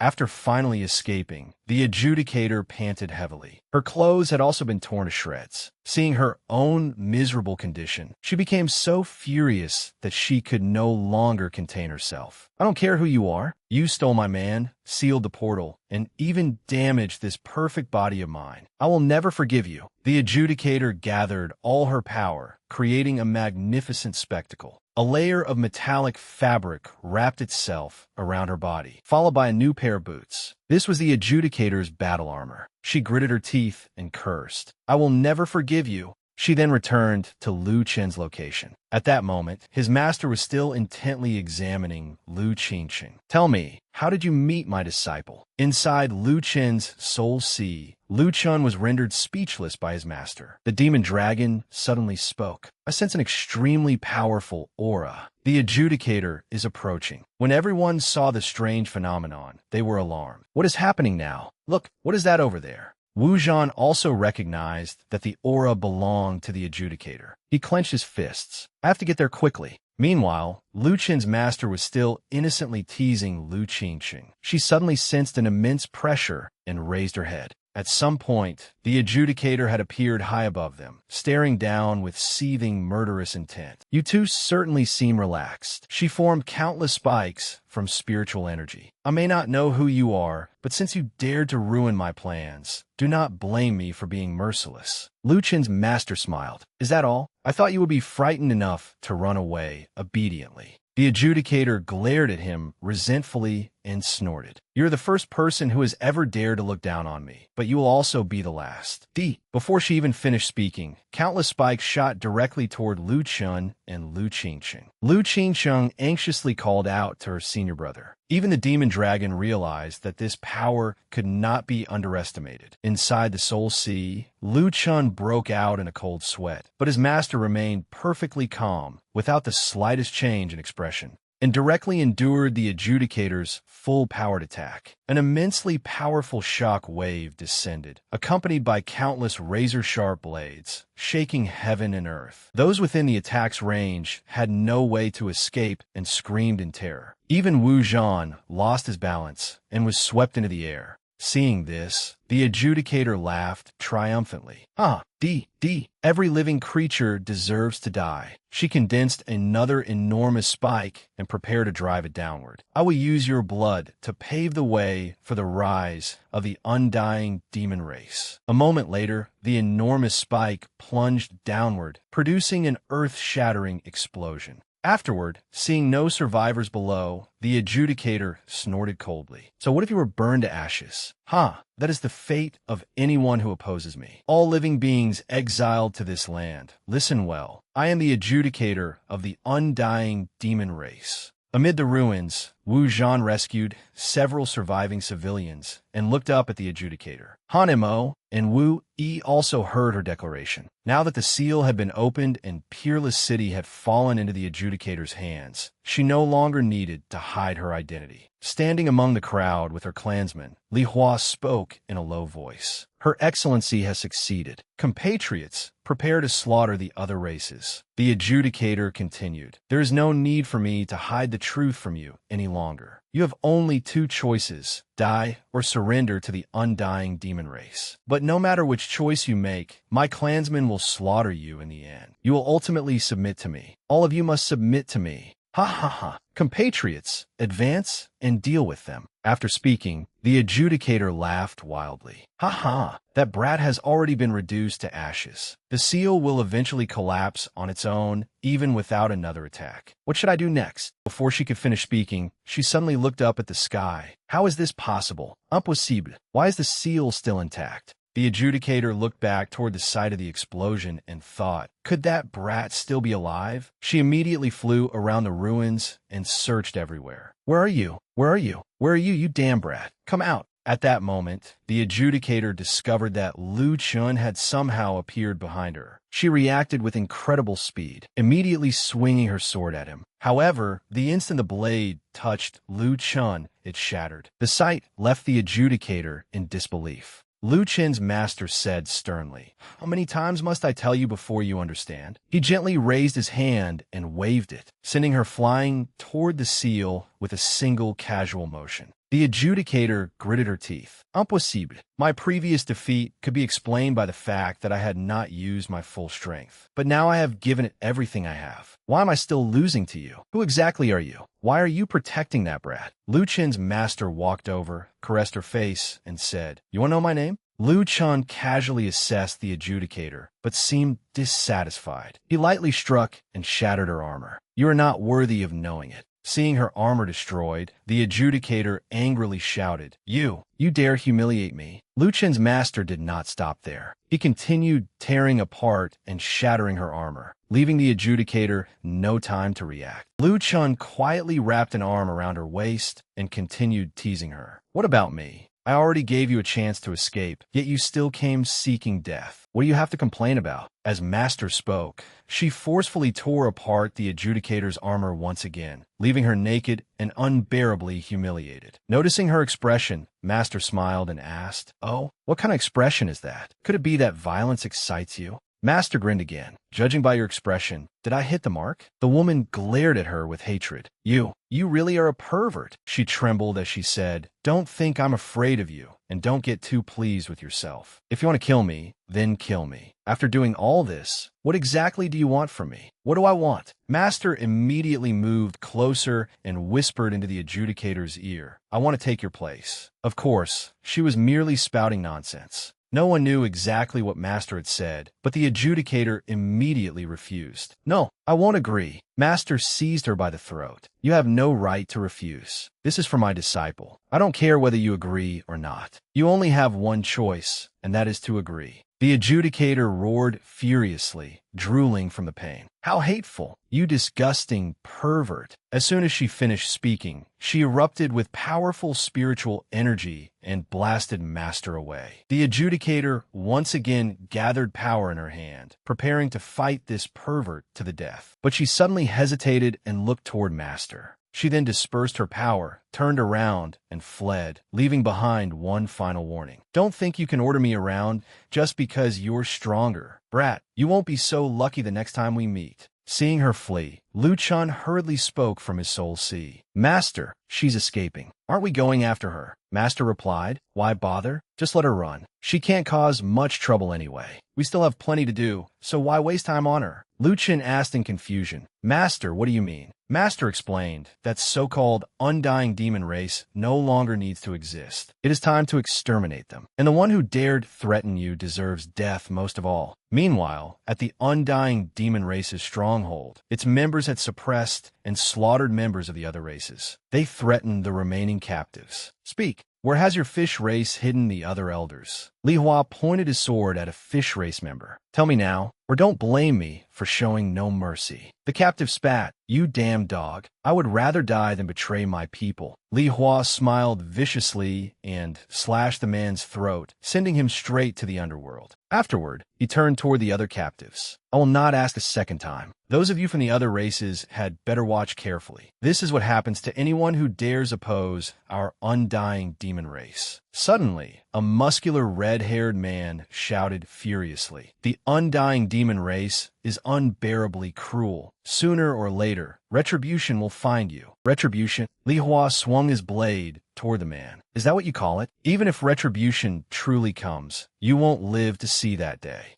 Just as he was about to strike, a sudden voice made him stop. "Are you Li Hua?" When Li Hua turned around, he saw that Lu Chun had appeared there without him noticing. "Sword 3, why are you here? Did the adjudicator succeed?" "No, that can't be right. Even if she turned you into a puppet, you shouldn't be here." "What do you want? Where's the adjudicator?" Master radiated murderous intent and coldly replied, "She abandoned all of you and fled. No one can save you now. You're next. You tricked my disciple into entering this place of exile and then threatened him into working for you. You will repay that debt with your life." Li Hua ignored her words and seemed to be thinking about something. He suddenly sneered and then burst into wild, inhuman laughter. "Ha ha, brat, what a convincing performance. You almost frightened me." Li Hua pointed at him threateningly. "If I hadn't known how cunning you were, I might really have fallen for your trick. Someone like you thinks he is worthy of confronting the adjudicator. I don't know what she sees in you that makes her tolerate your behavior." Faced with this childish display of strength, Master said disdainfully, "You truly have no fear of death. You dare act arrogantly before me with these pathetic little tricks?" At that moment, powerful spiritual energy erupted from Lu Chen's body. "Let me broaden your horizons and show you what a true powerhouse looks like, you worthless trash." Li Hua's face turned purple, and his entire body trembled as an overwhelming force crushed him against the ground. Master walked up to him and said, "The undying demon race is both weak and absurdly arrogant. What gives you the right to act so proudly before me?" Li Hua could not believe what he was seeing. How is this possible? How can this brat be so powerful? He turned around in terror and shouted, "Guards, get over here. All of you, come and stop him." Lu Chun wore a mocking expression. "You are both foolish and conceited. You certainly slipped into your role quickly. Use that stupid brain of yours and think. If you still can't figure it out, I'll give you a hint. I walked in through the main gate. So what do you suppose happened to your subordinates?" The revelation struck Li Hua like a bolt from the blue. When he looked outside, he discovered that the entire undying demon race army had been wiped out. Impossible.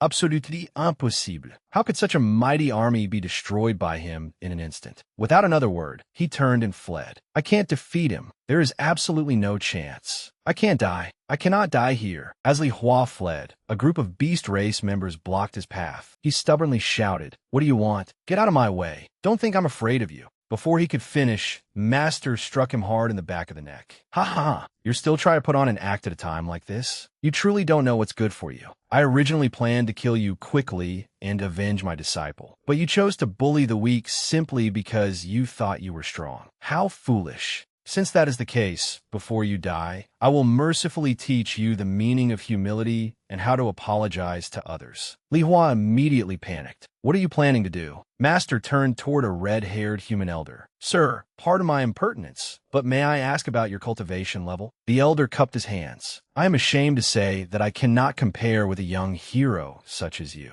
I am merely at the Saint Lord realm, hardly worth mentioning." Master glanced at Li Hua. "The Saint Lord realm? A little low, but it should be enough for you to kick him." Master then drew the character for death on Li Hua's body. "He tried to kill you earlier but failed. It is not yet your turn to kill him, but I can let you kick him once. Don't worry, I have calculated everything carefully. This kick will only break a few ribs and puncture a lung. He won't die." The red-haired elder hesitated after hearing this. Master interrupted him. "Stop wasting time. Do you want revenge or not? If you don't, I'll find someone else." Seeing the elder approach, Li Hua hurriedly stood up. "You wouldn't dare? If you touch me, the adjudicator will never forgive you." As soon as he finished speaking, the elder viciously kicked the spot Master had marked. The fish race elder roared, "Stop mentioning that fraudulent adjudicator. You are about to die, yet you still dare act tough. If I did not deliver this kick today, how could I avenge the people you murdered?" Master laughed heartily. "Ha ha ha! You are certainly forthright, sir. That is precisely the spirit I like." Inside the Soul Sea, the demon dragon saw Li Hua's miserable state and asked Lu Chun, "Hey brat, does your master usually have this strange personality?" Lu Chun replied, "How should I know? I don't know anything, so stop asking me." Outside, Li Hua's mouth was filled with blood. He said bitterly, "Brat, you win this time. Kill me. Hurry up and kill me." Master grabbed him by the hair. Yes, that attitude isn't bad. Unfortunately, it still isn't enough. You have not repaid your debt yet." Master looked toward the sword-wielding fish race members. "You owe far too much, so repay it slowly. There's no need to rush. Come here. Those whose brothers were killed earlier may each slash him once. Strike only where I point, and make sure you don't kill him." A group of carp, shrimp, and crab folk charged forward with their blades. "Li Hua, you wretched dog, so this day has finally come for you. You killed our chieftain today, and I will cut you into pieces." Li Hua begged in terror, "No, I was wrong. I know I was wrong. Please be merciful and spare me." In the end, they tortured Li Hua together for several hours. Moonlight shone through the ruined roof. After suffering torment worse than death, Li Hua rolled his eyes back in despair. Kill me, I beg you. Hurry up and kill me. Master sighed. It seems everyone has finished taking revenge. It also seems you have finally learned the meaning of humility. Not bad. Li Hua was now in an utterly miserable state. In despair, he could only mutter, kill me, I beg you. Suddenly, Lu Chun summoned the divine flame. Everyone else has finished taking revenge. Now it is my turn. The surrounding people were astonished when they saw the divine flame in Lu Chen's hand. The divine flame. Lu Chen looked at the flame and said to Li Hua, don't worry, I will control it carefully. The divine flame will suppress your undying bloodline before slowly burning away your remaining nerves. Finally, it will consume your mind, and you will not descend into hell. Under the divine flame's power, even your soul will be reduced to ashes. Use the time you have left to repent. Li Hua stammered, unable to form a coherent sentence. Before he could say anything else, Master used the divine flame to set him ablaze. Engulfed by the divine flame, Li Hua struggled desperately. The purple flames completely suppressed him. They trapped him within the barrier Master had created. Master smiled smugly, folded her arms, and turned to leave. All that remained was Li Hua, burned into something resembling a bargain fireproof hood bought online. Afterward, Master announced, the undying demon race is dead, and the seal will soon be lifted. Hurry and seize the freedom that now calls to you. Upon hearing this, the members of the various races knelt together, cupped their hands, and thanked the hero who had saved them. A moment later, the forest was suddenly filled with smoke and flames. No, that was merely Master moving at incredible speed. She was currently rushing toward an unknown destination. Oh no, I am doomed. I got so caught up in having fun that I lost track of time. Lu Chun asked from within his soul sea, Master, where are you rushing off to? Master replied, I am not rushing anywhere. I am rushing to save you. Neither the demon dragon nor Lu Chun understood what she meant. Save me? What in the world are you talking about? Master explained, I took control of your body, but the power I used exceeded what your body can withstand. If I do not undo the possession soon, your meridians and cultivation may be permanently destroyed. Lu Chun nearly jumped out of his soul in terror. What? Something like that can happen. He then looked toward Master's figure and said regretfully, why didn't you tell me sooner? Master calmly replied, it is not too late to know now. If I had not done this, you would have died 10,000 times over. Enough. There is no time to talk. Come and visit us whenever you are free, brat. This is where we part today. Lu Chun wanted to say something else, but Master had already disappeared. At that moment, Lu Chun regained control of his body and immediately came to his senses. But what awaited him was a violent, heart-rending wave of pain. The pain made Lu Chun tremble and cry out in agony. He used all his strength to endure the splitting headache and muttered through clenched teeth, this pain really does feel as though my body is being torn into countless pieces. Still, he could not help shouting, Master, please warn me before you come next time.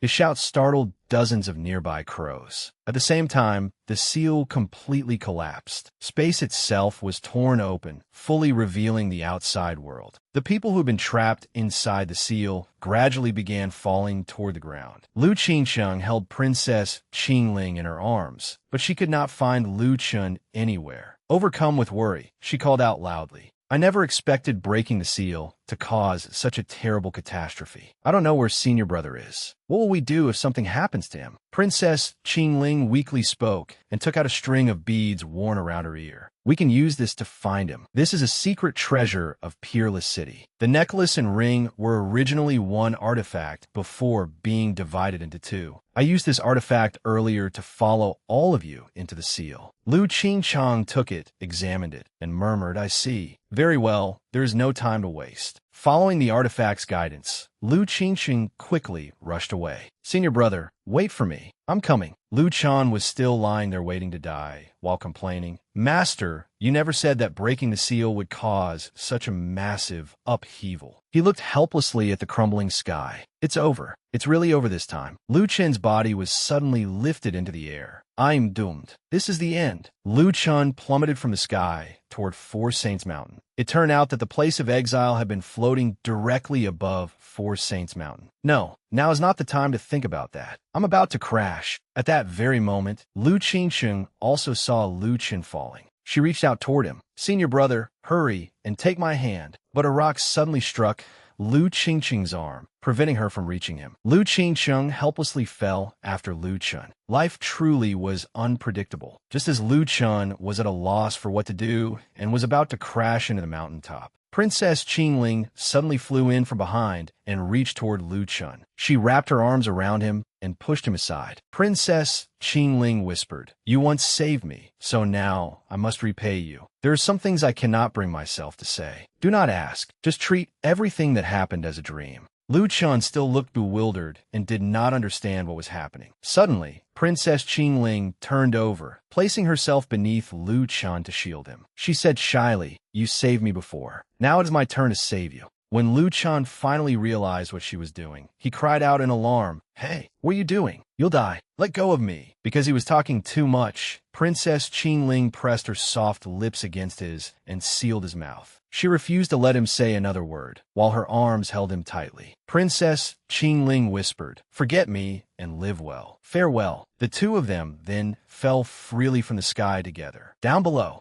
the disciples of four saints Mountain witnessed the horrifying scene and fled in terror. But it was already too late. Enormous boulders crashed down and crushed them one after another, killing them instantly. The four saints were stunned by what they saw and could not believe their eyes. Heavens, does fate intend to destroy our Four Saints Mountain? This can't be happening. Thus, one tragedy followed another. The mountains slowly collapsed beneath the falling fragments of a shattered seal. In Imperial Calendar Year 364, the conspiracy of Four Saints Mountain was thwarted by Sword 3. The place of exile that had been sealed for 10,000 years was also released. However, when the seal broke, the entire sealed realm fell upon Four Saints Mountain. With the Flame Dynasty at the center, dozens of powers surrounding Four Saints Mountain suffered catastrophic damage. Countless living beings were crushed to death beneath enormous meteor-like fragments. Four Saints Mountain, which lay directly beneath the seal, suffered the greatest devastation. And so, Four Saints Mountain, the glorious supreme power that had dominated the Azure Domain for 1,000 years, vanished into history. After witnessing this scene, a lone figure silently approached with a sigh. The mysterious man searched through the ruins and picked up a signboard. After wiping the dust from it, he sighed again. He looked at the devastation before him and said, "You reap what you sow." Sometime later, the calamity gradually subsided. Deerfolk laborers began rebuilding the damaged houses. At the 100 Flowers sect, two gatekeeping girls watched the Deerfolk laborers at work with contemplative expressions. They had heard that treasures were appearing throughout the areas struck by the falling debris. The news had also reached the other girls touring Imperial Sword Lake. Everyone excitedly discussed the countless magical artifacts and medicinal pills that had been found. Someone had even discovered an Emperor-grade martial art. However, the more straightforward of the girls found the rumors difficult to believe. No matter how valuable those treasures were, with their limited strength, they could only use them as firewood. After all, the 100 Flowers sect was merely a small sect. While the two girls were talking, a sudden voice startled them both. A pink-haired girl, flaunting her ample figure, slowly held a pomelo toward the viewers. All you do is watch for free without liking or sharing. Apart from gossiping, what else can you do? Speaking of which, you still haven't finished today's assignment, have you? The two girls replied, "Yes, we still haven't finished it." The face of the voluptuous woman was gradually revealed. It was Han Jing. She frowned and scolded them. "Then hurry up and finish your homework. And remember to like and share the video." Han Jing then turned toward the blonde girl. "Xiao Yu, have you finished preparing the assignment?" Xiao Yu hurriedly replied, "Everything is ready." Xiao Yu shyly pressed her two index fingers together. Han Jing immediately turned back and coldly said, "We have reached this point, so why are you still hesitating? If everything is ready, hurry and bring the medicine to my room."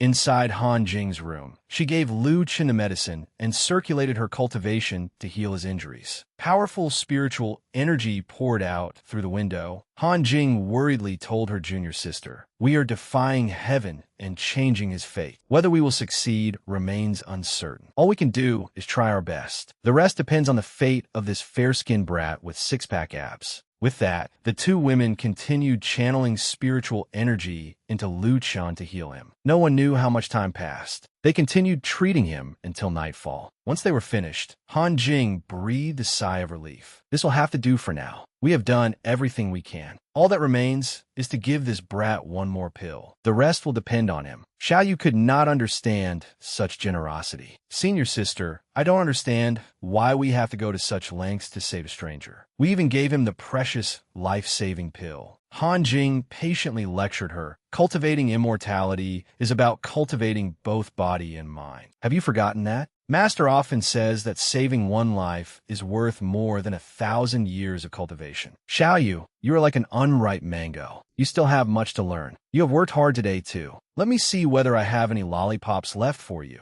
or you will start complaining again. Xiaoyu turned toward Lu Chun and grumbled, You rotten man. Senior sister spent so many resources and so much effort saving you. If you still die, I will never forgive you. Han Jing had just left when she heard Xiaoyu muttering and called out to her. What are you saying? Oh, in nothing. Senior sister, I'm coming. As soon as the two women left, Lu Chen's hand began to move. Outside, Han Jing coaxed Xiaoyu, be good, Xiaoyu. Stop frowning. Your bamboo candy will be ready soon. Really? Senior sister is the best. No wonder senior sister's melons are as big as my face. What a wonderful person. With such great fortune, you must have cultivated the 99 sword art. Ha ha ha. At the 100 Flowers sect, two talkative young women were desperately resisting Xiong Kuen's clansmen. The attackers were vicious and merciless, with no consideration for the women. They blasted open the gate, severely injuring the two junior sisters, then shouted insults at them. You two women dare stand in my way? Hurry up and summon whoever runs your sect to meet me.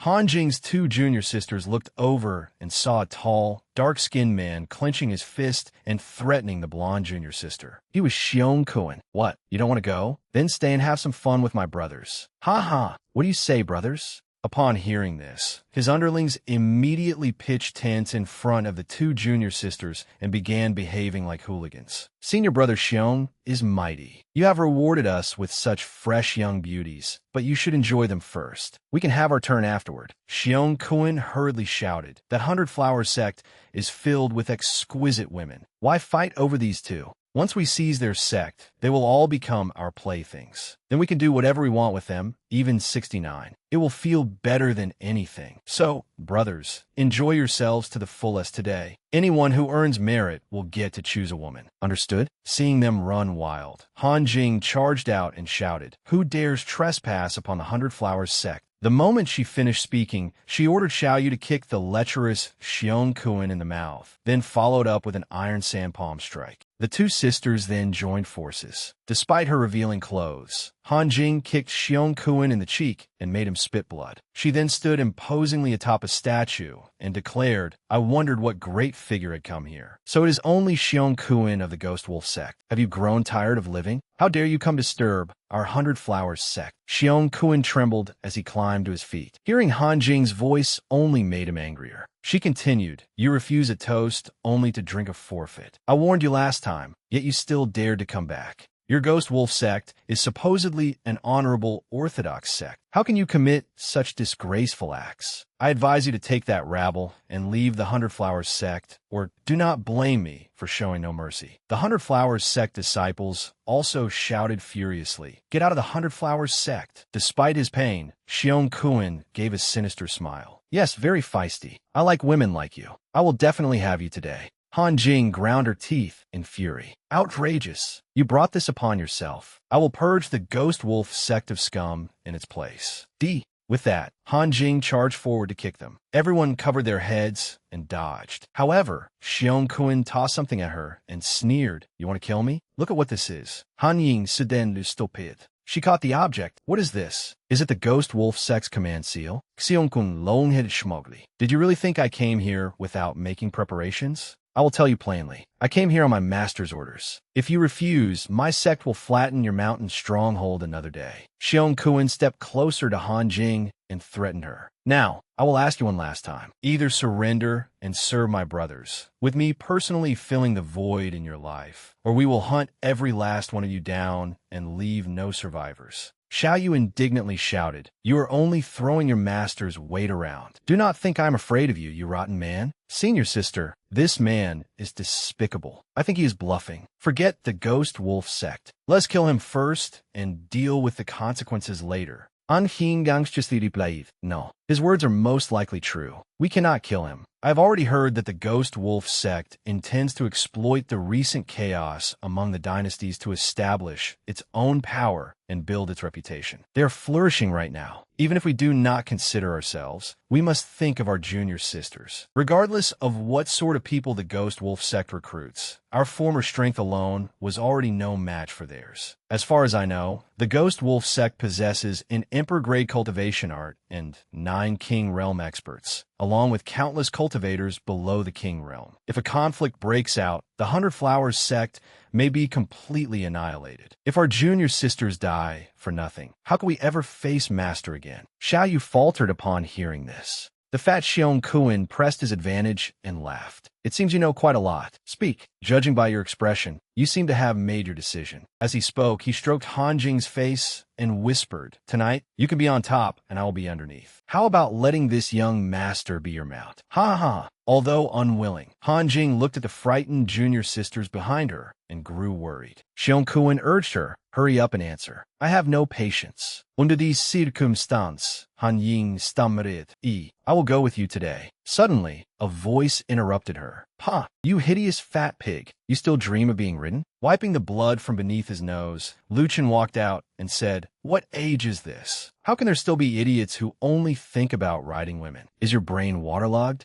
Han Jing stared at Lu Chan in surprise. "You are awake?" Lu Chan frowned at her unpleasant greeting. A disciple beside Xiong Kuan looked at Lu Chun and mocked him. "Senior brother, this man looks like an idiot. Does the Hundred Flowers sect actually have someone like him?" Xiong Kuan shook his head. "No, the Hundred Flowers sect only accepts female disciples. This brat is not one of them." Lu Chen shouted, "Who made me lose so much blood from my nose? Step forward at once." Xiong Kuan thought, "He does not look friendly. I had better observe him first." Lu Chen looked at the Hundred Flowers sect disciples and continued, "It could not have been you, could it?" He approached Han Jing and asked, "You were the one who gave me the life-saving pill, weren't you?" Han Jing broke into a cold sweat. "Yes. Why?" Lu Chen immediately became angry and scolded her. "How can you be so foolish? What use is a 4th-grade pill? The medicinal power of a 4th-grade pill cannot penetrate my protective energy. Not only could it not save me, but its medicinal power accumulated inside my body and harmed me instead. Look, you're the reason my nose is bleeding." His disdain for a 4th-grade pill left Xiong Kuan and his men staring at one another in confusion. Xiao Yu immediately rushed in front of her senior sister to shield her. "That is enough, you bastard. We saved you, yet you blame us? We should never have rescued you. We should have left you outside to die. Senior sister devoted herself to caring for you over the last 4 months. Not only are you ungrateful, but you even insult her." Lu Chen panicked when he heard this. "For months? This is bad. I was unconscious for 4 months. Where are junior sister and the princess?" With that thought, he hurriedly grabbed Han Jing and asked, "By the way, when you rescued me, did you see anyone else?" 2 girls, one tall and one short. Xiong Kuan burst out laughing. "Where did this idiot come from? Get out of my way and stop interfering with my business." Han Jing stood in front of Lu Chun. "This has nothing to do with him. Xiong Kuan, I warn you not to go too far." Xiong Kuan snorted. "So what if I do? What is wrong? Are you no longer worried about the Hundred Flowers sect?" Lu Chan thought, "This woman seems to be in trouble. Although finding junior sister and the princess is the most important thing right now, she was kind enough to save me. I must repay her." Lu Chen looked at the pig-like fat man and asked, "Are you Xiong Kuan? It seems you have a dispute with this young lady. Coincidentally, she saved me, so I must repay her. However, I am in a hurry and have no time to waste on you. How about this? Kill yourself. Choose a respectable way to die, and consider it an act of mercy on my part." Everyone around them was stunned by his arrogance. Humiliated, Xiong Kuan charged at him in fury. "Brat, say that again if you dare." Even as he rushed over, Lu Chan was still rummaging through his storage space. "Huh, where did I put it?" Xiong Kuan's eyes brimmed with killing intent. "You're courting death, brat." Han Jing and Xiao Yu panicked. "This is bad. What is he doing?" Lu Chen sighed. "You truly refused a toast only to drink a forfeit. We are all cultivators, yet your killing intent is so intense. If you do not die, who will? As soon as he finished speaking, he drew his sword. With one simple strike, the man's head flew away like a ball. Han Jing cried out in shock. Xiong Kuan was only slightly weaker than me, yet he took his head with a single strike. Xiong Kuan's men became even more terrified when they saw his severed head. How could senior brother Xiong? Senior brother was about to reach the primordial spirit realm, yet that man killed him with one slash. What is that brat's background? Who is he? Lu Chen advanced one step at a time and threatened them. You do not need to know who I am. It would do you no good anyway. Now listen carefully. According to my rules, all of you should die today. However, I have urgent matters to attend to, so I will spare your lives.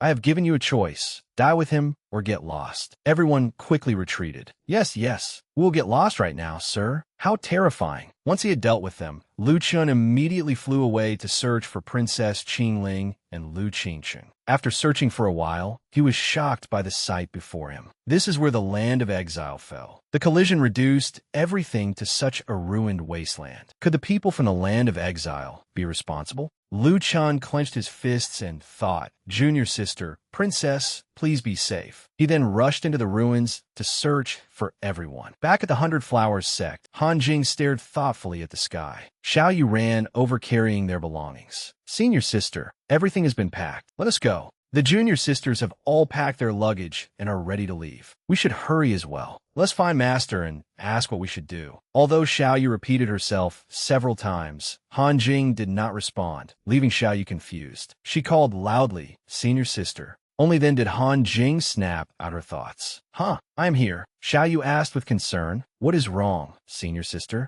Han Jing shook her head. "Nothing. Too many things happened today, so I'm a little tired." Xiao Yu immediately became agitated. "Senior sister, could you be thinking about that man?" Han Jing smiled awkwardly and denied it. "What nonsense are you talking about? We only met briefly. I saved him, and he repaid me. What is there to think about? Let's go. We must leave this place before the Ghost Wolf sect finds out." Xiao Yu giggled and followed her. "All right, senior sister, do you think he will come back?" Han Jing glanced at her junior sister and replied, "I do not know. Why are you asking so many questions?" As the two women disappeared into the distance, someone who had been watching them emerged from hiding. 5 days passed. Inside a tavern, people hurried back and forth. Voices could be heard discussing recent events. "I have not returned in years, so you must explain everything clearly this time." "Very well. First, tell me what exactly happened to Four Saints Mountain." To explain that, I must mention one particular figure. That brat was the chief culprit behind the destruction of Four Saints Mountain. I heard that young Master Sword 3 performed heroic deeds in the land of exile. Not only did he break the seal, but he also annihilated the undying demon race. It was truly impressive. Lu Chun, sitting nearby, took a smug sip of wine. However, their next words made him spit out his wine. But that was also why the land of exile collapsed. The Azure Domain now regards young Master Sword 3 as an enemy. Moreover, judging by their similar methods, that brat is most likely Lu Chun. Lu Chun glanced at them from a distance and thought anxiously, "This is bad. I am finished this time. I have not even found Junior Sister and the Princess, yet they have already uncovered my identity. I will probably have to deal with various factions over the next few days. They truly will not leave me in peace. Still, it is not entirely bad news. After resting for several days, my strength has nearly recovered. Moreover, thanks to Master's possession, I am showing signs of a breakthrough." Lu Chun stared blankly out the window and murmured, "Fortune and misfortune go hand in hand. I hope I can find Junior Sister and the Princess without further trouble." Just then, shouts reached his ears. "Out of the way! Move! Can you not see that we are escorting prisoners?" Members of the 100 Flowers sect were being taken away by the Ghost Wolf sect. Lu Chen's mouth fell open in shock. Is that not the 100 Flowers sect? How'd they end up like this? He immediately rushed outside. Once he saw the woman clearly, Lu Chen knew he was not mistaken. Is that not the young lady from before? It is Han Jing. With that thought, he patted the person beside him on the shoulder. "Hey, brother, who are those people? They look rather impressive." The man in the conical hat answered in surprise. "Young master, are you not from around here? How can you not know the Ghost Wolf sect?" "The Ghost Wolf sect?" Lu Chen looked at the group in surprise. A red-haired man shoved the women forward and threatened them. "Move faster, you demonesses." The man in the conical hat explained that the Ghost Wolf sect was the largest sect in the region. After the land of exile collapsed and the dynasty fell, they took control of the area. Recently, they had been recruiting soldiers and buying horses, apparently intending to restore the dynasty. The prisoners they were escorting also appeared to be cultivators. The world is truly chaotic. Cultivation was originally an honorable path. If I had not been blinded by love back then, perhaps I would be a peerless hero by now. What a pity. Lu Chun sighed inwardly. Could that brat I killed that day have been a member of the Ghost Wolf sect? They must have tried to force these women to join them. Combined with the murder, that must be why they were arrested. In the end, I was the one who implicated them. At that thought, he suddenly smiled and declared, "Wait, perhaps this is a good thing. Everyone suspects that I am Sword 3. If I appear using my true identity now, perhaps I can dispel some of their suspicions." With that thought, he immediately drew his sword and changed his clothes. He stopped in front of the group, and they stared vigilantly at the man before them. His imposing presence made the red-haired man instinctively step back. He was so frightened that he even wet himself. Lu Chun assumed a battle stance and raised his longsword. He gently removed the conical hat from his head, revealing his handsome face as he stared at them. Lu Chun said coldly, "It will not be too late to resent me after I take your worthless lives." A short while later, a passing man suddenly noticed that his hat had disappeared. "Where's my hat?" The Ghost Wolf sect members immediately surrounded Lu Chun. In an instant, Lu Chun swung his sword at them. No one knew how many times he slashed as blood sprayed everywhere. Every Ghost Wolf sect member had his throat cut and blood flowed like a river. Upon witnessing this scene, the terrified townspeople fled in all directions. Someone has been killed. Run." Xiao Yu asked in confusion, "Senior sister, what just happened? How are all their throats cut in an instant?" Han Jing stared at Lu Chun and answered, "I do not know either. This man is no ordinary cultivator. Why would such an expert save us?" Lu Chun continued shouting, "Why are you still standing there? Do you not want to be rescued?" The two women were startled. That voice. "You are that ungrateful bastard." Lu Chun felt helpless. He had rescued her, yet she still scolded him. He flicked the young woman's forehead. "Silly girl, who speaks to her savior like that? Even if you do not call me your benefactor, you should at least thank me." Xiao Yu angrily complained to Han Jing, "Senior sister, he hit me." However, Han Jing scolded her instead. "Xiao Yu, do not be rude." This left Xiao Yu deeply aggrieved. "Senior sister, even you." Han Jing pushed her head down, then said to Lu Chun, "If you had not intervened, young master, we likely would not have survived. Hurry up and thank him." Lu Chun waved his hand. "There is no need for formalities. It was merely a casual favor and a way to repay you for saving my life before." Han Jing replied politely, "It was only right. They are all my junior sisters from the 100 Flowers sect." She then gestured toward the other disciples. They all bowed respectfully and thanked their benefactor. Han Jing continued, "May I ask your name, young master?" Lu Chun smiled and replied, "My surname is Lu, but let us set that aside for now. You should hurry and leave. The Ghost Wolf sect will probably receive word soon, and there is no need to worry. The Azure Domain is my backyard." He brought out a chair, sat down, and continued, "This is my territory, so I can go wherever I please. The Ghost Wolf sect is merely a dynasty-level sect. It is nothing to me." Xiao Yu glared at him arrogantly and snapped, "What a boast! The Azure Domain is your backyard? Not even a child would believe that." Han Jing immediately stopped her. "Xiao Yu, do not be rude." Lu Chun pointed toward the man hiding beside a nearby tree and said, "If you do not believe me, I will explain it slowly. Waiter, come out." The waiter immediately answered, "Yes, sir." Lu Chun instructed, "Bring tea for these young ladies, along with another 2 pounds of meat. There is a child here, so do not bring any wine. Do you have anything suitable for children to drink?" Xiao Yu cried out angrily, "You are the child? I am not little." Lu Chun said, "Oh, really? But from where I am sitting, it looks very flat, just like my courtyard." Confused, Xiao Yu asked, "What is flat?" "Wait, where are you looking, you pervert?" At that moment, frantic cries came from the direction of the Ghost Wolf sect. "Master Heihai! Master Heihai!"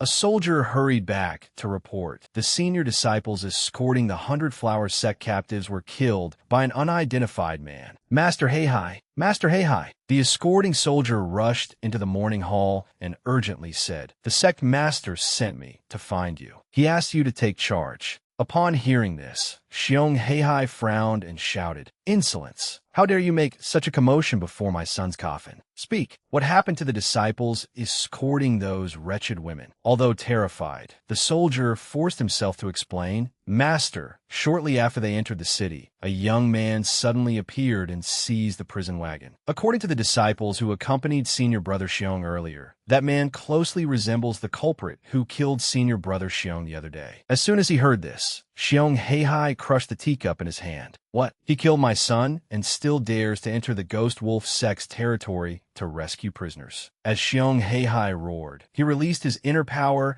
and squeezed the escorting soldier like fruit in a press. The terrified soldier cried out, "Master, spare me. I only came to deliver the news. Please spare my life." Xiong Heihai ignored him. Instead, he clenched his fist and continued increasing the pressure. "Today, I will make that murderer repay his blood debt. A life for a life." With that, the furious Xiong Heihai smashed through the roof and flew out to find Lu Chen. Meanwhile, at the tavern, the waiter was still anxiously trying to learn what was happening while the young women from the 100 Flowers sect chatted happily with Lu Chen. "Big brother, what happened next? What did you do after leaving the Golden Medicine Sacred Dynasty?" Surrounded by women and emboldened by the wine, Lu Chen began to brag. "After that, it was incredibly boring. I went to the Sword Emperor Palace for a couple of days, bullied its disciples, and plundered all kinds of sacred grade pills. But after 2 days, I got bored, so I forced all the disciples there to subscribe to my YouTube channel." As he spoke, he poured himself another cup, only to discover that the wine jug was empty. Lu Chen turned and called, "Waiter, we are out of wine. Stop standing there in a daze and bring us some more." The waiter stammered nervously, "Sir, I am terribly sorry, but I truly do not dare." Lu Chen asked in confusion, "What do you not dare to do?"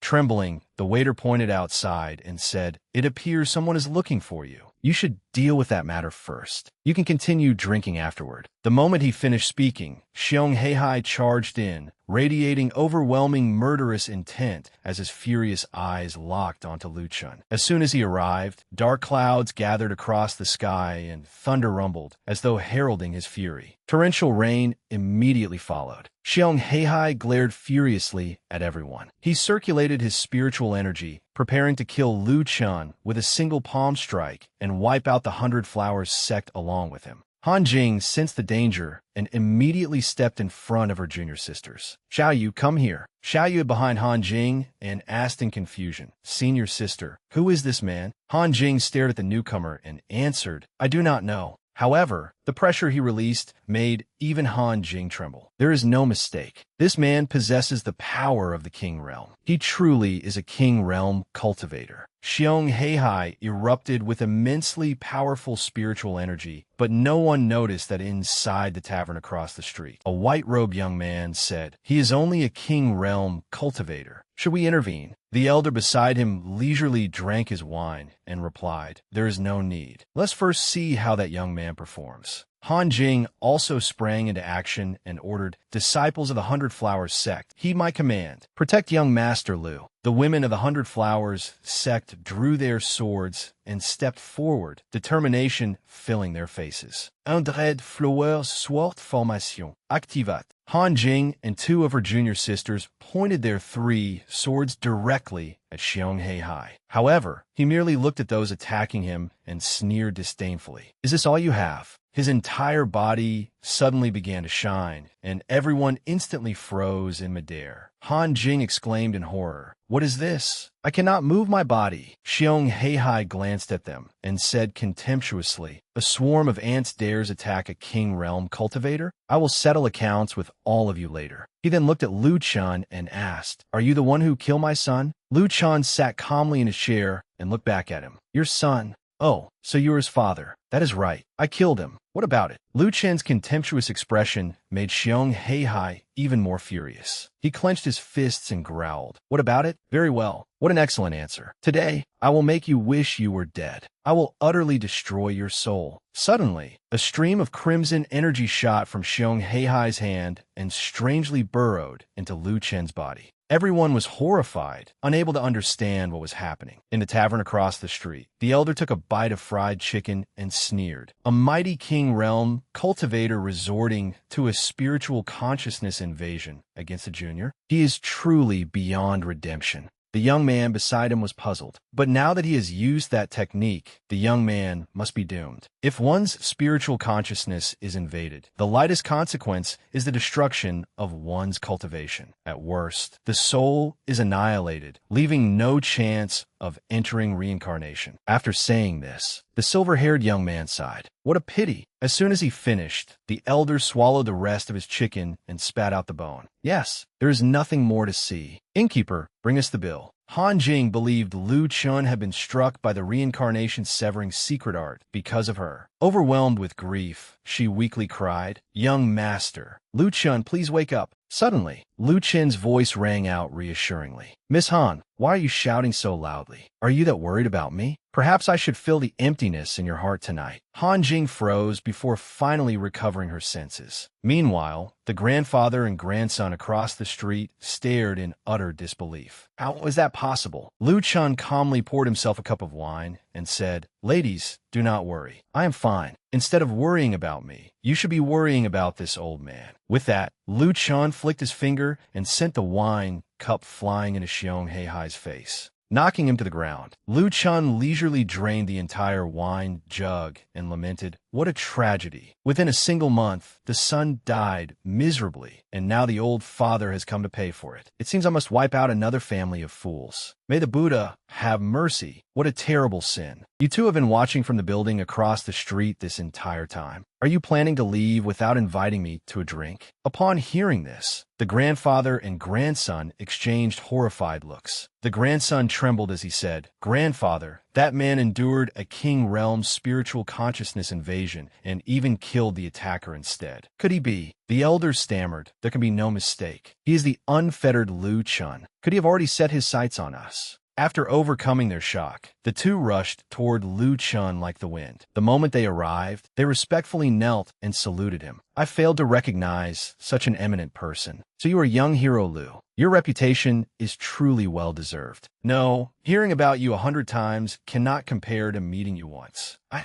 am Human Emperor, Xue Donghai." The silver-haired young man beside him hurriedly added, "I am Xue Xiaotian. Young hero Lu, please spare our lives. We're merely passing through. Please show us mercy." Xiao Yu's mouth fell open in astonishment. Human emperors, and there are two of them. Just who exactly is young Master Lu? Lu Chen looked at the two men and said, "If you want me to spare you, you must do something for me. Otherwise, there is nothing to discuss." That night at the Ghost Wolf sect, a group of people hurried back and shouted, "They are here. They have arrived. Hurry and summon the sect master." A cold voice suddenly interrupted them. "There is no need. Your sect master died this morning." Xue Xiaotian held Xiong Heihai's severed head while Xue Donghai stood behind him and continued, "By young master Lu Chen's command, everyone in the Ghost Wolf sect has only one path left today, death." The members of the Ghost Wolf sect looked at one another in confusion. "Who is Lu Chen?" Xue Donghai immediately frowned in anger. "You do not even know young master Lu Chun. You deserve death." Xue Xiaotian also pointed his sword at them and shouted, "It does not matter if you do not know. Dead men have no need to know so much." With that, the two charged forward and began a massacre. The Ghost Wolf sect was soon submerged in a sea of blood. The disciples' blood stained the rooftops red, while severed heads flew everywhere like balloons. Not long afterward, two streaks of light flew directly toward the tavern where Lu Chun was staying. Having completed their task, the grandfather and grandson came to report the results. "Young Master Lu, we have completed the mission." Lu Chun gazed at the small bird in his hand and replied, "Well done. I am very satisfied." The two men joyfully cupped their hands in gratitude. "Thank you, young Master Lu." Lu Chun continued, "All right. I have another task for you. Spread this message as widely as possible. The more people who hear it, the greater your reward." No one knew what Lu Chen said, but it caused the grandfather and grandson to cry out in shock. "What?" The next morning, the entire city was abuzz with talk about the appearance of the infamous tyrant Lu Chen. Not only that, but this tyrant was reportedly furious about the falling meteorite. Some people heard that Lu Chen had sworn to fight Sword 3 to the death. The thick-lipped fat man had also heard a rumor that Lu Chen deliberately wiped out an entire sect just to spread the news faster. No one knew which sect had been unlucky enough to suffer such a fate. But regardless of which sect angered the Demon King Lu Chun, how could it possibly survive? Nearby, a bracelet-wearing woman listened attentively to the conversation among the three people beside her. It seems that Brat Sword 3 does not have many days left to live. The woman sitting behind them became deeply suspicious after hearing their conversation. Sword 3? Could it be him? While she was still analyzing the situation, the people in front of her suddenly slammed the table in anger. Who does Lu Chun think he is? A brown-haired man immediately pointed at them threateningly. You dare speak young Master Lu's name so casually? A purple-haired young man retorted provocatively. So what? Young Master Sword 3 is the great benefactor of our land of exile. If anyone dares harm him, I will be the first to object. As soon as he finished speaking, the brown-haired man grabbed him and cursed viciously. Damn you! You dare oppose young Master Lu? You deserve death. Despite the threat, the purple-haired young man courageously retorted, I think you are the one who deserves death. Because of a single statement from Lu Chun, the entire Azure domain has been engulfed in war for 3 months. Countless factions have chosen sides and slaughtered one another. Some even planned to bomb rival factions to secure an advantage for their own side. During this great calamity, Bai Zhe of the Tiger Clan deliberately stirred up trouble because of an old grudge against Lu Chun, only to be punished by the Sword Emperor Palace. The Tiger Clan consequently lost 8 Saint Realm experts and suffered a devastating blow. The furious man was none other than Bai Zhe of the Tiger Clan. Yet who could have known that this entire calamity had begun with one careless remark Lu Chun made to prove his innocence? Birds watched the arguing factions and cried, "Fools! Fools!" as if mocking them.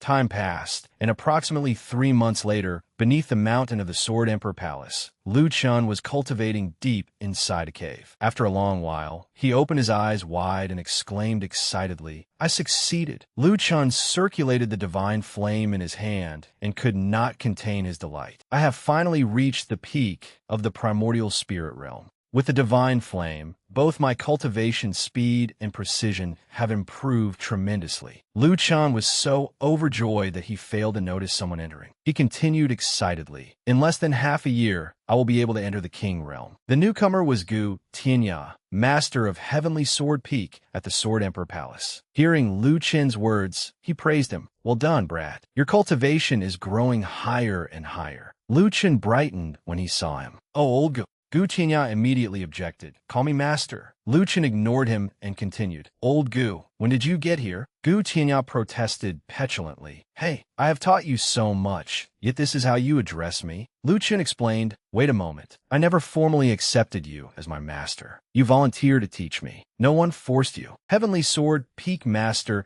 Gu Tianya flew into a rage. You rotten brat. I must have been blind back then. Lu Chun waved his hand and said enough. Let us discuss the important matter. Why did you come here? Gu Tianya clutched his head and lamented. Honestly, how did I end up with such an unfilial disciple? Forget it. Now that your cultivation has reached the peak of the primordial spirit realm, it is time to tell you certain things. Do you want to learn about the earth-shattering secret hidden within your silver moon sword? Gu Tianya sat down, picked up a cup of tea, and looked mysteriously at Lu Chun. Lu Chun was not surprised at all. I'm not interested in anything overly flashy right now. I rarely use that sort anyway. His response made Gu Tianya spit out his tea. You brat, are you trying to anger me to death? What an unfilial disciple. Lu Chun replied, enough. I still have something important to do. My junior sister's whereabouts remain unknown. I have searched the entire Azure domain, but I still cannot find her. I do not even know how I'm going to explain this to my 2 masters. If you have nothing else to say, stop bothering me and leave. Gu Tianya glanced at him and asked, your junior sister? Lu Chun handed him a portrait of Lu Qingsheng and said, in short, my junior sister is missing. I am very busy and have no time to play with you.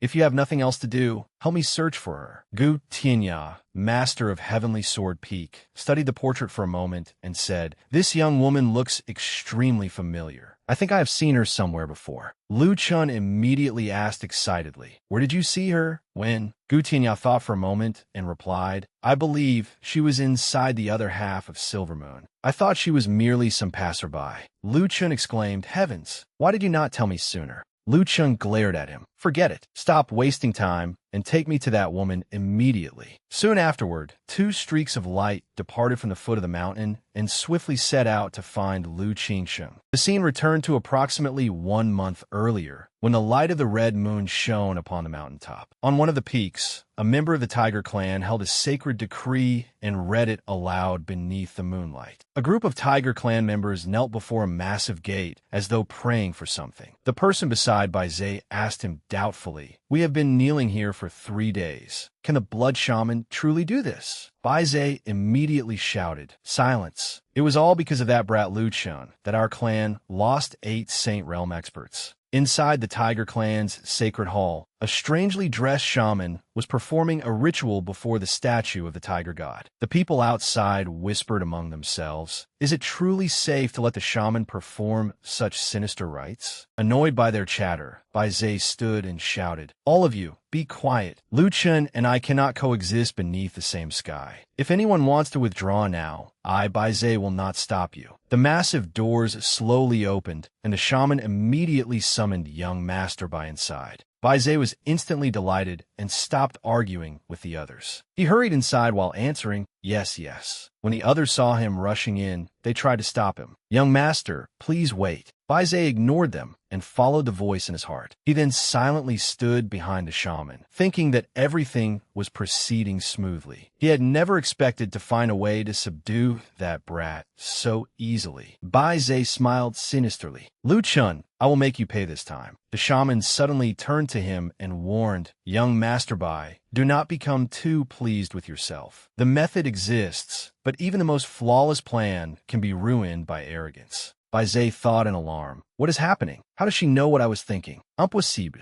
It must be a coincidence." The shaman stood and smiled ominously. "Young Master Bai, I just instructed you to behave properly. Have you already forgotten?" Bai Zhe stepped backward in horror. "It was not a coincidence. You can truly hear my thoughts." The shaman continued grinning. "That matter ends here. The tiger god has already revealed the method you seek to me. 100 miles north of this place lies an area called the Desolate Desert. A fragment of an as yet unrevealed divine weapon is hidden there. The young master you mentioned possesses another fragment of that same divine weapon." Bai Zhe asked in confusion, "What divine weapon?" The shaman explained, "As long as you obtain the weapon hidden there, and then find a way to seize the remaining fragment, the twin swords will unite. No matter how powerful your opponent may be, he will remain a mere mortal before a divine weapon. When that time comes, I believe there will be no need for further explanation." Hearing this, Bai Zhe smugly clenched his fist. "So that's how it is. This truly is an excellent way to defeat Lu Chun. Thank you for your guidance, Blood Shaman. A servant will deliver your payment shortly. I shall take my leave now." As Bai Zhe turned to leave, the Blood Shaman called him back. "Wait, young Master Bai. The Desolate Desert is no place for ordinary people. Don't you find it strange? A divine weapon has been hidden in that wasteland, yet no one has ever discovered it or gone searching for it." Puzzled, Bai Zhe asked, "What do you mean?" The Blood Shaman frowned and explained, "The Desolate Desert is a unique region formed when the divine weapon's killing aura manifested in the physical world. Anyone who enters will be devoured by that killing aura and reduced to a skeleton within the desert. In other words, you will end up joining the skeletons there. Unless you possess power originating from the same source as the divine weapon, you cannot even approach it." Shocked, Bai Zhe said, "You mean no one except Lu Chun can enter?" The Blood Shaman waved her hand. "Yes and no. That would have been true several months ago, but a fortunate coincidence a few days ago changed everything." As soon as she finished speaking, the shaman activated a hidden mechanism. A door opened, revealing the figure of a young woman inside. The shaman ordered, "Come out. From now on, you must assist this young master in searching for the divine sword." The young woman was none other than Lu Qingsheng. At this moment, she resembled a soulless corpse, mindlessly obeying every command. As she emerged, Bai Zhe stared at Lu Qingsheng in surprise. "Who is she?" The shaman stroked Lu Qingsheng and explained, "She is a young woman I happened to rescue several days ago when heaven and earth collapsed. Seeing that she possessed excellent aptitude, I used a mind control spell to make her my maid. But the tiger god just appeared in my dream and revealed that she is the key to this expedition. I do not know why, but since fate has arranged it, why not follow its course?" After hearing this, Bai Zhe looked at Lu Qingsheng and repeated the old woman's words. The key to this expedition. The corners of his mouth rose before he burst into laughter. His laughter gradually became inhuman. Ha ha ha. Even the heavens are helping me. This time, I will seize Lu Chen's divine weapon. Just you wait. Once the divine weapon is mine, I will settle every last grudge between us. 1 month later, while searching for Lu Qingsheng, Lu Chun angrily berated Gu Tianya. He complained incessantly, "You damned old man. Why didn't you tell me sooner that you had seen my junior sister?" Gu Tianya, master of Heavenly Sword Peak, glanced at him and said, "When I first arrived, I thought you already knew about the divine weapon, so I intended to give you a hint." Who could have known? Before he could finish, Lu Chun interrupted, "Enough, enough. Please, I beg you, stop talking. Are you certain she went to the desolate desert, just as you said?" Gu Tianya nodded. Lu Chun muttered, "How strange. If junior sister is safe, why didn't she come looking for me first? Why would she go searching for some divine weapon instead?" Hearing this, Gu Tianya also found it strange. Now that you mention it, something truly was amiss. Your junior sister's expression seemed very unusual at the time. She looked like a puppet. Thinking back on it now, could someone have taken control of her mind? Lu Chan rubbed his chin thoughtfully. Taken control of her mind? But why? Who could have done this? The scene shifted to the outskirts of the desolate desert, where sandstorms raged throughout the year. Someone entered an inn and shouted so loudly at the waiter that he jumped in fright. "This damned sandstorm is enormous. Waiter, prepare 8 first-class rooms for us. They must be your very best." The speaker was Bai Zhe. He entered with a large group that included Lu Qingsheng. Realizing they were distinguished guests, the waiter welcomed them enthusiastically. "Esteemed guests, please proceed to the 3rd floor." The waiter loudly announced to everyone in the inn, "Distinguished guests have arrived. Prepare 8 premium rooms on the 3rd floor." As Lu Qingsheng passed the waiter, she noticed the cunning look on his face and could not help being startled. Lu Qingsheng then fell into thought, but she did not dwell on it. Frowning, she followed the Tiger Clan members upstairs. Outside, the sandstorm continued to rage, filling the air with dust.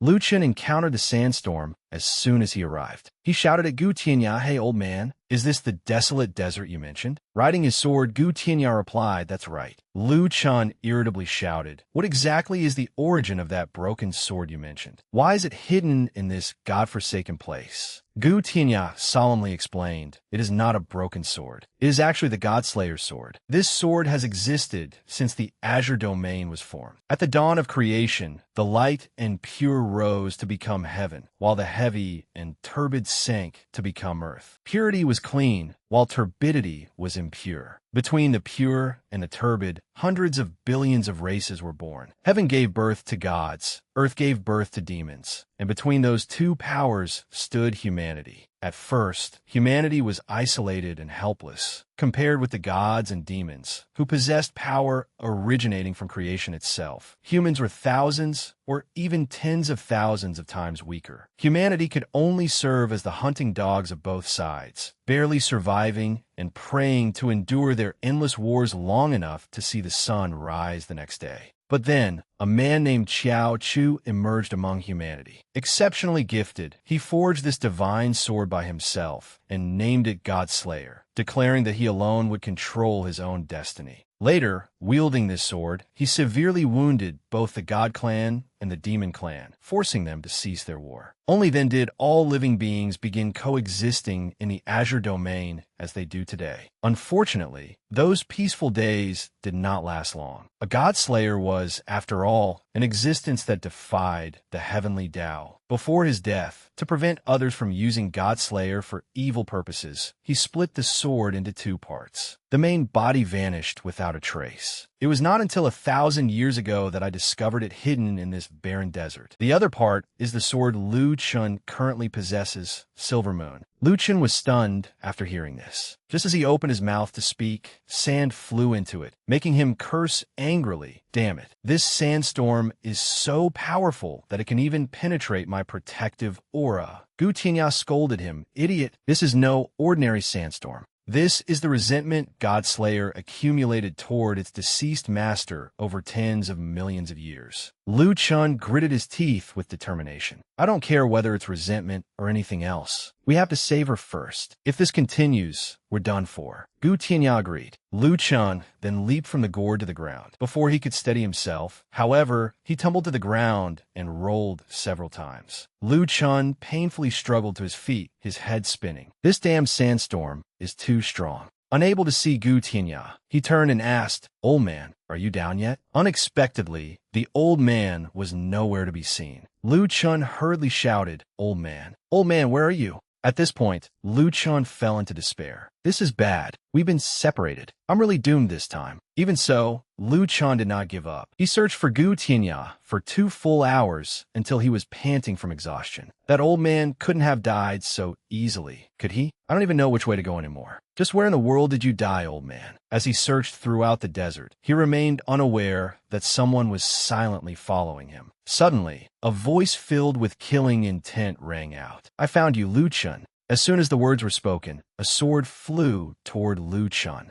You bastard!" The mysterious woman charged, but Lu Chun reacted swiftly. He easily dodged, then turned and caught the sword with his bare hand, muttering, "This sword is..." He also found the figure somewhat familiar, so he leaped high into the air to get a clear look at his attacker. The mysterious woman refused to relent. She assumed another stance and prepared to leap into the air to finish Lu Chun off. As the mysterious woman flew closer, Lu Chun muttered, "Wait, could this person be?" When Lu Chun clearly saw Princess Qingling's face, he blurted out, "Princess." He then exclaimed in alarm, "Hey, it's me. What are you trying to do?" Hearing the familiar voice, Princess Qingling widened her eyes and thought, "That voice sounds very familiar, but I cannot let him deceive me. I must remain calm." She then recalled what the people in the city had said. Lu Chen's most despicable trait is his trickery. That's right. If I believe him, I might end up dead, though I don't know exactly how. After recalling this, Princess Qingling hurriedly shook her head, then charged again and shouted, "Silence. Do not even think of deceiving me. Klapala to die." Princess Qingling then soared into the sky and shouted, "If you want to kill Sword 3, you must step over my corpse first." Seeing that every one of her moves was meant to kill, Lu Chun thought in alarm, "Does this woman truly intend to kill me?" Every attack is lethal. Forced to do nothing but defend, Lu Chun began feeling troubled. She once saved me, and she is acting with good intentions this time.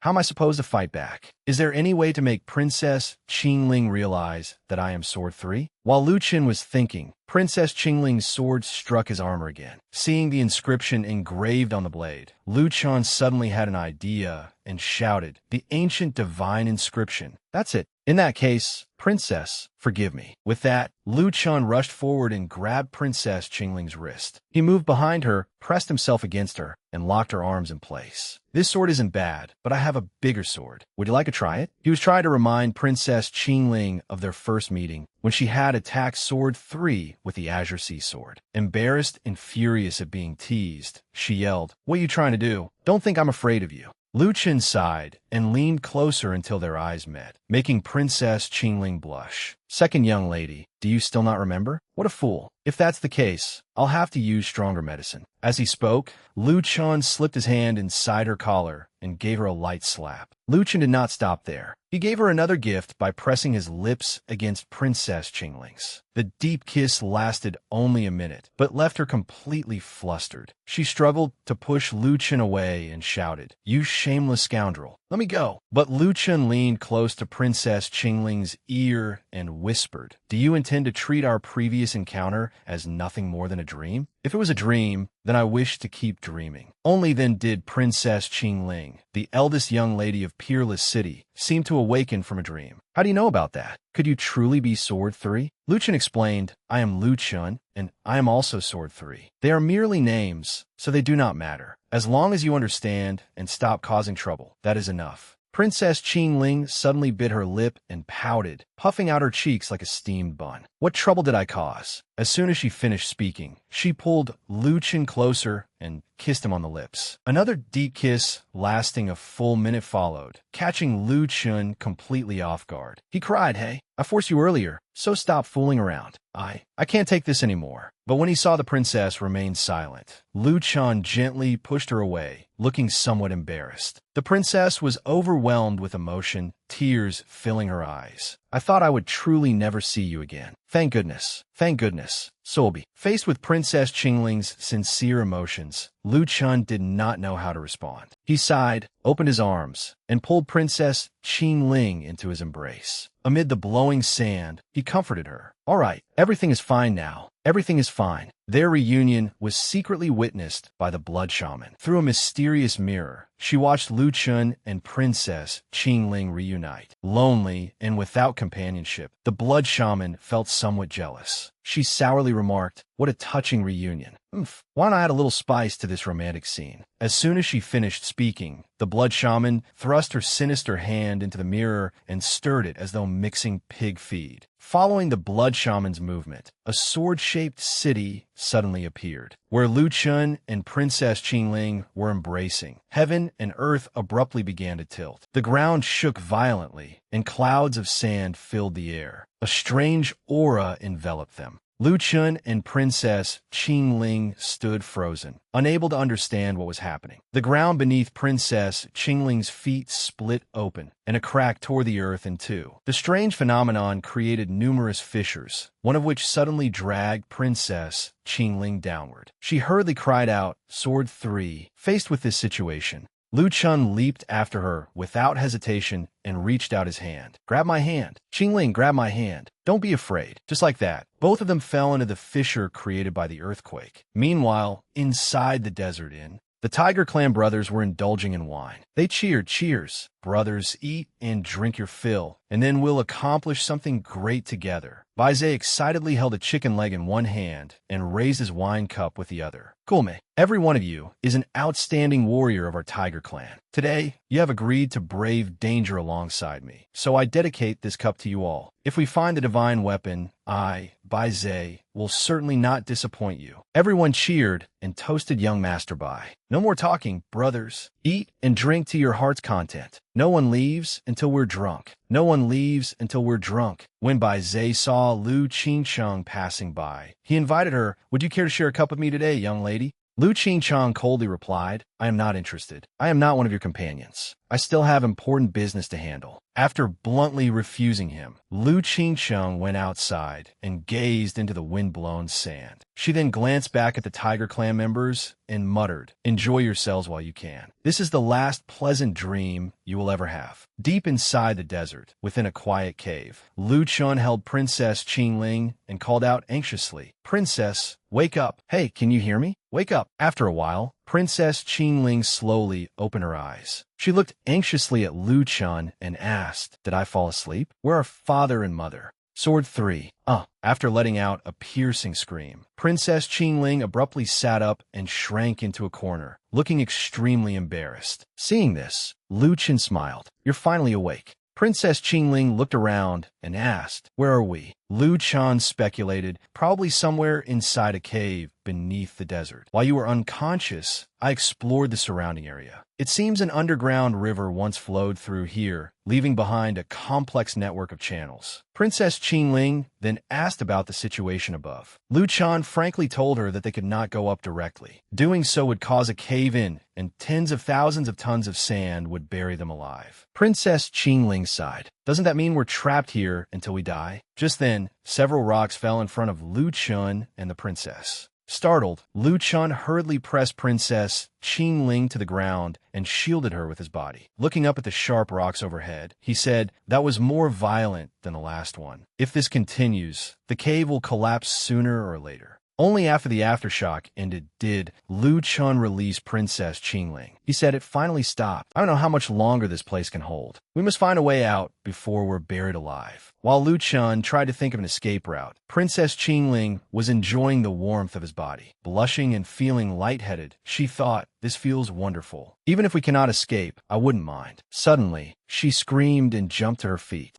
It's so hot." Her abrupt movement knocked Lu Chun aside. The Azure Sea sword was now radiating terrifying heat. Lu Chun hurriedly asked what was wrong. Princess Qingling raised the sword and said, "I don't know." Azure Sea suddenly started moving on its own. Lu Chun noticed that the sword in her hand was trembling nonstop. Princess Qingling hurriedly said, "This is it. You've seen it before, my treasured sword." Lu Chun rubbed his chin with a thoughtful expression, then said something that left her speechless. "It seems your sword is in heat." Princess Qingling shouted, "How could that be possible?" Princess Qingling held the sword before her and said, "Azure Sea is the sacred sword passed down through my family. My ancestor wielded it alone to repel the undying Demon Clan's army, earning the title of Peerless. Azure Sea has never behaved like this before, but upon closer inspection, the inscriptions on the blade seem to be glowing. Don't you recognize these inscriptions?" After pondering briefly, Lu Chun said, "Do you mean the ancient divine inscriptions? I have only heard my master mention them." He then recalled what his master had once told him. The so-called ancient divine inscriptions were a form of writing used by gods and demons in ancient times. They can be understood as the code underlying the art of creation. When ancient smiths forged weapons, they used these inscriptions to create sword spirits. The inscriptions represented each weapon's unique characteristics. It is said that some sword spirits are extremely combative. Once they sense a stronger sword spirit nearby, they instinctively become hostile. At this thought, Lu Chun suddenly understood. He blurted out, "Could it be? Let's test it. If I'm right, we may be able to use it to escape." "Princess, release Azure Sea and see which direction it flies." As soon as Princess Qingling let go, the sword began spinning by itself before her. Puzzled, Princess Qingling asked, "What is happening to Azure Sea?" Watching the sword streak through the air, Lu Chun said, "Just as I thought." He then explained, "My master once told me that ancient smiths often used ancient divine inscriptions to forge combative sword spirits. Your sword may have sensed a divine weapon nearby and been provoked by its fighting spirit. That divine weapon is probably close. If Azure Sea can locate it, we may be able to use the opportunity to escape from here." After hearing Lu Chen's explanation, Princess Qingling said, "So that's how it is." She looked at the sword flying through the air and continued, "It seems you were right. Azure Sea appears to be trying to tell us something. Azure Sea, if you have something to say, write it down."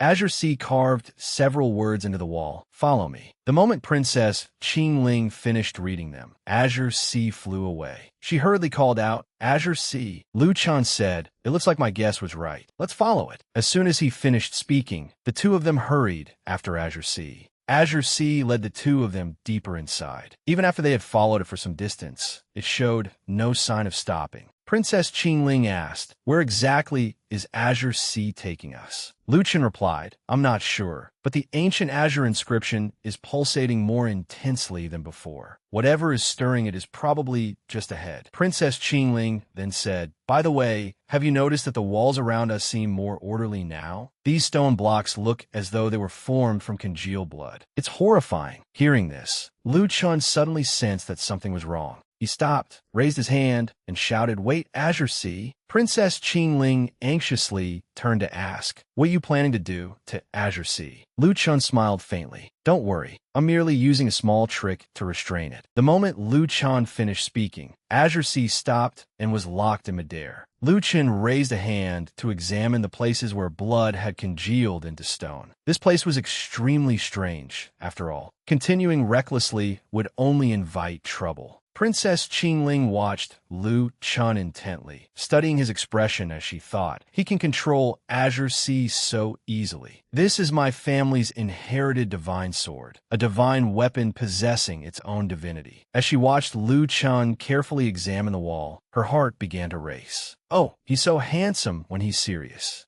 Lu Chun noticed the princess blushing. He turned and asked, "Hey, what's wrong with you? Do you have a fever?" Princess Qingling hurriedly waved her hands. "No, it's nothing." Princess Qingling shyly raised her head and asked Lu Chun, "I only wanted to ask. Back in the desert, you were the one who kissed me, weren't you?" Meanwhile, some time had passed on the desert surface. Lu Qingchen was performing the ritual to summon the blood sword seal. A scarlet force gathered in her palm. Once the power reached its peak, she pressed her hand against the desert and shouted, "Release." At the same time, the underground mountain range shook violently again. Lu Chun said in confusion, "Again? This time it seems much stronger." Following Lu Qingqing's actions, a sandstorm arose. Not only that, but the storm also drilled deep underground, forming a blood-red pit shaped like an eye. The blood-colored force began spreading across the desert before flowing into the cracks on its surface. Another bizarre phenomenon occurred. Beneath the mountains, Princess Qingling anxiously said, This has finally stopped.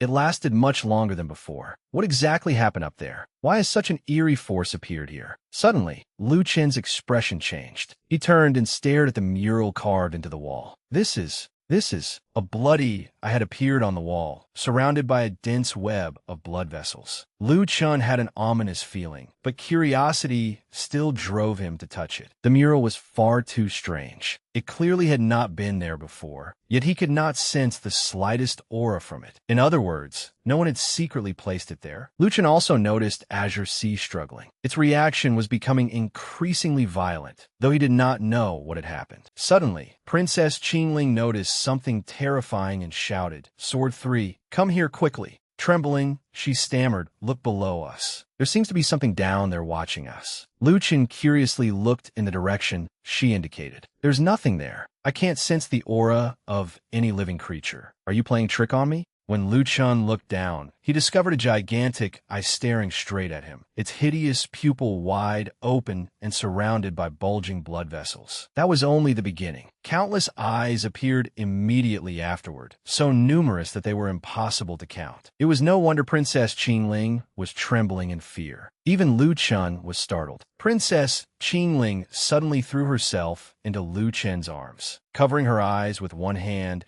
she pointed into the abyss with the other and shouted, Look, I told you there was something down there. Let's go back and find another way out. Lu Chun had never been in the habit of taking detours, and these ghostly tricks were not enough to frighten him. Holding Princess Qingling with one arm, he threw a talisman toward the eyes with the other. The talisman lit up and flew into the mass of eyes, illuminating the entire scene below and revealing the truth before Lu Chun. Its light made everything at the bottom of the abyss clearly visible. Demons, monsters, and even members of the human race had been nailed down and buried deep below. Their faces displayed all kinds of emotions, from love to hatred. The sight was truly overwhelming. Princess Qingling was no longer in Lu Chen's arms. Instead, she stood beside him, covering her mouth as she stared down in astonishment. Even Lu Chun did not know what this place was. He turned back toward the bloody eye on the wall and frowned. I'm afraid this is connected to that blood shaman. The secret hidden here may be even more terrifying than we imagined. We should leave first. When Lu Chun became serious, he truly carried the bearing of a hero who knew when to advance and when to retreat. At the same time, inside the blood shaman's eerie palace, the old shaman dipped a brush made from human bone into a blood-like substance held inside a human skull. She was using the blood to paint on the wall. The scenes she depicted were terrifying, mostly showing demons and humans slaughtering one another. Just then, Lu Qingchang sent a voice transmission from the desert. Mistress, all preparations are complete. The blood shaman stopped painting. Her tiny eyes narrowed like those of a rat, perfectly matching the appearance of a treacherous villain. Wind blew in from outside, making her toothless mouth emit a series of rasping coughs. The blood shaman left the unfinished mural and slowly walked outside. As she went, she sighed. 1,000 years or 10,000 years. It has been so long that I can barely remember. Now I can finally reclaim everything. Indeed, this was an old woman lost in the final stages of her delusions of power, savoring whatever happiness she could. A blood-red full moon hung in the sky while the shaman's eerie laughter echoed below, accompanied by her furious cry, I will make those who owe a debt of blood repay it in blood. Elsewhere, a strange transformation appeared on the wall painted by the blood shaman, as though the mural itself were coming alive. The place was formed from other people's blood essence. It was obvious that Azure Sea had not come here merely to find an exit, since it had taken them so long to locate one. Judging from how excited it was now, even a blind man could tell they were close to their destination.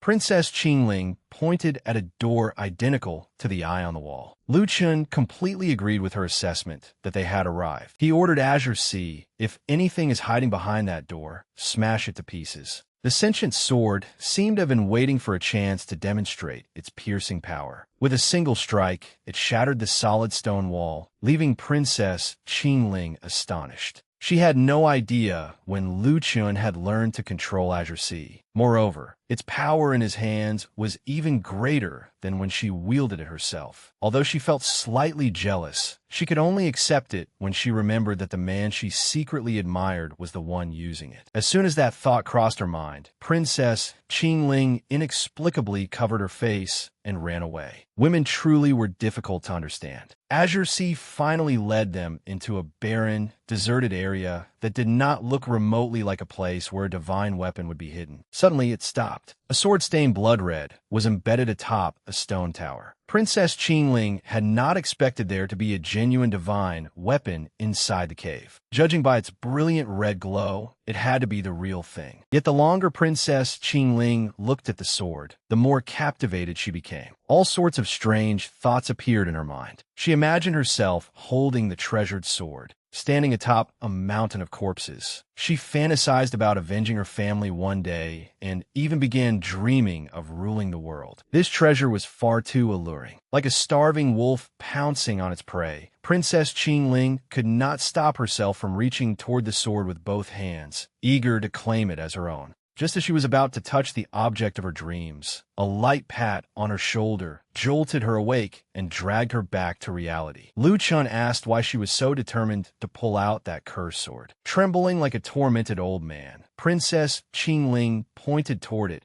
and admitted that she had imagined herself wielding the blade, slaughtering her enemies, and ruling the world. The scene resembled an educational program warning about the dangers of narcotics, but the sword before them was clearly responsible. Combined with the earlier clues involving the corpses in the wall, as well as her recent hallucination, this sword was undoubtedly an evil artifact. Just then, a voice emerged from a sword. Comprehending the sword intent does not mean you are worthy of possessing it. Immediately afterward, the sword transformed into a blood-red figure, who drew his blade and challenged the two of them. This fellow had some courage. Since he wanted to fight, they would oblige him. Lu Chun and Princess Qingling joined forces with their swords, attacking the red figure without waiting for any further invitation. The glorious trial was about to begin. Above ground, the Tiger Clan warriors lay scattered across the ground like beggars, drunkenly waving dry branches in their hands. Little did they know that today would be the anniversary of their deaths. Red vines silently approached and wrapped themselves around the warriors one by one. A drunken, overweight warrior was sleeping soundly, only to be reduced to a dried corpse in an instant. The others met the same fate. Beneath the blood moon, the vines carried the blood toward the cave entrance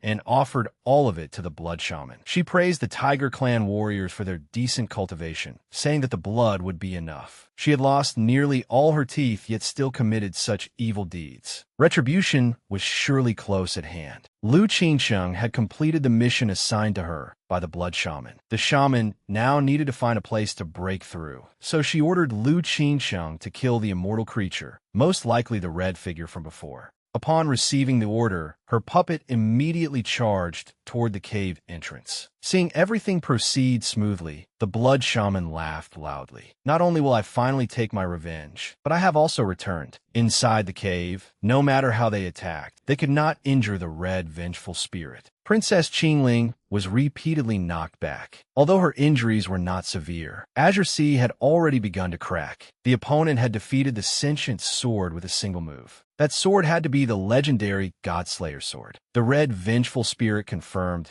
that Lu Chen's guess was entirely correct. Any weapon that opposed Godslayer would be no more than weeds by a riverbank. He gave the hero two choices: leave or prepare to be stripped bare and placed upon the sacrificial altar. Faced with such provocation, who would have expected a demon like Lu Chun to respond reasonably? We only fell in here by accident. I have no objection to leaving. The spirit was pleased by his answer, but the narrator's patience had worn thinner than a mosquito's wings. One problem had followed another, and Lu Chun had endured enough. Now his junior sister was lost, and this clown was mocking him. How could he preserve his dignity? I also possess a divine weapon. Let's fight, and I'll show you what a true king looks like. With that, Lu Chun charged forward. His sword pointed directly at the spirit. Upon seeing the sword in Lu Chen's hand, the vengeful spirit understood why he had awakened. Silver Moon was here, which meant Lu Chun might also know the truth. Facing Lu Chen's fierce attack, the spirit merely muttered, "She is about to begin." After thinking for a moment, he decided to fight Lu Chun seriously. Neither one was afraid of the other. Lu Chun should not assume that wielding Silver Moon allowed him to dominate the world. The spirit's swordsmanship was anything but ordinary. Their divine weapons were evenly matched, but the spirit remained slightly superior to Lu Chun. As they fought, he declared that he would show Lu Chun the correct way to wield these two divine weapons. Sword light flashed and transformed into 4 soul projections, ranging from a young child to an old man. Although they were of different ages, all 4 shared the same face. The real show had only just begun. Princess Qingling and Azure Sea were stunned. They had not even defeated one opponent, yet now 4 more had appeared. At first, Lu Chun thought they were merely illusions meant to deceive his eyes. To his surprise, all 4 projections could speak clearly. "Now you're doomed. Do you think I'm afraid of being outnumbered? Come at me." Seeing that Lu Chen's spirit resembled that of the youngest projection, the red vengeful spirit sent the child forward to broaden his horizons. The small projection raised a wooden stick. "If you want to fight, then face me alone." Lu Chun thought a one-on-one fight would be easy. He could keep dreaming. The child taught him a harsh lesson in the supreme way of the sword, a proud heart and a frenzied spirit. The projection's overwhelming pride, while wielding a sword, struck terror into his opponent, making victory almost inevitable. As he spoke, the projection thrust the wooden stick into Lu Chen's chest, forcing him to experience the child's memories. In those memories, the child held a wooden stick in one hand to protect a beautiful woman while pointing at a monster with the other. He had clearly been a prodigy from an early age. Armed with nothing but a wooden stick, he cut down demons as easily as slicing through mud. Lu Chun was so shocked that he could barely hold his sword. He collapsed onto the ground, panting heavily. Was that an illusion? Why did it feel so real? Could those have been his memories? The second projection stepped forward, holding a silver moon identical to Lu Chen's. "You cannot endure anymore already. How can a martial artist be so weak? Without a goal in your heart, how can you take control of your destiny?" With that, the projection charged forward and struck Lu Chun with his sword. Before 3 moves had even passed, Lu Chun was stabbed in the chest again. Another series of memories flooded his mind. This version of the swordsman was older and held his sword against a soldier. Despite the soldier's desperate pleas, the swordsman resolutely killed him with a single strike. The counterattack came again, bringing with it a succession of memories. Lu Chun still could not understand what the spirit was trying to accomplish. Before he had finished speaking, another projection appeared. Lu Chun was in serious trouble this time. This version looked even more formidable. With his deadly one-strike technique, Lu Chun might truly die. Another sword strike brought another fragment of memory. This time, the swordsman massacred every last demon and monster, sparing not a single one. The silver moon in his hand transformed into the vast sky divine sword. Its attack cut through the memories and entered reality. A single move forced Lu Chun into a desperate situation. He could not understand why mere memories caused him such intense pain. He recalled his master's words. A peerless genius named Lu Chun once possessed power that shook heaven and earth. With this sword, he gravely wounded both the divine race and the demon race, forcing them to end their war and creating the region that existed today. Lu Chun seemed to realize something. The soul projection reached out a hand again. If you cannot endure it, then give up. Even the most beautiful memories will eventually turn into rage. Do not become like me and live to regret it. After hearing this, Lu Chun suddenly understood everything. He stood and declared, "If you have the ability, keep attacking me." Outside, the vines had woven themselves into a giant cocoon.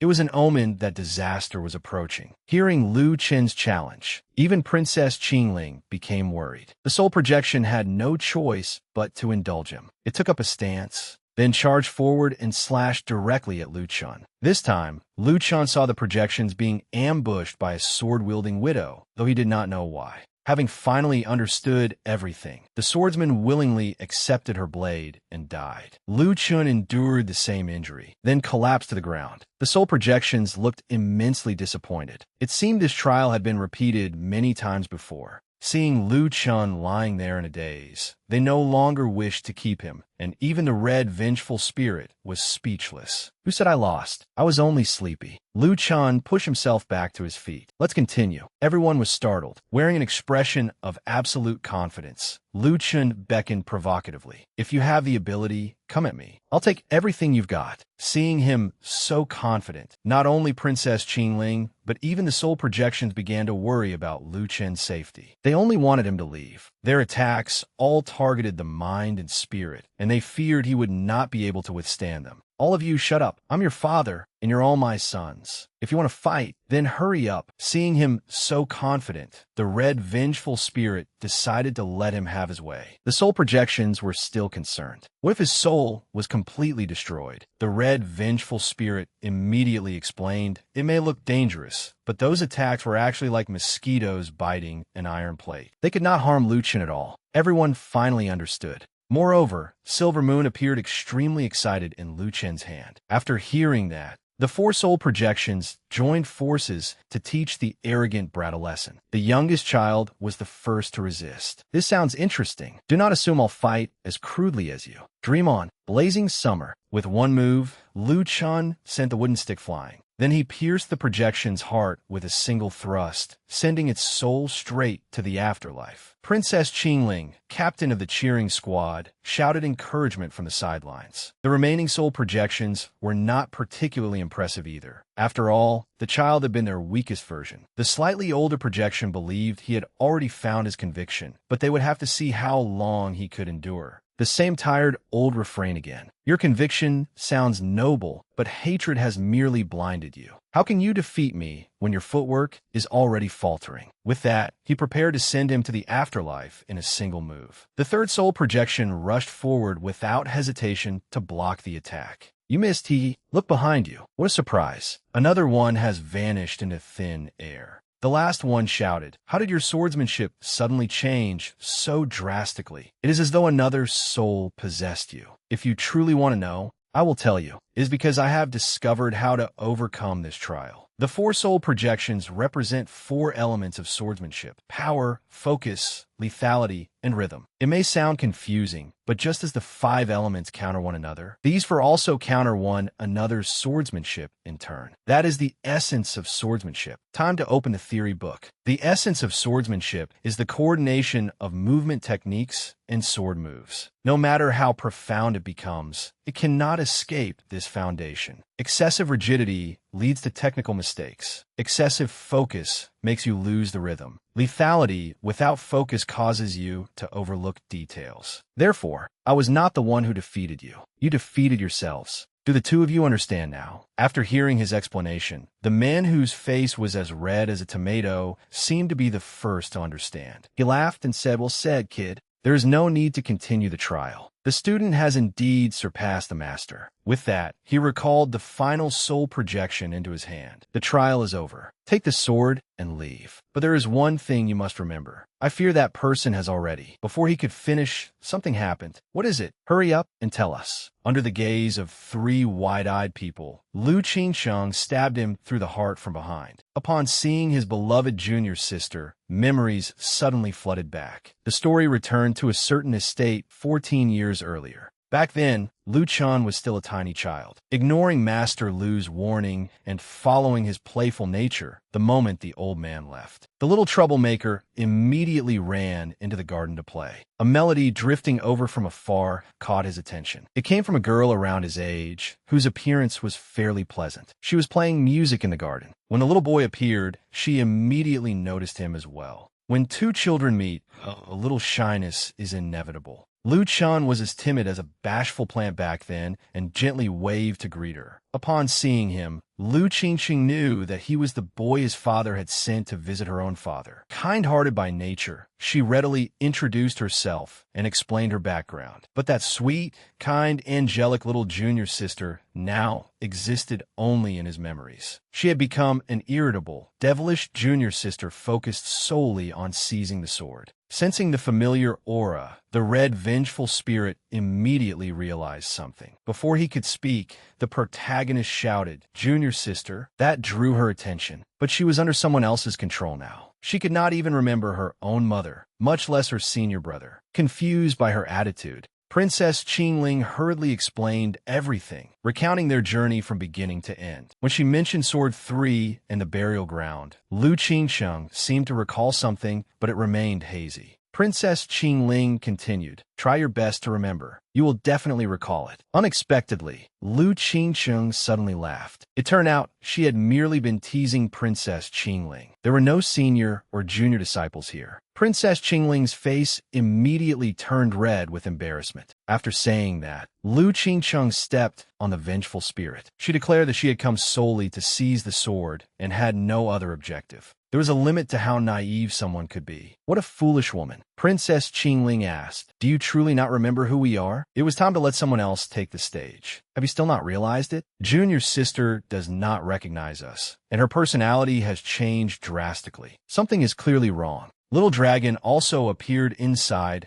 Lu Chen's divine sea and told them, "This is the soul manipulation art." Lu Chen was young and inexperienced, so he had never heard of it. Then allow Lord Dragon to explain. "This curse can control another person. Their original personality is sealed away and completely replaced by another personality implanted by the caster." Hearing a voice suddenly appear, Princess Qingling naturally asked who it was. Lu Chen casually said it was a friend and told her not to worry about it. But if Little Dragon was telling the truth, what should they do? A dragon's word could not be wrong. This truly was the soul-seizing art, not an ordinary spell. If they were careless, Lu Qingqing's original personality could be damaged. How were they supposed to break the spell? Their difficulties kept piling up. This is an ancient art. Even the elders of my clan do not know how to break it, much less me. But every spell has a weakness. If you can awaken her true personality, there's an 80 or 90% chance of breaking it. After hearing that, Lu Chen said, "Let me think of a way." He had to awaken her within the span of a single musical note. If the caster noticed what they were doing, they might never get another chance. "Then I will approach her slowly." He called loudly, "Lu Qingsheng, if you want the sword, you should at least ask for permission. Even when beating a dog, you must consider its owner. Do I look like someone who cares? If you are not worthy, does that mean only heaven itself is worthy? Open your eyes wide and watch me show Lu Qingsheng my true strength." Little Dragon and Princess Qingling were both astonished. They had expected him to use his fists, not his mouth, and Princess Qingling repeatedly tried to stop him. "This is men's business. It is not your turn to decide." His fiery growl immediately reduced the arrogant Princess Qingling to an obedient puppy. Lu Qingsheng became even more vigilant. Lu Chen pointed directly at her. "Junior sister, are you still looking down on the chairman? I only said those things earlier out of respect for the guardian. As the sword's inheritor, how could I be flattened by a single strike?" The closer he stepped, the farther she retreated, as though they were dancing the cha-cha. Thinking I am weak is the greatest mistake in the world. One finger is enough to send you away. Believing a fight was about to begin, Lu Qingsheng assumed a stance and raised her sword.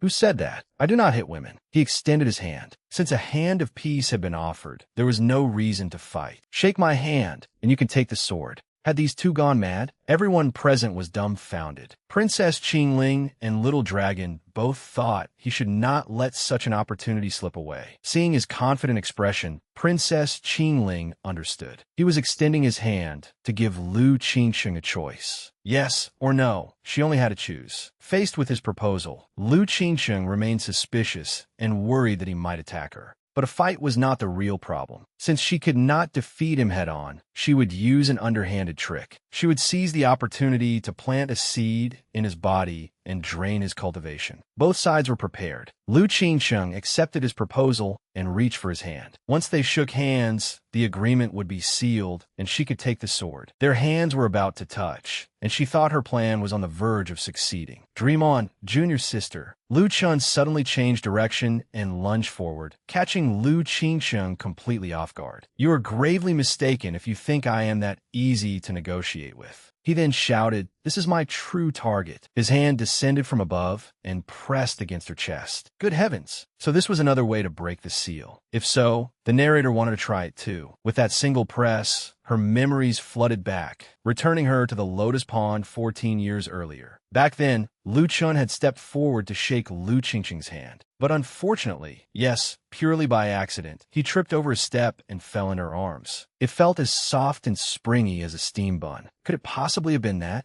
They were still children and had not developed yet, so it did not matter. Still, Lu Qingsheng felt uncomfortable and told him to stand up. Things were certainly different at different ages. It felt unfamiliar without a squeeze. Let me introduce myself again. I am Lu Qingsheng. I am Lu Chun. Back in the present, she burst into tears, even though having her chest touched did not hurt. Senior brother, let go of me. The moment Lu Qingsheng awakened, she began crying. At the same time, the outer cocoon cracked open, first revealing a pair of captivating legs. A fresh and beautiful woman had awakened. Inside the cave, the senior and junior disciples were still calling to one another. This method had been a last resort. Lu Chun explained that he would never have used it if the situation had not been urgent. How cunning. Careful, brother. Princess Qingling's gaze was as sharp as a bullet. Lu Qingsheng had awakened, and Lu Chun was about to release her, but she unexpectedly held his hand tightly and refused to let go, making the scene even more awkward. He wore an expression of enjoyment. I can let go a little later. I have no objections. Princess Qingling objected, however. She could not allow this to continue. She pushed herself between them and declared, I refuse to become a second wife. Having only just awakened, Lu Qingsheng was full of questions, beginning with why Princess Qingling was there. Before she could finish asking,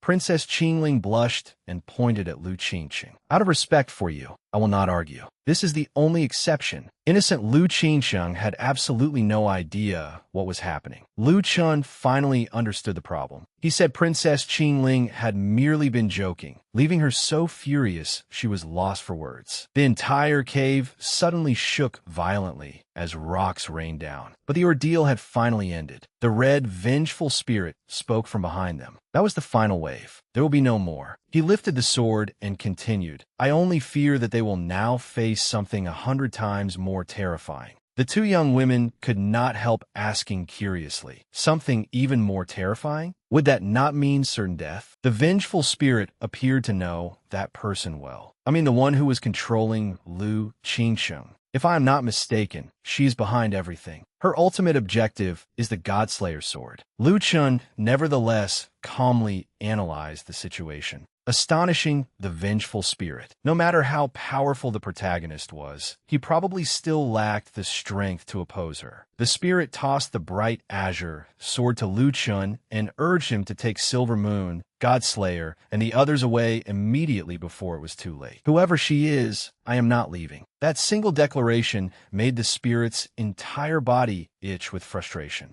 Lu Chun resolutely declared that he did not care who was behind this, whether god or demon. Go on, keep boasting, brat. A voice descended from above. The stone wall gradually cracked apart, revealing a familiar pair of eyes. A pair of black-stockinged legs descended from the sky. It would be wonderful if Lu Chun received that treatment again. Unfortunately, there was no prize for the correct answer. The voice belonged to a tall woman whose hair fluttered in the air. Two massive weapons hung before her chest. She looked gentle, but every word from her mouth carried murderous intent. The final enemy had arrived. Time to fight. 3 pairs of eyes turned in the same direction. The tall woman appeared to recognize Lu Qingsheng, who immediately hid behind Lu Chun. So this woman was the murderer, just as expected. That old hag had somehow transformed into such a sweet-looking woman. She praised Lu Qingsheng. In all these thousands of years, you're the first person to break my spell. Honestly, whoever translated this story was truly talented. This woman had lived for thousands of years, yet her chest had not withered into bitter gourds. She was truly one in a millennium. The two young women recognized the sword spirit, and the terror on their faces was something unseen for thousands of years.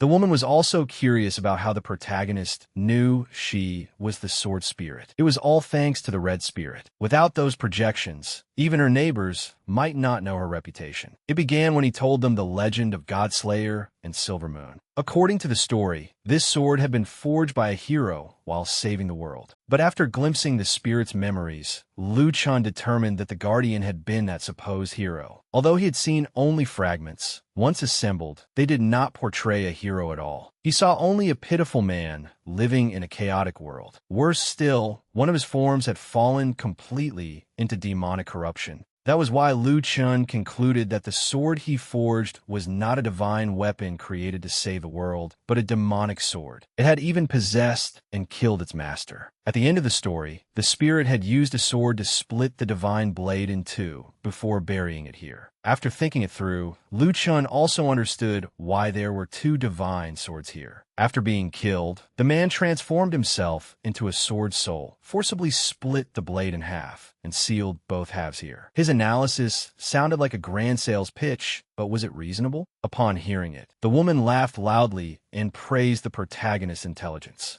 Who could have imagined that he would uncover the truth from so little information? But as every villain believed, the smarter a person was, the less they could be allowed to live. Then allow your elder sister to send you to meet your ancestors early. After saying that, she charged at the protagonist. The longer they fought, the farther Lu Chun was driven into a corner. Her flawless, slender white leg kicked him directly in the face. The two women were heartbroken to see their husband being beaten. She even planted her foot on Lu Chen's chest, who said a sword soul could only fight with a sword. Seeing this made the narrator desperately want to take Lu Chen's place. It was simply too painful to watch. Her foot slowly slid upward toward his neck. Unable to endure it any longer, the first wife and second wife charged forward. How dare you pin down our husband? Are you tired of living? Seeing Lu Chun beneath the Godslayer sword spirit's foot, Lu Qingsheng and Princess Qingling drew their swords and rushed at her in jealous fury, cursing her as they attacked. The contemptuous curve of her lips made their difference in strength obvious. This is a game for adults. Why are children interfering? Keeping one foot on Lu Chun, the sword spirit launched an attack that instantly sent Lu Qingsheng and Princess Qingling flying. They could not touch even a strand of her hair. Before they could recover from falling backward, Godslayer moved first. She rushed toward Lu Qingsheng and reached out to seize her.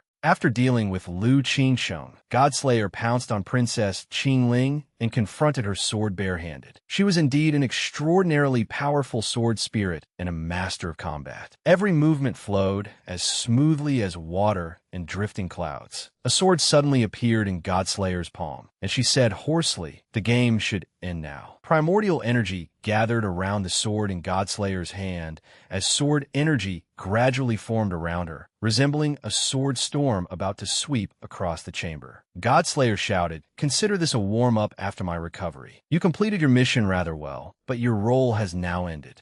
With that, Godslayer pointed her sword at Lu Chun and the others. There was no outcome other than death and a journey straight to hell. Countless blood-infused sword rays shot toward them. A direct hit would certainly be fatal. Lu Qingsheng and Princess Qingling were so terrified that they forgot to flee. As the rain of swords approached, they could only stare in utter horror. It was over. Lu Chun reacted quickly. Before the swords could descend and inflict devastating damage, he leaped forward, embraced Lu Qingsheng and Princess Qingling, and carried them out of harm's way, saving their lives. Seeing Lu Chun and the others escape only drove Godslayer further into madness. Her blood-red eyes blazed with murderous intent as she snarled through clenched teeth. "You want to run? It will not be that easy." Blood energy enveloped her entire body. With a wave of her hand, sword energy emerged and repeatedly slashed at Lu Chun and the others. Lu Chun managed to avert each crisis. Godslayer grew increasingly frenzied as she attacked. Her grin stretched across her face while the number of blood-red sword rays continued increasing. An ordinary person could never have escaped such an onslaught. Still tightly holding the two beauties, Lu Chun used all his strength to leap and evade. For the moment, he had not been hit, but while he was in midair, another blood-red sword ray appeared behind him. If he failed to evade it, he would certainly die. Lu Qingqing and Princess Qingling saw it from within his arms, but they could only watch helplessly in fear. Lu Chan looked back, believing that the game would truly end here. Blood suddenly sprayed from somewhere, dyeing a large portion of the sky red. Lu Chan landed on the ground, shielding Princess Qingling and Lu Qingchang beneath his body. Drops of bright red blood fell onto his face. Lu Chan suddenly came to his senses and realized that he felt no pain at all. He hurriedly sat up and took several gasping breaths. That had truly scared him to death. Somehow, he had survived the disaster without suffering any injuries. Lu Qingqing and Princess Qingling appeared to have fainted, but neither was harmed. Lu Chan felt slightly relieved. Behind him, however, the Godslayer sword's former master had been pierced by several swords. His aura was rapidly weakening, and his spiritual form was already falling apart. The mysterious blood-red figure looked at Lu Chun and smiled faintly. Fortunately, I arrived in time. Lu Chun never mistreated those who had shown him kindness. He hurried to the former master of Godslayer, grabbed his shoulders, and anxiously said, "Hold on. Once I deal with her, I will." Before he could finish, Godslayer's former master interrupted him. "There's no time." He smiled and said, "Your analysis was largely correct. My personal grudge truly caused the world to face destruction because of her. But you understood only half the truth. I did forge this sword because of my family. My village was caught in the war between gods and demons, and everyone died horribly. I went mad and sought revenge against every god and demon in the heavens. Hatred blinded me, yet I deceived myself into calling it dedication. Because of that, I even forgot the most important person by my side. Forging the sword drove me insane. I created countless blades, but not one of them was usable, and every failure pushed me deeper into madness. In the end, I lost my reason and did something I could never undo. I fused my wife, Silver Moon, into the sword. By the time I regained my senses, the gods and demons had been destroyed, but she had also driven humanity to the brink of extinction. This was my punishment.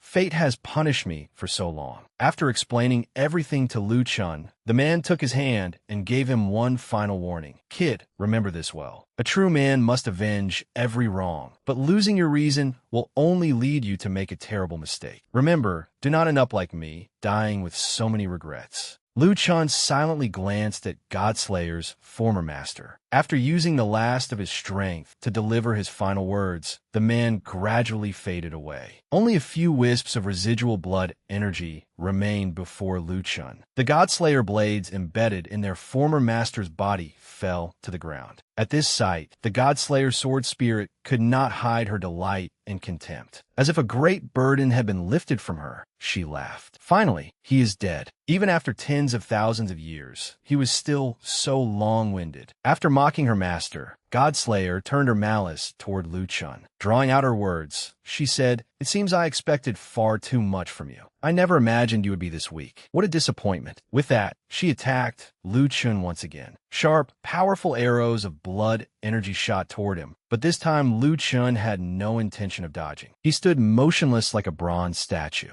He was ready to unleash the protagonist's aura and confront the evil force. Perhaps the man's death had completely enraged Lu Chun. Very few people could truly anger him, but now he suddenly turned and glared viciously at Godslayer. Before the streams of sword energy could reach Lu Chun, they were stopped by a barrier of spiritual energy. The Godslayer sword's true body was now firmly grasped in his hand. Despite all her calculations, the Godslayer sword's spirit had never expected Lu Chun to block her attacks. Shock was written plainly across her face. Lu Chun now held the Godslayer sword and the Silver Moon sword. He looked coldly at the Godslayer sword spirit and said, "How I did it is none of your concern. All you need to know is that you are about to die." With that, Lu Chun crossed Godslayer and Silver Moon into an X. The aura emanating from them made one thing clear. They were about to merge. The Godslayer sword spirit seemed to realize Lu Chen's intention, and her terror deepened. Hovering above him, she anxiously shouted, "Wait, what are you trying to do?" As she cried out, Godslayer reached toward Lu Chun, desperate to stop the fusion with all her strength. But the merging of the Godslayer's sword and the Silver Moon sword was now inevitable. Amid Godslayer's desperate screams, Silver Moon and Godslayer finally merged into one, as though the two swords themselves were slapping their sword spirit across the face. When Godslayer saw the two swords merge, fear seized her once again. Even now, she could hardly believe it was real. Staring at Lu Chun in horror, she exclaimed, "That brat actually completed the fusion. Could the Godslayer's sword have chosen him? Yet she was the Godslayer's sword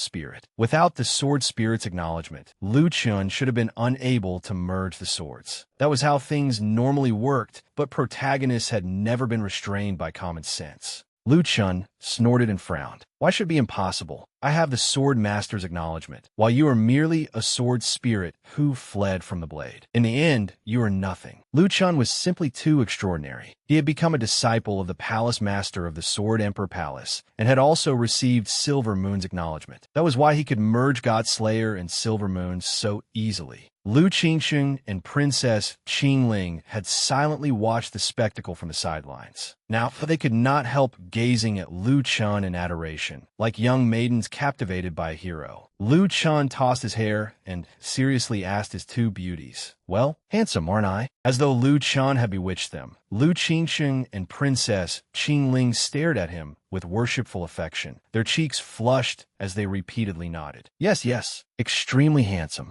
Godslayer was the only unhappy person there. Gritting her teeth, she snarled at Lu Chun, "You hateful brat. You ruined my plans and even stole my sword." Godslayer had always been an exceedingly proud sword spirit, and she had been somewhat bloodthirsty and twisted while alive. She could not tolerate submitting to Lu Chun. Thus, she immediately charged at Lu Chun, intending to kill him and reclaim the sword. Lu Chun fixed her with a murderous gaze and smiled with arrogant confidence. "You think you can defeat me? How insolent. Kneel." The moment he finished speaking, an invisible pressure suddenly slammed the hovering Godslayer to the ground. She could not resist at all. She could not move so much as a single strand of hair. Lu Chun glared fiercely at Godslayer and shouted, "Sword slave, how dare you defy the sword master's will? Kneel before me." Godslayer truly was a source of endless trouble. From the moment she appeared, she had brought disaster upon everyone. Now she had no choice but to kneel beneath the overwhelming invisible pressure. Kneeling on the ground, she widened her eyes in disbelief and murmured, "How can this be? Why my body?" Lu Chun certainly had no idea how to treat a lady gently. Godslayer had previously stepped on his chest, and now Lu Chun planted a shoe on her head. He said coldly, "I am now the master of this sword. How could a mere spirit like you resist my will?" For the first time in 10,000 years, Godslayer suffered such humiliation. She roared at Lu Chun, "You damn brat, do not get smug. I devoured that man from within, and I can do the same to you." As soon as she finished speaking, Godslayer transformed into a spiritual soul and escaped from beneath Lu Chen's foot. She was not trying to flee. Instead, she intended to enter Lu Chen's divine sea and court her own destruction. Sure enough, Godslayer transformed into a spiritual soul and entered Lu Chen's mind. But Lu Chun was now completely different from when the heavenly demon dragon had possessed him. He had prepared a grand welcome for this sword spirit who did not know the meaning of death. Godslayer had no idea what kind of welcome Lu Chun had prepared. Completely unsuspecting, she entered his divine sea to seek her doom. Looking around, she thought, "I entered just like that without encountering any resistance." Believing she had succeeded, Godslayer laughed smugly. "Ha ha ha, so this is all you are capable of. Your mental defenses are even weaker than those people's. Excellent. I can easily seize your body as well. This time, I will burn the entire world to ashes." At that moment, Lu Chun appeared within his own divine sea. Looking at Godslayer, he smiled and asked, "Oh, is that so? Didn't you want to know how I blocked your attacks earlier?" Lu Chun's appearance in his own divine sea did not surprise Godslayer. What mattered was that Lu Chun could calmly ask her that question, especially when it seemed completely unrelated to their current situation. Meanwhile, the grand welcome he had prepared had already arrived. He quietly told Godslayer, "Turn around. The answer is behind you." Godslayer turned her head. The moment she saw the grand welcome Lu Chun had prepared, she was stunned. In fact, she was suddenly overwhelmed by fear. Behind Godslayer stood Lu Chen's 5 masters. Every one of them was a stunning beauty in the Saint King realm. A dragon also stood behind them. Yao, she said coldly, "We were all summoned here just to deal with this useless thing?" He, Uru, replied frankly, "Our disciple would have struggled slightly against it on his own. Show him some understanding." Suing Xia pointed at Godslayer and asked Little Dragon, who was flying nearby, "Little Dragon, is this the one who bullied you?" The old dragon had spent a long time in Lu Chen's divine sea and had become highly skilled at complaining to powerful figures in search of justice. Godslayer trembled as she stared at Lu Chen's masters, wondering what was wrong with these women. For some unknown reason, she was terrified of them. Godslayer desperately denied this truth in her heart. She was an existence that slaughtered gods and annihilated demons. So how could she fear these people? Yet the truth stood before her. In their presence, Godslayer did not even dare make a sound. It was rare for Lu Chun to summon his 5 great masters, and now all 5 rushed forward to teach Godslayer a lesson. In other words, the 5 strongest players on the server were joining forces to bully a junior. All 5 unleashed their divine abilities simultaneously. Godslayer could not resist at all. She was like an obedient puppy, allowing them to strike and scold her while terror made her forget to fight back. Their divine abilities descended upon her, inflicting unbearable agony. This pressure was far beyond what an ordinary person could endure. Fortunately, they held back somewhat. Otherwise, even Godslayer might not have survived. As Godslayer endured the pain inflicted by the 5 supreme experts, she cried out indignantly in her heart, "I am an ancient divine artifact, an existence created to slaughter gods and annihilate demons. How'd I end up like this?" She had spoken so boldly moments ago. At first, it seemed Godslayer would rather die than submit, but everything changed in the blink of an eye. Godslayer knelt on the ground, fearfully and earnestly begging them to spare her life. Meanwhile, it was night outside in the desert. Stars filled the sky, while the wind sent sand swirling through the air. Numerous dry bones and blood-red thorns that had been buried beneath the sand were now exposed by the wind. Those blood-red thorns had been created through Godslayer's transformative power. They absorbed the resentment and blood energy of their unfortunate victims, but now they were gradually withering. Suddenly, a corpse's arm reached out from beneath the pile of bones. This was the man who hated Lu Chun and had accompanied Lu Qingcheng in search of the divine Godslayer sword. Unfortunately, he had fallen in the Godslayer's trap and nearly lost his life. Now, thanks to Godslayer's weakening power, he had miraculously survived. He looked around in astonishment. What kind of cursed place is this? Wasn't I resting at the inn earlier? Only then did he realize that dry bones surrounded him and that he himself had crawled out from within the pile. It was certainly a unique experience, but one he never wished to repeat. Returning to our Godslayer sword spirit, she had now become extremely obedient. After being disciplined by Lu Chen's 5 masters, much of her arrogance had vanished. Kneeling on the ground, she wept and pleaded, "I am willing to serve you in any way. I only beg you to let me live." Lu Chen's 5 masters were all pleased by her attitude. They did not necessarily have to kill this sword spirit. Keeping her alive could still prove useful. Suing Xia, Lu Chen's first master, condensed a true word seal in her hand and smiled at Godslayer. "You said it yourself." Suing Xia then pointed at Godslayer's abdomen and branded the seal onto her body. They had to guard against this woman, since they could not remain beside Lu Chun at all times to protect him. Godslayer stared fearfully at the seal on her abdomen. "Suying Siesmaid, we do not need you to do much. After all, you are pitifully weak now." Once the seal had been imprinted on Godslayer, Suing Xia made her an offer. "However, I have an excellent job for you. What do you think? Will you accept it?" The job they had in mind was for Godslayer to become their disciple Lu Chen's personal maid. Suing Xia had previously assigned Lu Chun a personal guard, but that person had been far too ugly. They knew Lu Chun would vehemently object.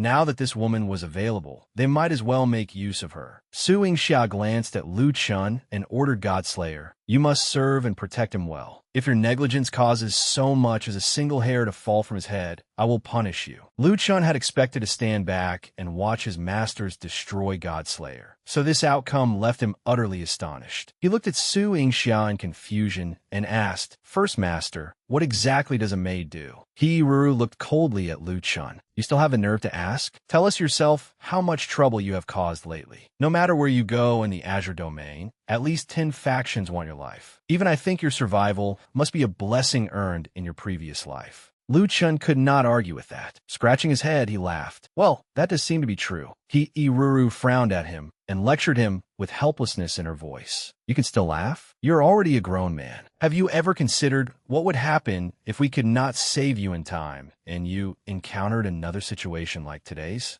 Lu Chun scratched his head and nodded. "Third Master is right. I understand my mistake." Su Yingxia glanced at the sword spirit and said indifferently, "Enough. This girl may be rather foolish, but her strength is acceptable. Let her remain by your side and serve you." Lu Chun stared at Godslayer and carefully considered the proposal. She was not nearly as ugly as his previous guard. Her strength was decent, and with his master suppressing her, she would not be able to cause trouble. Godslayer watched Lu Chun nervously, waiting for him to nod. Su Yingxia suddenly walked up to her, frightening Godslayer so badly that her limbs went weak and her heart raced. Godslayer seemed to understand Su Yingxia's meaning. She hurriedly knelt, assumed a frail and pitiful expression, and addressed Lu Chun as her master. Godslayer then took Lu Chun's hand, gently kissed it, and said, "Godslayer greets her master. I humbly beg you to accept me." She had sacrificed a lifetime of dignity to beg for survival. Flustered, Lu Chun pulled his hand away. He looked toward his first master, Su Yingxia, only to see her smiling meaningfully. "Well," Su Yingxia offered no explanation. The corner of her mouth merely curled upward as she gave a quiet snort. That was the clearest answer possible. Lu Chun had still been debating whether to accept Godslayer, but now it seemed he had no other choice. He could only smile and say, it would be impolite to refuse. "Thank you, First Master, Second Master, Third Master, and Fourth Master. This disciple will respectfully obey." With that, Lu Chun slowly drew the Godslayer sword, and Godslayer entered it, returning her soul to the blade. After being accepted, Godslayer could not help recalling the past. She had not completely forgotten her life as a human. Back then, the man had gone mad beside the forge, constantly declaring that every sword was useless. He forged countless blades, only to throw each one to the ground because not a single one met his standards.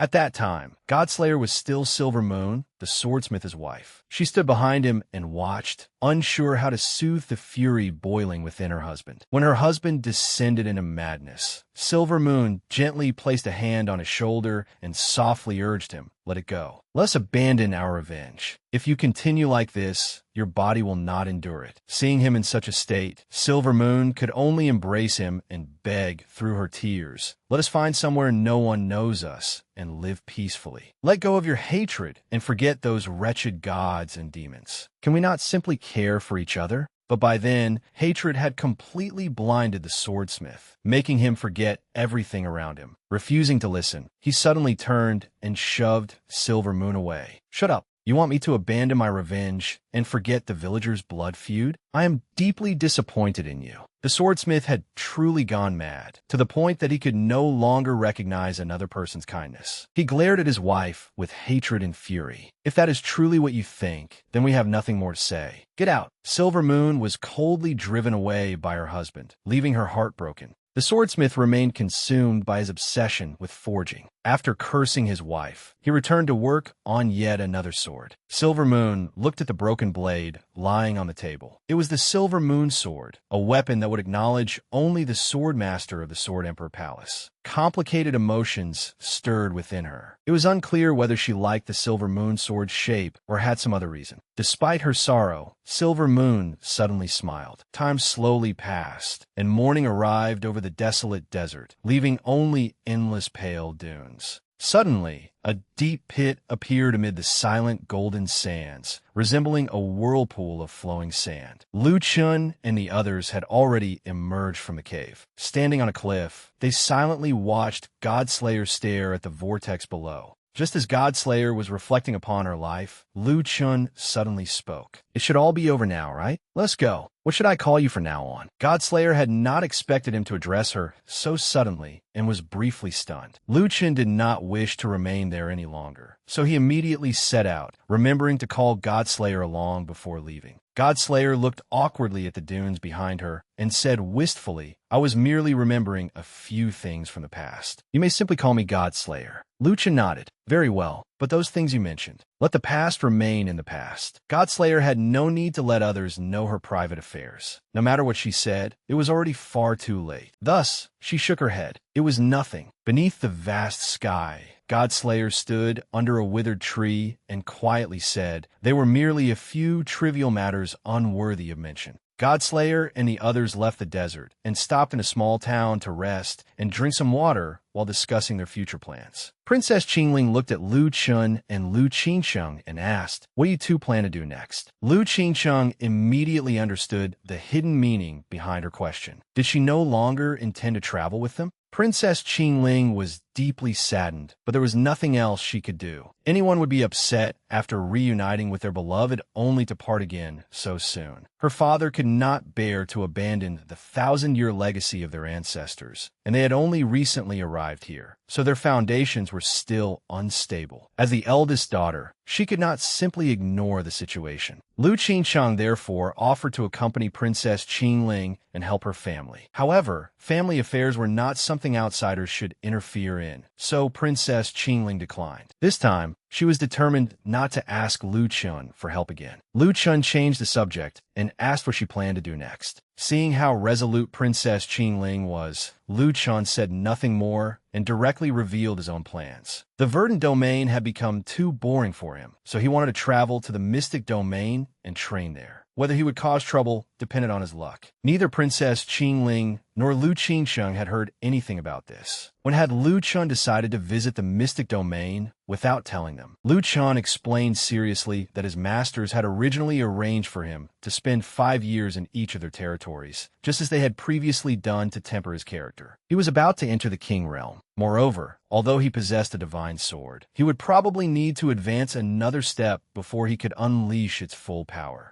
That was why Lu Chun wanted to challenge Myriadfold Peak in the Mystic Domain and increase his strength. Princess Qingling might not have known much about it, but Lu Qingsheng had long heard of Myriadfold Peak. It ranked third among the Mystic Domain's 10 great wonders. No one knew exactly how it had been formed, but it was said that anyone capable of ascending it would greatly improve both their cultivation realm and strength. Although Princess Qingling had only recently arrived in the Verdant Domain, she had also heard of Myriadfold Peak. The moment she heard its name, she looked worriedly at Lu Qingsheng and said, "As far as I know, climbing Myriadfold Peak can bring tremendous improvement, but with your junior sister's current cultivation, the terrain may backlash against her. The losses would outweigh the gains." Lu Qingsheng had not anticipated that problem. She looked at Lu Chun in confusion and concern, while he could only sigh and explain his thoughts. He had originally intended to go alone, since that would make it easier for him to move around. Lu Qingxing knew her own limits, so she did not insist on following Lu Chun. Instead, she slapped the table and warned him, "You must promise me that you won't flirt with anyone else after reaching the Mystic Domain." After saying that, Lu Qingsheng glanced at Princess Qingling and sternly continued, "No matter what, you must promise not to flirt with anyone else. You already have one. In any case, there cannot be another." Lu Chun was horrified. His face turned deathly pale as he stared at Lu Qingsheng, then hurriedly tried to coax her into calming down. This was not something he could control, and if Lu Qingsheng became this worked up, he was doomed. Seeing Lu Chun continue to dodge the issue, Lu Qingsheng immediately attacked. The commotion inside the inn became quite lively. While on a distant rooftop, the sword sect master stood beside the mysterious swordsmith who should already have vanished. The swordsmith snorted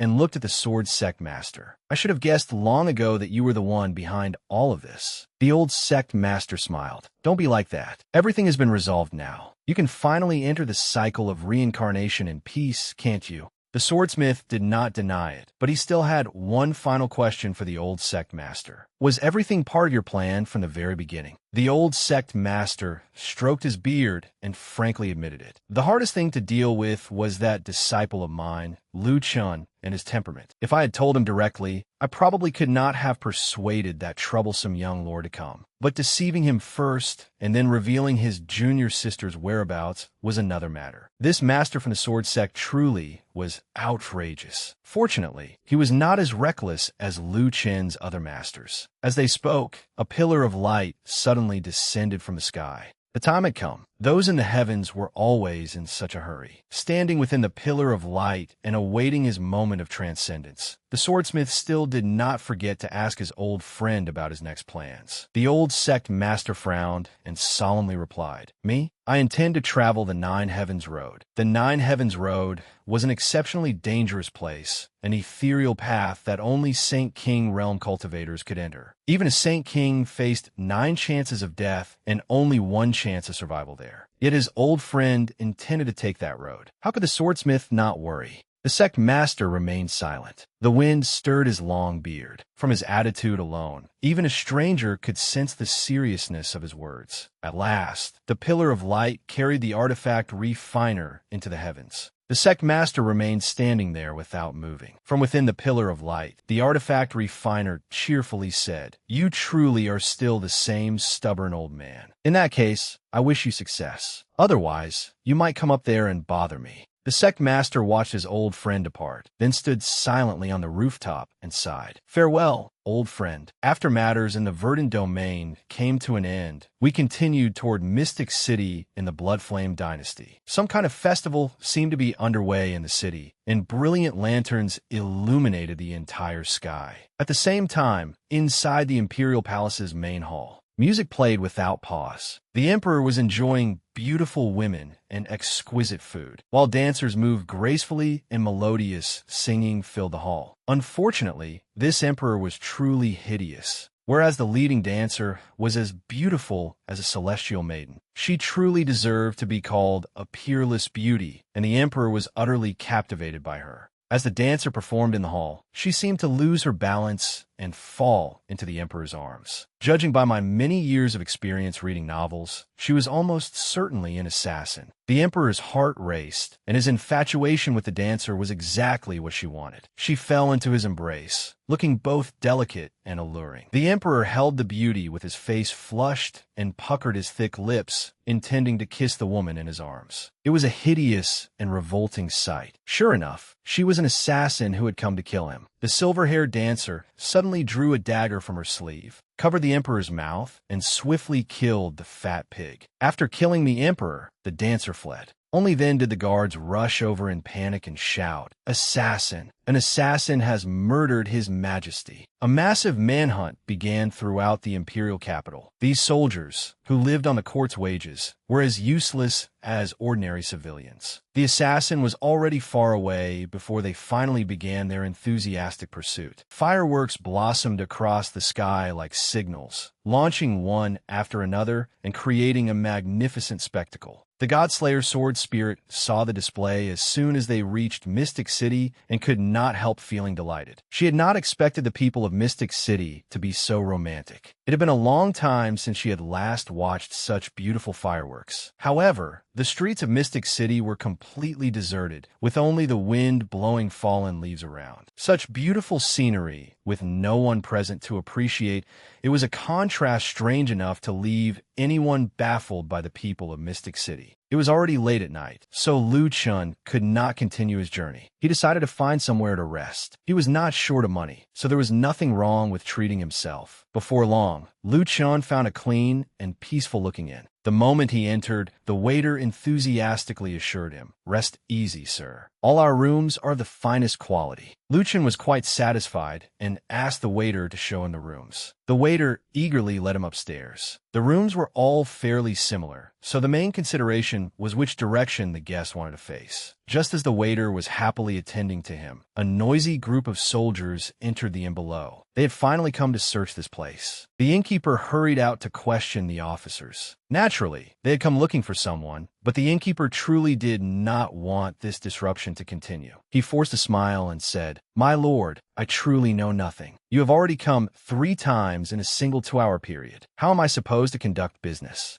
Of course, the officers did not care about anyone else's business. One of them took out a wanted notice, slapped it against the innkeeper's face, and fiercely ordered, "Then post this notice for me." Lu Chen had watched everything from beginning to end. He gave the waiter a cold glance and asked, "What happened?" "I came here to rest, not to invite trouble." Afraid of offending his guest, the waiter hurriedly explained in a fluster, "Oh, it's nothing. Nothing at all. The palace has simply been rather unsettled lately. I heard an assassin murdered His Majesty." The moment Lu Chun heard about the assassin, he sensed trouble. It would be unpleasant if this disturbed his sleep. The waiter therefore arranged a quiet place where he could rest comfortably. Lu Chun indifferently agreed, then instructed the waiter not to let the soldiers disturb him under any circumstances. The waiter repeatedly nodded before hurrying away to open a room for Lu Chun. The waiter had just guaranteed that absolutely no one would disturb his rest. Lu Chun peered inside. The place was not bad at all. It truly was a clean and peaceful room, so he chose it for the night. That was exactly what the waiter had been waiting to hear. However, the moment Lu Chun stepped inside, he noticed something unusual beneath the bed. His voice startled the person hiding there. For some unknown reason, however, Lu Chun merely tipped the waiter and dismissed him, never mentioning the person under the bed who had been observing everything from beginning to end. The waiter left, and Lu Chun leisurely entered the room and looked around. The room was quite good. Compared with it, the inn in Frost City had been nothing but worthless trash. Just as he was happily praising the room, the person under the bed suddenly crawled out and charged at Lu Chun with a dagger. It was difficult to tell whether she thought herself extremely clever or was simply doing something foolish. How could an assassin's petty tricks escape Lu Chen's notice? She truly refused to behave, daring to play such games in front of him. The unfortunate female assassin received no mercy after falling into Lu Chen's hands. Before her dagger could even touch him, he subdued her and seized her by the throat, choking her until her eyes rolled back. Lu Chun had not told the waiter because he did not want trouble with the officers. The silver-haired assassin's face turned purple from suffocation. She frowned at Lu Chun as the fear in her heart intensified. This man was probably no ordinary person.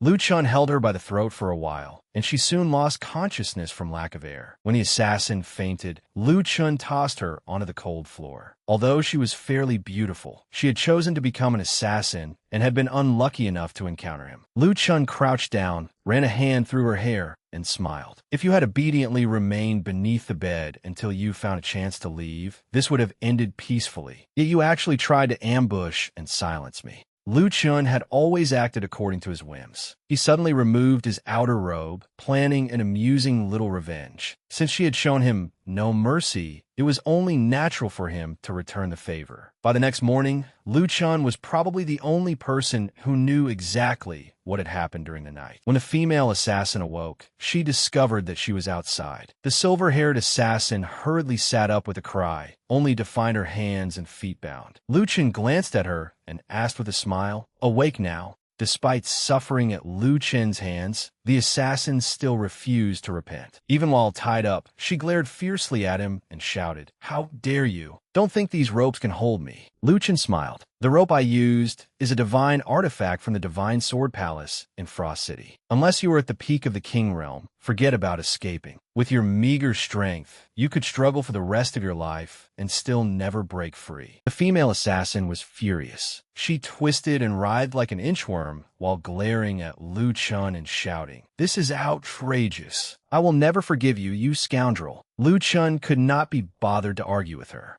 The God-Slayer's sword spirit, however, felt differently. She emerged from the sword after sleeping soundly and placed both feet on the silver-haired assassin's shoulders. Smiling, she asked, "Young lady, who exactly are you calling a scoundrel?" The sword spirit floated above the assassin's head, caressing her cheek with her long, slender legs. With a gentle expression, she said, "You are being terribly disrespectful to my master. That puts me in a difficult position." Before the God-Slayer's sword spirit, the assassin was no different from a tiny ant. Moreover, she was currently bound and completely incapable of resisting. The sword spirit had been smiling only a moment earlier, but now she stared at the assassin with ferocity and murderous intent. I advise you to behave yourself, or do not blame me for showing no mercy. Lu Chun sat ahead of them and waited until the Godslayer's sword spirit had finished before glancing at her and warning, don't frighten her to death. Even the weakest assassin is worth a sacred artifact. The mystic domain truly is full of rich fools. The silver-haired dancer had remained unconscious in Lu Chen's room since the previous night, so naturally, she had no idea that the palace had placed a bounty on her. The moment she heard the words sacred artifact, she panicked. A mocking expression soon appeared on her face. Do you truly believe the Bloodflame dynasty will keep its word? How naive. Let me tell you something. The Bloodflame dynasty has changed emperors 18 times in 3 years. Every one of them seized the throne through betrayal, conspiracy, and deception. The only thing they ever do is exploit the people to the bone. Every one of those beasts deserves to die.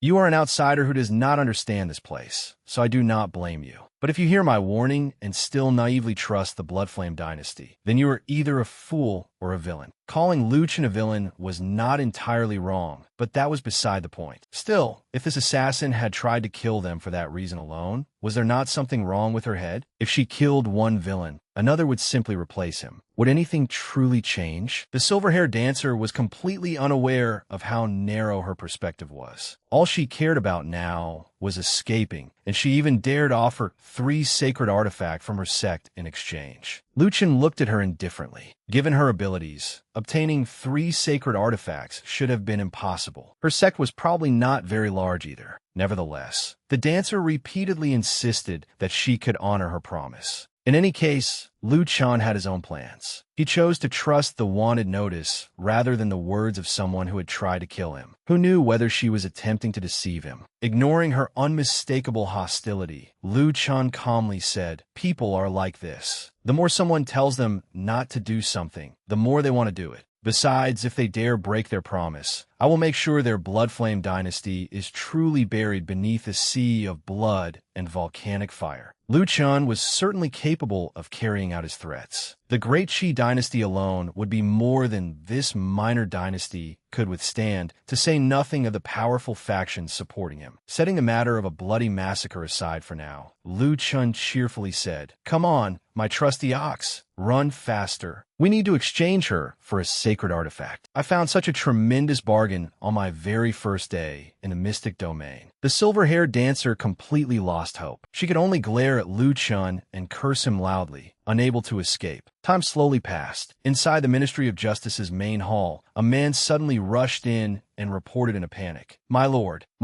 something terrible has happened." The official sat in his chair, with his chin resting on one hand, listlessly drawing a turtle on a sheet of paper. He sighed, "Do not bother me. The entire court is busy dealing with His Majesty's assassination. If you have nothing important to report, leave immediately." Naturally, the subordinate had come to report something concerning the Emperor's assassination. Lu Chen had apparently arrived at the palace gates with the true culprit to claim the reward. Even the official probably had not expected this moment to arrive so quickly. Outside the palace gates, Lu Chen was still waiting leisurely when an officer suddenly ran out. Gasping for breath, he asked, "Are you the one who captured the culprit?" Lu Chen nodded. "That's right." Unfortunately, before Lu Chen could say anything more, the officer rushed over to the silver-haired dancer and shouted at her, completely ignoring the living king of hell beside him. He lifted the dancer's chin and barked, "You have quite the nerve. You dared to assassinate His Majesty. Do you have any idea how grave your crime is?" Lu Chen was already displeased at being ignored, but he still tried to speak again. If the officer was simply excited because the assassin had been captured, Lu Chen could temporarily forgive him. However, the officer was completely absorbed in his work and ignored Lu Chen for a second time. Wearing a sinister smile, he gripped the silver-haired dancer's chin and said, "Peasant, I truly must thank you. You helped eliminate that useless fool. He was always suppressing my father. Now that he is gone, my father can safely ascend the throne." This was nothing more than a struggle for power, with the dynasty changing emperors 10 times a year. The reckless officer remained completely absorbed in dealing with the assassin, and his vicious, tyrannical nature became increasingly obvious. Not only did he want to execute her, but he also intended to destroy her entire sect. Bound tightly by the God-Slayer Sword Spirit's rope, the silver-haired dancer was powerless to resist the officer. She could only glare at him through gritted teeth and curse him for being shameless. At last, Lu Chun could no longer tolerate it. He grabbed the officer by the shoulder, pulled him back, and bluntly demanded the sacred artifact. Lu Chun had already given him a chance to live, but the officer failed to appreciate it. He knocked Lu Chun's hand aside and shouted angrily. Only then did the officer return to his senses and notice Lu Chun standing behind him. He studied Lu Chun and saw that his clothes were ordinary and that he rode in an ordinary ox cart. He looked exactly like a common farmer. There were truly many ways to court death in this world, and the most common was judging someone by appearances. Even after realizing that Lu Chun had captured a highly skilled assassin, the officer still concluded that the man who had subdued her was merely an ordinary farmer. His expression filled with contempt. Then the palace officer pulled several large gold coins from his clothes and hurled them at Lu Chen's face, shouting, "Take this money. It is enough to buy a large house back in your hometown." After throwing the money, the reckless palace officer ignored Lu Chen's expression and jabbed a finger toward his face. "You're nothing but a country bumpkin who stumbled into some merit through sheer luck. Yet you dare demand a sacred artifact? Take the money and get lost, or do not blame me for losing my temper." The final thread of Lu Chen's patience snapped. All he could say was that fools were never destined to live long. Without another word, Lu Chun grabbed the finger pointing at his face and snapped it. An ordinary man could hardly endure the pain of a broken finger. This was the price of failing to recognize one's place. Lu Chun looked contemptuously at the foolish palace officer, clutching his broken finger and screaming in agony. A snobbish dog who looks down on others. The situation had now escalated beyond anyone's expectations. The silver-haired assassin had never expected this. Not only had Lu Chun broken the officer's finger, but he had also kicked him to the ground. The man continued wailing miserably beneath his foot. Just then, another reckless man appeared at the city gates and shouted, "Who is causing this disturbance?" The moment the silver-haired assassin heard his voice and sensed his oppressive aura, she recognized him. He was a king realm cultivator of the Bloodflame dynasty. More precisely, he was the man seeking to seize the Bloodflame throne, the father of that reckless palace officer and the lord of the city. As for the city lord's son, Lu Chun had him pinned to the ground beneath his long legs, and he was still crying out for help. He truly was a dog relying on its master's power. When the city lord saw his son in such a state, naturally, no father could remain calm after seeing his son humiliated. However, one first had to determine who was master and who was servant, as well as who had caused the trouble. Even so, a father could not ignore his son's humiliation and still call himself a father. The city lord immediately drew a massive saber, pointed it at Lu Chun, and cursed, "You bastard. It seems you already know how the word death is written." Lu Chun certainly knew how to write the word, but it was not meant for him. It was meant for the fool hovering in the sky who had overestimated himself. The city lord even declared that if Lu Chun released his son, he would grant Lu Chun a less painful death. Lu Chun was petty by nature and had no intention of entertaining such an unreasonable condition. Holding the God-Slayer's sword, he said indifferently, "Had you remained silent, I might have let this pass. But now that you have spoken, I would like to see what you can possibly do to me." Lu Chun coldly swung his sword and killed the insolent man who had provoked and threatened him, right before the man's self-righteous father. Perhaps the city lord believed Lu Chun was weaker than him, which was why he had confidently threatened him. Instead, his threat had achieved the opposite result, and his son had lost his life. After killing the insolent officer, Lu Chun turned toward the silver-haired assassin and asked indifferently, "Do you still remember the 3 sacred artifacts mentioned earlier?" Although she did not understand what was happening, she nodded when questioned. "I remember." Lu Chun was very satisfied with the answer. Holding his sword with the God-Slayer sword spirit behind him, Lu Chun continued with a confident and arrogant expression, "I hope you understand this clearly. This was not merely a lesson for them. It was also a warning to you. Anyone who dares act arrogantly before me must die." This was the first time the silver-haired assassin had encountered someone like Lu Chun. She had no idea how powerful he truly was. Therefore, when she realized that he could kill opponents above his own cultivation level, she was utterly horrified. The old city lord was now consumed by rage and had completely lost his senses. Carrying the hatred of his son's murder, he charged straight at Lu Chun with his saber, determined to fight to the death. This was how most powerful cultivators behaved. Unfortunately, such logic usually applied only to protagonists. Villains rarely succeeded in trading their lives for another's. Lu Chun remained perfectly calm. Holding the Godslayer's sword, he unleashed several waves of sword energy. Their terrifying force effortlessly swept aside the soldiers blocking his path, leaving him completely unharmed. The more the silver-haired assassin watched, the less she understood.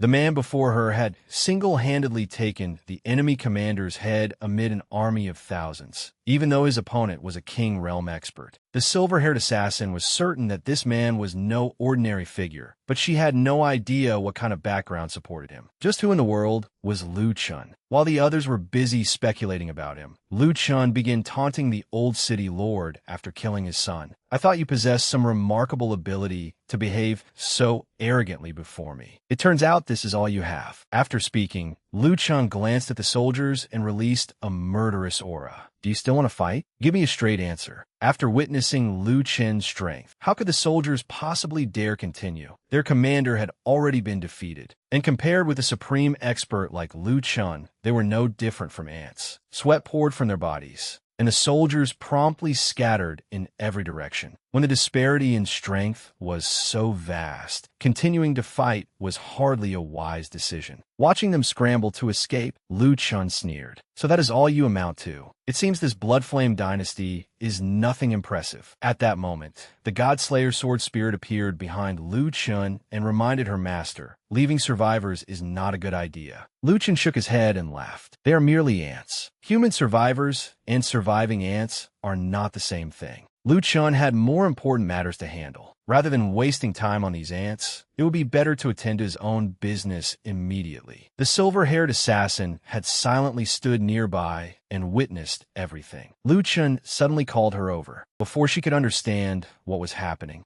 Lu Chun pushed her onto the ox cart and demanded to know whether she knew the location of Myriadfold Peak. When she hesitated, Lu Chun became somewhat displeased. He leaned forward slightly, frowned, and asked, "What? You do not know?" The silver-haired assassin was both confused and afraid of Lu Chun. Seeing the displeasure on his face, she hurriedly replied, "I know. Of course I know. The Ouyang family currently manages Myriadfold Peak and opens it once every 15 days. Everyone in the mystic domain knows that." After hearing this, Lu Chun smiled. "I happen to be heading there. Can you guide me?" The silver-haired assassin was still hesitating when Lu Chun smiled again. "It does not matter if you refuse. After what I have done here, I doubt the Bloodflame dynasty will dare use you to bargain for my sacred artifacts again. What do you think?" He claimed to be giving her a choice, but was this not clearly a threat? The silver-haired assassin sighed. After considering the matter, she decided that guiding him was still preferable to being thrown into prison and beheaded. Thus, the silver-haired assassin had no choice but to nod in agreement. The instant Lu Chun heard her consent, he eagerly grabbed her shoulders and laughed. "Remember, you volunteered. 2 sacred artifacts plus your service as a guide. I did not force you into any of this. Do not regret it later." The silver-haired assassin said indifferently, "In that case, let us prepare to leave. Once I have guided you there, I must return to my sect and report." Lu Chun released her and smiled. "There is no hurry. We still have one matter to handle before departing." He then looked at the Godslayer sword spirit and ordered, "Write an acknowledgement of debt for the Bloodflame dynasty. Make sure they remember that they owe me 1 sacred artifact." Perhaps she had spent too long following Lu Chun, for the Godslayer sword spirit had also begun developing his habit of extortion. Kneeling on the ground, she licked her lips and smiled fiercely. "Yes, master. I have been waiting a long time to hear those words." With that, the Godslayer sword spirit seized her true sword form, raised it toward the sky, and shouted. Her overwhelming aura terrified everyone. "People of the Bloodflame dynasty, listen carefully. Standing before you are the Godslayer sword spirit and her master, Lu Chun. Today, you betrayed your word and violated your oath. According to the laws of heaven, your entire clan should be exterminated. However, young Master Lu is merciful. The sky had been warm and sunny moments earlier, but heavy rains suddenly began to fall. Your lives will be spared today, but remember this. The Blood Flame Dynasty owes young Master Lu a debt,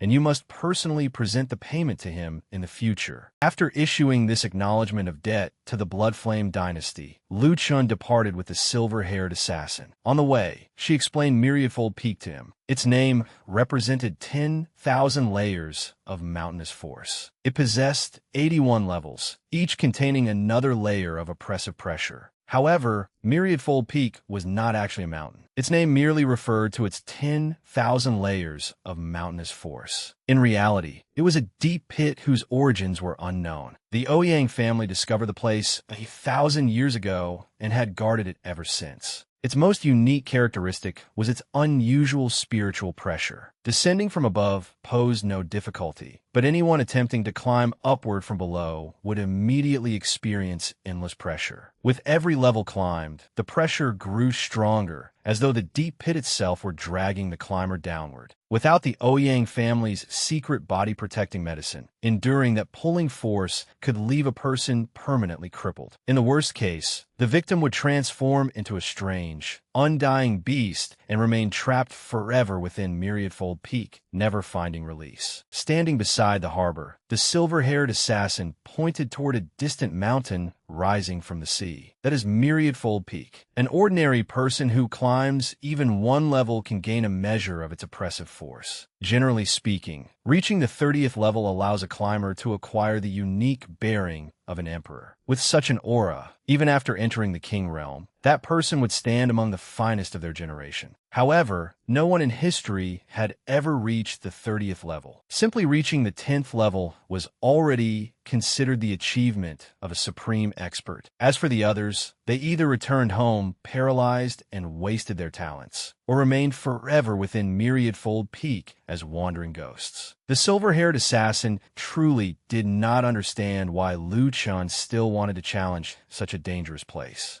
She was about to persuade him to return to her sect with her and abandon the climb when she turned around and discovered that Lu Chun had suddenly vanished. She hurriedly looked around before finally spotting him casually purchasing dried squid from an elderly seafood vendor nearby. Having been completely ignored, she was both furious and speechless. She shouted at Lu Chun, "Are you genuinely stupid, or are you merely pretending? I spent so long explaining everything to you, yet you ran off to eat dried squid." Lu Chun ate the dried squid as he bought more and laughed. "Why are you angry? I am the one taking the challenge, not you." The emperor is not anxious, yet his eunuch is. The silver-haired assassin was about to continue arguing with Lu Chun when another voice suddenly interrupted them. A handsome young man had appeared on a white horse. He possessed the refined bearing of someone from an illustrious family and seemed quite powerful, though his manner was gentle. The moment he spoke, he praised Lu Chun, holding a folding fan.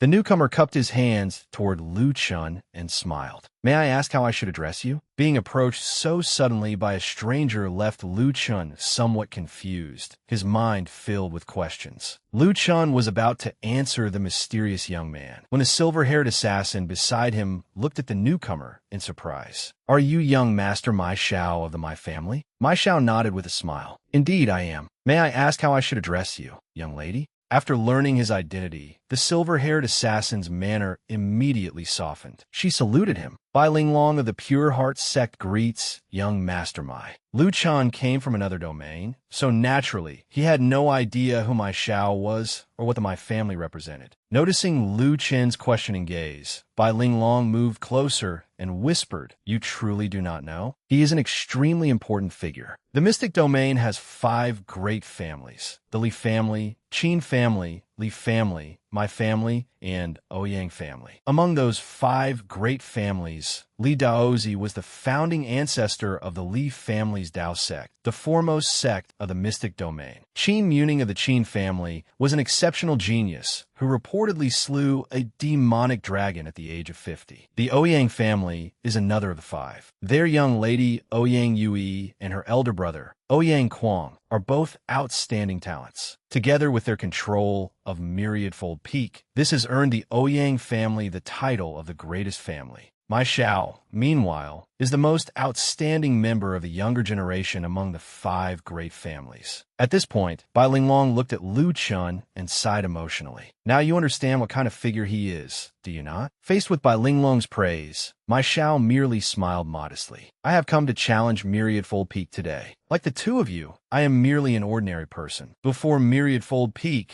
we are all insignificant, so there is no need to mention empty fame. Bai Linglong seemed very pleased with my Xiao's attitude. After all, a man who was both powerful and humble could easily win the goodwill of others. At that moment, Lu Chun suddenly spoke from behind Bai Linglong and nodded approvingly. Well said, my Xiao. This youngster is quite humble. Lu Chen's somewhat arrogant words startled Bai Linglong. She hurriedly grabbed Lu Chen's hand. Neither of us will meet a good end if you offend my Xiao. Apologize to him immediately. In contrast to Bai Linglong's panic, Lu Chen calmly replied, why should I apologize? He is such an outstanding talent that I was planning to accept him as my final personal disciple. I do not normally grant such a special honor to others. Bai Linglong knew nothing of Lu Chen's background, so she naturally regarded his words as complete nonsense, believing that no normal person could possibly say such a thing. Unexpectedly, my Xiao stopped Bai Linglong, believing that she was the one in the wrong. He smiled and said, since this brother dares to make such a claim, you must be no ordinary figure. I owe my present accomplishments to the guidance of many renowned masters. What harm could there be in accepting one more master? However, my Xiao would not acknowledge just anyone as his master. If the disciple possessed genuine ability, then a master should at least be someone worthy of him. My Xiao pointed his fan directly at Lu Chun. If you wish to become my master, you must first demonstrate genuine ability. Could you display a few techniques and broaden my horizons? Bai Linglong felt that the world had gone completely mad. Were powerful cultivators now free to behave however they pleased? They were so unpredictable, while ordinary people like her were the only ones who understood fear. Although my Xiao spoke bluntly, his reasoning was not entirely wrong. If Lu Chun demonstrated nothing, how could he possibly convince anyone? Lu Chun understood that principle, so he immediately displayed a divine ability for my Xiao. However, Lu Chun's ability was exceptionally strange, for he also intended to teach the young man a small lesson. He stared directly into my Xiao's eyes. The moment my Xiao met his gaze, violent tremors surged through his mind, as though he had witnessed something utterly horrifying. My Xiao suddenly collapsed to his knees, gasping desperately. Even after the divine ability was lifted, he continued trembling in terror. A moment earlier, he had believed he was being executed through 1,000 cuts, yet now he remained completely unharmed. Lu Chun looked coldly at my Xiao and explained, what you experienced was an illusion. Since you wanted your master to demonstrate his ability, naturally, I obliged. But if I had truly attacked and injured my beloved disciple, would that not have been excessive of me? Kneeling on the ground, my Xiao murmured in astonishment, an illusion? You know illusion arts? Seeing his condition, Bai Linglong, who did not understand what had happened, became even more frightened. She hurriedly pulled Lu Chen's hand. So many people are watching. If you offend my Xiao, we might. Before she could finish, my Xiao, who was still kneeling and muttering to himself, suddenly kowtowed to Lu Chun and shouted, Master, please accept this bow from your disciple. Just now, I failed to recognize the great man before me and offended you. Lu Chun stepped forward, helped my Xiao to his feet, and smiled warmly. Ignorance is no crime. Rise, my disciple. The more Bai Linglong watched, the less she understood what bizarre event was taking place. Could she possibly be dreaming? After Lu Chun helped him up, my Xiao once again saluted him. Master, please accept this bow from your disciple. My Xiao's behavior left Lu Chun extremely satisfied. Watching all this unfold, Bai Linglong felt as though she were about to lose her mind. She could not tell whether those two were abnormal, whether she herself was abnormal, or whether the entire world had gone mad. In previous years, the opening of Myriadfold Peak had proceeded normally. However, with the protagonist participating this time, everything was bound to become unusual. The source of this new complication was the Ouyang family. After hearing his subordinate's report, the Ouyang family head calmly stroked his beard. It seems they are afraid as well. After all, they have already lost one of their greatest talents. If I were in their position, I would not be pleased with this transaction either. An old man looked at the steadily growing crowd of participants and sighed. At this rate, how long will it take before we have enough? The Ouyang family head turned a string of prayer beads in his hand when a strange voice suddenly sounded inside his mind. As though provoked by something, the Ouyang family head crushed one of the jade beads. Suddenly, Ouyang Yi, the daughter of the Ouyang family head, asked her father, "May we begin now? Are you feeling all right, father?"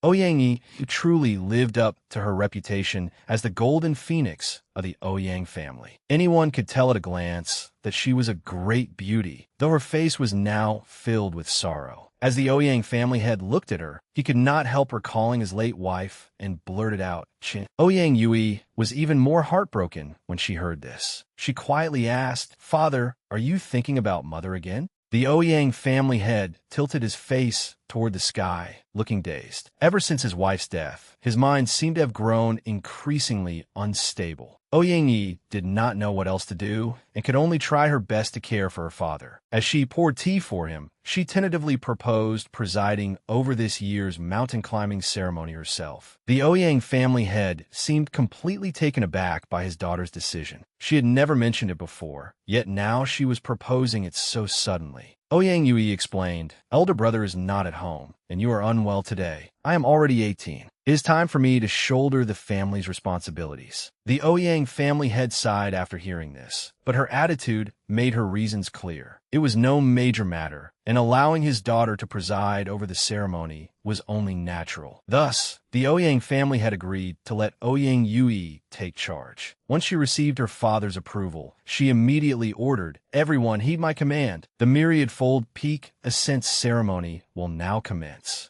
You men prepare to open the mountain. Everyone else, prepare the secret medicines needed by our guests. Whether they are honored or lowly, no one is to be neglected." The servants obeyed and set to work. At that moment, the Ouyang family head slipped into another strange state. Staring at Ouyang Yui, he murmured deliriously, "So alike, Chin. The more I look, the more alike you seem." Still lost in his delirium, the Ouyang family head suddenly broke into a broad grin so chilling that anyone who saw it would shudder. The sixth-rank cultivators were waiting at the trial grounds when Ouyang Yui appeared. Her announcement was also the signal for the trial to begin. Standing atop a tall tower, Ouyang Yui looked down at the participants and introduced herself. So this was Ouyang Yui, Ouyang Kwang's younger sister, and one of the Ouyang family's two greatest treasures. Now that they had seen her in person, they knew her reputation was well-deserved. From her elevated position, Ouyang Yui coldly ordered her family's servants, "It is about to begin. Return to the ship." After dismissing them, she turned toward the participants and declared loudly, "There is no need to explain why you have come. Naturally, you are here to challenge Myriadfold Peak. I am sure you all know how great the rewards of Myriadfold Peak are, and how bitter the consequences of failure can be. Therefore, I advise you to turn back today, lest your lives end just as they have begun and you fall into endless suffering." The participants were stunned by her words. Inside the room, the Ouyang family head continued to watch silently. Even when a servant came to report to him, he made no attempt to intervene, leaving Ouyang Yui entirely free to act, ignoring the doubtful gazes directed at her. Ouyang Yui calmly continued, "Myriadfold Peak does not accept the weak, nor does it sell cures for regret. If you insist on proceeding, do not blame me for failing to warn you."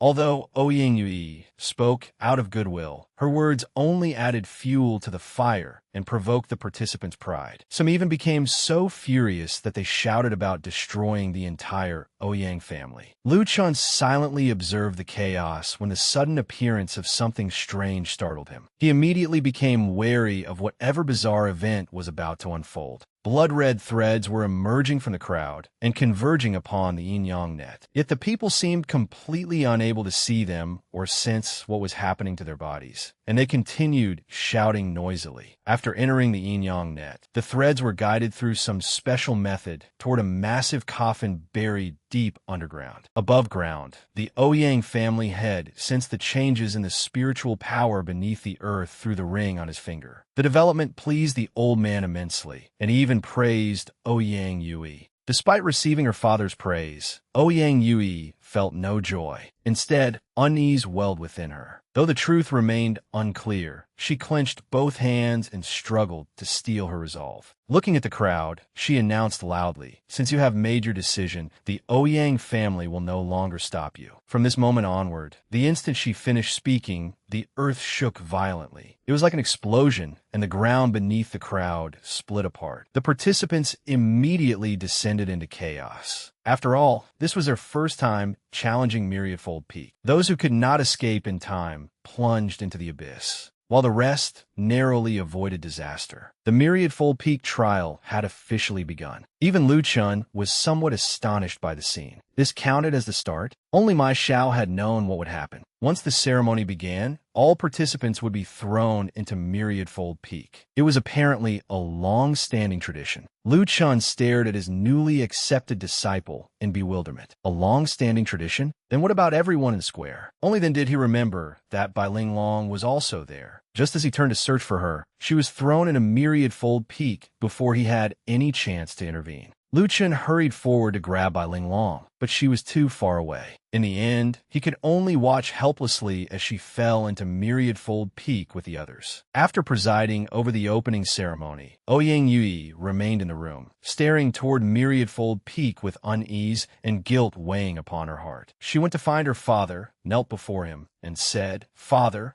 Mother would never forgive us for doing this." The Ouyang family head had expected to be moved by his daughter's actions, but at that moment, an extremely familiar voice suddenly echoed through the old man's mind, begging for help. As though possessed, the Ouyang family head turned toward one of his subordinates and barked, "I recall that the Mai family sent a once-in-a-millennium genius this time. Bring me his name." A portrait of Mai Xiao was presented to him. One glance was enough to tell that the young man was a genuine, favored son of heaven. The Ouyang family head was immediately filled with admiration. This man was indeed an excellent prospect. With his assistance, everything would succeed. The Ouyang family head could not restrain his laughter. It sounded exceedingly strange, carrying hints of madness and sinister malice. Still kneeling on the floor, Ouyang Yui covered her ears, unwilling to hear that voice any longer. It only made her already troubled heart feel worse. Yet the matter was far from over. The relationship between father and daughter was entirely different from what outsiders imagined. Who would have thought that one of the Ouyang family's greatest treasures would be treated this way? While the Ouyang family's vast conspiracy unfolded above, Bai Ling Long had safely landed at the bottom of Myriadfold Peak after a free fall. She struggled to her feet and rubbed her aching backside, cursing the Ouyang family through gritted teeth. They abused their authority and acted like tyrants. Without even asking whether she wanted to participate, they had simply thrown her down here. Looking at the treacherous Myriadfold Peak range and the seemingly endless stone steps before her, Bai Ling Long could not help lamenting her fate. She had only intended to serve as a guide, but now look what had happened. Her luck could not possibly have been worse. She did not even know whether there was a way back. Her eyes darted about as she searched for an escape route. Who could have guessed that Myriadfold Peak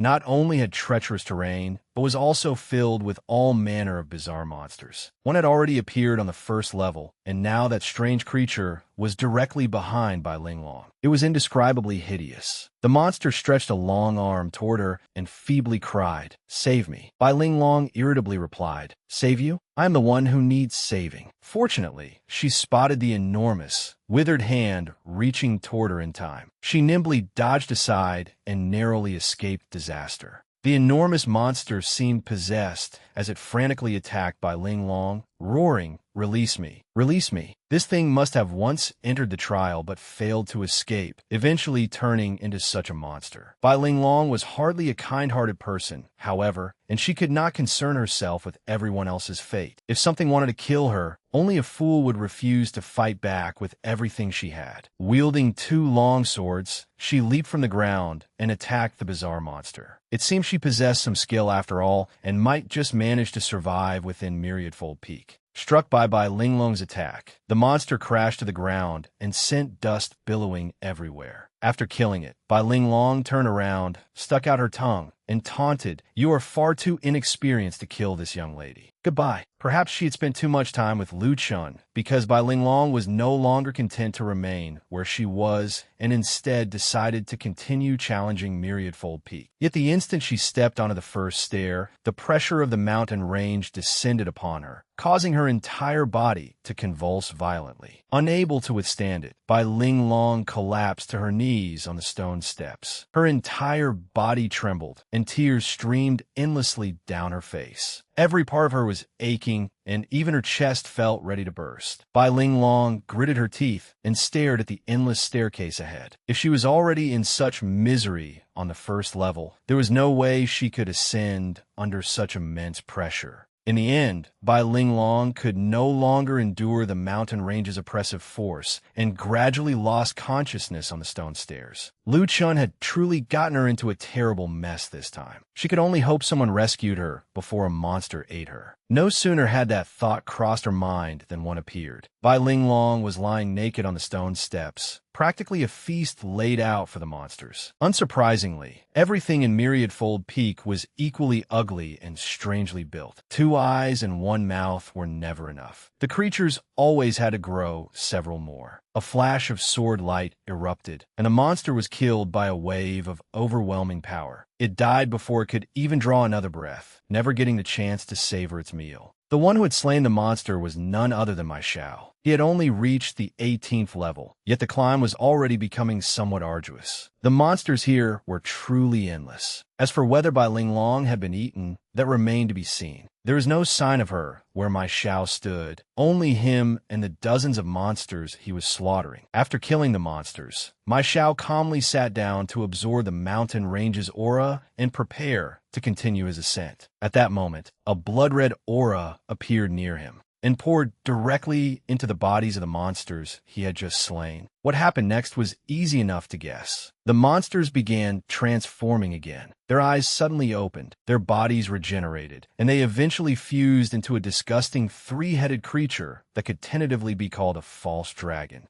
Naturally, my Xiao noticed such an enormous disturbance. Yet no matter how carefully he had planned, he never imagined that the creatures he had killed would revive and mutate. He sprang to his feet in alarm and stared at the monster before him. What in the world has happened to Myriadfold Peak? No wonder everyone says this place is dangerous. While Bai Ling Long and my Xiao struggled desperately, Lu Chun was having an extremely leisurely time. He strolled along while playing his flute, utterly relaxed. There were far more than 5 monsters in Myriadfold Peak. They stood in 2 orderly rows on either side of the road, watching Lu Chun pass. All of those grotesque monsters were enormous. Finding them rather unsightly, Lu Chun turned and glared at them. Knowing they were far too weak, the monsters hurriedly scattered and fled. Perhaps this was what it meant to understand the difference in strength. As he watched them run for their lives, Lu Chen's lips curled into a smile. That was more like it. Even monsters needed to know their place. At that moment, the Godslayer Sword Spirit returned from the reconnaissance mission Lu Chun had assigned her. She had thoroughly investigated the area, but her expression did not look good.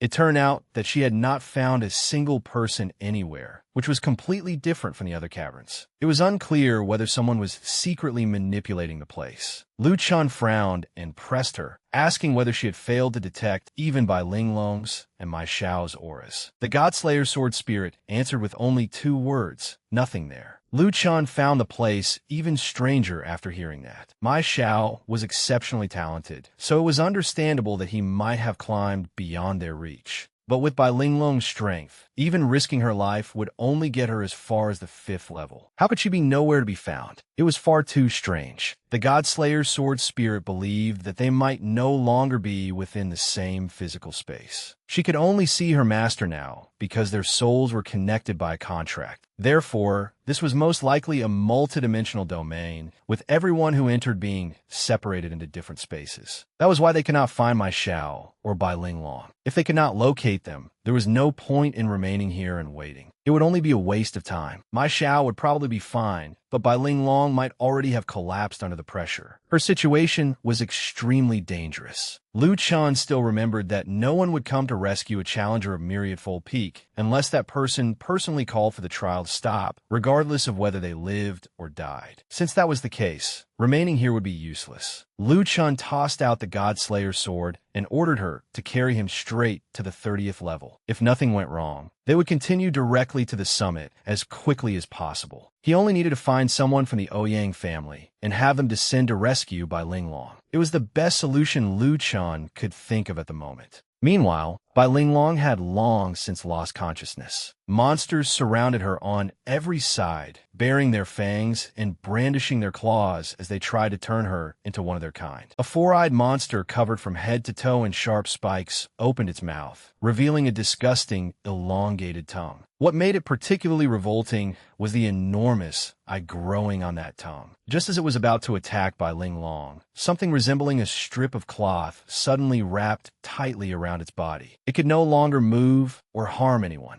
After realizing that she could not dissuade her stubborn father, Ouyang Yui had gone off to act alone. Her first act of defiance was to rescue Bai Ling Long, the first person she had spotted. Ouyang Yui shouted, "Siver!" The strip of cloth binding the monster instantly killed it. Blood sprayed everywhere, yet the cloth remained spotless, most likely because it was protected by spiritual power. Working together with the strip of cloth she controlled, Ouyang Yi easily defeated the monsters trying to kill Bai Ling Long. Once they were dead, she approached Bai Ling Long to examine her, still hesitating over whether she should save her. Whatever the case, she appeared to have arrived just in time. Had she come even a little later, this innocent young woman would probably have died in this perilous place. That would have been a terrible shame. Ouyang Yui could not help breathing a sigh of relief. The scene suddenly shifted to a peaceful meadow filled with green grass and fresh flowers. Bai Ling Long sat happily playing on grass. A little girl ran over to Bai Ling Long and held up a flower crown she had made. "Sister Lian, look at the flower crown I made." The moment Bai Ling Long saw it, she happily praised the little girl. People like Bai Ling Long were usually very popular with children. Delighted that Bai Ling Long had praised her craftsmanship, the girl placed the flower crown on Bai Ling Long's head. Bai Ling Long suddenly awoke from the horrifying nightmare. She had dreamed that she was in Myriadfold Peak, surrounded by terrifying monsters, while the little girl holding the flower crown abruptly transformed into a hideous skeleton.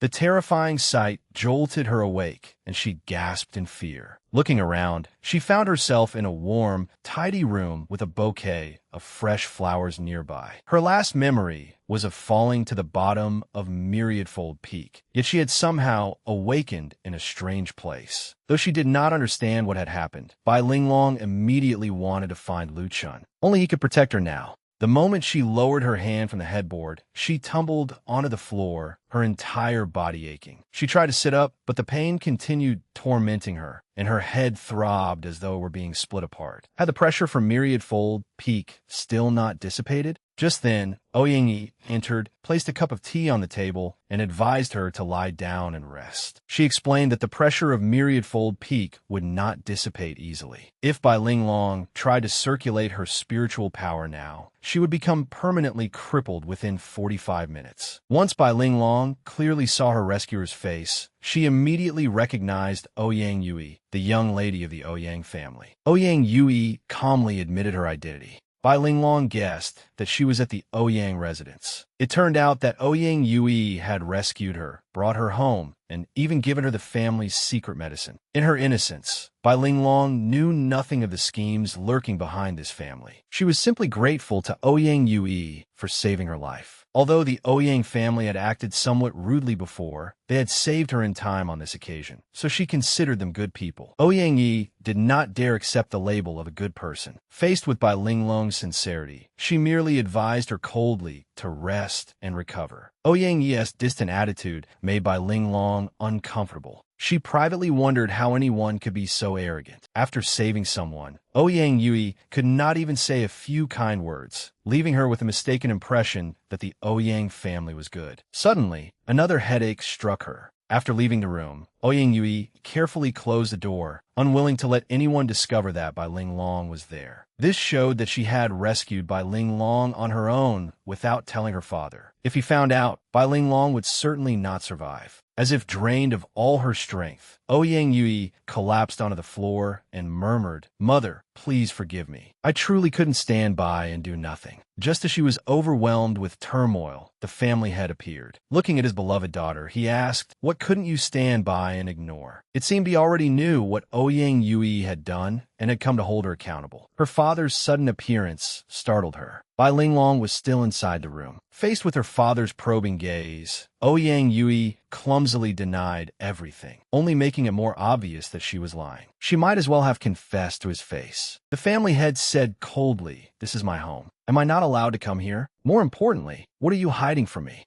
The Ouyang family head approached his daughter and questioned her coldly once more, but Ouyang Yui continued to stammer, unable to give him a proper answer. The Ouyang family head knew his daughter all too well. She was clearly hiding something, but he did not press the matter. After asking his question, he turned and walked away. Before leaving, however, he reminded her of what had happened to her elder brother, Ouyang Kwang, and warned her that rescuing anyone under the present circumstances was absolutely forbidden. Many people had already been sacrificed because of this obsession. Ouyang Yui was kind-hearted by nature and could not fully agree with her father's methods. Just when she thought she had escaped disaster, the Ouyang family head tossed her a dagger and ordered her to kill the girl hiding inside the room. Faced with her father's authority and the objective he was pursuing, Ouyang Yui had no choice but to obey. Although she was unwilling, her entire body trembled with fear. Meanwhile, at Myriadfold Peak, Liu Chan was still riding Godslayer toward the 30th level. The moment they reached the 30th level, a crack appeared on Godslayer's blade. Because their souls were linked, Liu Chan sensed even this tiny change. Had she finally reached her limit? Godslayer frankly admitted that she could barely endure anymore. It seemed that even a sword spirit was affected by this place. Liu Chan did not force her to continue and ordered Godslayer to find somewhere they could rest. Obeying him, she carried Liu Chan to a secluded cliff nearby. Only then did Godslayer return to her sword spirit form. She collapsed onto the ground, revealing just how exhausted she was. Looking toward the depths of Myriadfold Peak, Liu Chun asked which level they had reached. Lying weakly on the ground, Godslayer replied that she was useless. She had only endured the spiritual pressure of 30 levels, yet her entire body was already paralyzed. Liu Chun did not blame her. Instead, he transferred some true chi to her so that she could overcome this obstacle and feel a little better. Godslayer was astonished, and Liu Chin understood why. He truly was rather willful. He cared little if something he did damaged another person's belongings, but he treasured his own possessions dearly and would fly into a rage if anyone touched them. Godslayer was now his sword spirit, so how could he not care about her? Godslayer was gazing at Liu Chan with deep emotion when he reminded her to sit still. The most important thing now was to concentrate on circulating her chi. The scene shifted back to Mai Shao. He truly deserved his reputation as one of the mystic domain's favored prodigies, for he had now painstakingly climbed to the 20th level. His difficulties did not come from Myriadfold Peak's pressure, but mainly from that bizarre monster. It could not be killed, and along the way, it had continually absorbed the corpses of the other monsters Mai Shao had slain. It had now evolved into an utterly terrifying form, a long, rounded mass of flesh covered in eyes and fangs. Mai Shao had now climbed to the 23rd level. If this continued, anything climbing upward would eventually be crushed to death by Myriadfold Peak's pressure. Yet refusing to climb would only result in death through exhaustion. The more Mai Shao thought about it, the greater his headache became. Suddenly, several winding vines growing from the nearby cliff caught his attention. Had he not just found a temporary solution? If he used them properly, the monster might be torn apart so thoroughly that it could no longer chase him. Mai Shao opened a fan in his hand once again. It was the 8 Wonders folding fan, within which countless razor-sharp swords were concealed. Each sword was linked to the others by chains. Several swords transformed into a long whip in a marvelous display of transformation. Using it depended on the wielder's spiritual power, while the length of its chains could be adjusted according to the wielder's spiritual power and control. My Shao seized the tip of a blade and hurled it toward the vines with all his strength. He then leaped into the air and became a blur, streaking toward the vines. Even as he escaped, he did not forget to mock and provoke the monster. Although the monster possessed boundless strength and an immortal body, it was ultimately devoid of reason. It charged straight at my Shao without hesitation. It truly was nothing more than a beast. Hanging from the vines, my Shao looked at the unintelligent and decidedly unappealing monster and sneered. How simple. In the end, a monster is still just a monster. The sword whip in my Shao's hand moved again. The blades and vines had now become his weapons. The monster was tightly entangled in the vines, and sending it straight to hell like this would be the ideal outcome. The weapon in my Shao's hand transformed again, this time becoming a bow. My Shao drew the string, frowned at the monster, and shouted, "Get lost, you hideous freak." The bowstring was released. Propelled forward with tremendous force, the arrow carried spiritual power directly into the monster's head, causing it to howl in agony. Bound tightly by the vines, it had no way to escape. My Shao stepped onto the 24th level. Looking at the monster, he secretly breathed a sigh of relief. At last, it was over. However, things were not as simple as my Shao imagined. Danger struck again. For some inexplicable reason, the monster was still not completely dead. Instead, it became even more frenzied and powerful. The arrow embedded in its head was forced back out. Watching the monster before him transform into a giant, my Shao wished this were nothing more than a nightmare. How could such an unkillable monster exist in this world? Worse still, every time it died and revived, it became even more ferocious than before. Had the heavens made some kind of mistake? As dangerous as my Shao's situation was, Bai Linglong's circumstances were hardly any better. She was still obediently waiting inside the room Ouyang Yue had prepared for her. When Ouyang Yue returned, she behaved very strangely. Tears streamed down Ouyang Yue's face as she looked at Bai Linglong and said, "I'm sorry. Please try to understand." While Bai Linglong was completely unguarded, Ouyang Yue immediately stabbed her with the dagger her father had given her. Bai Linglong stared at the dagger buried in her chest. Ouyang Yue had clearly rescued her and brought her here, yet now she had done this. Did she want to save her or kill her?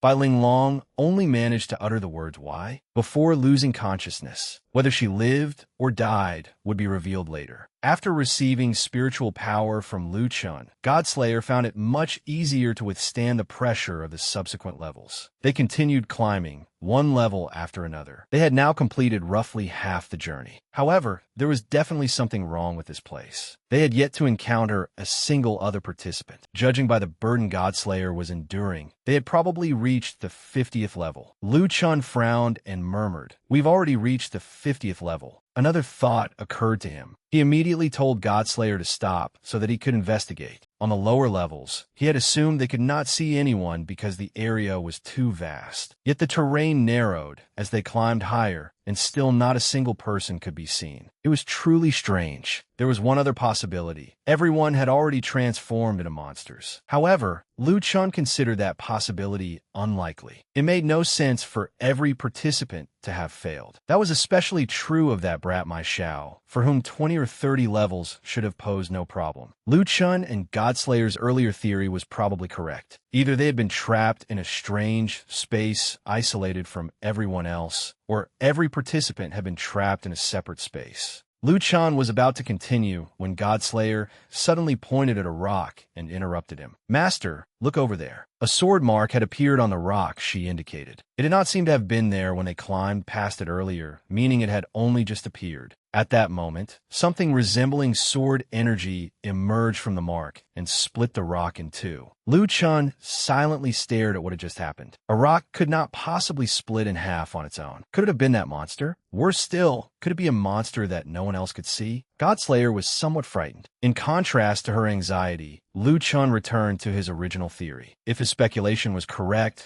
the space here had definitely been divided, and this was the weak point they needed to break through. Liu Chun called out to Godslayer, and she immediately understood his intention. She returned to her sword form at once. Liu Chun swung Godslayer and unleashed a razor-sharp slash imbued with the power of a divine weapon. Under normal circumstances, very few things could endure such an attack without being damaged. Today, the secret of Myriad-Fold Peak would finally be unraveled by Godslayer. The slash opened what appeared to be a doorway, leading into another space. Immediately afterward, Mai Xiao emerged through the spatial gateway. He was stunned to see Liu Chun there, while Liu Chun's theory was finally confirmed. Mai Xiao looked at Liu Chun like a drowning man grasping a lifeline. "Master, you've finally come." Liu Chun asked Mai Xiao a few questions. Seeing his master seemed to restore Mai Xiao's vitality. He looked at Liu Chun joyfully and hurriedly replied with a smile, "Yes, it's nothing serious." "What exactly is happening here?"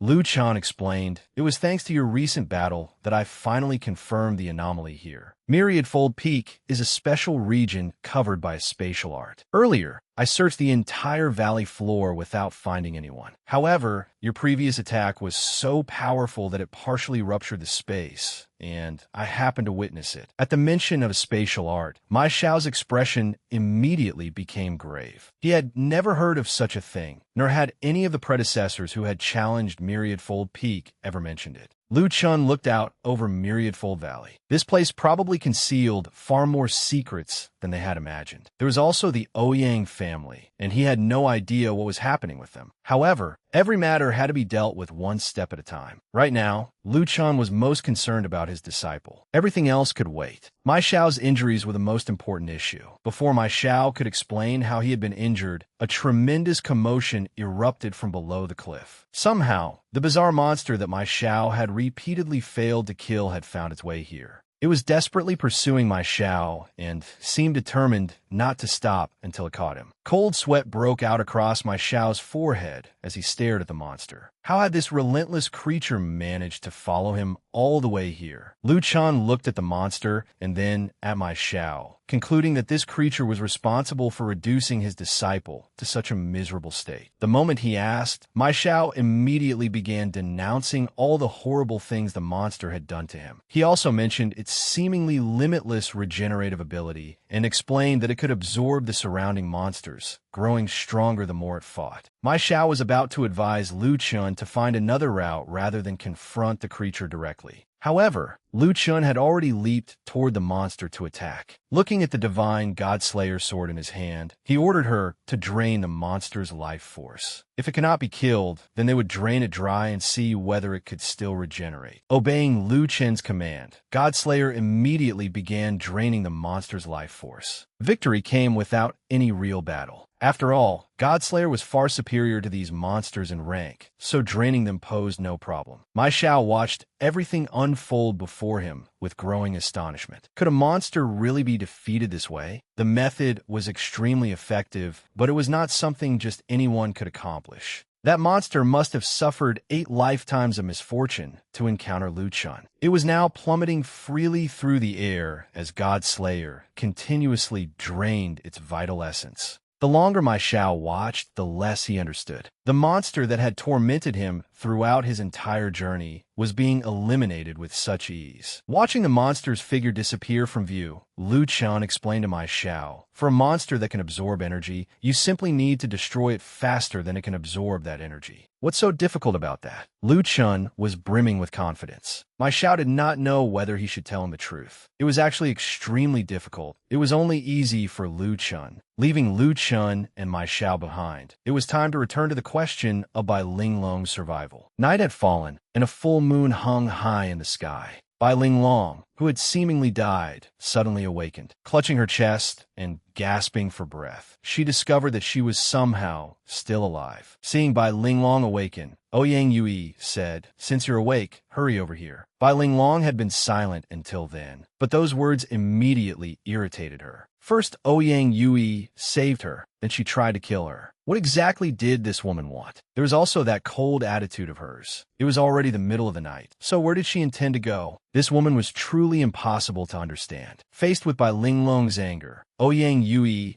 calmly answered with the truth. "If you want to know, then follow me." Bai Linglong naturally wanted the truth. Unafraid of being deceived again, she followed Ouyang Yui outside. They appeared to enter a forest. As they walked, Ouyang Yui began recounting a story from long ago. 15 years earlier, Myriadfold Peak had opened as scheduled. As always, the challengers began their ascent. Everything was normal at first, but then one woman changed everything. As usual, the woman found a severely injured participant and prepared to save him, only for him to launch a surprise attack and gravely wound her. Hearing this, Bai Linglong found it very strange. Had that man not been severely injured? How could he repay kindness with treachery and attack the person trying to save him? Ouyang Yui explained that the man had taken the Ouyang family's secret medicine, which allowed him to withstand the pressure and break through 9 levels. However, his corpse was eventually discovered somewhere above the 10th level. In truth, the Ouyang family's secret medicine could only prevent the pressure from entering the body. If someone took the medicine and then tried to absorb the pressure, the medicinal power and the pressure would clash, ultimately causing them to die with their body torn apart. The woman who had been ambushed was Ouyang Yui's mother. By then, Bai Linglong and Ouyang Yui had stopped before a grave. Bai Linglong raised her head and stared at the enormous tomb before her. It was the burial place of the Ouyang family's former matriarch. Bai Linglong still did not understand what any of this meant. What did the truth have to do with visiting this grave? Ouyang Yui drew her sword and said, "You'll find out very soon. You aren't the only one searching for an answer. She was searching for one as well. And that answer lies here." Under Bai Linglong's astonished gaze, Ouyang Yui slashed apart her mother's grave with a single stroke, revealing what had been hidden inside. As the dust and shattered stones gradually settled, the truth slowly emerged before them. Ouyang Yui's suspicions had indeed been correct. All they had to do was come here to discover the truth. Bai Linglong slowly approached, passing through the swirling dust toward the place Ouyang Yui was indicating. What exactly was this truth? Bai Linglong could now see the truth laid out before her.